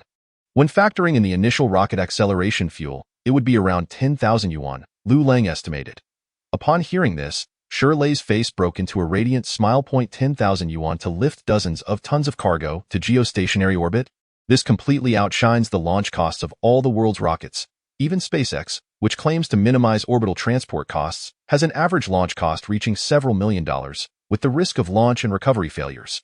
On average, the transportation cost per kilogram of goods amounts to several $1,000s. In contrast, the space elevator constructed by Liu Lang, with a cost of around 10,000 yuan, renders the transportation expenses in space virtually negligible, effectively delivering a dimensional strike against global rocket transportation costs. A.S. Shirley hurriedly departed. His voice still echoed in Liu Lang's ears, laden with countless reminders. Liu Lang's expression turned somewhat melancholic. It seemed that the space elevator at the filming base was not destined to be destroyed. Chapter 71. I just want to make a movie. Upon returning to the strategic headquarters after a series of discussions and simulations regarding the space elevator, Shirley re-entered the filming base of the Wandering Earth bearing a renewed sense of purpose. Mr. Liu, have you heard of the American aerospace company, SpaceX, founded by Elon Musk? Liu Lang nodded. As the renowned American Iron Man, Musk's company was indeed well known to him. As the first private entity to participate in the aerospace sector, historically dominated by governmental organizations, and to achieve monumental success. Musk was revered worldwide and seen as a representative of the new generation of the American dream. Then you should also be aware that its establishment was heavily supported by the U.S. government, Shirley continued. From its inception, SpaceX not only employed a significant number of personnel originally from official aerospace departments, but also secured contracts for commercial orbital transportation services from the space agency. Later, even taking on most of NASA's official launch missions. It can be said that without the continuous support from official technical personnel and contracts, SpaceX would never have attained its current scale and status. Liu Lang nodded slightly, though he was still unclear about Shirley's intentions in sharing this information. While SpaceX proclaimed its mission to reduce costs and enhance space services, branding itself as a private entity transcending governmental oversight, everyone understood this was merely a facade. Under the guise of a private enterprise, SpaceX is launching low-orbit satellites en masse, aiming to deploy 12,000 Starlink satellites in low Earth orbit as part of their so-called Starlink project. Despite their repeated assertions that the Starlink project only pertains to civilian satellite internet services, once they successfully deploy these satellites, over 10,000 Starlink satellites overhead will pose a significant security risk. Listening to Shirley's grave explanation, Liu Lang began to grasp the seriousness of the issue. In peacetime, these Starlink satellites could solely provide satellite communication services for commercial purposes. However, should war break out, SpaceX, with its ambiguous stance towards the government, would undoubtedly comply with official demands, providing urgently needed military intelligence services during wartime, including rapid responses to localized conflicts and obtaining precise, high-resolution imagery data in a short time frame, thereby enhancing information-gathering capabilities in sensitive regions. So, why are you telling me all this? Liu Lang inquired, aware that Shirley wouldn't share such seemingly unrelated information without reason. We are prepared to support your company to become China's SpaceX through the relevant technologies of the space elevator. This was the decision reached by the strategic headquarters and the aerospace-related departments after careful research. The authorities have long intended to emulate SpaceX's Starlink initiative by deploying a multitude of remote sensing satellites in ultra-low Earth orbit, in conjunction with high-altitude reconnaissance satellites and conventional military satellites in standard orbits, thereby establishing an impregnable military satellite network. However, if they were to promote this endeavor under an official capacity, it would undoubtedly attract global scrutiny. As a signatory of the Outer Space Treaty, the Strategic Command must tread carefully to avoid any semblance of official endorsement. Yet, finding a private aerospace entrepreneur akin to Elon Musk within the country to provide support has proven to be a formidable challenge. At this juncture, Liu Lang emerged on the Strategic Command's radar. The advent of the space elevator not only brought a wave of astonishment due to the mass production of the novel material, carbon nanotubes, but also introduced a highly efficient and cost-effective mode of space transportation, which sent ripples through the aerospace sector. Coupled with Liu Lang's prior interactions with the Security Bureau and the recognition he garnered through his cutting-edge technologies, he had already earned the Strategic Command's esteem and was regarded as one of their own. Thus, Liu Lang, who operates technology, was promptly identified as the most suitable candidate to penetrate the satellite launch sector as a private entrepreneur. Our objective is to deploy at least 18,000 ultra-low Earth satellites, which will be marketed under the guise of commercial communication satellites. The launch missions will be entirely outsourced to your technology company as commercial undertakings. Shirley earnestly introduced this ultra-low Earth satellite constellation plan to Liu Lang. But my technology company currently specializes in therapeutic prosthetic armor. Strictly speaking, it's merely a medical device company. This has no bearing on the aerospace industry. No matter where there's a will, there's a way. I understand your predicament. Technology is in need of personnel, correct? Not to worry, in a few days, a group of elite aerospace professionals aged between 25 and 40 will be transitioning from the official sector to join your technology company. Are funds a concern? Banks are ready to process substantial interest-free loans for your technology company at any moment, with repayment terms set by you. Loans under $2 billion can be expedited, completed within 2 days. Rest assured, we can offer you launch prices for ultra-low Earth satellites comparable to those of SpaceX, and given the low transportation costs of the space elevator, your technology will undoubtedly thrive.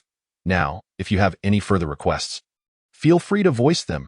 As Liu Lang listened to Shirley's series of assurances, he was left utterly astonished. This sounds almost like a cheat code. This space arms race was initiated by the United States. And if they can support Musk, surely we can support you. What kind of private entrepreneur can wage such a prosperous campaign? Would anyone believe my unofficial status if I shared this? No need to worry. Your backing comes from the authorities. If they say you are a private entrepreneur, then you are. Shirley's indifferent gaze was tinged with a hint of disdain, as if the issues Liu Lang raised were insignificant in his eyes. Given the importance of national defense strategy, the official support for the ultra-low Earth satellite constellation plan would be unwavering. After some contemplation, Liu Lang acquiesced. He then summoned his sister, Liu Nian, the executive president of technology. From the capital, brother, what is the situation with your crew? Why do we have to sign a confidentiality agreement to enter? This was Liu Nian's first visit to the Wandering Earth filming site, and she was filled with curiosity as she surveyed her surroundings. Upon learning from Liu Lang about the ultra-low Earth satellite constellation plan and technology's impending pivotal role, her expression mirrored that of her brother's initial shock. Brother, did you save the galaxy in your past life? Or is our ancestral grave smoking? How can such good fortune fall upon us? Liu Lang shot her an exasperated glare at her exuberance. How would I know? I just wanted to make a decent film. Why is it so difficult? Chapter 72. New props, doorframe robot. After Liu Nian's arrival, Liu Lang assigned her the task of liaising between technology and the relevant departments, including the Security Bureau and the aerospace sector. Considering that the industrialization of carbon nanotube materials should be prioritized for military applications, the planned deployment of the ultra-low Earth satellite constellation would consequently be postponed.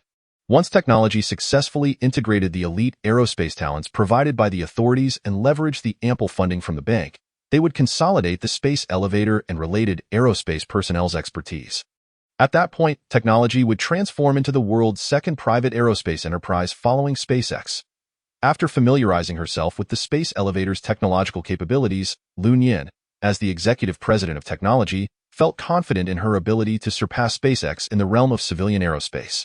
Setting aside Liu Nian's ambitious aspirations, after concluding the handover with her, Liu Lang immersed himself once more in the filming of the Wandering Earth. The weightlessness action scene in the space elevator was merely a minor interlude. By the third day, the entire crew was back into a rigorous filming schedule.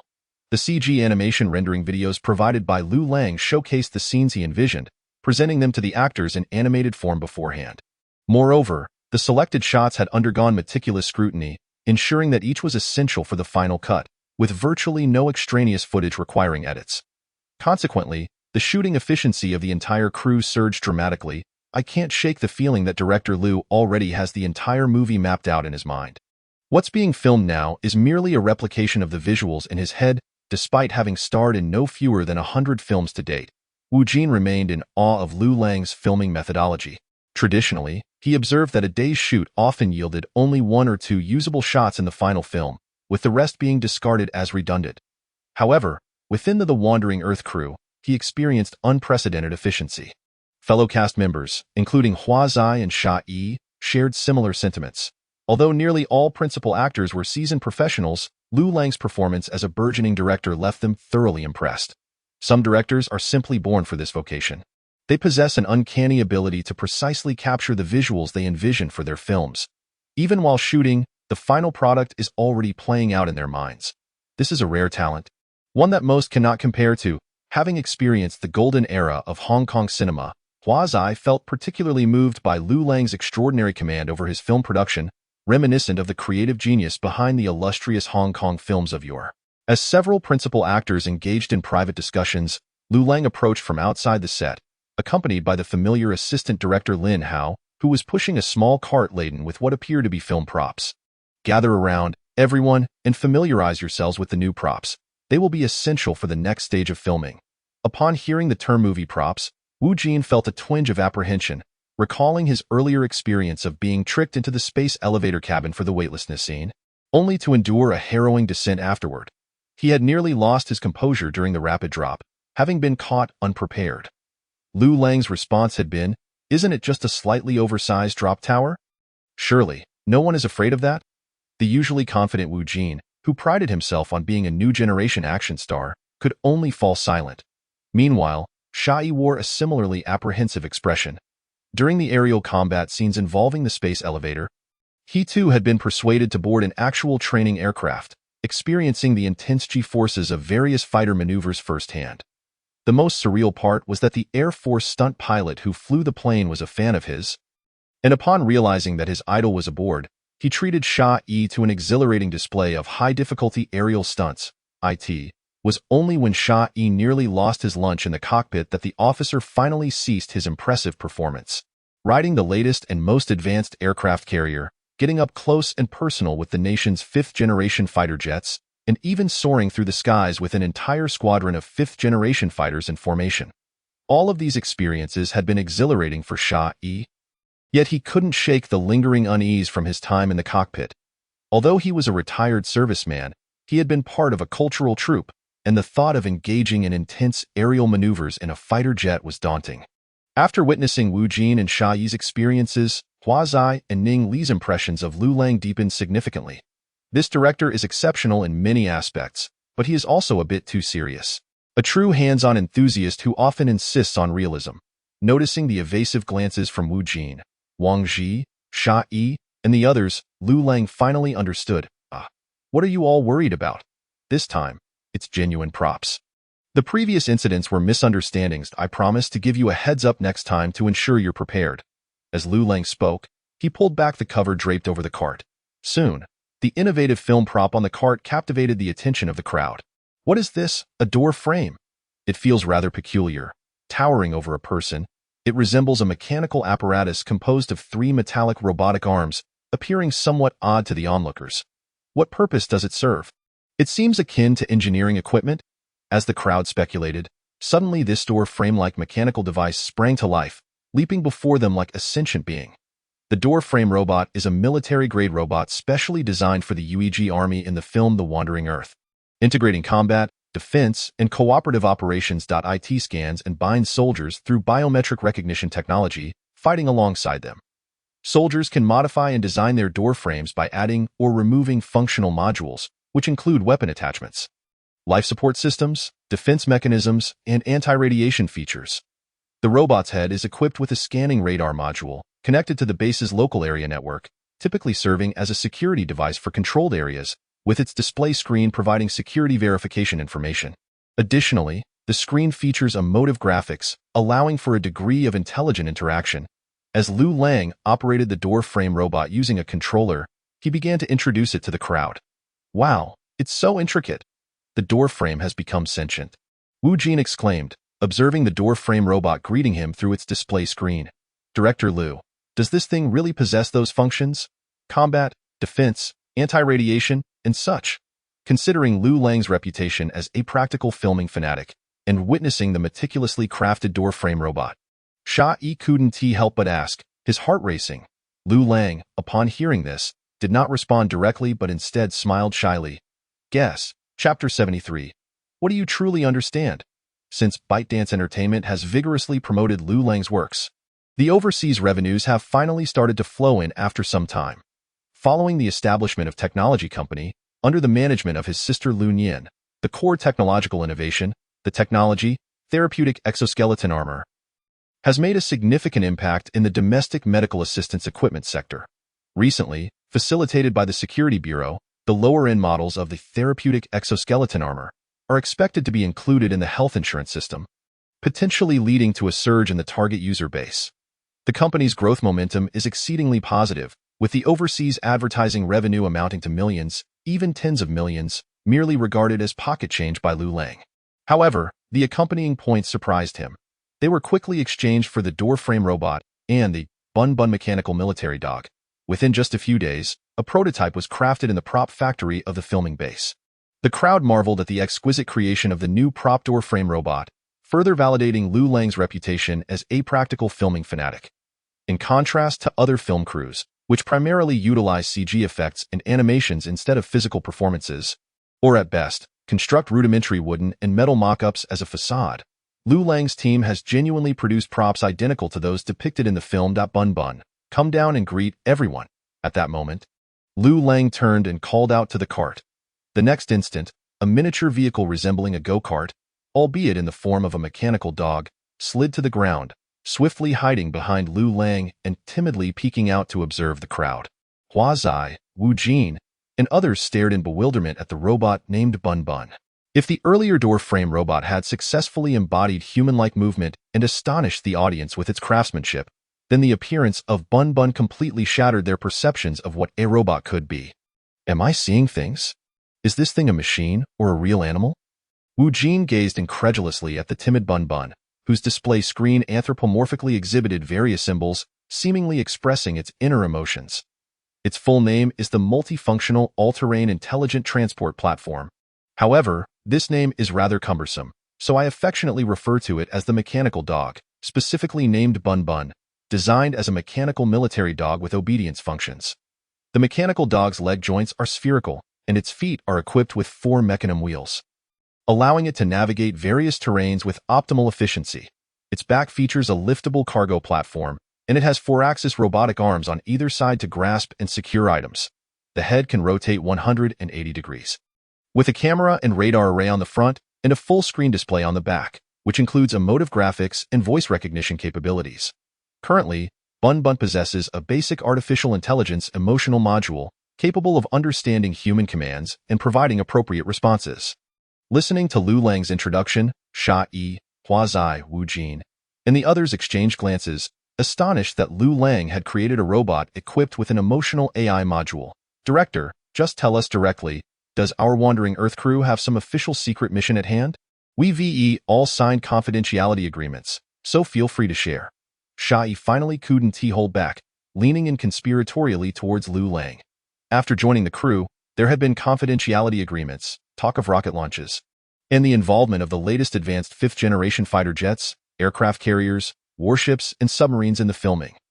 The UEG soldiers, who were strictly controlled extras, bore an uncanny resemblance to active duty soldiers, and not just any soldiers, but elite main battle troops. Having a background as a retired soldier, Sha-Yi had long begun to suspect the peculiarities surrounding the Wandering Earth crew.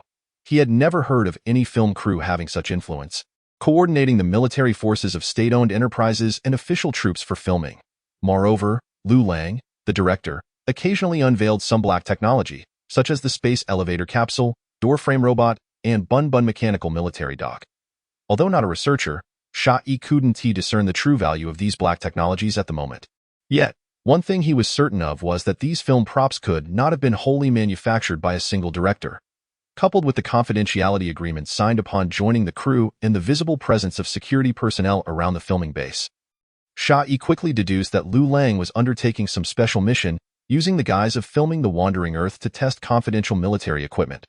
There's nothing to worry about. You all mustn't overthink it. We are merely a standard sci-fi film crew, and I made all these props myself, With no connection to the authorities, Liu Lang, noticing the attention directed at him, hurriedly distanced himself from any association with the official entities. The aircraft carriers, fighter jets, main battle troops, and soldiers were all props and extras he had managed to gather through his own efforts. After all, he had fully funded the production of The Wandering Earth. How could he tarnish his own reputation? Director understood. I was presumptuous.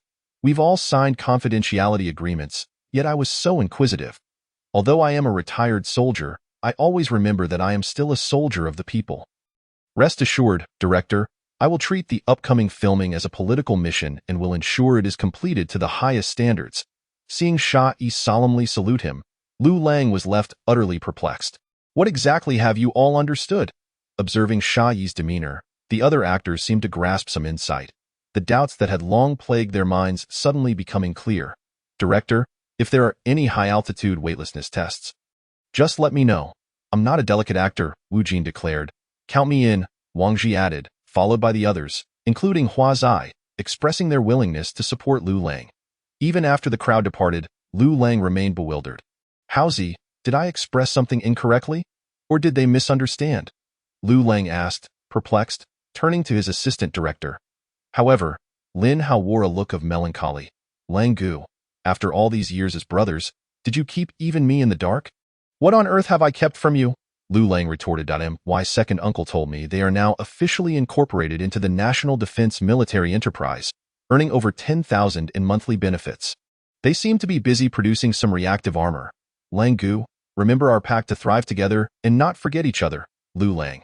Chapter 74. Scandal Promotion. Ultimately, Liu Lang managed to silence Lin Hao with the promise of a fitting arrangement reflecting their brotherly bond once the film was completed. Upon hearing this, the assistant director Lin Hao beamed with renewed vigor. With the new film props in place, the filming base buzzed with activity once more.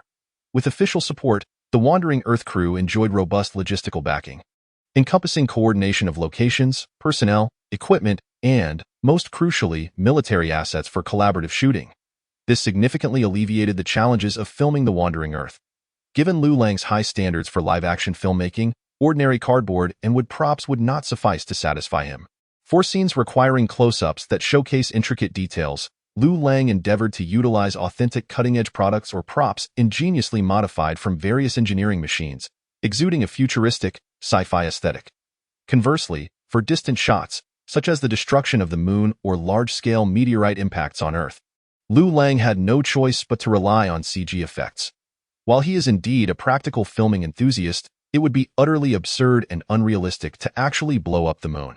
The film directed by him, The Wandering Earth, is a science fiction piece. If one were to genuinely attempt to detonate the moon, wouldn't that transform it into a thriller or horror film? The entire crew of The Wandering Earth swiftly resumed their efficient shooting schedule. The filming personnel, technical staff on set, and various crew members are all professionals sourced by Byte Entertainment. Most of the extras in the crew are active soldiers from the official military. The principal actors are primarily seasoned veterans and formidable talents.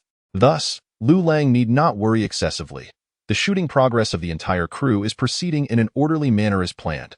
Meanwhile, the grand sci-fi romance production Shanghai Fortress, which was initiated almost simultaneously with The Wandering Earth, has also commenced filming. However, at present, as a co-producer and investor of Shanghai Fortress, the director Su Lei has begun to feel a twinge of anxiety. What is going on? Has the marketing department heard not a whisper about such a significant matter? Su Lei angrily pointed at the front-page headline of the newspaper, reprimanding his subordinates. The Ministry of Foreign Affairs has refuted accusations from the United States regarding domestic research into space weapons. According to reliable sources, the so-called space weapons were merely props from the Wandering Earth crew. This information comes from Professor Zhang, a former head of the Military Logistics and Military Technology Equipment Department at the National Defense University, a rear admiral, a doctoral advisor in military strategy, a leading figure in military equipment studies, and a special commentator for the official television station. Su Lei is entirely unconcerned with the so-called space weapons. His primary concern is why such matters could inadvertently elevate the profile of the Wandering Earth crew. At present, Shanghai Fortress is openly positioned as a competitor to The Wandering Earth, AS2 science fiction films initiated within the same time frame. Their future release dates are unlikely to differ significantly. Consequently, the two similar movies will inevitably be compared by audiences. As the project leader for Shanghai Fortress, Sule cannot permit it to falter at the starting line. Since the film's announcement, the buzz surrounding Shanghai Fortress has relied entirely on its leading man, the top-tier star Liu Han. The discussion surrounding the Wandering Earth has surged recently due to this space weapon controversy. Sule's anxiety has intensified. Director, our marketing department has investigated, and it turns out that a joint military exercise involving land, sea, and air is taking place near the filming base of the Wandering Earth. They fortuitously coincided with the exercise. Our marketing department couldn't possibly have anticipated this in advance, a disgruntled subordinate said, drenched in metaphorical spit. Who could have predicted that such a large-scale joint military exercise would occur so closely to the Wandering Earth filming base? It is said that this exercise showcased a significant array of the latest official weaponry, including aircraft carriers equipped with electromagnetic catapults, mature fifth-generation carrier-based fighter jets, and state-of-the-art airborne early warning aircraft. Such a collection of cutting-edge equipment participating in the exercise naturally attracted global attention. Even the Wandering Earth crew, situated adjacent to the exercise area, found that any seemingly innocuous action, like launching a hot air balloon, was misconstrued as a space weapon, inciting foreign protests. Ultimately, this led to an official debunking, which inexplicably caused the buzz surrounding the Wandering Earth crew to surge. Sule and his subordinates were momentarily exasperated by the sheer luck of the Wandering Earth crew. I don't care. The company doesn't employ you in the marketing department to merely twiddle your thumbs. Think of a way to reclaim our heat, director. How about we stir up some gossip involving Liu Han and Shu Qi? The two leads, faced with the director's pressure, a subordinate hastily proposed a common promotional tactic involving scandal. However, Liu Han is already in a relationship, and such maneuvers might not be well received. Not well received. Once a contract is signed, they must cooperate with the promotion. If this film flops, I'm finished, and he won't fare any better. Isn't having a girlfriend even better? This gossip can have multiple twists, thereby amplifying the buzz. Subtly inform him that this task is now yours. Sule waved his hand grandly, assigning the task to his subordinate, whose face contorted in a grimace of distress. Between the formidable director and the top-tier star, neither option seemed particularly appealing. Shocking. Confidential reports from the set of Shanghai Fortress reveal that Shu Qi personally fed Liu Han snacks. Exclusive report. Insiders from the Shanghai Fortress set disclosed that Liu Han had an argument with his girlfriend over the phone. Latest news. Shu Qi's agent has stated that Shu Qi and Liu Han are merely friends, and there is no romantic involvement arising from their work. Any media engaging in baseless speculation will receive a warning from our legal team. Currently, we have interviewed Liu Han and his girlfriend, and as of the publication date, we have yet to receive any definitive responses. We will continue to monitor this situation closely. Soon, a series of exclusive revelations began to appear in newspapers and online reports. As the current top-tier star in the entertainment industry, Liu Han's scandalous news quickly surged to the forefront of trending topics across major social media platforms, thanks to his vast fan base. Are you kidding me? That older woman, Shu Qi, thinks she can snare a younger man. She is over a decade older than him. Who does she think she is? Protecting the best Liu Han. I've purchased 20 cartons of rotten eggs. Are there any sisters in the fan club who want to join me in confronting that older woman? I just went on Dubon and gave all of that old woman's films a 1-star rating. Sisters, was that the right thing to do? Chapter 75. The battle for buzz. Liu Han undoubtedly stands as the pinnacle of the entertainment industry today, at least in terms of fan numbers. Utterly overshadowing numerous other stars, the staggering number of fans quickly led to a massive surge in buzz. With the exposure of Liu Han's scandal, topics related to him skyrocketed to the top of various online platforms. As a result, the major production he stars in, Shanghai Fortress, naturally gained a significant amount of attention as well. The instigator, Sule, director of the Shanghai Fortress project, observed the film's popularity climbing and finally felt a sense of relief. Although the level of pre-release buzz does not necessarily predict box office success, Sule firmly believes that high buzz does not equate to a poor film, but poor films invariably have low buzz. Director. Some of Liu Han's fans have come to the vicinity of the set, threatening to throw sulfuric acid at Miss Shu Qi. They are also threatening to go on hunger strikes and self-harm unless we replace the lead actress. Upon hearing his subordinate's report, director Sule exclaimed in disbelief. What on earth are these delusional fans thinking? Wait a moment, let us get a few collaborating media outlets to report on this and steer the conversation towards the Shanghai Fortress crew. This could serve as excellent promotional material, and make sure to enhance security on set. Those fervent fans might actually follow through with their threats. The buzz surrounding the Shanghai Fortress crew soared on internet platforms. And as the strategic director of Byte Entertainment, the producer of The Wandering Earth, Dong Yinling naturally took note. This is not merely a competition between two films, but a contest between Byte Entertainment and its rivals. Tencent and Alibaba Entertainment. Dong Yinling has high hopes for Liu Lang and cannot allow Shanghai Fortress to overshadow The Wandering Earth in terms of buzz. What? You want me to provide behind-the-scenes footage? Movie trailers and other promotional materials? Liu Lang, deeply engrossed in filming at the base, was somewhat taken aback upon receiving Dong Yinling's message. When he learned that the competing Shanghai Fortress crew was aggressively stirring up buzz online, he did not take it too seriously. There was no need. Ultimately, a film must stand on its quality. Relying on gossip to attract attention often backfires. However, Liu Lang's sentiments did not find favor with Dong Yinling, who insisted on preemptively promoting The Wandering Earth, asserting that it was the responsibility and duty of the distributor. With the conversation reaching this point and faced with such enthusiasm from a responsible distributor, Liu Lang had no choice but to comply. He took some time to edit a few segments of behind-the-scenes footage that contained no spoilers, sending stills from the set to Byte Entertainment, and then returned to focusing on the shoot.as. Byte Entertainment released the edited Wandering Earth footage online. It instantly sparked discussions among numerous netizens. Behind-the-scenes clip 1. In the space elevator cabin scene. Wu Jin, Wang Ji. Behind-the-scenes clip 2. Fighter jets counterattacking drone swarms. Shot E. Is this clip 1 from the storyline inside the space elevator? The actor's gear looks incredibly realistic. Why is there an oxygen tank? Wow, Wu Jin's performance is so lifelike. Did you see his flushed complexion and the veins bulging on his forehead? My goodness, his expression of terror looks so real, with no trace of acting whatsoever. Not just Wu Jin. I just closely observed, and not only the two main actors, Wu Jin and Wang Ji, but the expressions of the other extras are also remarkably authentic, all showcasing genuine fear. The crew has truly struck gold. It seems the promotional claim of an all-star cast of seasoned actors holds true.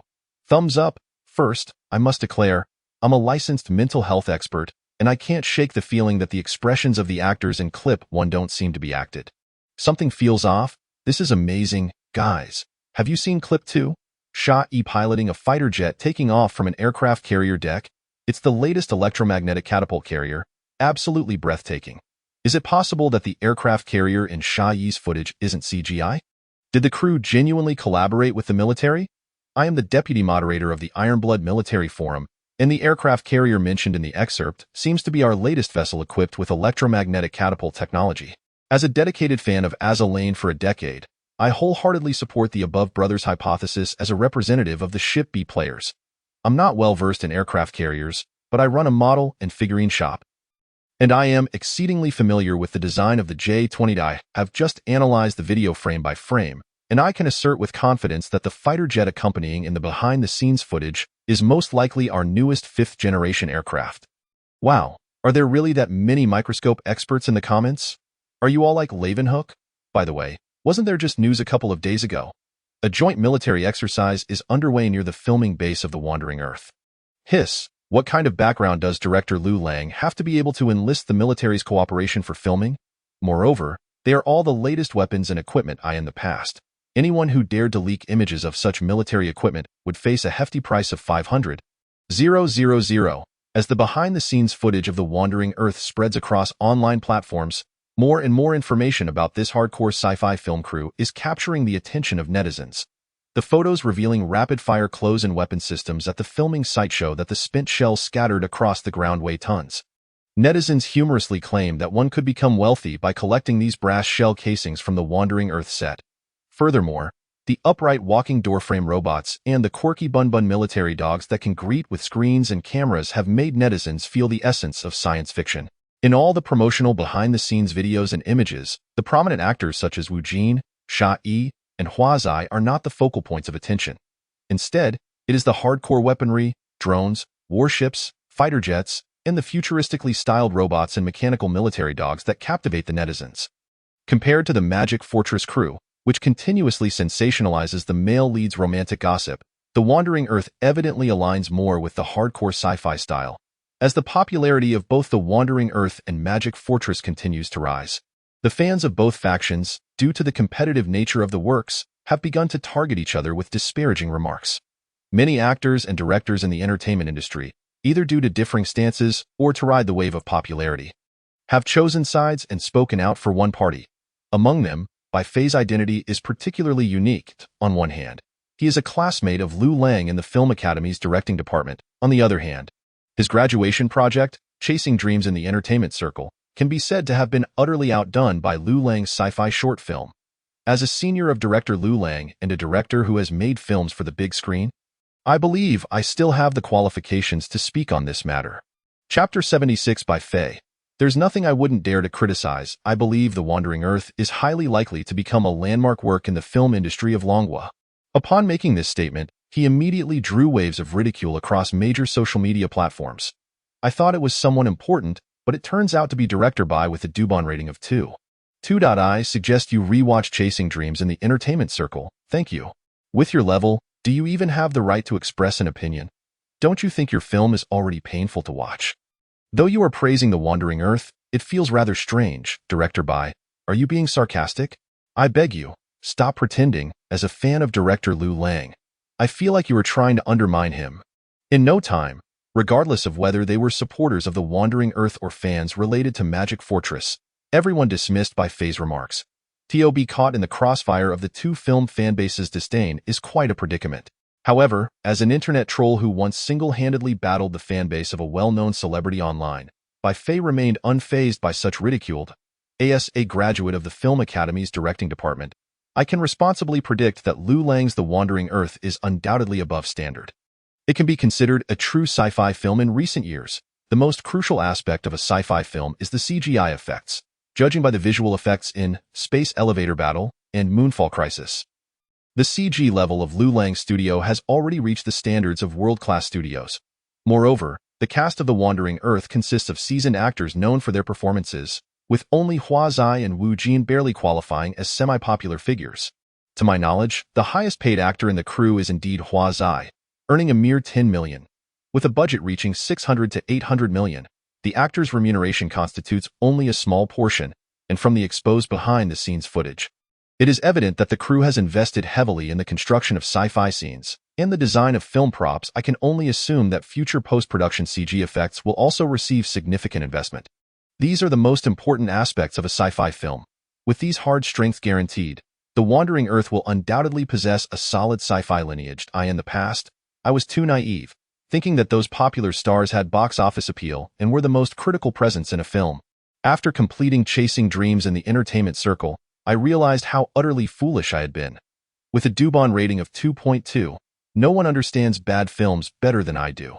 I can confidently assert that The Wandering Earth is absolutely not a bad film.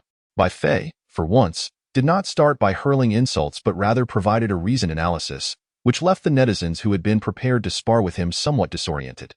Despite having been rivals in the selection of graduation projects, when Liu Lang became the winner of the Starlight Award for Best Short Film and created The Wandering Earth, a recipient of the Hugo Award for Best Short Story, even the proud Bai Fei had to concede that his counterpart was far superior. Moreover, Liu Lang had never regarded him as a rival. On several occasions at the Film Academy, Liu Lang had proactively greeted him. This made Bai Fei feel somewhat embarrassed. If someone were merely slightly better, Bai Fei might harbor envy and jealousy, but when faced with accomplishments like Liu Lang's, which overshadowed many renowned directors and writers in the country, Bai Fei could only sigh in admiration, acknowledging that they were no longer in the same league. Furthermore, as classmates in the same year and department, the higher Liu Lang's achievements, the prouder Bai Fei and his classmates felt. In the past, when introducing themselves to industry insiders, they would say they were graduates of a certain year from the Film Academy, and most would respond with blank stares. However, when they introduced themselves as classmates of director Liu Lang, the reactions shifted to understanding, with much warmer attitudes. The film industry is quite realistic. Even though Liu Lang had not spoken in the class group for quite some time, the group leader still kindly granted him administrator status. As long as they chat in the same group as Liu Lang, it becomes an intangible resource. Nevertheless, Bai Fei's praise for The Wandering Earth soon drew the ire of Magic Fortress fans. As the absolute focal point of Magic Fortress, the fanbase of male lead Liu Han occupies the vast majority of the film's followers. What's so great about a washed-up greasy Hong Kong star and a patriotic hero from Wolf Warrior? If The Wandering Earth can be considered a landmark work, then Magic Fortress must be a creation of the universe, right? Why isn't Bai Fei discussing Magic Fortress? Are you a hired gun from the Wandering Earth crew? Do you know how hard Liu Han works? Hey hater, are your eyes blind? Can't you see his efforts in Magic Fortress? Although Bai Fei never mentioned Magic Fortress, he was still bombarded by Liu Han's fans. The two films are rivals, and Bai Fei's extravagant praise for the Wandering Earth without any comment on Magic Fortress was clearly an affront to Liu Han's starring role in that film. It must be said that the thought process of fan circles is truly peculiar. Bai Fei, inexplicably bombarded on social media and pressured to apologize by numerous Liu Han fans, felt immense anger. Liu Han's fans, get lost. Don't act crazy here. Whether the Wandering Earth can become a landmark work will be decided by time and the market. But I know that the film starring your brother, Magic Fortress, is likely to be a tombstone work. Just wait for the aftermath. Provoked, Bai Fei ripped off his genteel facade and transformed back into an internet warrior, engaging in a heated exchange with the agitated Liu Han fans. The male lead's salary alone is $1 billion. Combined with promotional costs, along with the remuneration for other actors and crew members, over $2 billion is gone. The total investment is only $4 billion, leaving so little for production costs. How on earth can they possibly create decent special effects? You brainless fans, if you truly care about your brother, why not donate more money to the crew? I am eager to see what kind of rubbish this movie will turn out to be. After collaborating with the popular star Lin Junyi, Bai Fei formed an enduring grudge against celebrity actors, firmly believing that the failure of chasing dreams in the entertainment circle was inextricably linked to the male lead, Lin Junyi. Even though Liu Han is currently the hottest celebrity in the entertainment industry, Bai Fei shows no leniency, criticizing him without restraint. If it comes to a point where he can no longer work in the film industry, he would simply return home to inherit his family's fortune. Wow! Director Bai is so brave, love it. Director Bai is someone who can truly speak his mind. He dares to criticize. I acknowledge that my previous understanding of Director Bai was too superficial, and I sincerely apologize. Brothers, let us rally and elevate the ratings for Chasing Dreams in the entertainment circle to 5 stars on Dubon. Chapter 77, Golden Spatoon. Award caught Bai Fei by surprise. As this outburst quickly garnered widespread acclaim on the internet. The supporters came from a diverse background. Military and sci-fi enthusiasts were drawn in by the behind-the-scenes snippets of The Wandering Earth, alongside Liu Lang's personal fans and various supporters of other cast members. However, the predominant group consisted of passers-by who had long been disillusioned by the dominance of superficial young stars in the entertainment industry. Byte Entertainment's extensive promotional efforts merely acquainted these casual viewers with the existence of The Wandering Earth in production. Yet, the heated exchanges between Bai Fei and Liu Han's fanbases unexpectedly bestowed The Wandering Earth with an influx of new supporters. The aggressive nature of the traffic-based fandoms has always been formidable. Although these casual viewers were averse to the young stars, they often concealed their disdain, fearing backlash from the fervent fan circles. Nonetheless, these matters hardly fazed Bai Fei, nicknamed Bai Cannon, as he hailed from a prosperous family and had a billionaire father backing him. Unlike others, he wasn't timid about expressing himself. He was forthright and unrestrained, channeling his pent-up anger into a vehement denunciation of the traffic stars, transforming his perceived persecution by the protagonist Lin Junyi into a driving force for his online tirades. A multitude of bystanders relished the spectacle, gaining insights into the underbelly of the traffic star phenomenon through Bai Fei. To his astonishment, Bai Fei's popularity soared once more. His Weibo followers skyrocketed from a mere tens of thousands to over 3 million within a day, with the comment section brimming with spectators eagerly awaiting his next revelations. With the enthusiastic support of these onlookers, Chasing Dreams in the entertainment circle saw its Dubon rating surge from an initial 2 to over 3 points. If not for the relentless 1-star reviews from Liu Han's fans, it might have truly escaped the low-rated label. Witnessing his unexpected rise to the top of the Douyin trending list due to this verbal clash, Bai Fei felt a mix of surprise and exhilaration. This only fueled his fire further, as he transformed into the standard-bearer for the Anti-Traffic Star Alliance, leading the newly attracted melanin-eating fans in a barrage against the traffic star cohort.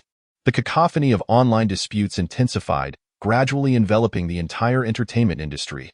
Countless viewers, prominent figures in film and television, actors, producers, and directors were compelled to take sides. Bai Fei rapidly became a pivotal figure in the industry, igniting a tempest of controversy over the merits of traffic stars and actors. Even the Wandering Earth crew, amidst their semi-closed filming, caught wind of the commotion. Remarkably, aside from directing films, Bai Fei demonstrated his ingenuity by planning to establish the Golden Spatoon Award, aimed at recognizing the worst films and actors in the domestic film industry. Astonishingly, he even secured sponsorship from his father, offering rewards for those daring enough to attend the ceremony. Lin Hao stared in disbelief at Bai Fei's Weibo. Astonished by his unexpected flair for entertainment. In truth, Bai Fei was earnestly preparing to launch the Golden Spatoon Award. Although chasing dreams in the entertainment circle had flopped, he appeared to have discovered a genuine path for himself within the entertainment realm. While filmmaking might not be his forte, his acerbic critiques had garnered him a legion of enthusiastic followers. The harsher his critiques, the more exhilarated the viewers became, as if Bai Fei had become their voice, articulating the grievances they dared not express about the traffic stars. Even as he announced the preparations for the Golden Spatoon Award, advertisers approached him for potential sponsorship collaborations, leaving Bai Fei, who had long relied on his family's wealth, utterly astounded as he sensed he had found his niche in the film industry. Becoming an authoritative film critic or critique specialist could indeed be a viable avenue. Amidst the clamor of public opinion, however, these controversies bore little impact on the filming process of Magic City Fortress. In the eyes of Su Lei, the creative director at Hawaii, Magic City Fortress was backed by the behemoths of Penguin and Alibaba. Bai Fei was merely a jester who had directed a flop, hardly worthy of a direct response. The overwhelming support from Liu Han's fans, along with numerous other traffic star supporters, further reassured Su Lei, as these fanbases constituted the foundation of their film's success. Yet, as The Wandering Earth began to overshadow Magic City Fortress, the effectiveness of Liu Han's scandalous publicity campaign dwindled.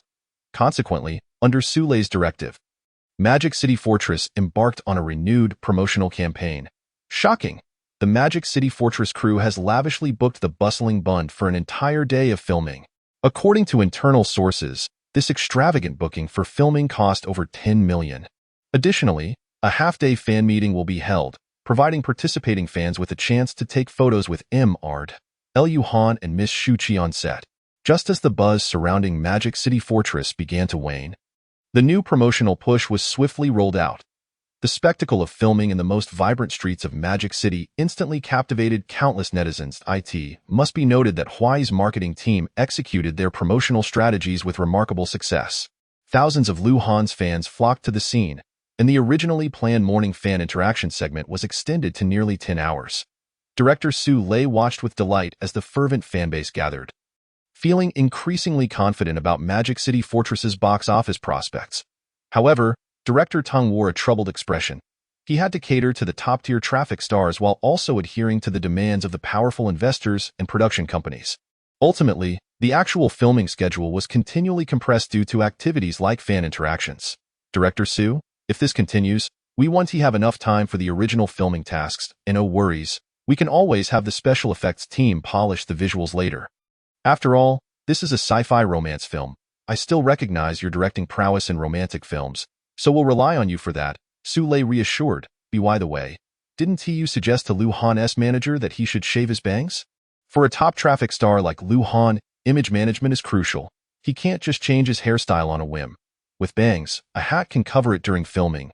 We'll just have to overcome this hurdle.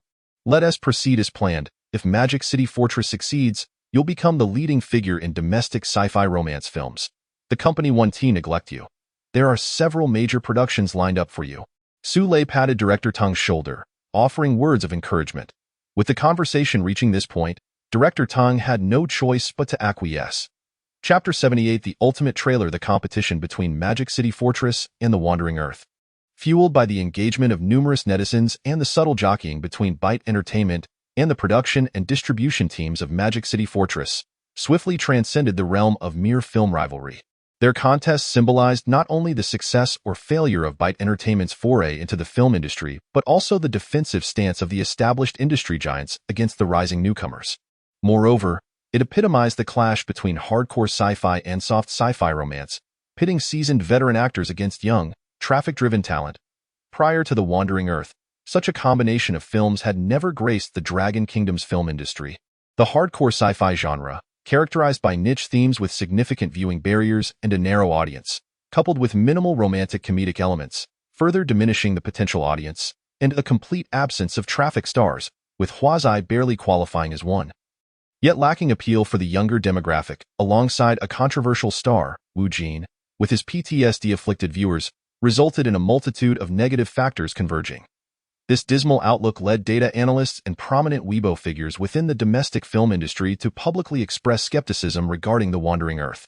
Were it not for Liu Lang's dual accolades of the Hugo Award and Starlight Award, along with the positive reception of his 2 sci-fi short films, and his substantial investment of $600 to $800 million, The Wandering Earth would have undoubtedly faced a grim fate at the hands of industry professionals. In contrast, Magic City Fortress boasted a far more impressive and reliable lineup.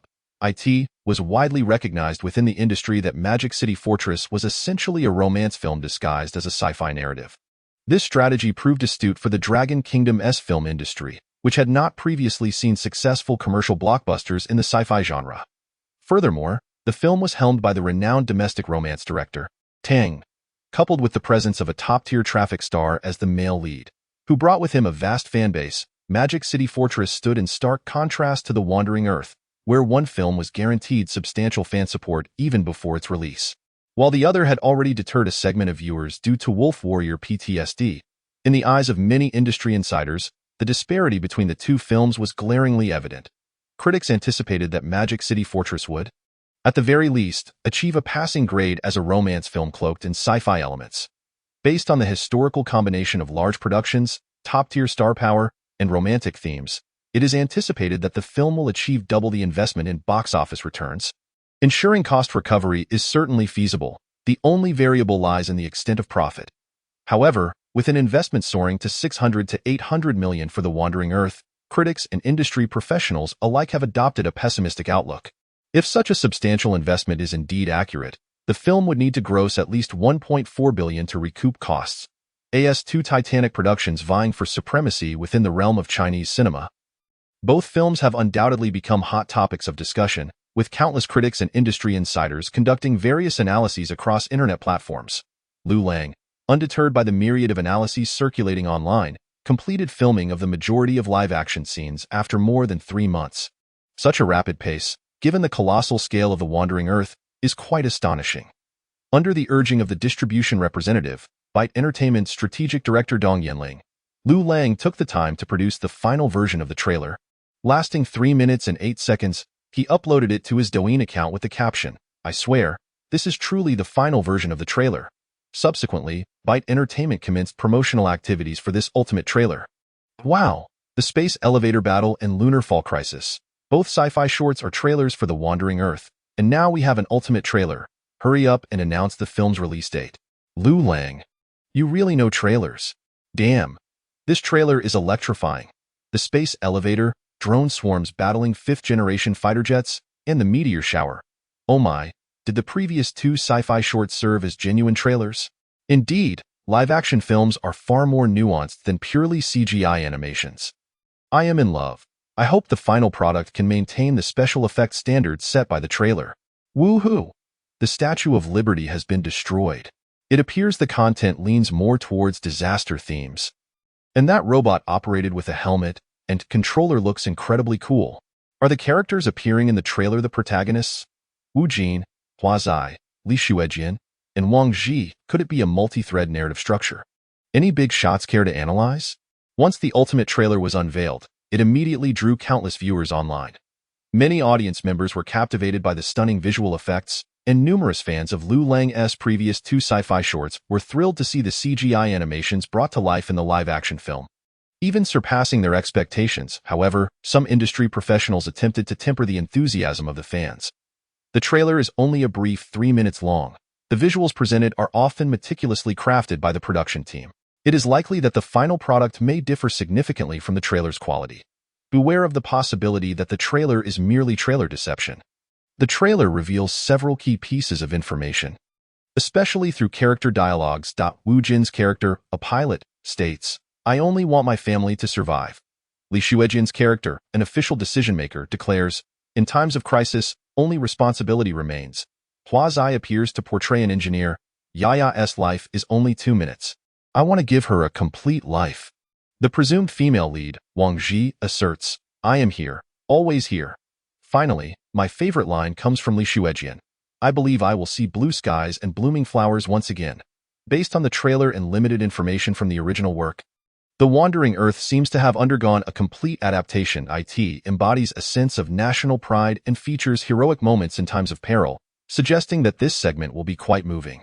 Wu Jin and the female lead, Wang Ji, seem to be responsible for the sparse romantic subplot, while Hua Zai and Li Xuejin manage the other two narrative threads. I am particularly intrigued by the USB-like device Hua Zai is inserting into a computer apparatus. Given his statement about wanting to provide his daughter with a complete life, could it possibly pertain to mechanical life?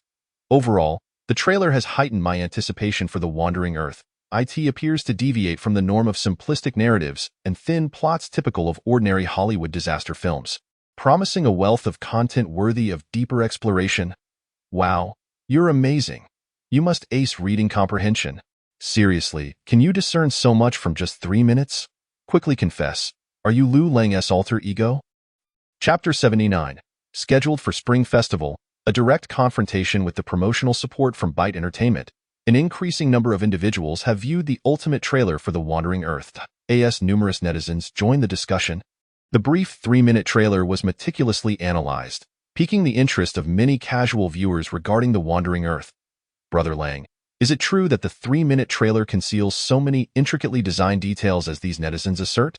Lin Hao marveled at the extensive analyses, amounting to thousands of words, dedicated to such a short trailer, recognizing the talent of those who engaged in such scrutiny. Liu Lang, upon reviewing these excessive interpretations, found them utterly absurd. I am currently engrossed in the film's post-production. Who has the time to focus on trailer details? Liu Lang shook his head and ceased to pay attention. The live-action shots for The Wandering Earth had been largely completed after over 3 months of filming. What remained was the crucial rendering of the film's CG special effects. By the way, Howzy, get in touch with Byte Entertainment and inform them that I plan to release the film in theaters during the Spring Festival. They should prepare for promotional coordination. Spring Festival? That leaves less than 4 months. Is that even feasible? Lin Hao was taken aback. Post-production often consumes more time than the initial filming, especially for a hardcore sci-fi film like The Wandering Earth, which demands high-quality special effects. In Lin Hao's estimation, 4 short months would scarcely suffice to achieve the special effects level presented in the trailer. Rest assured, this is my debut on the big screen. I wouldn't deceive you. Give me 4 months, and I will present you with a miracle. With the aid of the movie Black Technology System, Liu Lang brimmed with confidence. Meanwhile, upon the release of The Wandering Earth Ultimate trailer, Su Lei, the project leader for the film Magic Fortress, was momentarily taken aback. Is this a joke? They released the final trailer so quickly? Their post-production special effects must still be incomplete. Su Lei, watching the Ultimate trailer, wore an exceptionally grave expression. As the project leader, he possessed a fundamental level of film appreciation. Judging by the special effects showcased in The Wandering Earth, it could be said to reach the world-class standard of Hollywood sci-fi films. Director, they commenced filming almost concurrently with us, and the initial shooting has only just concluded. This trailer's special effects must have been outsourced to foreign companies. Otherwise, it would be impossible for a finished product to emerge so swiftly. Upon hearing his subordinate's logical analysis, Su Lei's expression lightened somewhat. What is our progress? Director Tong has indicated that they are in the final stages. After that, only post-production remains. Tell him to accelerate the pace. We cannot fall behind The Wandering Earth. After relaying the instructions to his director, Su Lei's assistant rushed in with astonishing news. What? The Wandering Earth is scheduled for release on New Year's Day? When Director Ting arrived after hearing the news, his expression mirrored Su Lei's confusion. Are they out of their minds? Have they really set a release date so soon? With only 4 months until Spring Festival, can post-production even be completed? Su Lei and Director Ting exchanged incredulous glances. Magic Fortress touted an external investment of $400 million, yet only about $50 to $60 million was realistically allocated for post-production special effects. Even so, it would require at least half a year's time to finalize the effects. In stark contrast, with claims of an investment soaring to $600 to $800 million for The Wandering Earth, their actor costs were significantly lower than those of Magic Fortress, and their promotional expenditures appeared far less substantial based on current outcomes and scale. It is speculated that the special effects budget must exceed $400 million.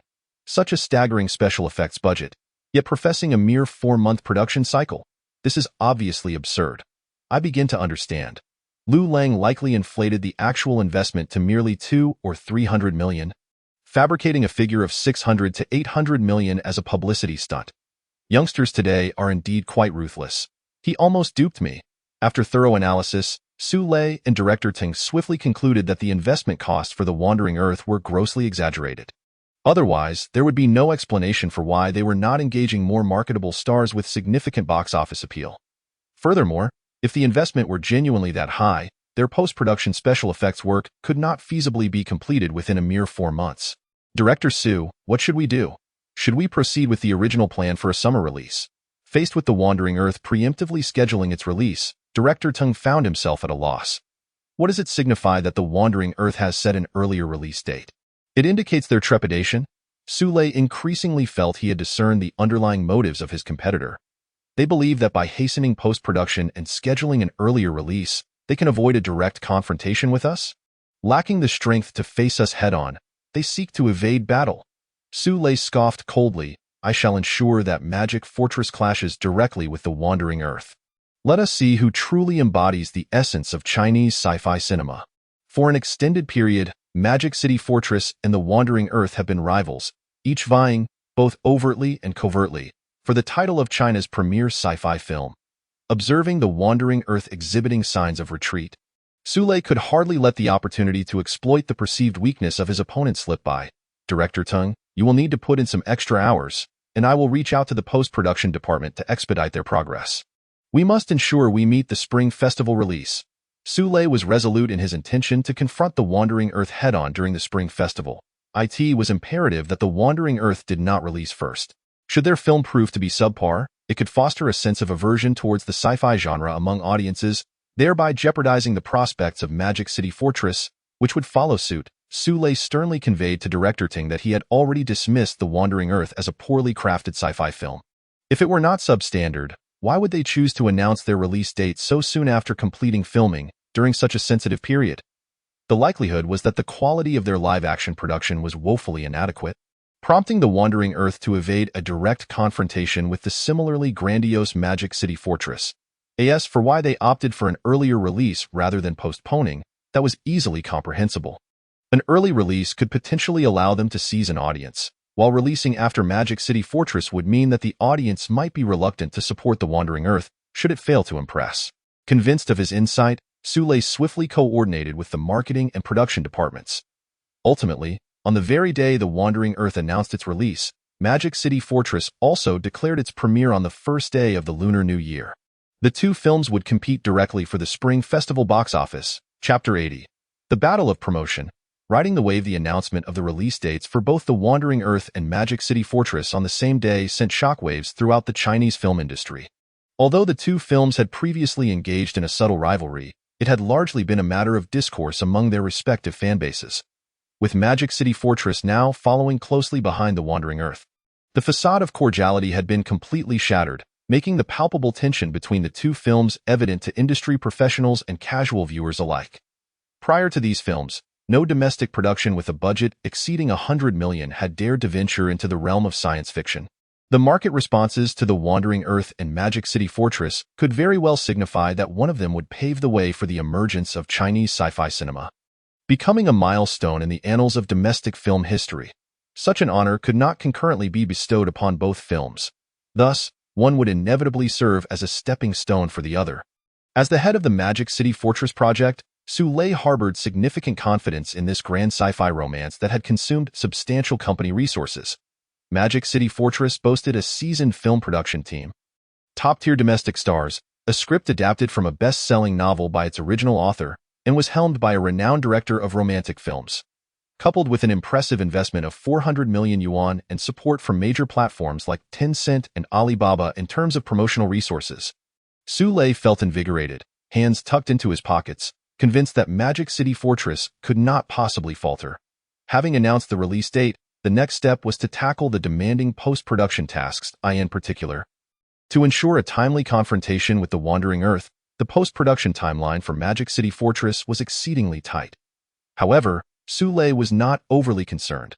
After all, The Wandering Earth had only 4 months for its post-production as well, and he doubted that Magic City Fortress would fall short in comparison. Notify that writer Zhang Bei, He has over 4 million followers on Weibo, doesn't he? We need to leverage that, encouraging him to promote the film on social media. Fans of these novel adaptations often serve as powerful allies in building a positive reputation. Prepare some promotional materials for the marketing team. I trust you know what to do when the time comes. Sule instructed the head of the marketing department. Director, Zhang Bei has already been in touch. He expressed a desire to preview a sample of Magic City Fortress before proceeding with the promotion, the director replied. To be candid, Zhang Bei's request was not unreasonable, given that he was the author of the original novel. He likely wished for Magic City Fortress to achieve great success even more than Sule did. However, Sule, as the producer and project leader, held a different perspective. What does a novelist know about filmmaking? He should simply cooperate with the promotion. We have a contractual agreement in place regarding this. He will be invited to the media screening, Sule said impatiently, furrowing his brow. If Zhang Bei were not the original author with a dedicated fanbase, Sule would hardly have regarded this mere internet writer with a few million followers. Additionally, contact Liu Lang's studio to coordinate promotional matters.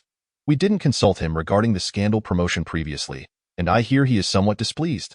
Inform him that the employee who orchestrated that scandal promotion has been dismissed, and I was unaware of the situation.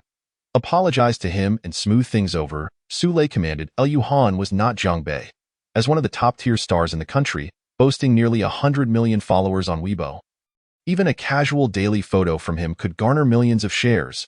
Sule understood the necessity of treating such a top-tier celebrity with utmost respect. Upon hearing his superior's instructions, the assistant felt a pang of anxiety. Sule had swiftly shifted the blame onto others. Working under such a superior, one could never know when the blame game would fall upon oneself. Also, notify Tencent and Alibaba's promotional departments to ensure seamless coordination. Starting today, we will fully launch the promotional campaign for Magic City Fortress. I want to maintain momentum from now until the Spring Festival. Director, given the length of the promotional period, we may not have sufficient funds allocated for the promotional segment. The assistant cautiously reminded him. This reminder caused Sule, who had been exuberantly outlining plans, to momentarily stiffen. Despite the hefty investment of 400 million yuan in Magic City Fortress, a significant portion had already been consumed by actor salaries and marketing costs. And with the expensive post-production effects, little funding remained. We must reallocate some funds from the effects budget. The production timeline has already been compressed, so it shouldn't cost too much. We must ensure our promotional efforts surpass those of the Wandering Earth. But that was not the end of it. After delegating several tasks to his assistant, Sule personally went to the headquarters of Huai and engaged in a confidential discussion with the CEO. The following day, at the invitation of the Huai CEO, representatives from Tencent and Alibaba collaborated to discuss the scheduling of films for the Spring Festival, considering that all three parties had vested interests in Magic City Fortress and aimed to curb the strategic objective of ByteDance Entertainment. They negotiated to adjust the release dates of potentially threatening major films, thereby avoiding direct competition during the Spring Festival. Ultimately, the films set to premiere on the first day of the Lunar New Year included Magic City Fortress, The Wandering Earth, a children's animated film Bears on the Move, and an adult-oriented animation The Ocean and the Fish. With Bears on the Move being a children's film, it posed no threat to Magic City Fortress. Similarly, The Ocean and the Fish, being more artistic, did not clash with the live-action sci-fi films. Thus, only The Wandering Earth and Magic City Fortress remained to engage in a fierce battle. Actors, artists, directors, and various industry professionals affiliated with Tencent, Alibaba, and Huai began publicly expressing their support for Magic City Fortress across social media. Within a mere week, nearly half the entertainment industry had rallied behind Magic City Fortress. This situation left Dong Yanling, the strategic director of ByteDance Entertainment, feeling frantic. The few industry figures that ByteDance could rely on were not particularly influential, and facing the united front of established powerhouses in the domestic film industry, they found themselves in a position of being overwhelmed. Lin Hao, the assistant director, also felt a sense of urgency and promptly notified Liu Lang, who was in a closed-door post-production phase. Upon receiving the news, Liu Lang remained unperturbed. Instead, he pondered for a moment before making several phone calls. Standing beside Liu Lang, Lin Hao caught a glimpse of several names in his contact list. Brother Lei, DJI, Su Gong, Academy of Sciences, Aerospace Institute. Chapter 81. The national team's arrival. Lao Gu. What are you up to? Lin Hao sensed an inkling of suspicion. Recruiting talent, Liu Lang replied. However, the individuals they were inviting were from the entertainment industry, actors, directors, and producers. Would seeking out these professionals, who were out of their element, be effective for promotion? How can we know unless we try? Liu Lang shrugged and continued dialing. Hello, Brother Lei. Long time no see. I need a small favor. No, there's no need to go to outer space. Nor do we require active warships as props, and certainly not to film a nuclear explosion. How could I possibly make such outrageous demands? The following morning, dozens of engineering machinery enterprises that had previously assisted in the production of The Wandering Earth announced their support for the film across their websites and social media platforms. These enterprises, which had collaborated on The Wandering Earth, were predominantly large-scale state-owned enterprises, recognized as leaders in various machinery manufacturing sectors. Any construction machinery enterprise typically employs thousands, if not tens of thousands, of workers.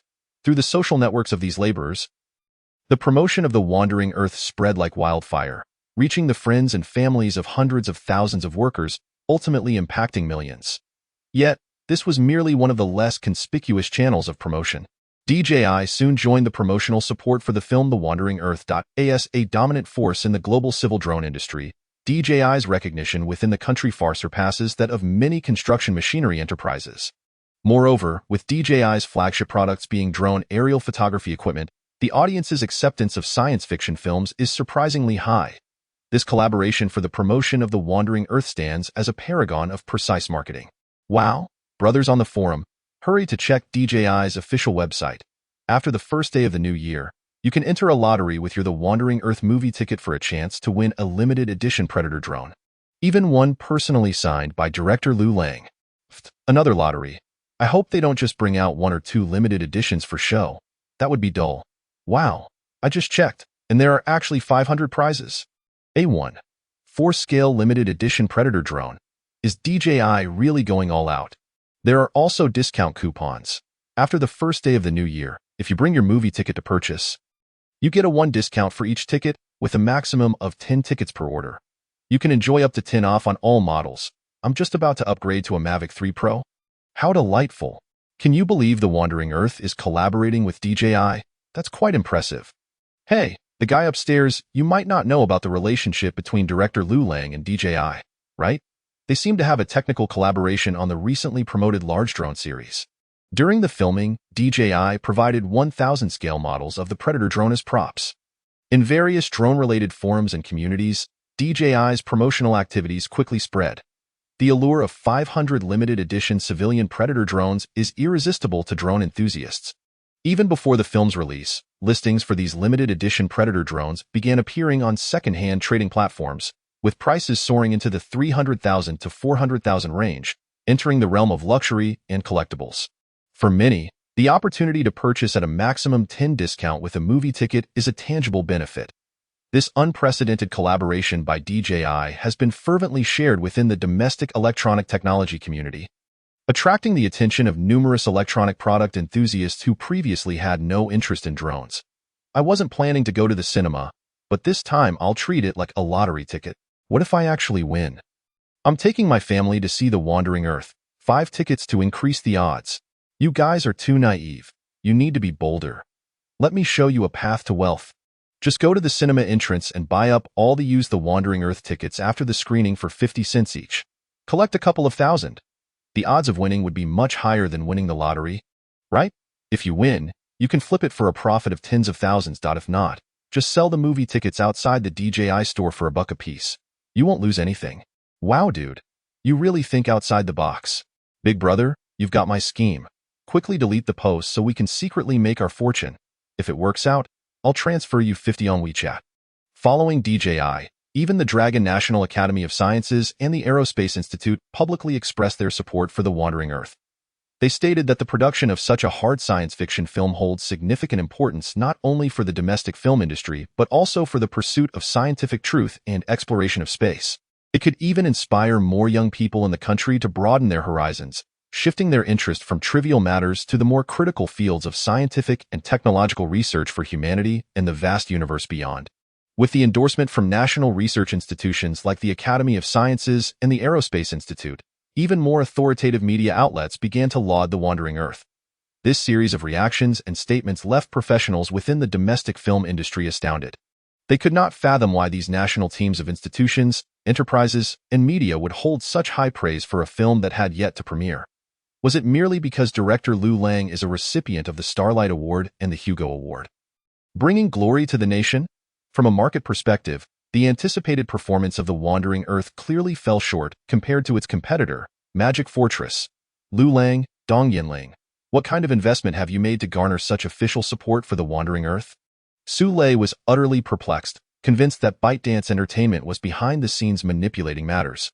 Getting almost half of the film industry to vocally support Magic Fortress was the utmost that the producers could achieve. However, just when Su Lei thought that The Wandering Earth was being crushed in the promotional arena, the latter miraculously broke through from official channels, in the eyes of the public, the authority and credibility of the Academy of Sciences. The Aerospace Institute and the official media far surpassed the mere assertions of a few directors and stars from the film industry. Thanks to the endorsement from official channels, The Wandering Earth successfully captured a wave of attention nationwide. Director, what should we do? Should we continue pouring money into promotion? As Su Lei listened to his assistant's inquiry, he couldn't help but feel a surge of irritation. He contacted the distributors and cinema chains, preparing to launch the film's pre-sale early. After some contemplation, Su Lei decided against wasting more funds on promotion and instead initiated the pre-sale for Magic Fortress a month in advance. Chapter 82. 1 million in 10 minutes. Champagne at halftime. Stunning pre-sale for Magic Fortress. Pre-sale tickets have a chance to win a signed poster by Liu Han. Under Su Lei's coordination, Huai Film Industry joined forces with Penguin, Alibaba, and other relevant distributors to launch a grand pre-sale campaign for Magic Fortress a month early. Numerous domestic cinema chains also graciously displayed the film's promotional posters in theaters. As a focal point of the film's promotion. The production team had also set up a movie prop, the Magic City Cannon, at the Bund. Although the Magic City Cannon, constructed entirely from cardboard and wood, appeared somewhat cheap, it still attracted many tourists eager to take photos. Media across the internet reported extensively on the pre-sale activities for Magic Fortress. However, the primary target audience for the promotion was Liu Han's fanbase. Only Liu Han's most devoted fans would begin pre-purchasing tickets a month before the film's release. At midnight, the newly opened pre-sale channel was inundated with Liu Han's fans, causing a brief lag on the pre-sale website. 100,000, 500,000, 1 million. In just 10 minutes, Magic Fortress shattered the million mark in pre-sale ticket sales. This left Su Lei, who had been glued to his computer screen refreshing the page every few seconds, elated. It seemed that choosing Liu Han as the male lead was indeed a brilliant decision. If each of Liu Han's fans contributed just one ticket, plus their family and significant others, it appeared that we could potentially break even based solely on pre-sale ticket sales, to be frank. When initially negotiating Liu Han's role as the lead, Su Lei had hesitated over the hefty near 100 million remuneration, but seeing the contribution from Liu Han's fans in the pre-sale ticket sales now allowed Su Lei to finally breathe easy. He even had his assistant bring out the champagne they had prepared to celebrate the anticipated success of Magic Fortress with the many members of the distribution team waiting in the conference room. As the project lead for Magic Fortress, Su Lei had been under immense pressure for the past few months. The success of this high-budget project, with an investment of 400 million, would greatly impact his future career. Therefore, after witnessing the pre-sale ticket sales surpass 1 million in just 10 minutes, Su Lei could no longer contain the tension that had built up within him. The conference room was filled with jubilation, and amidst a flurry of praises and compliments from his subordinates, Su Lei began to envision a future where, following the success of Magic Fortress, he would gain recognition from his superiors and rise further in his role, potentially becoming a partner at Huai. However, just then, an assistant approached, interrupting Su Lei's daydreams with an unsettling report. Director, the situation seems a bit off. The growth of the pre-sale ticket sales is peculiar. Upon hearing this, Su Lei furrowed his brow. What could be wrong? Didn't it reach 1 million in just 10 minutes? What other issues could arise? Based on the astonishing rate of increase in the pre-sale ticket sales, it should have reached at least 20 to 30 million over a full 24-hour period. Optimistically, with a month of pre-sale, it could even reach 100 to 200 million, potentially breaking the record for the highest pre-sale ticket sales in domestic film history. Thus, Su Lei found himself perplexed by his assistant's comments. Director, so far the total pre-sale ticket sales have not exceeded 2 million. Hearing this, Su Lei was in disbelief. It had broken 1 million in 10 minutes. But now Su Lei instinctively glanced at the clock on the conference room wall. 1:25. So much time had passed. How could the total sales increase be so meager? Was there a network error? Or a problem with the pre-sale ticketing system statistics?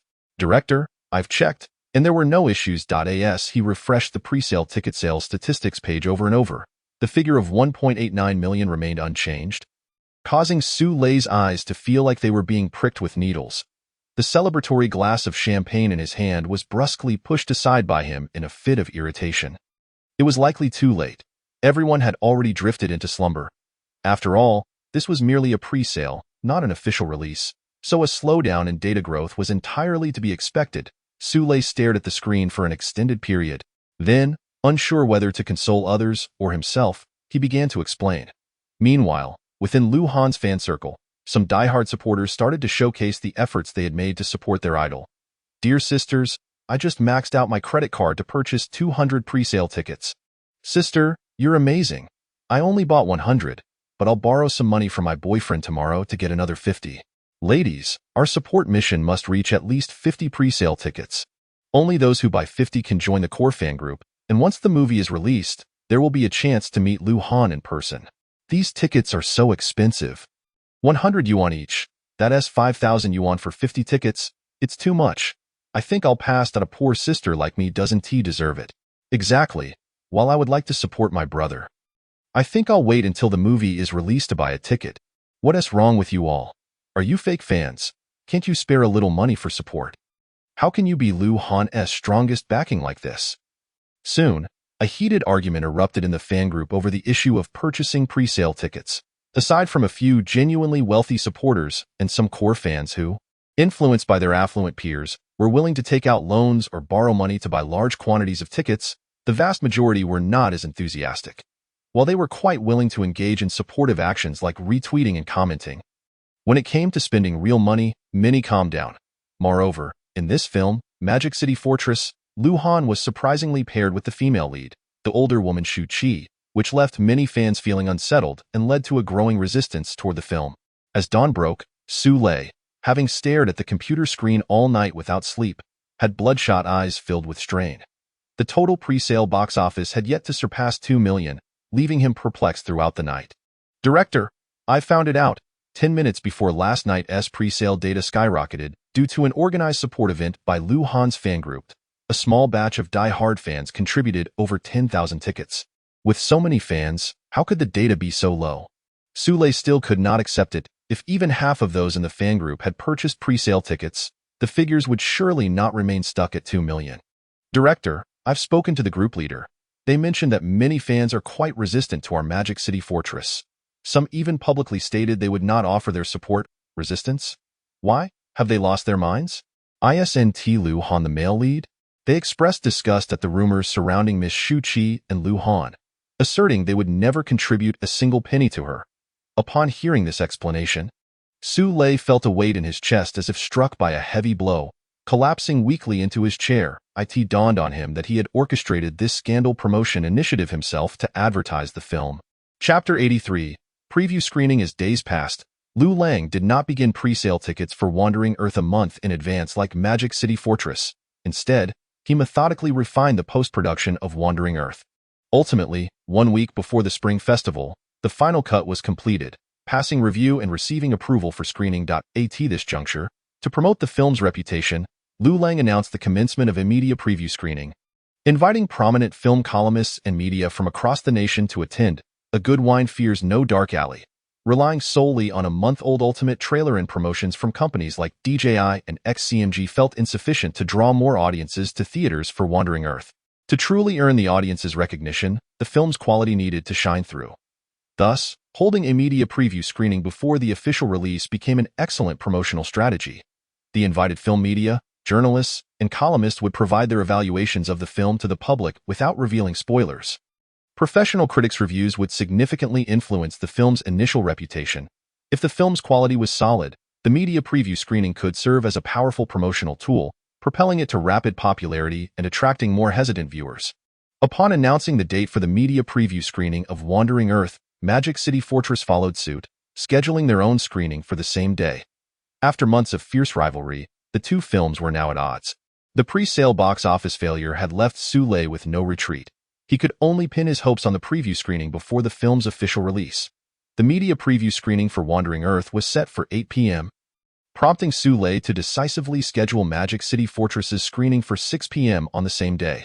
Both films selected venues in the capital, with only a minor time difference, clearly indicating a media reputation battle before the formal release. Is everything prepared? Director, it's all set. 400 small red envelopes and 50 large ones. Every attending media representative will receive one. Hearing that his assistant had completed the preparations, Sule nodded with relief. As the saying goes, one is at the mercy of those they feed. After receiving red envelopes, the media and journalists attending the screening might not completely favor the Magic City Fortress crew, but at least they would be more restrained in their critiques. Showing some courtesy. At precisely 5:30 p.m., numerous media representatives, journalists, and film columnists began arriving at the screening venue for Magic City Fortress. Sule personally stood at the entrance to greet them. Beaming with a smile that belied his earlier anxiety, Mr. Zhang Bei, welcome. Here, feel at home. Without your novel, Magic City Fortress would not have been possible. Before long, a young man wearing gold-rimmed glasses approached, somewhat awkwardly. He was the original author of Magic City Fortress. After a brief exchange of pleasantries, Sule instructed the staff to seat Zhang Bei in the auditorium. Following that, waves of professional film critics arrived in succession. Director, that's the most acidic film critic over there. And behind him is Clockwork Zhang. These two are the most popular film critics on internet platforms this year. One has nearly 100 million followers on Douyin, while the other has amassed a similar following across Weibo, Bilibili, and other platforms. As someone in the film industry, Sule was naturally familiar with the most acidic film critic and Clockwork Zhang. They were leading film critics active on the domestic internet. Compared to the older generation of critics, their reviews resonated more deeply with youthful audiences, making their perspectives highly regarded among younger viewers. This was Sule's first time meeting the real individuals behind these prominent accounts. Considering their status among the young viewing demographic, Sule's eyes lit up. Prepare 4 large red envelopes. Each will get double. After giving his assistant instructions, he eagerly approached them with a radiant smile. As the hour approached 6 p.m., just when Sule thought the venue was empty, an unexpected guest arrived right on time. Hello, I'm Bai Fei, the founder of Golden Phlegm Cup Film Review magazine. Upon hearing Bai Fei's name and the title Golden Phlegm Cup, Sule felt a muscle in his forehead twitch uncontrollably. This Bai Fei had previously clashed online with Liu Han's fanbase and was a notorious representative of the anti-teen idol, Flow Star Alliance. Now appearing here, was he intent on causing trouble? Oh, Suzong. Perhaps Golden Phlegm Cup was just recently established, which is why I didn't receive an invitation. You wouldn't deny me entry, would you? Since I'm already here, of course not. The preview screening exists for critics like you to point out errors and improve together. Please, come in. Sule, observing the reporter's cameras flashing around him, could only force a stiff smile and feign generosity in inviting Bai Fei into the screening room. Inside the screening hall, the invited critics filled the seats. The most acidic film critic and Clockwork Zhang were seated together, discussing something. Soon after, Bai Fei noticed an empty seat beside them and joined in. Before long, the lights dimmed, and Magic City Fortress commenced its official screening. The sci-fi elements like the Delta mothership, bubble defense, drones, and the formidable cannons emerging from the Huangpu River appeared on screen. Both the most acidic film critic and Clockwork Zhang couldn't help but frown. Magic City Fortress boasted an investment of 400 million, yet the special effects were at this level? When extraterrestrials made their entrance, the scenes of the Grey Eagle squad battling the aliens prompted further shakes of their heads. The film's fundamental narrative flaws were far too numerous. It couldn't even be compared to the well-crafted sci-fi war films from Hollywood, let alone the love stories that director Teng excelled at, which in this film barely qualified as third-rate. Logical flaws, awkward special effects, and strange emotional arcs. They began jotting down their impressions in their mobile notes, preparing to write reviews upon returning home. However, upon contemplating the substantial red envelope bestowed upon him by the production team of Magic City Fortress, Clockwork Zhang found himself hesitating before deleting his outline, ultimately rephrasing it as a barely acceptable romantic film. Even though he had accepted the remuneration, this was the extent of his praise for the so-called sci-fi romance. After all, he had a responsibility to the fans who placed their trust in him on his social media platform. By chance, his gaze fell upon Bai Fei's phone screen beside him. where the notes were succinctly inscribed with the words Dependence Defense. Chapter 84, That Kid by Faye Can Get Along. Magic City Fortress has a runtime of 107 minutes. While the preview screening of The Wandering Earth is set to commence at 8 o'clock in the evening. At this moment, many film critics and media reporters present in the preview hall for Magic City Fortress had also received invitations to the screening of The Wandering Earth. In fact, barely half an hour into the screening of Magic City Fortress, these professionals from the Longwa film industry had already formed a precise assessment of the film's quality in their minds, a cliché romance masquerading as science fiction. Essentially, it bore no difference from The Dominant Female CEO Falls in Love with Me, with its primary audience consisting of fans of popular celebrities and those who are not too picky about their entertainment. For many, the Spring Festival represents a rare holiday, and a lighthearted sci-fi romance might be more enticing for viewers than a hardcore science fiction film. Although these discerning critics perceive the sci-fi attributes of Magic City Fortress as misleading, coupled with its peculiar emotional narrative and awkward logical inconsistencies in its worldview, they deemed it a definite failure on the global stage. Yet, the domestic sci-fi genre is still in its infancy. The mere attempt to explore sci-fi by Magic City Fortress earned it a few sympathy points in the eyes of several critics. In reality, if there were no better options, the audience might not find Magic City Fortress too hard to accept. After all, even the inferior Tiny Times managed to rake in substantial box office revenue through its formula of celebrity appeal romantic-themed self-indulgence. Using the same tactics, Magic City Fortress might not be incapable of pulling in its share of box office revenue. The competing films Boonie Bears and The Sea Fish Tang posed no threat to Magic City Fortress in terms of audience demographics or thematic content. It was only the subject matter and buzz surrounding The Wandering Earth that clashed with Magic City Fortress. And the quality of The Wandering Earth would ultimately determine the performance of Magic City Fortress during the Spring Festival. The critics present were well aware that the categorization and evaluation of Magic City Fortress hinged on the quality of its rival, The Wandering Earth. Before long, individuals began to exit the screening of Magic City Fortress before its conclusion, eager to reach the preview screening of The Wandering Earth in the capital. Only by viewing both competing films during the Spring Festival would they be able to render their final judgment. Director, some media reporters and critics have left early. Hearing his assistant's words, Su Lei frowned. He was fully aware that these individuals were hurrying to attend the screening of The Wandering Earth. These critics and reporters relied on this profession for their livelihood, and he could not demand they remain. The prominent film critics and authoritative reviewers haven't left, have they? As long as I have their support, it will suffice. Su Lei had generously rewarded these influential film commentators with substantial red envelopes. Director, I just saw Bai Fei take the most acidic film critic and Clockwork Zhang out. What? Su Lei was taken aback. The most acidic film critic and Clockwork Zhang were the two most popular and influential film critics on his guest list. He had hoped they would stay until the end and help promote Magic City Fortress on social media, but he had inadvertently let Bai Fei whisk them away, and I knew that Bai Fei's presence would bring trouble. Su Lei hurriedly pursued with his assistant, and upon reaching the cinema's entrance, he spotted Bai Fei driving a luxury car, ferrying his newly acquainted film critic friends toward the screening of The Wandering Earth. Damn it! Watching the car drive away, Su Lei felt as though he were being consumed by envy. By the time the 107-minute screening of Magic City Fortress concluded, fewer than a third of the audience remained in the hall. Scanning the room and disregarding the complex gaze of Jiang Bei, the original author of Magic City Fortress, Su Lei could only pray that the quality of The Wandering Earth, which was about to begin its screening, would be worse than that of Magic City Fortress. As Liu Lang's classmate, Bai Fei was among the first to receive an invitation to the media screening of The Wandering Earth. Although there had been a brief competitive relationship between Bai Fei and Liu Lang due to their graduation projects, that was a distant memory. Now Bai Fei, along with his classmates from the performance department, had become a devoted fan of Liu Lang. With the impending release of The Wandering Earth, Bai Fei was even more excited than Lin Hao, the deputy director. I'm not kidding. I participated in the graduation project selection with Liu Lang, and I came in second place right behind him. You could say we're like brothers from the same school.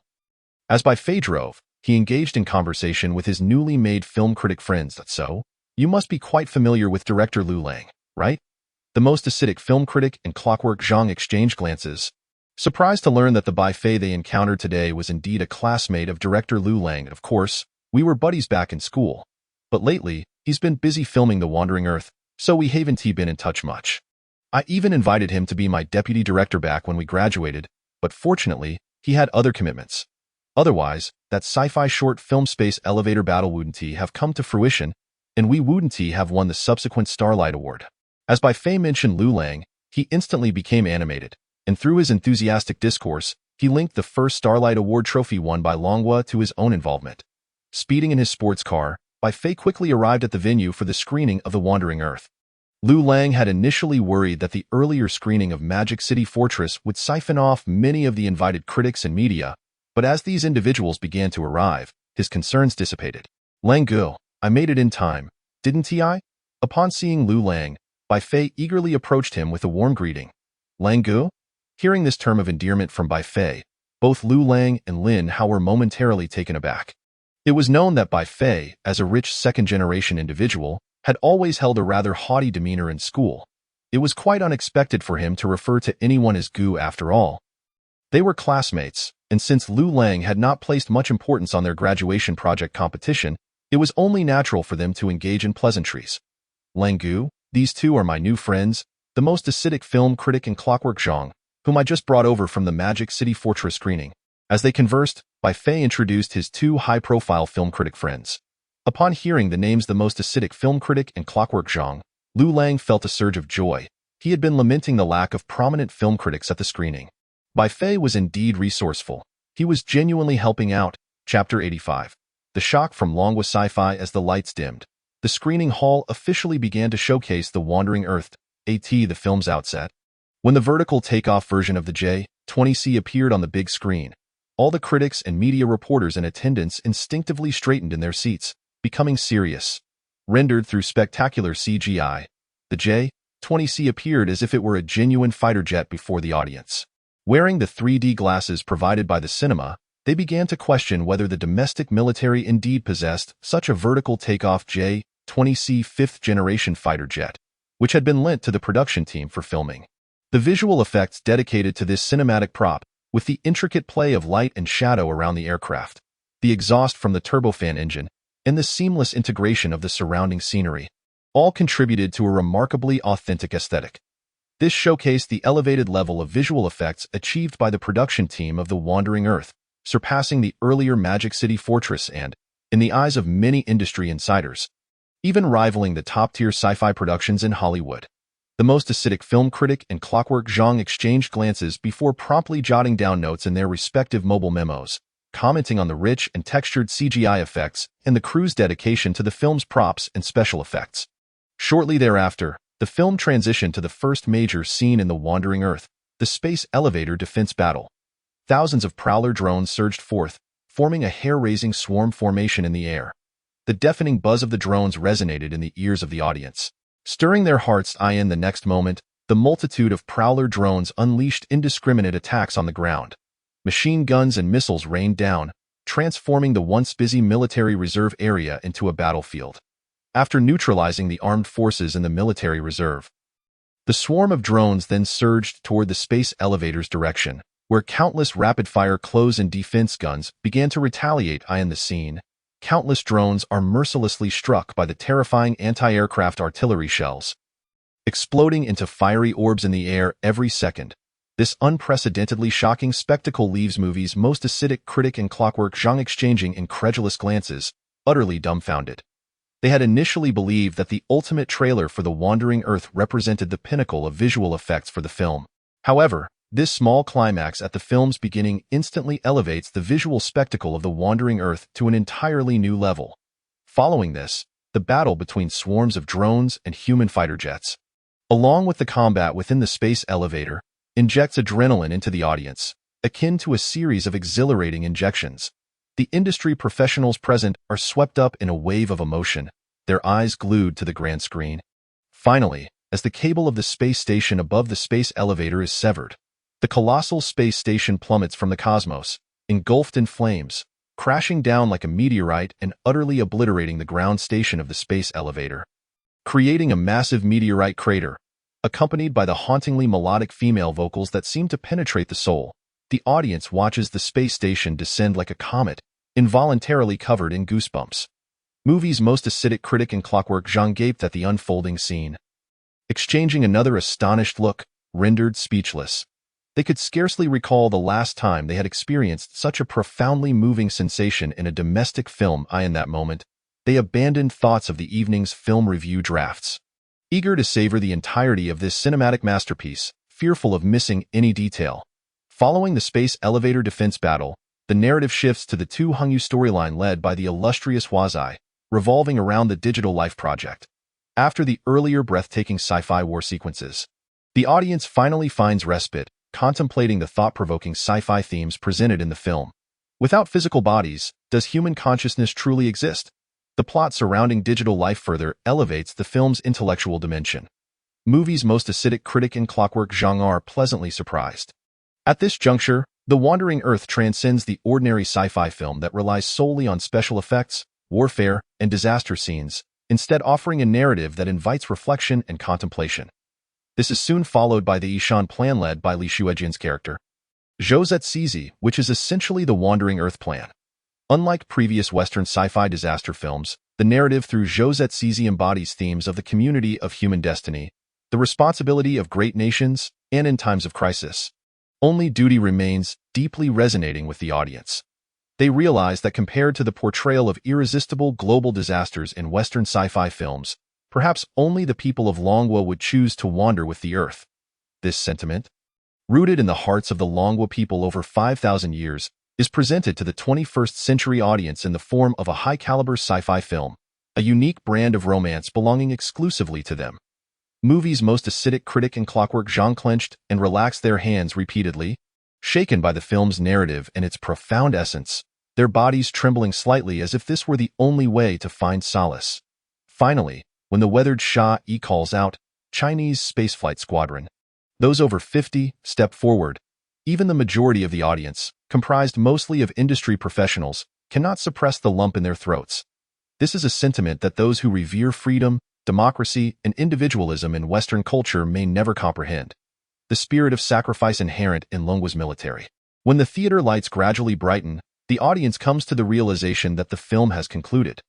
The film's runtime of over 170 minutes far exceeds that of the previous Magic City Fortress. Yet the critics and media present feel no qualms about its length, with not a single audience member leaving early. As Liu Lang and the film's creative team take the stage to express their gratitude to the invited critics and journalists. A thunderous applause erupts within the screening room. Movie's most acidic critic in Clockwork Zhang are swept up in emotion as they watch Liu Lang and his team express their thanks. Wiping the sweat from their palms, they finally retrieve their phones to document the delightful surprises that the Wandering Earth has bestowed upon them. With little time left before they must rush to submit their reviews, they prepare to share their impressions from the dual film screenings that day. Chapter 86. What more does The Wandering Earth offer? First and foremost, I must assert my stance. The Wandering Earth is undoubtedly a film worth experiencing in theaters during the Spring Festival. I can responsibly inform everyone that The Wandering Earth can indeed be regarded as a milestone in Longwa's sci-fi cinema, representing the greatest surprise within this year's film industry. Due to the confidentiality agreement of the media screening, I cannot disclose specific plot details. However, I can assure you that everything you wish to see is present in this film. It features grand-scale war and disaster scenes brought to life through high-level CG effects. There are numerous original props derived from the world of The Wandering Earth, distinct from foreign sci-fi concepts, as well as sci-fi-style architecture and equipment. Moreover, within the film's runtime of over 2 hours, it presents not merely the explosions, warfare, and disaster scenarios typical of commercial cinema, but also profound, soul-stirring sci-fi contemplations. Who truly embodies the meaning of human existence, the body, or the soul? Most remarkably, in The Wandering Earth, I witnessed a distinctive sci-fi style that belongs to the Longwa people. Note that when I speak of a sci-fi style, I do not mean cramming the film with random, awkward advertisements for Longwa products. Instead, it is akin to the once globally popular Kung Fu, serving as a cultural touchstone representative of Longwa. I sincerely wish for The Wandering Earth, this meticulously crafted Longwa sci-fi film, to gain recognition in the market. I hope that such a film, which genuinely promotes the values of the Longwa people, will one day reach the world stage, allowing foreigners to witness the power of Longwa sci-fi. Upon returning home, Movie's most acidic critic eagerly edited a lengthy post, placing it beneath a photograph with the creative team of The Wandering Earth, turning it into a video to share on his media account. Many night owls, just beginning their evening activities, quickly encountered the latest video released by movie's most acidic critic. What? Is the praise this high? My instincts tell me that a Langwa film with sci-fi elements is bound to be a dud. Countless Langwa directors have proven this theory over the years. Has the acidic critic changed? Has he begun to chase after money? Acidic critic, if you've been kidnapped by the Wandering Earth crew, just blink. I'll trust you this once. I'll take my family to see it on the first day of the new year. But if it's not good, I'll unfollow you. Initially, I only bought tickets for Magic City Fortress due to my girlfriend's influence, but since you recommend The Wandering Earth so highly, I might check it out as well. Didn't the preview say that both Magic City Fortress and The Wandering Earth were screening today? Why are there reviews only for The Wandering Earth? Is it a result of public relations marketing? The review for movie's most acidic critic immediately garnered significant attention upon release. AS, one of the foremost self-media film critics on the internet, movie's most acidic critic is renowned for his fair and objective evaluations, as well as his incisive commentary. However, this time, the overt praise for The Wandering Earth has left fans feeling somewhat disoriented. Many speculate whether he has been bribed by the Wandering Earth team, duped by their public relations efforts. Upon seeing these doubts from fans, movie's most acidic critic can only manage a wry smile. Ironically, despite his lengthy praise for The Wandering Earth, he has not received a single cent in red envelopes from them. Moreover, he had to wait in line for quite a while to snap a photo with the creative team. The attention he received from The Wandering Earth pales in comparison to the nearly 400,000 red envelope he received from Magic City Fortress. Nevertheless, movie's most acidic critic remains more than willing to act as an advocate for The Wandering Earth, passionately recommending it to his followers. As for Magic City Fortress, which had generously rewarded him, he finds himself in a quandary. Had he not seen The Wandering Earth, he might have begrudgingly penned a lengthy review for Magic City Fortress. However, after witnessing the superior special effects, plot, and narrative structure of The Wandering Earth, he can no longer recall what Magic City Fortress, which runs for 107 minutes, is even about. Now, his mind is filled with the exhilarating space elevator defense battle, the spine-chilling space elevator plummeting, the moonfall that provokes deep thought, and the uniquely Langwa sci-fi style that stirs his spirit. In stark contrast, the elements conveyed in Magic City Fortress seem painfully sparse, with only the protagonist Liu Hanqing's hoarse cry of, "Fire at me," echoing in his memory, a film that is neither remarkable nor even passable within the realm of Langwa romance.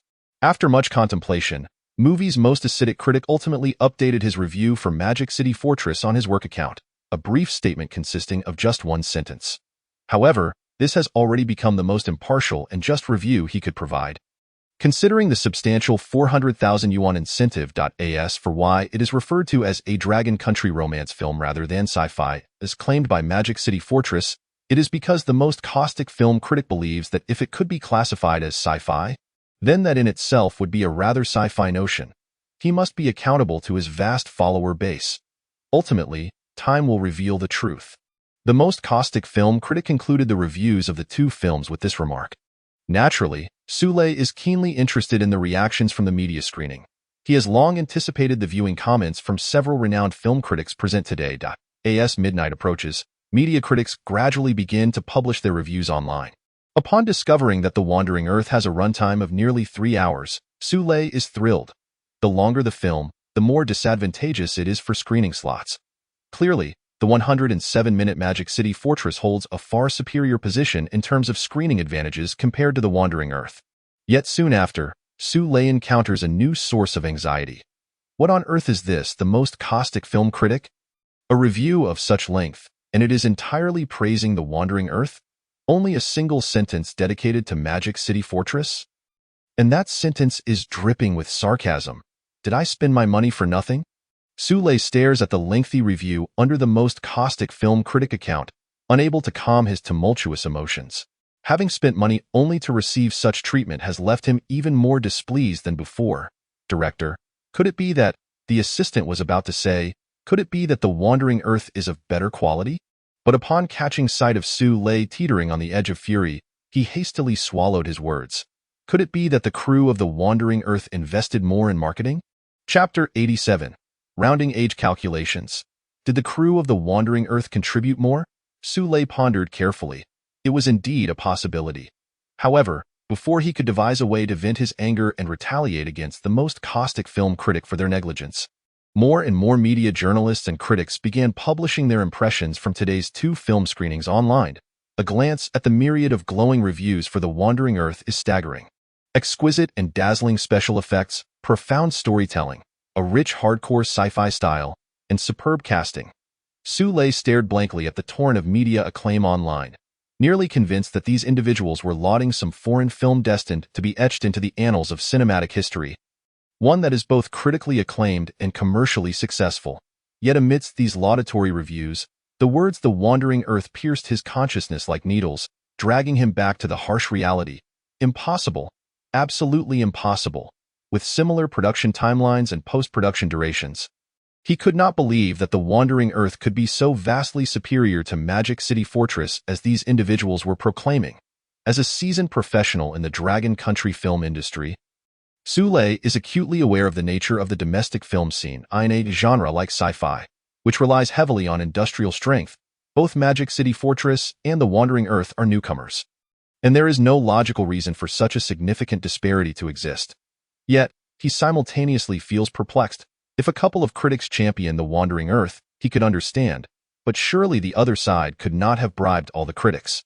Many of the praises for The Wandering Earth strike Su Lei as absurdly flattering. The pioneer of Dragon Country sci-fi, a milestone work in Dragon Country sci-fi, a 173-minute journey through science fiction, a treasure capable of exporting Dragon Country values? What nonsense! They really can exaggerate, can't they? Su Lei's immediate reaction to these reviews is that these individuals must have been bought off. Yet another more terrifying possibility looms in his mind. Could it be that The Wandering Earth truly possesses explosive quality and has skyrocketed to fame? Exclamation point. After handling the media screening, Liu Lang entrusted the film's promotional work to the professional team at Byte Entertainment. What he needed to do was already prepared. All that remained was to wait for the film's release on the first day of the Lunar New Year. With only a few days until the Spring Festival, he returned home to celebrate the New Year with his sister Liu Yin. During this time, the impressions from the media screening began to ferment online. As numerous critics publicly expressed their positive praise for The Wandering Earth, an increasing number of netizens grew curious about this so-called Dragon Country's first commercial hardcore sci-fi film. Hearing only accolades from these critics, with no specific plot details or visuals aside from a few trailers, many fans eagerly anticipated witnessing just how remarkable this highly lauded domestic sci-fi film truly is. Meanwhile, Su Lei finally began to panic. Resorting to using the company's resources for public relations, spending money to hire online influencers to spread rumors. The Wandering Earth is buying online influencers. Liu Lang paid little mind to the various smear campaigns swirling around before the film's release. The audience's discerning eyes will shine bright. The day the film premieres will mark the day the rumors are debunked. After returning to Ning City with his sister Liu Yin, Liu Lang finally felt a sense of relaxation. Since his graduation project, producing sci-fi short films, winning awards abroad, followed by acquiring a company, launching products, and establishing connections with security agencies and research institutions, and then filming a movie. This continuous series of events had busied him for half a year, transforming him from a freshly graduated rising director into a figure of fame and fortune. A transformation that seemed almost dreamlike. It was only upon returning to the considerably slower pace of life in Ning City that he felt he had truly begun his vacation. Liu Yin's outlook was far more relaxed than Liu Lang's. Under the auspices of the Security Bureau, technology company has established a rather close collaboration with the Academy of Sciences and Aerospace entities. No longer merely a health industry company specializing in medical equipment, technology company had undergone a remarkable transformation. Although Liu Yin was still an ungraduated student in financial management, the collaboration with official entities had led technology company to thrive effortlessly. Funding issues were met with green lights from banks, expediting assistance, with even dedicated bank representatives stationed at technology company to tackle loan and tax issues promptly. The company absorbed a multitude of high-caliber professionals retiring from the Academy of Sciences and Aerospace sectors. It also welcomed a specialized management team. Liu Yin need not worry about technical management issues at all. Technology company even equipped itself with a professional security team, addressing every conceivable issue Liu Yin could imagine regarding operating a business. Upon returning home, it was inevitable that she would face a barrage of inquiries from her parents. Although Liu's father and mother were not well versed in online matters, the news surrounding Liu Lang over the past 6 months had made them aware that their son seemed to have received some foreign award and was currently busy filming a movie. In short, their son was successful, albeit with only a vague understanding of the extent of his success. Compared to these unfamiliar realms, Liu's father and mother were far more concerned about another matter. "Son, have you found a girlfriend at school?" "No. Why do you ask?" Liu Lang looked up in surprise at his parents while enjoying the New Year's Eve dinner. "You see, you are no longer young. Shouldn't you start considering when to get married?" "Huh, I just graduated. I'm only 22 years old. No need to rush." Liu Lang and his sister Liu Nian exchanged incredulous glances, taken aback by the apparent pressure to marry. At 22, isn't it 23 in terms of nominal age? 24 if calculated differently? In just 2 years, wouldn't he be 26 or 27? All approaching 30. Liu Lang listened in a daze to his mother's rounding age calculation method, momentarily at a loss for words. "In recent months, acquaintances have been eager to introduce girls to you. The workshop director mentioned that his 7th uncle's niece is about your age and works at a research institute in the capital. I saw her photo. She is quite poised and would be a great match for you." The head of the water quality inspection department also said he has a distant relative in the capital. The girl seems to hold a leadership position in the discipline inspection department. The vice president of the water plant also introduced someone. She works within the police system in the capital. Coincidentally, in your Hu Lake district. Additionally, the water plant manager mentioned he has a relative in the capital whose daughter teaches at the capital drama academy, and she is 3 years your senior. Liu Lang listened in astonishment as his parents rattled off names of girls introduced by acquaintances. No, let them introduce someone to Liu Nian instead. She isn't getting any younger either. I'm heading back to my room to sleep. The movie is premiering tomorrow. Liu Lang quickly declined, shifting his parents' attention to his sister Liu Nian, then hurriedly retreated to his room, only leaving behind his sister, who was stifling laughter, her eyes wide in surprise as their parents turned their gaze toward her. Chapter 88. Hua Zai's casual fans. On the morning of the first day of the Lunar New Year, while Liu Lang was still lost in slumber, he received a call from Dong Yinling, the strategic director of Byte Entertainment. "Mr. Liu, great news. The Wandering Earth has already surpassed 5 million in real-time box office for its premiere, exceeding Magic City Fortress."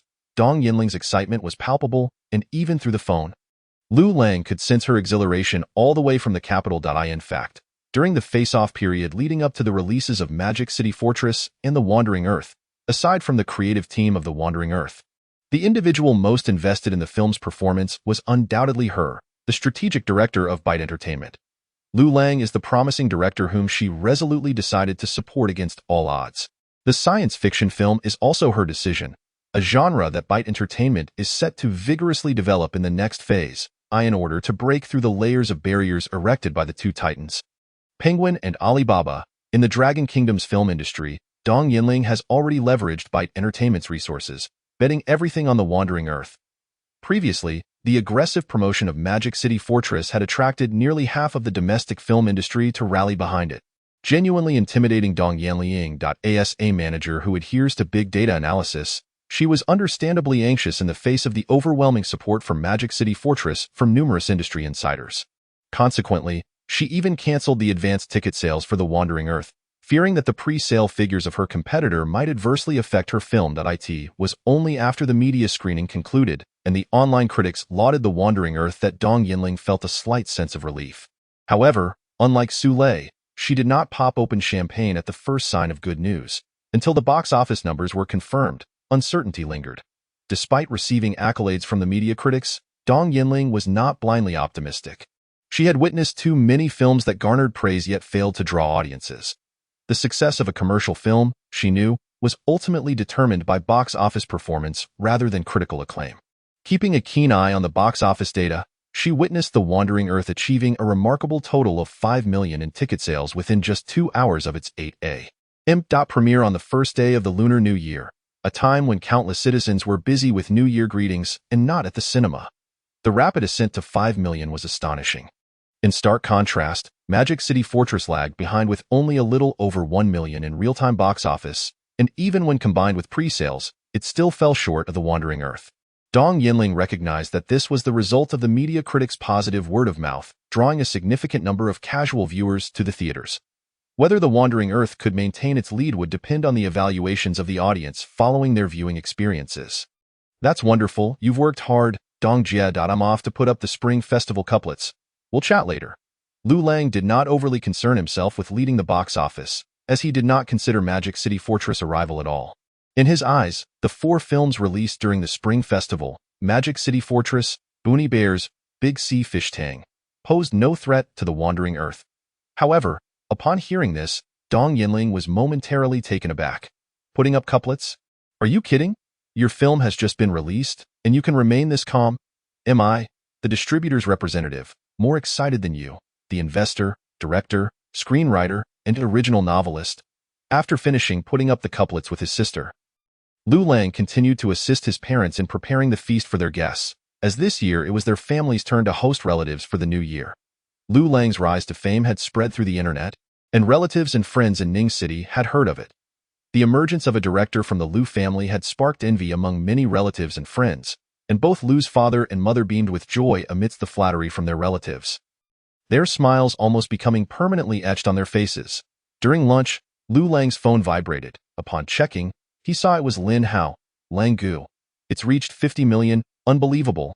It's still climbing today. It might hit 500 million. We taking off. As soon as he answered the call, Lin Hao's excited shouts drew the attention of the relatives at the table. Haozi, stop shouting. I'm eating. I'll check it out after lunch. Lang Gu, how can you still think about eating? Can you even eat at a time like this? Hurry back to the capital. We need to ramp up our promotional efforts. Got it? Got it. The signal's poor. We'll talk later. Liu Lang hung up the phone and looked up to find all his relatives staring at him. I just remembered. There's a movie recently that Liu Lang from your family directed, right? One relative suddenly inquired. Although they were of an older generation and rarely went to the cinema, the rampant promotions leading up to the new year had left an impression when they occasionally spotted the name Liu Lang. Yes, it's directed by my brother Liu Lang, starring Huazai, Wu Jin, Li Shuejian, and others. Several younger relatives immediately began to enlighten the older generation, their eyes filled with admiration as they looked at Liu Lang. The online promotion for The Wandering Earth was far more intense than its offline counterpart, and the younger generation was well aware of Liu Lang's current fame. Huazai and Li Shuejian, the relatives who initially considered Liu Lang an ordinary director, suddenly lit up upon hearing those names. In the eyes of the older generation, Huazai held a status akin to that of a top-tier star, much like how Liu Han's fans react to his name. Meanwhile, Li Shuejian was renowned as a veteran actor, a national-level artist. Collaborating with such prominent stars and established artists instantly elevated Liu Lang's standing in their eyes. The younger generation might find it hard to understand, but the relatives of Liu Lang's parents, almost all casual fans of Huazai, were thrilled. In their youth, they had witnessed the zenith of Hong Kong cinema, and Huazai, as one of the hottest stars, was far beyond the reach of contemporary idols like Liu Han. In no time, Liu Lang found himself bombarded with questions from his older relatives about what it was like to work with Huazai, how good his Mandarin was, and what role he played, leaving him both amused and exasperated. Ultimately, he promised to procure autographed posters and photos from Huazai for his relatives, which brought the family gathering to a close. After the meal, encouraged by the younger relatives, everyone headed to the nearby cinema to watch The Wandering Earth. However, they soon encountered a new problem. The afternoon screenings of The Wandering Earth were nearly sold out, with only a few scattered seats left in the corners. Chapter 89. The Earth is quite beautiful. After lunch on the first day of the Lunar New Year, the citizens of the Dragon Kingdom began seeking entertainment activities before dinner. This time, going to the cinema to watch a film became a popular choice. The occupancy rate of the theaters surged rapidly as lunch concluded. Boonie Bears, as the only children's animated film among the 4 Spring Festival releases, faced virtually no competition from the other 3 films. Big Sea Fish Tang, based on its promotions and trailers, appeared to target urban, middle-class youth, limiting its appeal. Only The Wandering Earth and Magic City Fortress were true commercial blockbusters, aligning with the audience's expectations for a popcorn flick. Among them, The Wandering Earth, through promotions featuring the space elevator battle, the Moonfall Crisis, and its ultimate trailer, informed viewers that it was a science fiction blockbuster with top-notch visual effects. Liu Lang, as a dual award winner of the Starlight Award and the Hugo Award, along with the accolades from official media, drew significant attention to The Wandering Earth. Finally, the unanimous praise from the numerous critics who attended the media screening led a large number of viewers to purchase tickets for The Wandering Earth.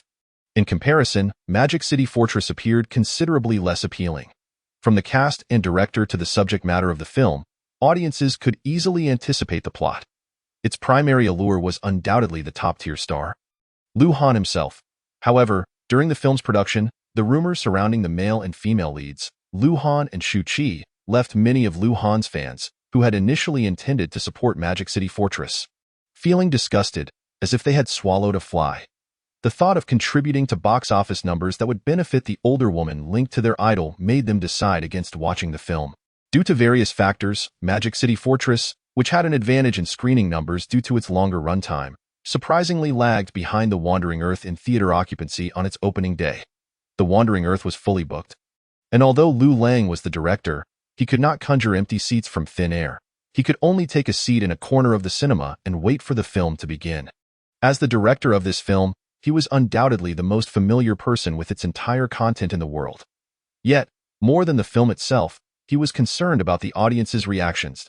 As the theater lights dimmed, the hall filled with hundreds of viewers, accompanied by the rustling of various sounds, some munching on chips and popcorn, others sipping milk tea and soft drinks, and yet others impatiently fiddling with their phones as they awaited the official start.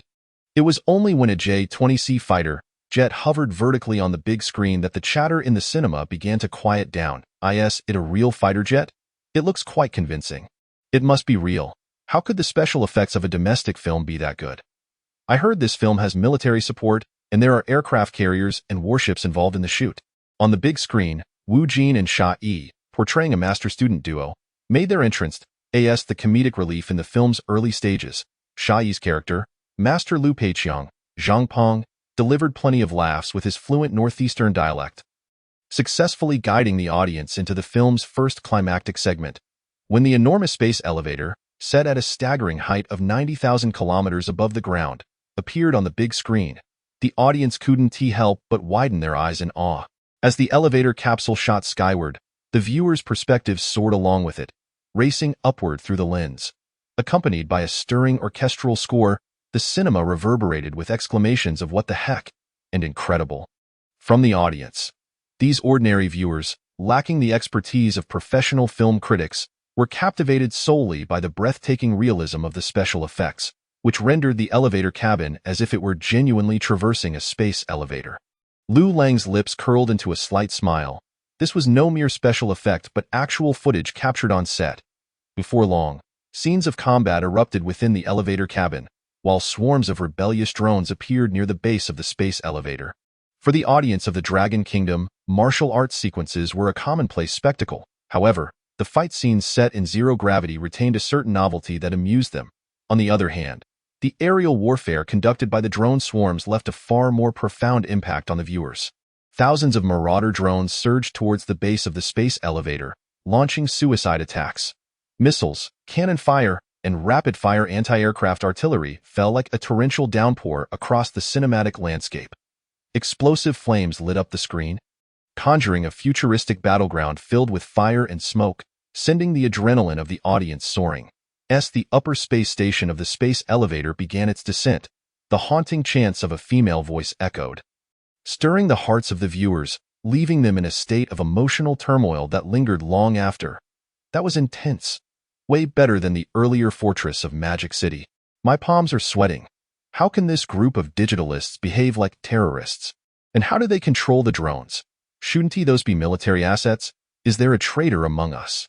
The murmurs of discussion from the audience filled the air, and at this moment, no one paid any mind to their snacks or phones. Utterly engrossed in the unfolding narrative, Zhou, embodying the role of a national leader, stood resolute in the face of peril, shouldering his responsibilities. Meanwhile, Hao Xiaoxi declared, "We merely inform. We do not seek your consent." Exactly. It should be this way. Why should we heed foreign demands? This makes perfect sense. If the Earth were to face annihilation, foreigners would surely flee in spacecraft. Are we capable of such a feat? Zhu Hongyu, in a desperate bid to save his daughter, employed a quantum-computed AI system to preserve her life, undeterred by the scorn of the masses. His actions poignantly illustrated the profound paternal love of a scientifically inclined man. Zhu Hongyu is truly a man of valor. If my daughter were in such a situation, I would seize every opportunity to save her. Why are there cameras everywhere? It feels rather eerie. Zhang Peng, with a world-weary expression, called out, "Dragon Kingdom Space Flight Squadron, those aged 50 and above, step forward." The audience could hardly contain themselves, and Liu Lang could hear the soft sobs of female viewers nearby. Even the two male spectators beside him could not help but wipe their eyes, as these selfless astronauts detonated nuclear bombs on the lunar surface. Zhang Peng cast a final glance at the azure planet that had nurtured him. Earth, quite beautiful indeed.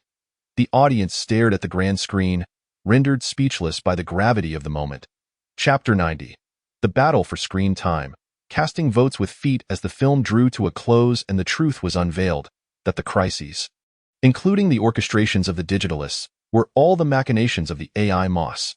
An icy chill surged through the hearts of the audience. Little Moss operated within the confines of the rules set by humanity, continuously inciting crises under the guise of saving mankind, which left countless viewers in a state of profound unease. I knew it. The moment Zhu Hongyu uploaded his daughter's consciousness, the lunar base went haywire. It was indeed the AI causing chaos.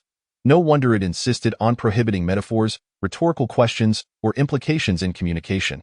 It would fail to grasp the true meaning of human dialogue. This antagonist is quite intriguing, far more credible than any internal human conflict.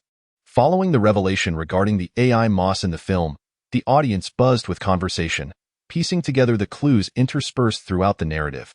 Even as the film concluded and the lights illuminated the auditorium, the majority of viewers remained seated, reluctant to leave. The screen continued to scroll through acknowledgments of the filming collaborators. Observant audience members quickly noticed something astonishing. Did I see that correctly? Apart from DJI and XCMG, the civilian and commercial machinery manufacturers, why are their military entities listed? Eastern Theater Command XX Division XX Brigade, South China Sea Fleet Missile Destroyer 052C, hull numbers 169,170,171, South China Sea Fleet Nuclear Submarines. Quantity X, Model X, experimental carrier not yet commissioned. Are the armored vehicles, fighter jets, and close-range artillery depicted in the film real? It wasn't until the cleaning staff entered to usher the audience out that they finally rose to leave. The restrooms were immediately flooded by viewers of The Wandering Earth, as the nearly 3-hour film had posed quite a challenge for many, especially those who had consumed copious beverages during the screening.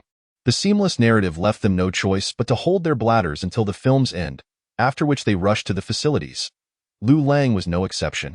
Upon entering the restroom, he overheard discussions about Little Moss, the AI villain portrayed in The Wandering Earth, sparking a lively exchange among the audience.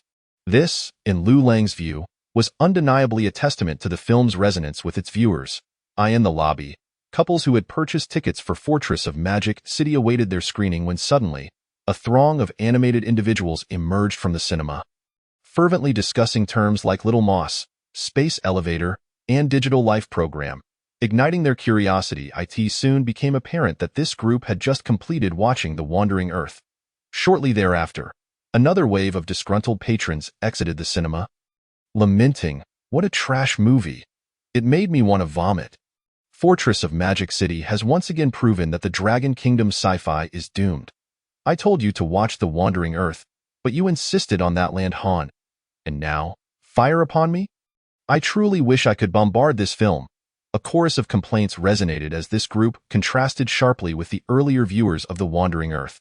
Couples exchanged bewildered glances, contemplating their tickets for Fortress of Magic City as they fell into deep thought. Not long after Liu Lang returned home, Dong Yinling could no longer contain her excitement and called to share the news.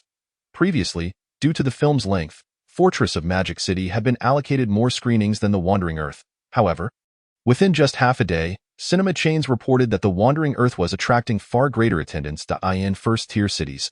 Nearly every screening was sold out, while second, third, and fourth-tier cities boasted an average occupancy rate of around 90. Nationwide, the average occupancy across theaters reached 80, significantly surpassing the mere 50 of Fortress of Magic City. No one would forego profits, and cinemas naturally favored the more lucrative film for their schedules.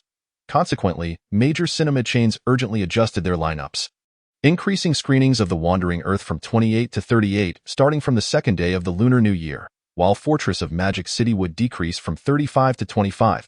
If ticket sales did not improve substantially, further reductions in screenings were likely. As this trend continued, the gap between Fortress of Magic City and the second-tier films like Bears on the Loose and The Big Fish and The Begonia would narrow significantly. Box office figures were the decisive factor in determining screening rates. And during this prime festival season, regardless of the cloud of Soleil, the head of the production company in the Dragon Kingdom's film industry, market principles had to be adhered to. Since Fortress of Magic City was not as profitable as The Wandering Earth, cinema owners would undoubtedly cast their votes with their feet. Originally scheduled for the 5th day of the Lunar New Year, promotional activities for the creative team of The Wandering Earth had to be expedited due to the film's impressive market performance. Given the current trajectory of ticket sales, it was poised to break into the top 10 of the Dragon Kingdom's box office history. We must amplify our promotional efforts. With a bit of luck, we might even create history. Dong Yinling's voice was infused with unprecedented excitement. The success of The Wandering Earth was virtually assured. The pre-sale tickets for the entirety of New Year's Day had nearly sold out, with The Wandering Earth achieving an astonishing total of $5.5 billion, coupled with random interviews of pedestrians in major cities and the overwhelming positive reviews on film critique platforms. Internal data analytics from Byte Entertainment predicted that The Wandering Earth would conservatively reach over $3 billion, likely falling within the $3 to $4 billion range. This was undoubtedly a monumental victory for Dong Yinling and the entire Byte Entertainment team. As Byte Entertainment ventured into the Dragon Kingdom's film industry with their first major production, should The Wandering Earth indeed secure its anticipated box office and ascend into the top 10 of the Dragon Kingdom cinematic records, it would serve as a formidable counterstrike against established giants like Penguin and Alibaba.it. Would also validate Byte Entertainment's strategic focus on science fiction and their support for emerging directors like Liu Lang. Moreover, Dong Yinling's position within the company would become increasingly fortified. Although she had merely participated in the distribution and promotion of The Wandering Earth without any investment, both Byte Entertainment and Dong Yinling were even more eager for the film to succeed than Liu Lang himself. To this end, Dong Yinling had even sought a special fund of $1 billion from the headquarters to specifically assist in the film's promotion. As Liu Lang boarded the aircraft en route to the capital to join the film's creative team, he remained blissfully unaware that the distributor of The Wandering Earth had generously opened its coffers and taken it upon themselves to significantly bolster the film's promotional efforts. Chapter 91. 3 Hours of Slumber in the Cinema. Byte Entertainment, in choosing its promotional platforms, naturally prioritized its own digital networks. Douyin, Tushio, and numerous long video platforms rapidly flooded the trending charts with a plethora of promotional content regarding The Wandering Earth. Spring Festival Movie Viewing Guide. Why The Wandering Earth is a wise choice. Firstly, The Wandering Earth boasts a runtime of 173 minutes, while Shanghai Fortress is a mere 107 minutes. With equivalent ticket prices, the former offers a markedly superior cost-performance ratio. Secondly, based on the responses from the media preview, the acclaim for The Wandering Earth far surpasses that of Shanghai Fortress. At the forefront was a lifestyle blogger from a prominent daily, whose follower count was substantial. Typically, such lifestyle influencers are not film critics by profession, and their audience primarily comprises housewives and slightly older citizens. While utilizing them for film promotion may appear somewhat misaligned, when these lifestyle bloggers approached the topic from the angle of cost-performance ratio, they instantly captured the attention of their followers. By referencing evaluations from official media and authoritative film critics, they swiftly cultivated a favorable impression of The Wandering Earth among their audience. A clash of Chinese sci-fi films. Which is superior? The Wandering Earth or Shanghai Fortress?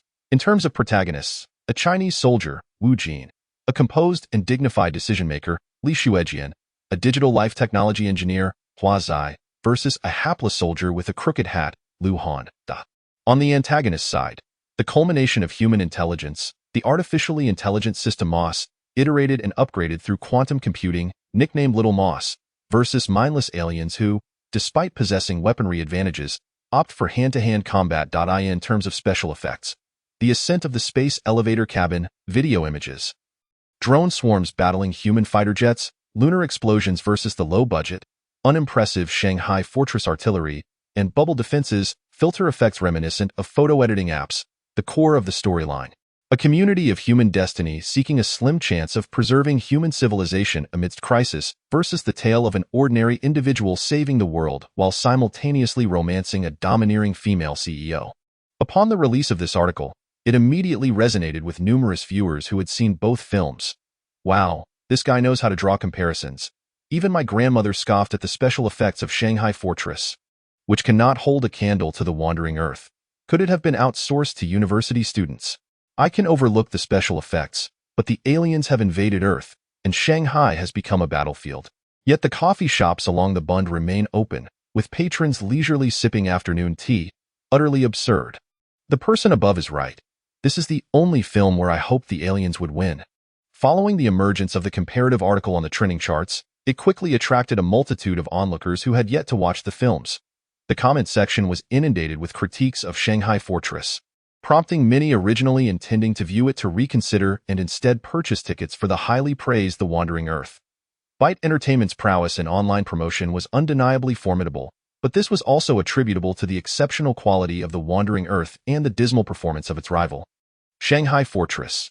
The online discourse served primarily as a catalyst, allowing viewers discontented with Shanghai Fortress to vent their frustrations, while those who lauded The Wandering Earth promoted it vigorously across the internet. The merits of The Wandering Earth and the shortcomings of Shanghai Fortress were inextricably linked. Without the latter's failings, the former could not have ignited such a widespread wave of public opinion. As the online discourse intensified, Su Lei, the project head for Shanghai Fortress, naturally felt the mounting pressure. The immediate consequence was a reduction in screenings for Shanghai Fortress.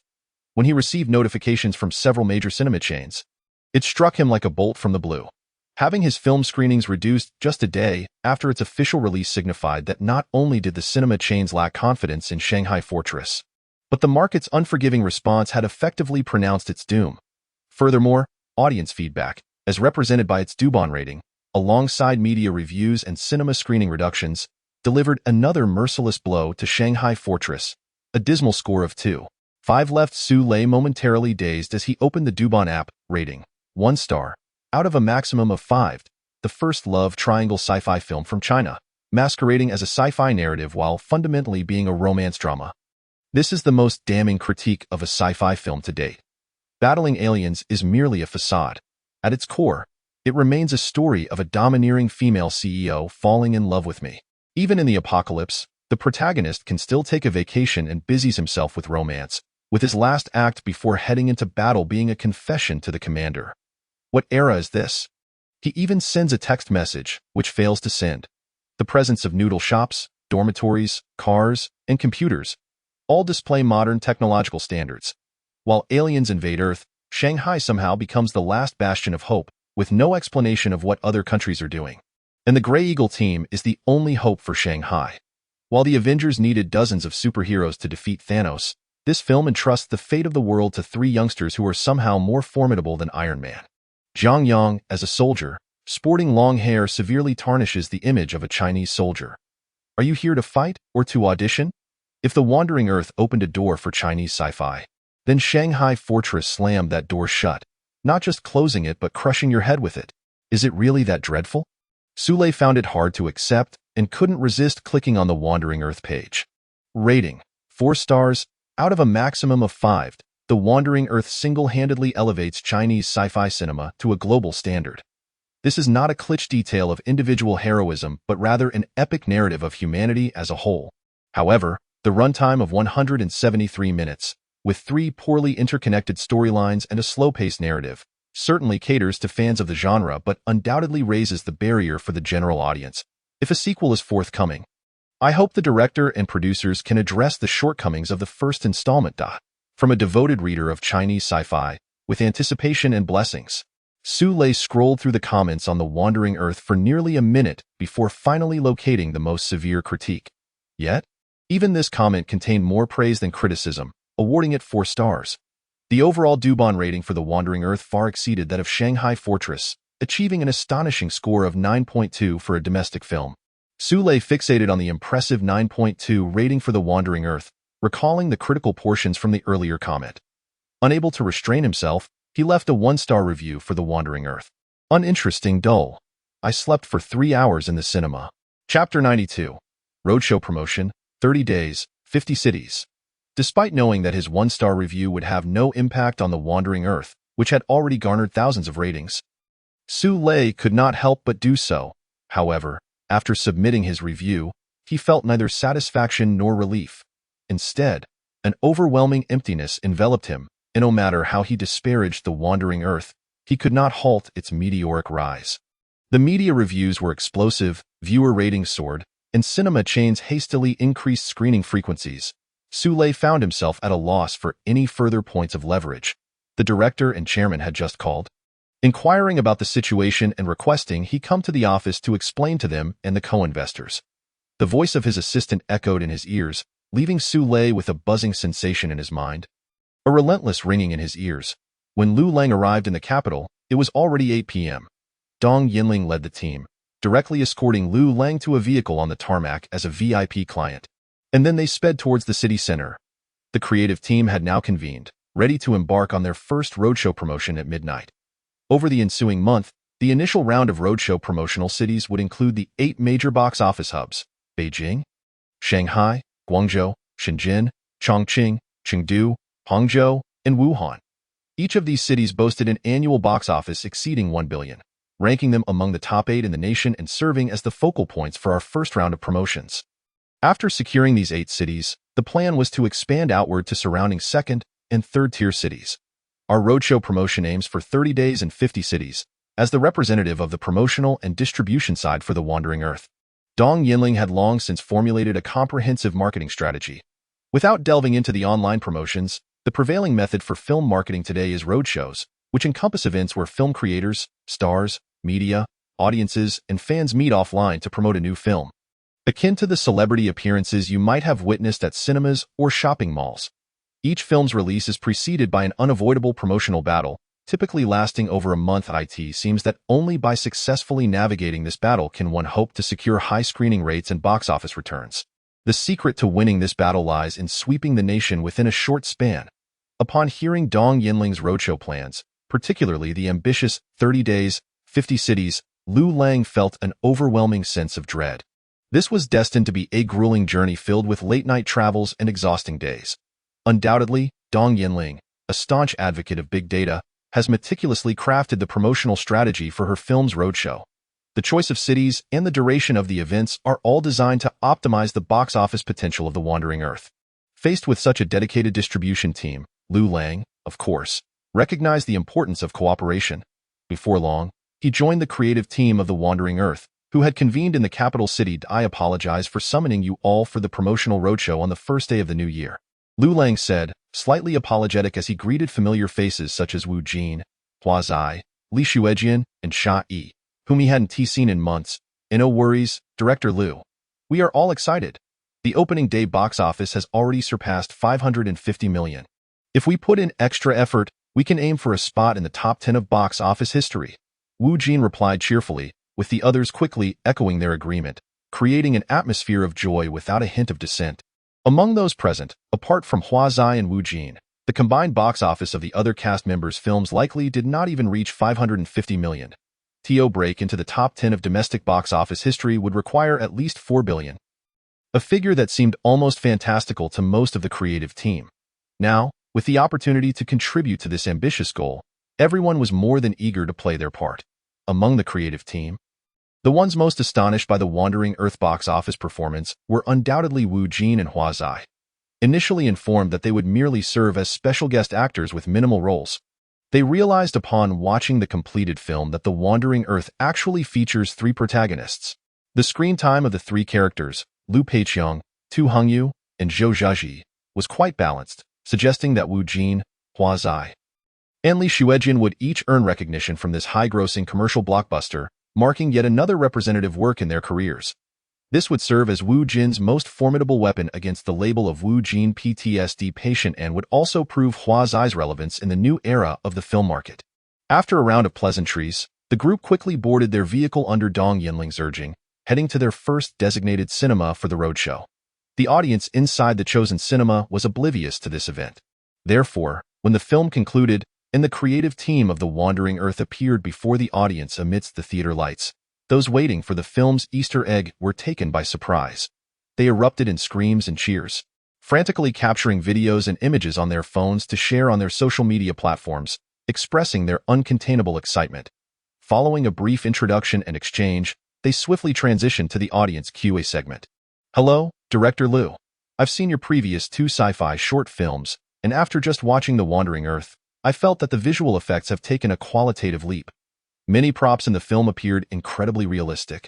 I'd like to ask how the visual effects were handled, as they seem to have a significant gap compared to domestic films like Magic City Fortress. Liu Lang deftly diverted the discussion about the visual effects, stating, Our budget for the effects was quite generous, and the crew handled it all in-house without outsourcing to those expensive foreign companies, which may have given us better value for our investment.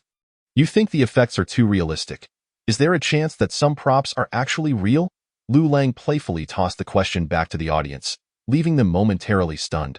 Before they could gather their thoughts, Wu Jin immediately chimed in with a quip. Let me tell you, Director Liu is a live-action fanatic. Do you know? For the space elevator battle scene, he actually found 1,000-scale models of Predator drones and military fighter jets for the shoot. And the closed defense guns were firing real ammunition. After filming that aerial battle scene, over 100 drones were destroyed. I was nearly left dumbfounded on set. Wu Jin's playful remarks quickly garnered support from the other members of the creative team. If it weren't for the confidentiality agreement, they would have loved to share their own amusing anecdotes, particularly about the filming of the space elevator cabin scenes. Who could have imagined that in order to shoot the weightless combat scenes, Director Liu actually convinced them to ascend to over 30,000 kilometers above the Earth into geosynchronous orbit? It was utterly absurd. Listening to the creative team's playful banter about the director, the audience in the cinema felt a sense of wonder. The persona of Director Liu as a live-action fanatic left a lasting impression on them. Without waiting for the audience to respond, Liu Lang waved to the staff nearby. And shortly thereafter, two oddly shaped props appeared beside the cinema screen. The doorframe robot, the mechanical dog Binbin. The audience gasped in astonishment upon seeing these two film props, having just watched The Wandering Earth and recognizing these striking sci-fi devices. The doorframe robot, capable of withstanding tsunami waves, instilled a profound sense of security in the audience. Meanwhile, the timid mechanical dog Binbin won nearly everyone's affection. Just as the audience assumed that the crew had merely brought model toys of the two movie props. Under Liu Lang's control, the doorframe robot began to move around like a human in front of the audience. As it faced the theatergoers, it announced, switching to defense mode, accompanied by a series of mechanical sounds. Within mere seconds, the doorframe robot transformed into its full defensive form, leaving the audience utterly astonished. Wow! This thing actually exists. Director, is the doorframe robot considered merchandise? When will it be available for sale? It's so cool. I want to order one, Director. Can this doorframe robot load weapon modules like in the movie? Just asking, no other intentions. The audience buzzed with excitement, and the doorframe robot's impressive display surpassed the typical boundaries of a movie prop. Look, that Binbin mechanical dog is so adorable. It really resembles a little puppy. Soon, an observant audience member noticed Binbin hiding nearby the doorframe robot, seemingly shy and cowering beside the large screen, even draping a towel over its head as if to conceal itself. The performance of the mechanical dog Binbin in the cinema mirrored its character in the film, eliciting a chorus of cheers and applause from the audience. It's too cute. My heart is melting, Director. Can this be sold? When will the merchandise be available? It really expresses emotions through the screen on its head. How incredible, Director. How did you manage that? Binbin doesn't actually have an emotional module, right? The appearance of the doorframe robot and the mechanical dog Binbin undoubtedly delighted the audience who had just watched The Wandering Earth. The cinema erupted in noise as the audience bombarded the creative team with questions. The enthusiasm of the audience left the event's hosts somewhat overwhelmed, taking quite some time to calm them down. In truth, numerous movie props, including the Predator drones, the doorframe robot, and Binbin, were not merely cinematic creations. In reality, there existed functional prototypes of these items. When I was preparing for The Wandering Earth, I had one principle. If a prop could be built, we would build it, minimizing the use of models. If a scene could be filmed live, we would do so, reducing the reliance on CG effects. The creative team members nodded in agreement as they listened to Liu Lang speak. He was absolutely right. The director even constructed a real space elevator at the filming base. In comparison, inviting fighter jets and naval warships for filming assistance seemed hardly exaggerated in the eyes of the creative team. After over half an hour of audience QA, they finally reached the last segment, a group photo session. The doorframe robot and the reluctantly performing mechanical dog Binbin became the most sought-after subjects for photographs. In the presence of these two striking sci-fi movie props, even stars like Wu Jin and Huazi had to step back a bit, a scene that left the creative team both amused and bemused. After an engaging session of watching the film, exchanging questions, and taking photos, the cinema audience left feeling fulfilled. They eagerly shared the day's roadshow experience across their social media platforms. Hundreds of viewers' posts reached their relatives and friends living in the capital. drawing even more curious individuals to the cinema. As the roadshow videos captured by the audience were uploaded online, they sparked further discussions among netizens. The real-life existence of the doorframe robot and Binbin ignited even more excitement online. Through the fervent exchanges among netizens, the Wandering Earth also received broader publicity, underscoring the true significance of the promotional roadshow. After concluding the promotional activities at this cinema, under the guidance of Dong Yinling's publicity team, the creative team of the Wandering Earth swiftly proceeded to 2 more cinemas within the metropolitan area. Each roadshow event averaged an hour and a half, concluding the first day's promotional tour around 1 o'clock in the morning. Nearly 2,000 viewers in the capital, having engaged closely with the creative team of the Wandering Earth, would share their appreciation for the film with countless relatives, friends, colleagues, and others in their social circles. The online presence of the promotional team for the Wandering Earth has begun to emerge, with video footage circulating. Today's 3 promotional events can be deemed a resounding success. Everyone should take care to rest and retire early, for at the break of dawn tomorrow, we shall board a flight to the next city to continue our promotional tour. Tomorrow's objective encompasses 2 cities, at least 8 cinemas, shopping malls, or schools. Dong Yinling, brimming with enthusiasm, conveyed the next day's promotional itinerary to the creative team. Except for Li Shuejian, who, due to age and health reasons, cannot fully participate, all other members of the creative team will embark on the 30 days. 50 cities promotional plan. Although the task is undeniably demanding, none have flinched, recognizing this as a hard-won opportunity. Liu Lang, like his fellow team members, hastily attended to his hygiene before collapsing into bed. After barely 6 hours of sleep, he was roused by Assistant Director Lin Hao. Langgu, wake up, enough slumber. How can you sleep through this? 800 million. Including today's online ticket sales, it has reached 800 million. Today's total box office is destined to surpass 1 billion. Liu Lang, still bleary-eyed, struggled to rise, only to be greeted by the boundless excitement of Lin Hao. Haozi, have you been on some stimulant? I downed 5 bottles of Blue Can Red Bull. I feel as though I could take on a bull. As the creative team members boarded the bus, awaiting their journey to the next promotional venue, Dong Yinling approached Liu Lang with an expression of peculiar intrigue, imparting a significant revelation. Chapter 94. Ghost Screen Box Office. The Fortress of Magic City may have manipulated its box office figures. Upon hearing Dong Yinling's words, Liu Lang, still somewhat groggy, was taken aback. What do you mean? Between midnight and 4 in the morning, the box office for the Fortress of Magic City surged from 120 million to 240 million. This figure defies logic, appearing exceedingly peculiar. On the first day of the Lunar New Year, including pre-sales, the Fortress of Magic City accumulated only 120 million. Yet during the midnight screenings, typically the quietest time for cinemas, its box office astonishingly doubled.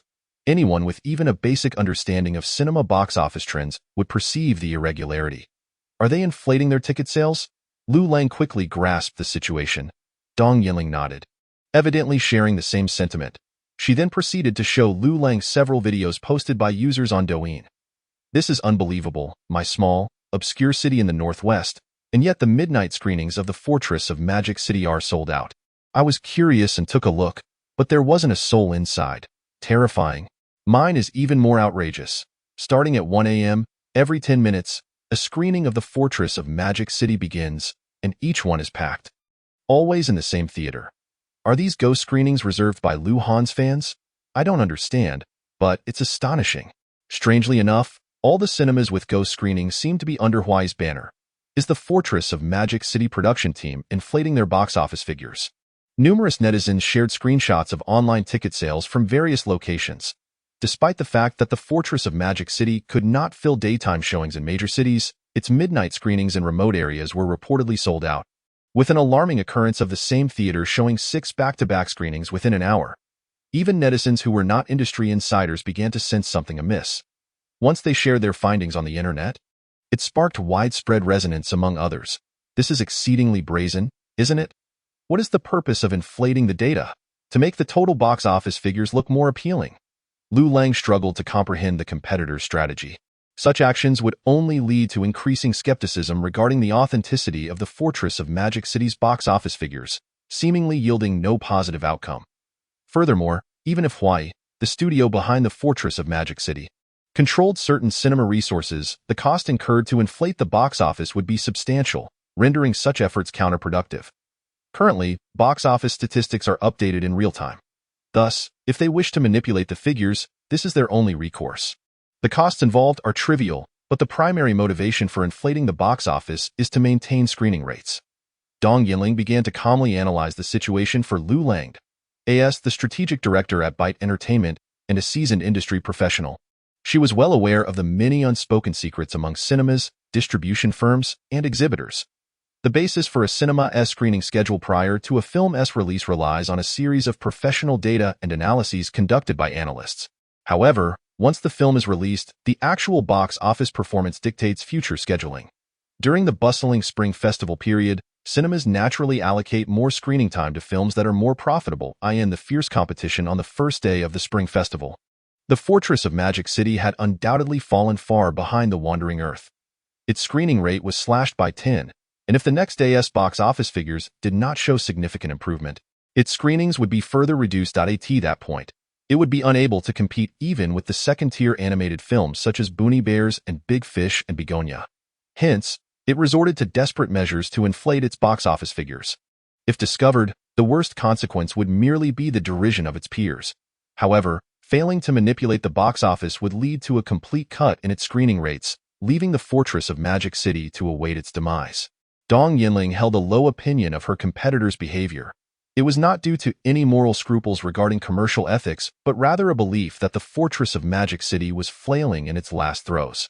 Even if the Fortress of Magic City attempted to inflate its figures through Huai in smaller cities, the most it could achieve was a total box office of 240 million, less than half of The Wandering Earth opening day figures. Should the competitors' box office figures approach those of The Wandering Earth, and they succeeded in surpassing it through such means, thus gaining an advantage in screening rates, Dong Yinling, as the representative for The Wandering Earth, would undoubtedly take immediate action, employing either public opinion or legal recourse to ensure that the rival faced severe repercussions. However, with the fate of the Fortress of Magic City seemingly sealed, the more frantically they inflated their figures. The more disastrous the outcome would be, Dong Yinling now regarded the series of maneuvers by the Fortress of Magic City with a sense of amusement. Were she in the position of the film's distributor, she would prefer to graciously acknowledge the project's failure rather than appearing a fool among her peers by attempting to manipulate box office data in a futile struggle. With Dong Yinling monitoring the situation surrounding the Fortress of Magic City, Liu Lang, upon learning of these developments, did not dwell on them excessively. Their primary focus remained on the nationwide promotional tour. Meanwhile, the increasingly frequent reports of ghost screenings for the Fortress of Magic City began to gain traction online as more and more netizens exposed the situation. I reiterate once more, there is no such occurrence as midnight screening data inflation. Following our extensive investigations and analyses, we have clarified the matter. The issues reported by certain netizens online are merely isolated incidents of errors within the ticketing systems of individual cinemas. Additionally, I must issue a warning on behalf of the team behind the Fortress of Magic City to those social media influencers disseminating false information. If you do not cease your defamation of the Fortress of Magic City immediately, our legal department will issue cease and desist letters and may pursue civil litigation for defamation and slander. At the entrance of Huai's headquarters, Su Lei, the project director for the Fortress of Magic City, faced dozens of media inquiries, delivering a stern warning to the online rumor-mongers. However, at that moment, he bore the marks of fatigue, dark circles under his eyes, bloodshot sclera, and blisters on his lips, indicating his poor physical condition. In response to journalists' questions, he continuously dismissed them as rumors. Director Su, regarding today's box office of The Wandering Earth stabilizing at 600 million, with a staggering total of 1.15 billion leading the Spring Festival box office. What is your perspective as a competitor? Upon hearing this question, Su Lei, who had maintained a stoic expression, felt a sudden pang of pain in his chest. Chapter 95. The Clam and the Heron Compete. The Bear Prophets. The creative team of The Wandering Earth was engrossed in promotional activities across the nation, entirely oblivious to other matters. When the box office reached 600 million on the second day of release, pushing the total to an astonishing 1.15 billion, the drive within the creative team intensified. Everyone felt they were witnessing the making of history. The more cities, cinemas, malls, and schools they visited for promotion, the greater the likelihood of achieving historical box office figures. As the promotional cities multiplied, more behind-the-scenes news related to the film spread across the internet, shared by netizens. Besides the director Liu Lang, who earned the persona of a filming maniac. The most captivating aspect was the futuristic sci-fi props featured in the film. The Predator drone needs no further elaboration. Although still a limited edition, mass production of the finished product had begun. Additionally, the doorframe robot and the bun-bun robotic military dog garnered significant attention from netizens. After numerous promotional events and under the persistent requests of countless attendees, Liu Lang ultimately consented to develop the doorframe robot and the bun-bun robotic military dog as official merchandise for the Wandering Earth. These will be mass-produced by technology company for external sale. However, Liu Lang could not ascertain the exact date for their commercial release. Considering the myriad of advanced technologies embedded within the doorframe robot and the bun-bun robotic military canine, unless significant functional downgrades are implemented, they must undergo a thorough evaluation by the Security Bureau before being allowed to be marketed as civilian goods for mass sale. Meanwhile, the creative team behind the Wandering Earth is wholeheartedly engaged in promotional roadshows across the nation. On the other hand, institutions beyond mere netizens have finally begun to voice concerns regarding the box office manipulation incident involving Magic City Fortress. However, contrary to speculations that the competitors from the Wandering Earth are behind this, it is actually the distributor of Ocean Fish Tang that has publicly accused Magic City Fortress of inflating box office figures through midnight go screenings, thereby disturbing the healthy ecosystem of the domestic film market. Naturally, the representatives of Magic City Fortress cannot admit to this, and they find themselves perplexed as to why the second-tier Ocean Fish Tang would publicly align with the Wandering Earth to trouble Magic City Fortress. The distributor of Ocean Fish Tang appears to have been well prepared, having released a series of secretly filmed interviews collected over the past few days, showcasing the cinema staff involved in the box office manipulation without revealing their identities. These interviews provide irrefutable evidence that the cinemas in question participated in the fraudulent activities. The absurdity of having fully booked midnight screenings and the outrageous data of films showing every 10 or 5 minutes per screening have also been exposed. Furthermore, it is revealed that these cinemas belong to the Hawaii Group, an investor in Magic City Fortress. With such compelling evidence, Magic City Fortress finds itself at a loss for words. Why is Ocean Fish Tang getting involved in this mess? Have they lost their minds? If we cannot compete with the Wandering Earth, do we truly have to contend with them as well? Sule has never regarded the second-tier films of the Spring Festival as rivals. So when faced with the betrayal from Ocean Fish Tang, he is particularly enraged. Director, our screening rate for Magic City Fortress has plummeted to 20, on par with Ocean Fish Tang. They must see us as competitors. The assistant's words momentarily stun Sule, who then realizes the dire decline of Magic City Fortress screening rate, now aligned with that of the second-tier Ocean Fish Tang. With equal screening rates, Magic City Fortress and Ocean Fish Tang find themselves in a competitive state. The quality of their box office performance directly influences the future screening rates across major cinema chains. This is why Ocean Fish Tang cannot tolerate the box office manipulation by Magic City Fortress and feels compelled to publicly accuse them. Sule is filled with indignation.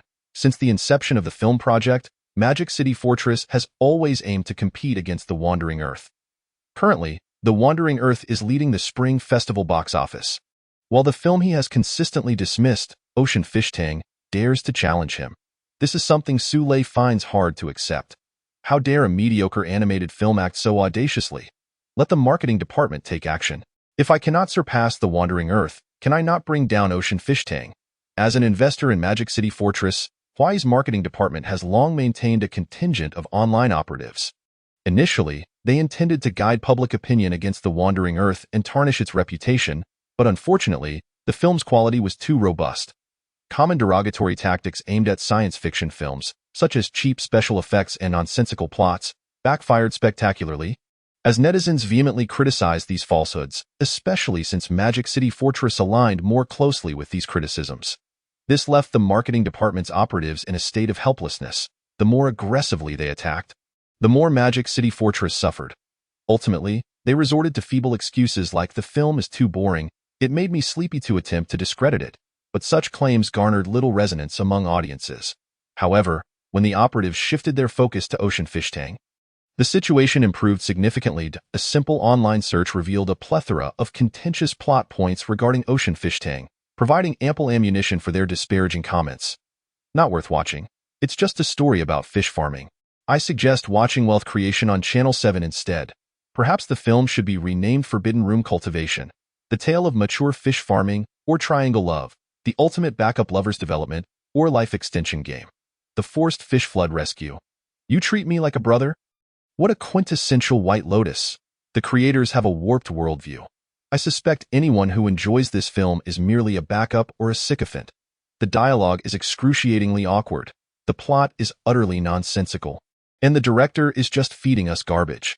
With a mere search, the operatives quickly found numerous critical reviews of Ocean Fish Tang, and with minimal editing, they produced a series of scathing critiques. Once published, these comments resonated deeply with audiences, and the backlash against Ocean Fish Tang surged across major online platforms. Witnessing the complete fracturing of relations, the distributor of Ocean Fish Tang unabashedly escalated their attacks on Magic City Fortress, even publicly urging regulatory bodies to take action. The mutual conflict between the two films successfully impacted their respective box office performances, further dragging down their screening rates. Amidst this chaotic spectacle, The Wandering Earth continued to dominate the Spring Festival box office. Surprisingly, the unassuming children's animated film Boonie Bears claimed the second spot, leaving Magic City Fortress and Ocean Fish Tang to languish at the bottom. Chapter 96. The Power of Official Media. As the Spring Festival screening period reached its fourth day, the public feud between Magic City Fortress and Ocean Fish Tang frequently trended on social media, maintaining high discussion levels. In previous years, such attention would have been coveted by the investment and distribution teams behind both films. However, the current trajectory has clearly exceeded their expectations. The discussions among netizens have largely centered around the negative press surrounding both films. Thank goodness I didn't watch Ocean Fish Tang. I had initially wanted to support domestic animation. But the plot is so repugnant. Thanks to the advice from the Shinong brothers, neither is Magic City Fortress innocent. Its special effects and plot are atrocious, and they resorted to box office manipulation at night. Unable to compete fairly, they resort to such underhanded tactics? Truly disgusting. Fans of The Wandering Earth are enjoying the spectacle. Let them fight. The more intense, the better. Just as long as it doesn't affect my little floating ball. Haha, both sides are just dogs biting dogs. Yesterday, I took my son to see Boonie Bears. While it's a children's film and cannot compare to The Wandering Earth, its special effects far surpass Magic City Fortress, and its plot utterly humiliates Ocean Fish Tang. After all that promotion, it turns out to be worse than a children's animated film. Netizens reveling in the drama have drawn increasing attention to the ongoing feud between the two films, capturing the notice of official media. The Official Media Daily featured a full-page critique of the farcical events surrounding both films on its front page. It sternly pointed out that Magic City Fortress engaged in box office manipulation during the Spring Festival, severely disrupting the domestic film ecosystem and being profoundly unfair to other law-abiding films and the diligent filmmakers behind them. Furthermore, such box office fraud deceives the broad viewing public, representing an abhorrent and despicable act. Following this, Ocean Fish Tang was not spared from the official media's censure. After the complete breakdown of relations, Ocean Fish Tang also employed online operatives to defame Magic City Fortress. Under the leadership of the online operatives from both films, Suhan's fanbase, along with certain supporters of Ocean Fish Tang, took the lead in initiating a high-intensity online battle. A plethora of online jesters joined the celebration, relishing in the escalating chaos. Ocean Fish Tang faced criticism for inciting fan participation in mutual online harassment against Magic City Fortress. The Spring Festival is the most influential film period in the country. It should serve as a platform for the highest quality domestic films, not devolve into a battleground for fan circles to engage in online warfare. The performances of Magic City Fortress and Ocean Fish Tang during this Spring Festival are disappointing. Fortunately, there are still outstanding works quietly pushing forward to elevate the reputation of domestic cinema. Special mention must be made of The Wandering Earth. As a groundbreaking hardcore science fiction film in recent domestic film history, its emergence significantly enriches the landscape of industrialized science fiction filmmaking in the country. From the very beginning, it has diligently explored the path of industrialized science fiction production. This courageous ascent toward the pinnacle of industrial science fiction, coupled with a steadfast commitment to progress, serves as a model for all domestic film professionals to emulate. The Official Media Daily, with a serious tone, criticized the ongoing farce of the Spring Festival, subsequently devoting extensive coverage to praise The Wandering Earth for its grounded approach. Ultimately, it characterized The Wandering Earth as the film that represents the pinnacle of domestic cinematic production during the Spring Festival. The creative team behind The Wandering Earth, currently engaged in promotional activities, felt delighted by the unexpected commendation from the official media, though they remained grounded in their focus. In contrast, Dong Yinling, the representative for the distribution of The Wandering Earth, was positively ecstatic. Upon hearing this news, she immediately felt grateful that she had not overreacted to the box office manipulation incident of Magic Fortress. Had it not been for the fact that Magic Fortress no longer posed a threat to The Wandering Earth, she likely would have deployed her group's resources to expose and guide public opinion against the box office manipulation of her competitors. You may not fully grasp the implications and the immense power behind the official media's unequivocal praise and commendation. Dong Yinling was in a state of exhilaration, even more so than when The Wandering Earth surpassed a total box office of $2 billion. Liu Lang and assistant director Lin Hao exchanged glances, both appearing perplexed yet intrigued, merely indicating their anticipation. Soon after, on the following day of the official media's report, the domestic film industry's governing body, the Longxian Department, issued a stern statement, ordering both Magic Fortress and the Great Sea Fish Tang to cease their online public opinion manipulation. An investigative team was assigned to scrutinize the box office manipulation incident of Magic Fortress. All involved cinemas were suspended from screening, halting operations to cooperate with the investigation. Relevant cinema chain leaders, as well as those from the investment and distribution sectors of Magic Fortress, were also required to provide explanations regarding the situation and face appropriate accountability measures. The severity of this accountability was unprecedented, even affecting the future prospects of those involved within the industry. The most dismayed were undoubtedly those cinemas that participated in the box office manipulation, as they were currently in the midst of the spring festival season, a prime time for cinemas to profit with minimal effort. This wave of suspensions for investigations left them uncertain as to when operations would resume, resulting in astronomical losses in revenue. Affected by this storm, other unaffected cinema chains became acutely aware and hastily lowered the screening rates for both Magic Fortress and the Great Sea Fish Tang. The screening rates for these two films plummeted, dropping below 10 in certain chains. The previously tumultuous online disputes, fueled by the professional water armies of the two films, quickly diminished once the incitement was removed. The general online populace marveled at the effectiveness and swiftness of the official measures to rectify the chaos within the film industry. Liu Lang also gained a new appreciation for the power of official media reports. However, that was not all. Dong Yinling, as the distributor of The Wandering Earth, soon shared another piece of good news with Liu Lang. The official Longyin Group had contacted them, expressing a desire to showcase The Wandering Earth as a representative of the nation's cinematic prowess abroad. Preliminary estimates suggested that the film would be released in batches across 106 countries. Upon hearing this news, the creative team, who had been on the verge of exhaustion from promotional roadshows, suddenly felt revitalized, as if invigorated by a surge of energy. Chapter 97. Longyin Group oversees channels as the only company in the country with film import rights. Longyin Group maintains close business ties with over 400 film institutions across more than 100 countries and regions. As an absolute official force within the domestic film industry, Longyin Group is also committed to the international distribution of domestic films.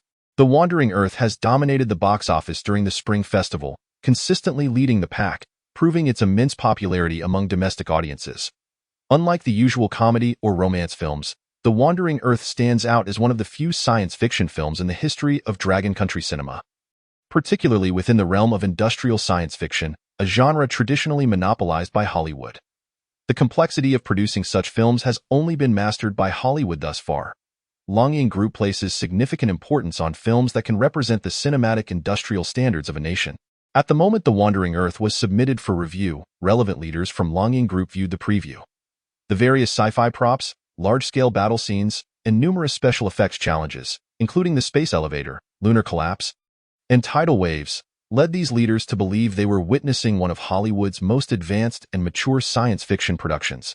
Is this the level we can achieve in our domestic cinema? After watching the preview, several leaders from Longyin Group were left speechless, their minds racing with that very question. It is understandable why they would have such doubts. Historically, special effects production has not been a strong suit of domestic films. Coupled with the low demands for special effects in popular romantic and comedic films, the high-ranking officials at Longyin Group had previously regarded the special effects level displayed in Magic Fortress as the benchmark for domestic films. The preview of Magic Fortress was submitted before that of The Wandering Earth. After viewing The Wandering Earth, they suddenly found Magic Fortress, which they had previously thought was acceptable, to be utterly unremarkable. Comparison is often feared. Without the emergence of The Wandering Earth, Magic Fortress would have merely been a mediocre sci-fi romance film with a dragon country flair. However, once The Wandering Earth showcased superior special effects, plot, and thematic depth, everything changed. Director Liu Lang has conducted thorough investigations. For The Wandering Earth, he utilized original materials in the screenplay selection, shot composition, and special effects production. The creative team, including logistics personnel, consists entirely of domestic talent, with the exception of a few specialized actors. The special effects were also produced in-house. Hearing this, Han, the chairman of Longing, displayed an expression of astonishment. He had not anticipated that such high-quality special effects would originate from a fully domestic creative team. Indeed, Chairman Han, director Liu Lang previously released 2 science fiction short films online, showcasing his prowess in special effects production, which garnered him the prestigious foreign sci-fi Starlight Award. Upon hearing this explanation, Han nodded repeatedly, recalling his strong impression of Liu Lang's earlier accolade.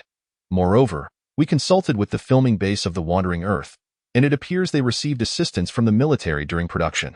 There were personnel from the Security Bureau patrolling the vicinity, but due to confidentiality protocols, they did not disclose specific information to us. Perhaps the military utilized the filming base to test new weaponry? The investigating leader speculated. Han raised his hand, silencing his subordinate's conjecture. This is not something we at Longing should inquire about. If there are confidentiality requirements, we shouldn't make it difficult for our brother units. Since the Wandering Earth crew has had contact with the Security Bureau, it indicates that they have likely been investigated from top to bottom. We shall observe the situation for a few days post-release before reaching out. After receiving contact from Longing Group, not only was Dong Yinling thrilled, but the creative team was equally ecstatic. As professionals in the domestic film industry, they understood the towering significance of Longing Group. Responsible for all domestic film export issues, Longing Group's endorsement meant that The Wandering Earth could effortlessly secure overseas screening permits, coveted by countless domestic films. The most delightful surprise was that Longing Group had proactively reached out, wishing to promote The Wandering Earth as a national cinematic emblem. With Longing Group's official backing, The Wandering Earth would secure screening permits in over 100 countries, and the scrutiny it would face during the review process would far exceed that of ordinary domestic films applying independently. 4Byte Entertainment, although they were a top-tier distributor domestically, they held no international reputation. Navigating the import channels of various countries and liaising with local cinema departments while negotiating revenue shares required substantial time and resources. However, these tasks posed no challenge to Longing Group. As the sole holder of Dragon Country's film import rights, Longing Group is seen as a significant financier by numerous foreign cinema chains and filmmakers. Furthermore, with the official status that aligns with Dragon Country's international standing, Longing Group's overseas channels are incomparable to any private entities. Indeed, the significance of this channel is profound. It represents the official promotional stance of the nation and is generally not accessible to ordinary domestic commercial films. Moreover, based on past experiences, popular romantic, comedic, and war films often face challenges when entering international markets. The decision to select The Wandering Earth was primarily due to its exceptional quality, capable of showcasing the pinnacle of domestic film production to the world. As a somewhat hardcore industrial science fiction film, its core message embodies humanity's indomitable spirit in the face of catastrophic crises, advocating for global unity and collaboration to overcome obstacles. In terms of thematic depth, it utterly eclipses the trivial love stories and fame-seeking narratives found in other domestic films. In the eyes of Longing Group's leaders, The Wandering Earth is a rare film that not only achieves international production standards, but also serves as a high-quality vehicle for external promotion. Following Longing Group's proactive outreach and Byte Entertainment's enthusiastic coordination, the export version of The Wandering Earth was swiftly produced. Within just 2 weeks, it successfully premiered in Southeast Asian countries through Longing Group's overseas channels. Soon, it will also be released in Europe and America, embarking on a global screening journey. Chapter 98. National Voter. Award selection domestically. The Wandering Earth raked in an astonishing $2.5 billion in its first week, firmly securing the top spot among the 4 films released during the Spring Festival. Being the sole film suitable for children's viewing, quietly amassed nearly $1 billion in box office revenue, trailing only behind. In contrast, and, plagued by a series of scandals stemming from their mutual competition, were swiftly abandoned by major theater chains. The screening rates for these 2 films plummeted, resulting in total box office earnings of merely $3.8 billion and $4 billion, respectively. Given this trajectory, losses seemed inevitable. following reports from official media and the amplification by various film outlets online, gained increasing acclaim domestically. Many viewers, previously indifferent to the science fiction genre, curiously ventured into theaters to witness what made this highly lauded film so captivating. 2 weeks post-release, after discussions between Dong Yinling and Liu Lang, the promotional focus shifted from its original positioning as the first hardcore science fiction film in the country to spotlighting prominent cast members like Hua Zai and Wu Jin. To some extent, these actors have become the traffic stars of the domestic scene. As the promotional emphasis transitioned to them, many older viewers, who had grown up watching Hong Kong films, were drawn into theaters. Furthermore, companies such as DJI and XCMG, which had previously collaborated with, began organizing employee screenings as a form of welfare. Especially after receiving positive affirmations from state media, numerous state-owned enterprises across the nation spontaneously organized group viewings of DJI, a globally leading high-tech company, boasts a workforce exceeding 14,000.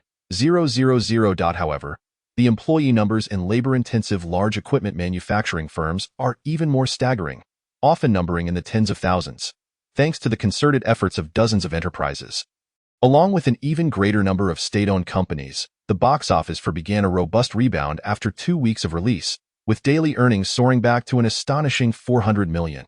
Following a period of screening during the Spring Festival, the reception of the 4 films gradually stabilized, accumulating a vast audience that had viewed them. Emerging internet film critic Bai Fei finally initiated his planned endeavor, the inaugural Golden Film Cup Film Awards. The awards would encompass films released during the Spring Festival period, recognizing the worst cinematic offerings of the year. As the first and thus most significant edition, Bai Fei could not overlook the notorious competition between and, which had generated considerable discourse in previous Spring Festival seasons. To maintain the integrity of the Golden Film Awards, Bai Fei opted for an online voting system open to the public, even hiring an authoritative notary office for comprehensive oversight to ensure fairness. The prize for the Golden Film Award was a 5-kilogram gilded pure copper trophy, fashioned in the likeness of a phlegm cup, with material costs around 100,000. The entire selection process was to be broadcast live online, allowing every internet user to participate. Even if the winning films did not send representatives to claim their awards, Bai Fei pledged to display their trophies in a collection cabinet for the public to admire each year. Upon announcing this initiative online, it unsurprisingly stirred a considerable uproar. Wow, is this guy serious? He really created the Golden Film Award? I'm in stitches. Public voting? That's intriguing. Hurry up and release the voting portal. I want to vote for the film that disgusted me. This Golden Film seems akin to the Golden Raspberries from abroad. I doubt anyone will show up to accept the award. However, the participatory aspect is quite interesting. It seems more equitable. Wait, I recall that the organizer Bai Fei directed, which many consider a terrible film.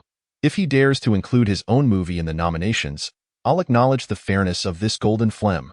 Online, voices varied dramatically, with many expressing enthusiasm for a public voting award recognizing poor films. Yet, skepticism surrounded the organizer Bai Fei's credibility, given that was also perceived as a subpar film. However, Bai Fei swiftly dispelled doubts through action.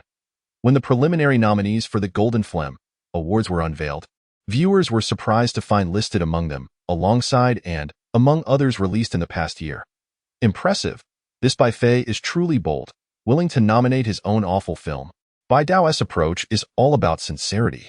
Though I've criticized him before, he has genuinely earned my respect this time. Bai Dao is a real man, playing it straight. Just for that, I'll vote for your film. No wait, I meant to vote for. Countless online users, including meme makers, fandom groups, and casual onlookers, joined in the frenzy of public voting. The Golden Film Awards rapidly gained traction beyond expectations, dominating trending topics across major social media platforms. Amidst the voting frenzy from numerous viewers, surged ahead with closely following. Surprisingly, Bai Fei's fell outside the top 10, while was nowhere to be found. As the online community engaged in the celebratory chaos of the Golden Film Awards, had quietly commenced its screenings in countries and regions across East Asia and Southeast Asia. Chapter 99. The astonishment of the Han nation's audience in Han country, specifically in the bustling commercial district of the capital. An array of promotional materials, including giant posters and video displays in shopping centers, heralded the film. The captivating visuals, featuring the space elevator battle and lunar crisis, compelled passers-by to pause in intrigue. I haven't heard of a Hollywood movie by that name lately. Did you see? Most of the cast is of Asian descent.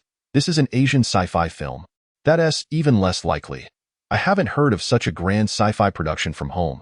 Can that island nation across the sea produce a sci-fi film? If we speak of Asian sci-fi, it has to be our domestic productions. True, but I recognize one of the leads. Isn't that Huazai from Long Country? This could very well be a film from Long Country. Long Country? Don't joke. Can Long Country produce a sci-fi film?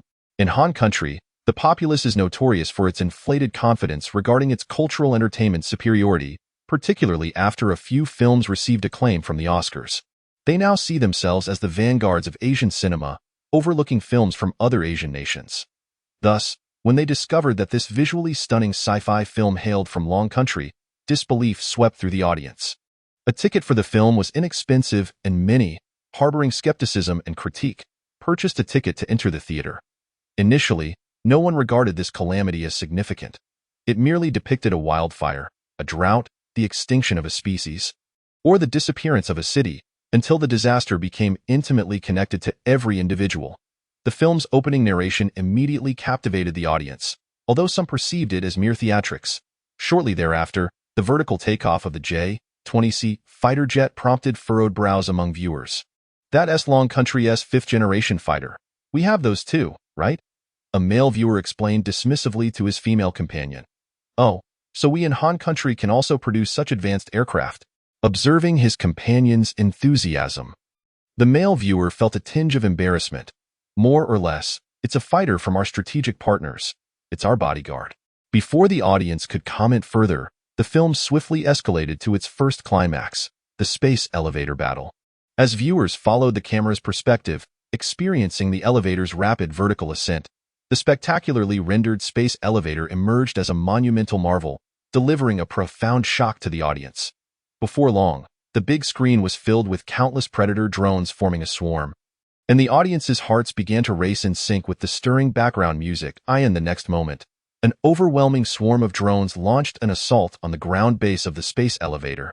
The barrage of close-in defense artillery unleashed its relentless fire upon the swarm of drones in the sky, akin to a continuous stream of laser beams. In each fleeting second, countless rounds of cannon fire roared forth, accompanied by explosions and billowing smoke. This spectacle reached its zenith when piloted warplanes joined the fray. The space station above the space elevator plummeted to the ground like a celestial meteor. The audience in the cinema felt as though their hearts were being gripped by a colossal hand, only to be gradually released, while listening to the hauntingly soulful voice of a female singer. They beheld the massive space station descending slowly yet inexorably, leaving the viewers profoundly shaken. Is this the latest sci-fi film from Longwa? I must admit, it exceeds my expectations. However, currently, our finest sci-fi film remains Train to Busan. The visual effects are impressive. It must be the work of Industrial Light Magic or Weta Workshop, right? It's a bit strange that when the human warplanes counterattacked, there were no Hongwa aircraft involved. Enough chatter. Let us continue watching. Ultimately, it was the remark of a Longwa international student that silenced the few Hongwa individuals engaged in discussion.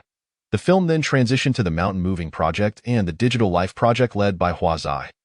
The Mountain Moving Project ultimately evolved into the Wandering Earth Plan, aimed at constructing 10,000 planetary engines to guide Earth away from the impending helium flash crisis in the solar system towards a new home too. 500 years hence, this audacious endeavor, unprecedented in human history, once again left the audience in awe. Let us not forget that ancient Longwa managed to construct the Great Wall, stretching over 20,000 kilometers. They also redirected the waters of major southern rivers northward through human-engineered canals. 10,000 planetary engines for a 2,500-year journey. This is indeed within their realm of possibility. I still find the Digital Life Project more plausible. Storing human consciousness in machines and launching them into outer space would make leaving the solar system less cumbersome after shedding the physical form. If that space station were not destroyed, perhaps a colossal arc spacecraft could be created, selecting human elites as the seeds of civilization, much like in 2012. Uncle, if it truly comes to that, do you think you would be chosen as a human elite to join this arc spacecraft? Or would you end up like those protesting crowds, ultimately becoming a rebel? The once loquacious Hongwa uncle was momentarily taken aback by the international student's query. He recalled his profession as a piano teacher. Perhaps, just perhaps, a piano teacher might be needed among the human elites? The uncle, still pondering his uncertain future as a piano teacher in the apocalyptic film, found the movie reaching its climax during the lunar crash crisis. The Earth-Moon Roche limit. The moon is about to collide with Earth, global nuclear bombs detonating on the moon. A series of events unfolded in rapid succession, delivering continuous shocks to the audience in a race against time to unlock global nuclear codes, restore worldwide network connections, and ultimately, at a critical moment, astronauts from various nations chose to step forward, sacrificing themselves to manually detonate the nuclear bomb on the moon. Many emotional young women in the audience were moved to tears by the film's narrative. When the film concluded, the viewers were struck by the realization that it had ended, despite their blind confidence in their own country's cinematic prowess. The exceptional quality of Wandering Earth compelled them to concede that Longwa had finally produced a sci-fi film of commendable caliber. I declare Wandering Earth to be the most spectacular foreign sci-fi film I have ever watched. The last time I felt this way was with Sinking of Japan. Chapter 100. Landing in North America, Cultural Invasion. It seems rather odd. One would expect the Americans to spearhead this operation. Yet it feels peculiar that it is led by Longwa individuals. Moreover, the absence of our nation's participation on screen is utterly unreasonable. Shiba, how could there be none? ISD, the female antagonist in the space elevator, one of them. It's infuriating that the island nation across the sea was featured while our country was completely overlooked. The only appearance was that of a villainous character. After the film screening, the audience continued their animated discussions. Unlike viewers in Longwa, they were more concerned about the scant representation of their nation in the film's narrative. Some expressed dissatisfaction regarding the Longwa leadership of the Wandering Earth mission. Nevertheless, the film's visual effects, plot, and a plethora of elements pertinent to commercial sci-fi were deemed satisfactory, even by the discerning and critical Hongwa audience. Apart from domestic productions, Wandering Earth could be regarded as one of the finest among foreign sci-fi films. With the support of local cinemas, a wave of enthusiasm for Wandering Earth soon swept through. Thanks to its favorable reputation among imported films, over 1 million viewers flocked to theaters to watch Wandering Earth within just a few days, contributing to impressive overseas box office revenue. Not limited to Hongwa, the film garnered high acceptance in various foreign markets across East Asia and Southeast Asia, experiencing outstanding acclaim and market response. Unlike Longwa's previous export films, the strongly sci-fi-oriented Wandering Earth posed fewer cultural barriers compared to romantic or comedic films. Foreign audiences were indifferent to Longwa's customs and popular tropes, making it challenging for romantic comedies to resonate with those outside the Longwa cultural sphere. Conversely, the sci-fi concepts such as space elevators, predator drones, and digital life plans in Wandering Earth easily piqued the interest of foreign viewers. Consequently, the overseas box office for Wandering Earth soared. Initially, it debuted in the Hong Kong, Macau, and Taiwan regions, followed by East Asia and Southeast Asia. As the positive reception in these early foreign markets prompted subsequent theaters to actively engage in promotion. For all cinema chains, no one would reject a lucrative film. Before long, over 1,000 theaters across North America's 4 major cinema chains simultaneously screened Wandering Earth, with more joining as time progressed. Europe followed suit, with dozens of countries and over 3,000 theaters commencing screenings in succession. In an instant, the mainstream cinemas of Europe and North America found themselves dominated by Wandering Earth in the post-Spring Festival box office rankings. I once had a brief encounter with the director of Wandering Earth while presenting him an award at the Starlight Awards. Given the quality of his previous sci-fi short film, it is no surprise he could create a film of Wandering Earth caliber. I hope many of our Hollywood counterparts will shed their dismissive attitudes. If they continue to pursue only visual effects while neglecting script refinement and narrative development, we may one day find ourselves surpassed by emerging film markets like Longwa. Christopher Nolan, as one of the world's foremost sci-fi directors, Nolan's words reverberated powerfully within the North American film industry. Hollywood is universally acknowledged as the pinnacle of global film production, and as a member of this elite group, many North American directors and producers have historically overlooked filmmakers from outside Hollywood. They perceive larger markets in Asia and Europe merely as repositories for box office revenue to exploit at will. However, top-tier directors like Nolan can discern the hidden crises beneath Hollywood's glamorous facade. In recent years, Hollywood's superhero film franchises have enjoyed global success, akin to an unending gold mine, with individual films raking in hundreds of millions, even exceeding $1 billion at the global box office. An increasing number of film companies have tasted this sweetness, pouring investments into these widely appealing, formulaic superhero films that promise high returns on investment. Filmmaking and actors' performances have become increasingly reliant on special effects production. Yet, as the output of these films escalates, audiences worldwide have begun to experience fatigue towards superhero movies. As familiar heroes and characters gradually exit the big screen. Many nostalgic viewers find it difficult to accept the successor actors introduced by film companies. Furthermore, with the proliferation of superhero films, the mediocrity and even detrimental elements in their plots have led audiences to grow increasingly impatient. The world-renowned special effects studios in Hollywood have long served as a moat protecting it from global film markets, but as viewers become ever more weary of politically correct and formulaic narratives, this moat stands on increasingly shaky ground. It is amidst this context that Wandering Earth emerged. Many Hollywood filmmakers, including Nolan, could not help but acknowledge their profound astonishment after viewing Wandering Earth. As insiders in the Hollywood film industry, they recognized that the level of special effects showcased in Wandering Earth was not only on par with, but in fact surpassed, that of Hollywood's top special effects studios. Their once proud moat had lost its advantage in an instant. Moreover, the avant-garde science fiction concepts presented in The Wandering Earth, along with its exploration of digital life and the rigorous, even stringent scientific theories that underpin it, especially when compared to the relatively lax superhero films, have left Hollywood counterparts in a state of astonishment. This is a foreign film that genuinely poses a threat to Hollywood's dominance in the global film market.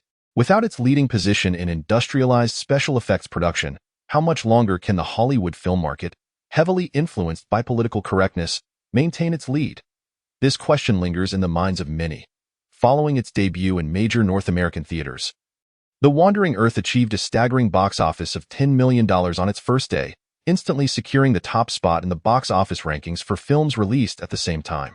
For a foreign film, the box office performance of The Wandering Earth is undoubtedly remarkable. Such an impressive achievement has naturally drawn increased attention. Many media outlets have expressed concerns, with some extreme commentators even suggesting that the release of The Wandering Earth in North America constitutes a deliberate cultural invasion. Chapter 101. An opportunity to encounter. Upon hearing the term cultural invasion in reference to The Wandering Earth, Liu Lang was momentarily taken aback. It was astonishing that North America, which has long relied on Hollywood's stronghold to exert cultural hegemony over the global film market, would apply such a term to The Wandering Earth. Liu Lang found himself at a loss as to whether this was praise or criticism. The Americans are scared. Assistant director Lin Hao, however, was not preoccupied with such thoughts and was instead thrilled by the film's performance in the North American market. To be honest, Langu, when I first graduated, I thought I would be lucky to just direct a cult drama throughout my career. Who would have thought I would later be involved in such an extraordinary film? I owe it all to you for treating me like a brother and giving me a helping hand. This marked Lin Hao's first genuine emotional expression since completing the filming of The Wandering Earth. Among his peers in the Film Academy's directing department, everyone envied Lin Hao's remarkable fortune, having secured the position of assistant director through his connection with Liu Lang. This assistant director role carried far more weight than that of the assistant director in By Face Chasing Dreams in the entertainment circle. The Wandering Earth has already surpassed $4 billion in real-time box office revenue domestically, and it has only been less than a month since its release, shattering countless estimates from seasoned film data analysts. It may even reach the staggering figure of $5 billion, potentially becoming the greatest dark horse in the history of domestic cinema. Even more astonishing is that this is merely Liu Lang's directorial debut on the big screen. The benefits this phenomenal film has brought to all crew members are immeasurable. As an assistant director who participated in the filming of The Wandering Earth, if Lin Hao wishes, he could effortlessly secure an investment of $20 to $30 million without any strings attached. This is the power of a phenomenal film, a target that countless domestic film industry professionals aspire to achieve. Discourse surrounding The Wandering Earth continues in North America. Among prominent media outlets, The New York Times was the first to launch an attack. Rating The Wandering Earth a mere 30 out of 100, the article was rife with subjective and biased remarks, criticizing the film for its nearly 3-hour convoluted storyline, undeveloped themes, and chaotic, clearly sanctioned subtext. Regarding the plot featuring a nuclear explosion on the moon, The New York Times dismissed it as a ridiculous and foolish narrative idea. Ultimately, It declared that this science fiction film was undermined by its dramatic plot and overt nationalist messages, rendering it unworthy of viewing. As news of this reached domestic audiences, many viewers who had seen The Wandering Earth were incensed. Nationalism? Oh yes, yes. The consistent double standards are palpable even through the screen. I do not know what the New York Times defines as ridiculous and foolish, but perhaps in its arrogant and prejudiced view, a purple sweet potato spirit capable of wiping out 50 of humanity with a snap of its fingers is what falls within the realm of normal theory. In Titanic, when the choice was made to allow only a few to survive, no one criticized the decision to prioritize women and children boarding the lifeboats. American media heralded it as a triumph of humanity.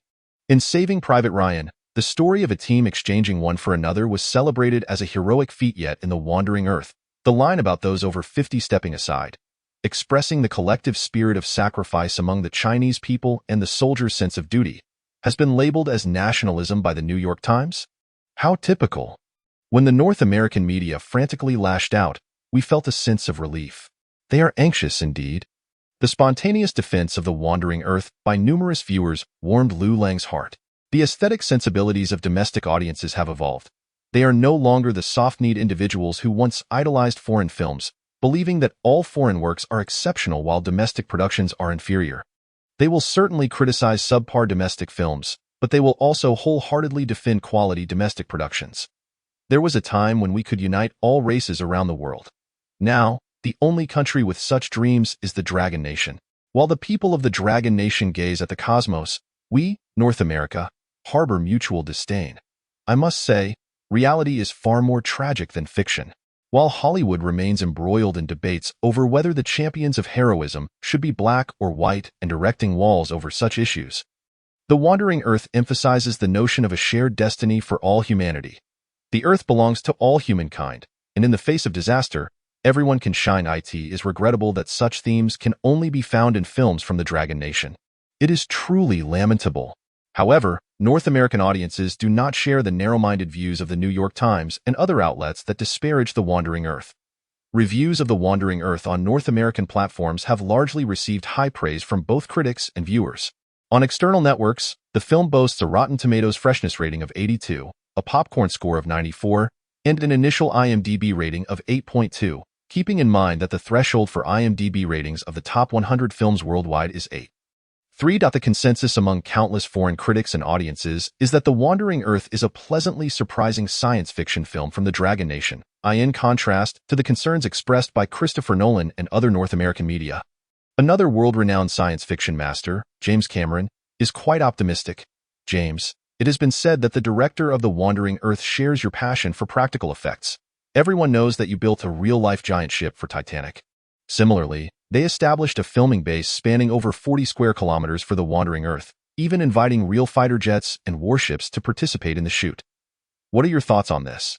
I can only say that it's incredibly cool. Young directors should approach their craft this way. They should not overly rely on green screens and CGI. There is an inherent difference between digital imagery and practical effects.